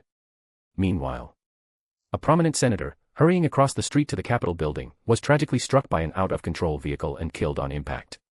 After all, suicides are efficient, but a sudden rash of high-profile suicides looks a little too suspicious. The clock ticked down. Are they done? Hold on, we're still waiting on 2. Hurry it up. We're out of time. 10 minutes left. I'm pushing them. Damn it, 2 of them decided to go hiking in the Grand Canyon. Okay, they're handled. How do we want them to go? We don't have time to make it look like an accident. Just list them as missing. Done. Photos. Where are the photos? Coming through now. Got them. Print them. Now. Printed. Hurry. Time's up. Hawk, sensing the exact moment the 3 hours expired, opened his eyes. His voice rang out over the frantic murmurings of the Situation Room. It was calm. But to the men in the room, it sounded like the Grim Reaper calling roll. Kirk Thomas. Thomas Investment Group. Here. A 4-star general launched a freshly printed photograph of a corpse into the air. With a thought, Hawk summoned the photo from the general's hand. It floated over to him. He glanced at it, his face expressionless. Senator Rachel Burnock. Here. Martha Williams. Here. Wade Payne. Here, sir. As Hawk methodically called out each name, the stack of printed photographs on the tactical table rapidly decreased. And the pile of photos hovering in front of Hawk grew. There were nearly 100 of them. Soon. After Hawk called out the final name, only a dozen or so photos remained on the table. He smiled. Then. Hawk looked up at the Secretary of Defense, his voice composed. "Thank you, Mr. Secretary." "You're welcome." The Secretary let out a massive, quivering breath. The entire Situation Room, which had been keeping its unified breath during Hawk's lethal roll call, finally exhaled. The next second, Hawk's gaze shifted to the two lifeless bodies splayed across their tactical map. "Do me one last favor. Anything you need. Chop them up. Feed them to the dogs." Chapter 268, 372, A Debt Settled in Blood. Hawk's voice was perfectly calm. After delivering his ultimatum, he didn't even spare a second glance at the lifeless bodies he'd casually tossed onto the tactical table. In the next instant, he simply vanished from the Situation Room. The Secretary of Defense and the assembled generals stared at the two corpses left behind, then looked at each other in stunned silence. "What are you looking at me for?" one general finally snapped. "You heard the men. Chop them up. Feed them to the dogs. And make sure you take pictures." The Secretary of Defense, feeling as though he had just taken a guided tour of hell and barely made it back, collapsed into his chair the moment Hawk was gone. He pulled out his handkerchief yet again, mopping the cold sweat of sheer survival from his forehead. And with that, following the sudden elevation of the Vice President, the immediate repeal of the Sokovia Accords, the death of David Harris, and the complete, brutal eradication of the Wall Street syndicate that had gambled their lives on a power grab. A massive, global conspiracy that had begun brewing the moment Hawk left Earth was completely dismantled within 4 hours of his return. His speed was as terrifying as ever. His response, as explosive as always. Aboard the helicarrier, Commander Victoria Hand, who had taken full control of SHIELD operations following Maria Hill's sudden, emergency vacation, read the latest incoming reports and shook her head in awe. Just then, a voice echoed through the office, accompanied by a figure materializing from thin air. "A light touch doesn't establish dominance." Victoria Hand looked up. There he was. Hawk stood in her office, having appeared without a sound. "Where's Hill?" "On vacation." Victoria answered honestly. She was worried the White House might try to drag her into this mess, so she turned her phone off and bolted. As it turned out, Hill had overestimated the government's spine. It was a massive incident. Or rather, it should have been. Because the Pentagon had bent over backward to cover for Hawk. The massive hole in the White House. A meteorite strike. The dead senators and power brokers. Tragic suicides. The massacre on Wall Street. A coordinated terrorist attack. Victoria Hand thought about the sheer, unprecedented efficiency the Anglo-Saxon power structure had demonstrated over the past 3 hours, scrambling to clean up Hawk's mess. She couldn't help but look at him with a mix of awe and curiosity. "Did you plan to hit the Pentagon from the start?" "My original plan was to wipe the U.S. off the map and send it to join Wakanda." Victoria's eyes went wide. She stared at him speechless. Hawk's expression remained perfectly calm. It was the truth. In a word, he was past his growth phase. Even if he shattered the Earth into a billion pieces right now, his heart wouldn't skip a beat. The universe was vast. He could go anywhere he wanted.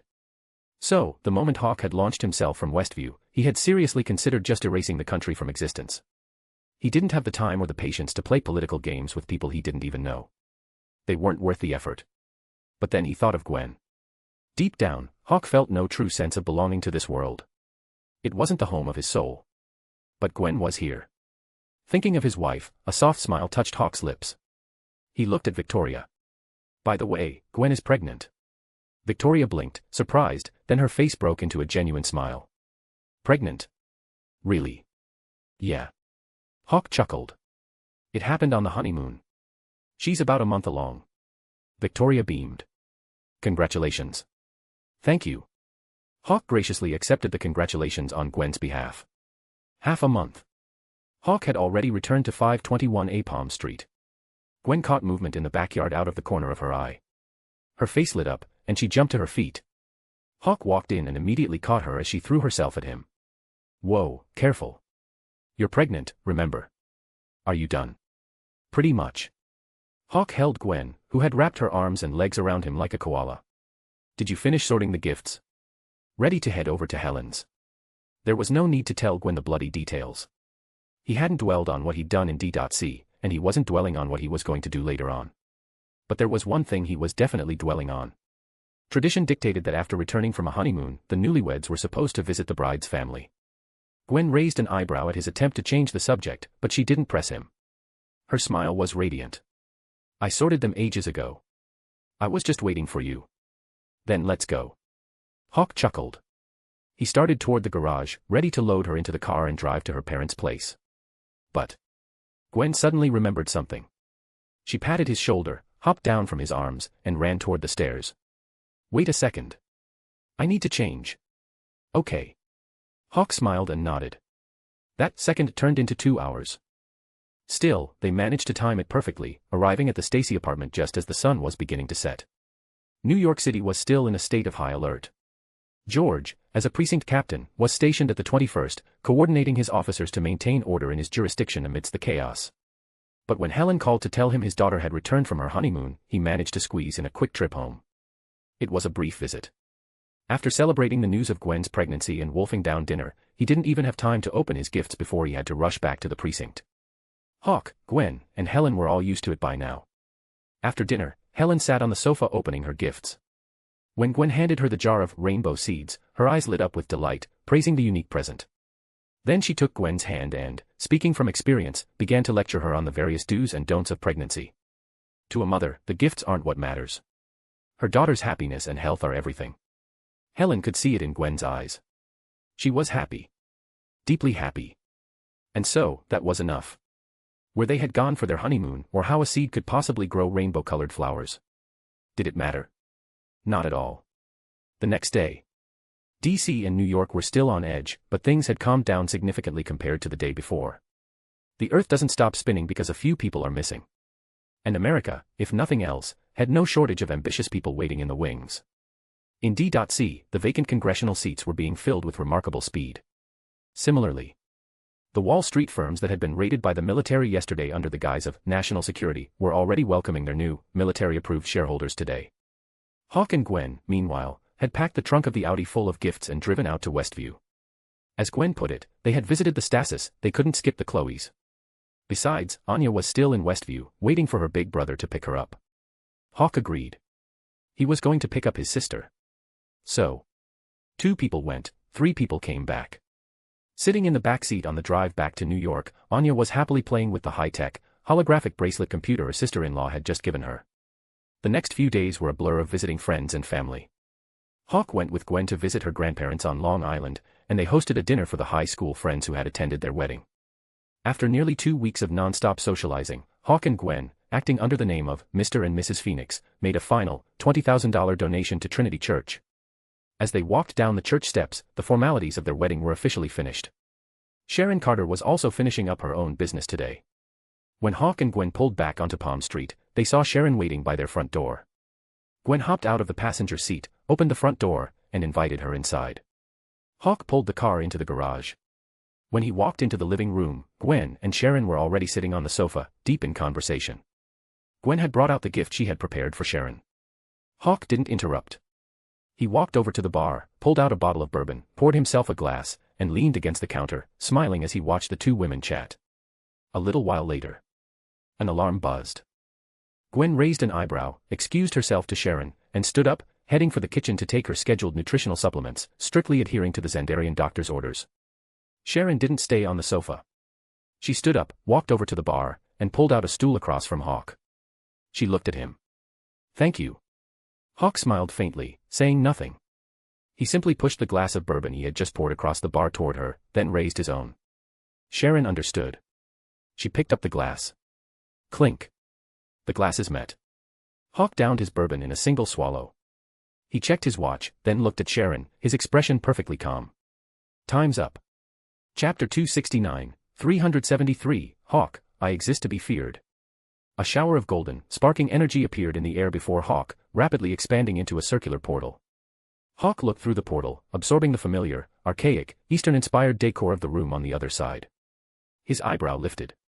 Without a word, he stepped through. When he emerged, he was standing in the New York sanctum of Camartage, the same place he had visited once before with Gwen. Hawk Phoenix. I am Dr. Stephen Strange. Standing at the foot of the grand staircase leading to the sanctum's second floor was a man with defined features, dark hair, and a precisely groomed goatee. He wore the blue, layered robes of a Camartage sorcerer, and the bright red cloak of levitation billowed dramatically from his shoulders. He stared at Hawk, his posture tense. You may call me Dr. Strange. Hawk glanced at him. Strange's hands were lowered, but his entire body was tense like a spring, radiating caution and alertness for a fight. "Can I help you?" "That's not how we do things here." Dr. Strange's voice sounded like a low baritone, his perceptive eyes fixed on Hawk with deep, unwavering suspicion. "Is that right?" Hawk laughed quietly, looking at the newly minted Sorcerer Supreme. "And you cannot be allowed to do this again." "Heh." Hawk actually laughed. He looked at Dr. Strange, a genuinely pleased smile on his face. "I'm curious. When the Ancient One retired, did she happen to mention me?" Dr. Strange was silent for a moment, meeting Hawk's gaze without flinching. "She did." "Excellent." Hawk nodded, his smile brightening. He took a step toward Strange. "Then I only have one question for you, Stephen. Tell me, do you feel sorry for them?" Strange's pupils contracted. Hawk continued to smile, but his eyes were dead. "Think carefully before you answer. Because your answer will determine whether or not you walk out of this room alive." Dr. Strange met Hawk's predatory gaze. "My only concern is the safety of our world.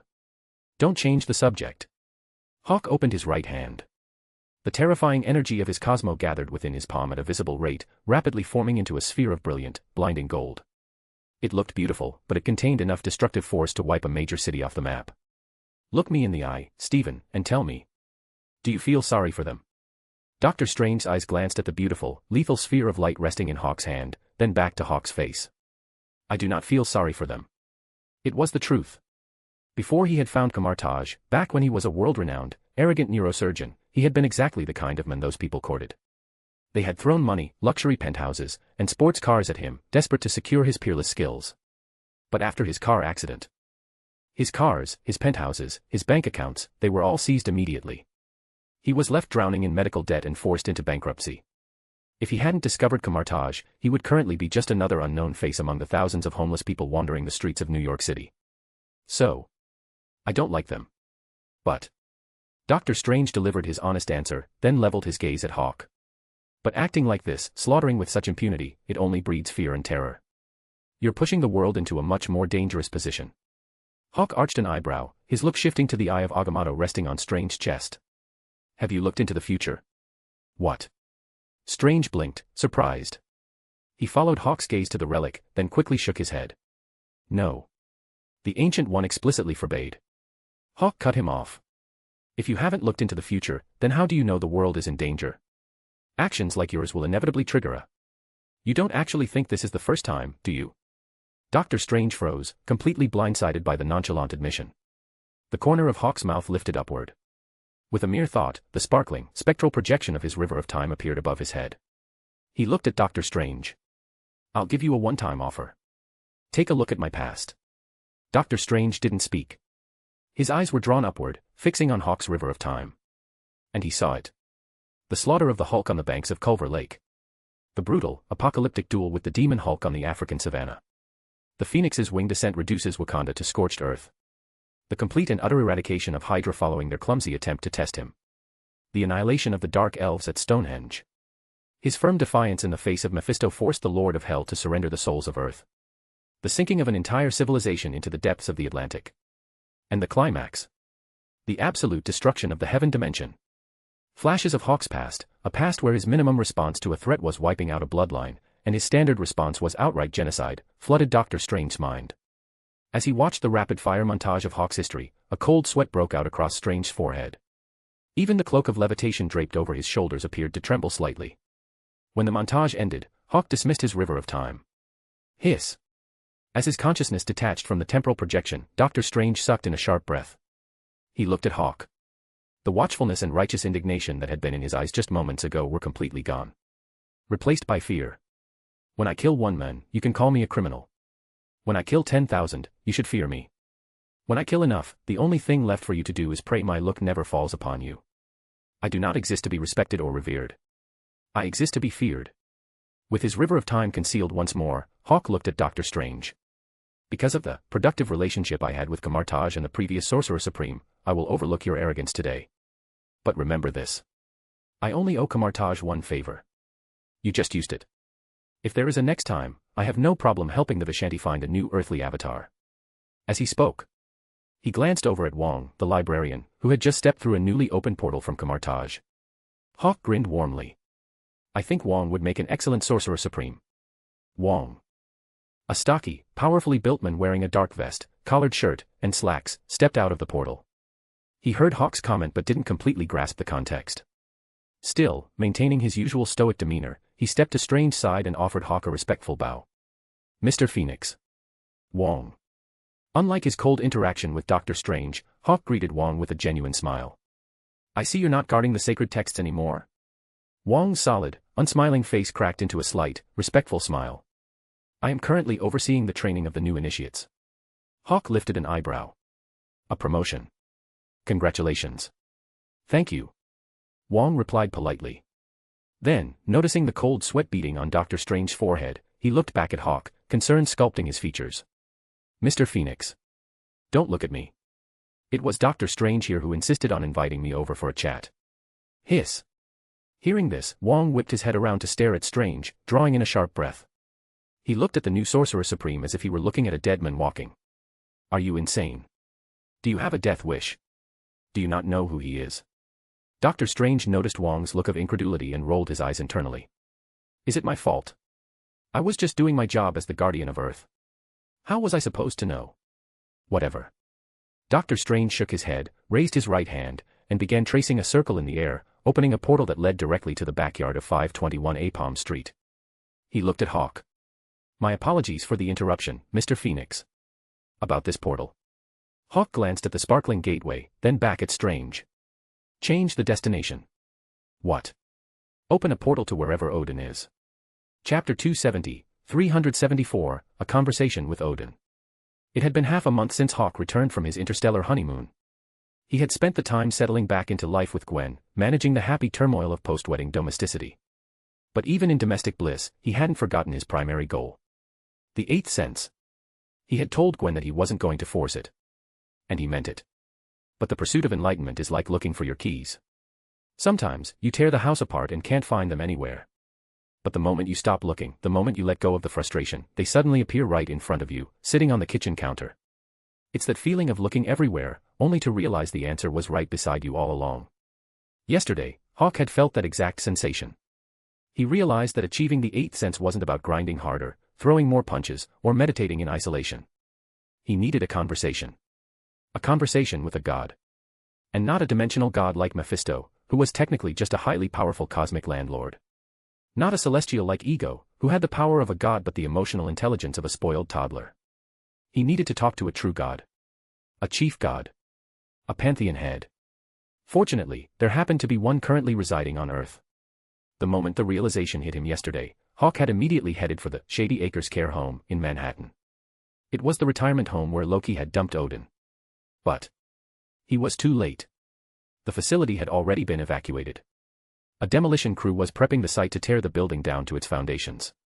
And as a chief god, even one in the twilight of his existence, Odin's aura was completely masked. Even Hawk couldn't just scan the planet and pinpoint his location. But that was fine. Someone knew exactly where Odin was. Dr. Strange. So, Hawk had planned to finish his errands today and then drop by the Sanctum Sanctorum to ask Strange for Odin's forwarding address. He hadn't expected Strange to come knocking on his door first. It worked out perfectly. Now, Strange had promised Odin that he would keep his location a secret and make sure he wasn't disturbed. But promises are relative. If Strange hadn't looked into Hawk's past, his response to the request would have been a resounding not a chance in hell. But now, facing Hawk's calm, expectant gaze, Dr. Strange only hesitated for a second. With a wave of his hand, he erased the portal leading to Hawk's backyard and quickly drew a new one in the air, opening a gateway to a breathtaking, windswept cliffside in Norway. Through the portal, Odin stood alone on the lush, green precipice, looking out over the vast, churning ocean. It was a picture of serene, tragic beauty. Hawk looked at the open portal, then at Strange, who was practically holding the door open for him. A classic movie scene flashed through his mind, and his brow lifted. You don't need a strand of my hair to find him. No. Strange blinked, then answered quickly. He wanted to ask for one, sure. It was standard procedure for a tracking spell. But he didn't dare. What if Hawk took offense? He wasn't about to risk his life for a lock of hair. Strange's only goal right now was to get Hawk through that portal and out of his sanctum as fast as humanly possible. Goodbye, Mr. Phoenix. Goodbye. Hawk could practically smell the desperation rolling off the Sorcerer Supreme. He chuckled, offered a casual wave, and stepped through the portal. Strange didn't hesitate for a microsecond. The instant Hawk was through, he slashed his hands through the air, erasing the portal completely. He let out a massive, shuddering sigh of relief and turned to Wong. You never told me he was that terrifying. What? Wong frowned at Strange, who was suddenly trying to pass the buck. Mr. Phoenix is a friend of the former Sorcerer Supreme, not mine. Besides, what did you even do? Why are you sweating so much?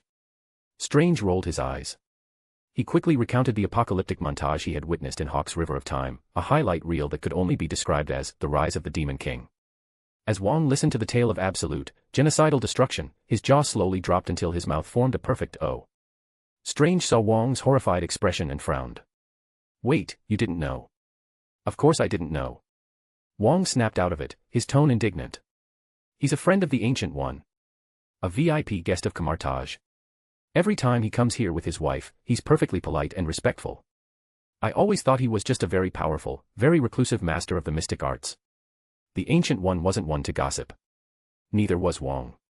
So, as far as Wong knew, Hawk was just incredibly strong, strong enough to borrow the time stone whenever he wanted, and trustworthy enough that the Ancient One never worried he wouldn't bring it back. Wong's understanding of Hawk began and ended at, mysterious and powerful. But now, hearing Strange describe the absolute carnage he had witnessed in Hawk's past, Wong looked at the new Sorcerer Supreme as if he were a complete maniac.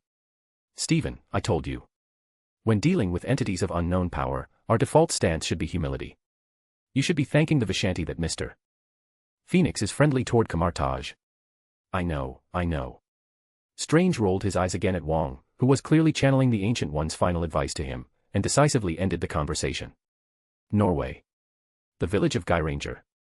This was Odin's chosen place of exile on Earth. Hawk stepped through the portal. He glanced back just in time to see it snap shut with comical speed. He chuckled, then turned his attention to the figure standing on the edge of the cliff. Odin was dressed in simple, brown, woolen robes. He looked like an ordinary, weary old wanderer, devoid of any divine aura. But a dying tiger is still a tiger. And it is at its most dangerous. The same rule applied to a chief god entering the twilight of his existence. In his final moments, he was more terrifying than ever. To use a different analogy, he was a legendary sage running out of lifespan, capable of unleashing one final, catastrophic strike. Hawk kept this in mind as he walked forward, stopping about 30 feet behind the All-Father. God King Odin. Odin, who had been staring out at the ocean and the clouds, didn't startle. He slowly turned around. Stripped of his golden battle armor, he looked frail, his beard entirely white.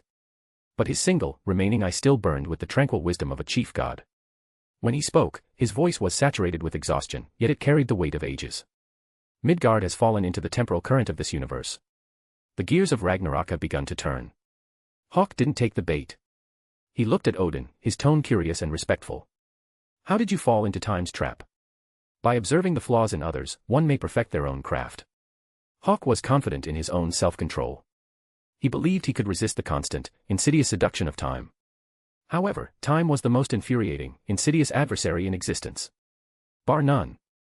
So, Hawk figured he could learn from Odin's mistakes to ensure he didn't stumble into the same pitfall. A technique never works on a saint twice. The same principle applies to traps. He already knew how the Ancient One had fallen for it. She had told him the story herself. It was a long story, but it boiled down to one simple truth: the desire to progress, to become stronger, is a fundamental instinct of all intelligent life. A fox borrowing the terror of a tiger to survive, isn't that just a form of seeking an advantage? The Ancient One was no different. As the most gifted Sorcerer Supreme in the history of Camartage, she had reached the absolute peak of mortal power at a very young age. Naturally, she began looking for a way to ascend even higher. Because of the actions of the second Sorcerer Supreme, Earth was destined to eventually fall into the primary universe's temporal flow. The Vishanti had intervened and killed the second Sorcerer Supreme for his transgression. But the backlash from altering time had severely wounded the Vishanti, forcing them into a deep slumber. A slumber they were still in. Left without the guidance of her predecessors or her patrons, the Ancient One had naturally turned her gaze to the time stone. If I cannot draw wisdom from the past, why not borrow power from the future? She knew the absolute rule: the future must not be seen. But she believed she was brilliant enough, disciplined enough, to spot any temporal traps before they sprung. She thought she was able to outsmart time itself. She was wrong.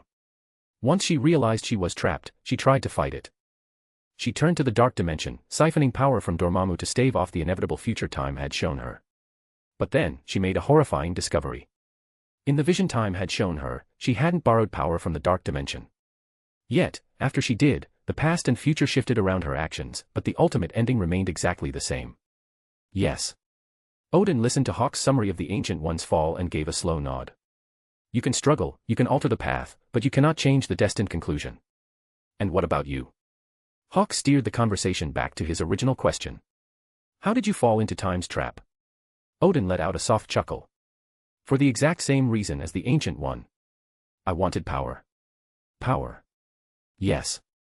Odin nodded, his look distant. After I conquered the 9 realms, my ambition was boundless. I severed Midgard from the world tree, dropping it into this universe. My plan was to use Midgard as a beachhead to eventually conquer this entire reality. But it was a trap. Ever since Zeus transcended time, eternity has been paranoid. It absolutely refuses to allow another universe outside of its direct control to exist. Hawk raised an eyebrow. The Ancient One mentioned that. She said Zeus is the only pantheon head to ever transcend time. Zeus is exceptionally cunning. Zeus might be a degenerate with zero moral character, but there was no denying he was the most effective and ruthless chief god in existence. Before he seized power, he played the humble brother, convincing Hades and Poseidon to join forces with him to overthrow their father, Cronus. Together, they shattered Cronus's connection to the earth and banished him to the sky forever. But the moment the war was won, Zeus instantly turned on his brothers. He banished Hades to the underworld and exiled Poseidon to the oceans, claiming the throne of Olympus solely for himself. In terms of Machiavellian statecraft, Zeus was the perfect chief god. However, Zeus had no stake in this universe. While he might allow the Celestials to act as his glorified bouncers, it was effectively a declaration of neutrality. He wouldn't interfere in the affairs of the primary multiverse. So, Hawk looked at Odin. In all the countless millennia since you were trapped, did you never try to fight back?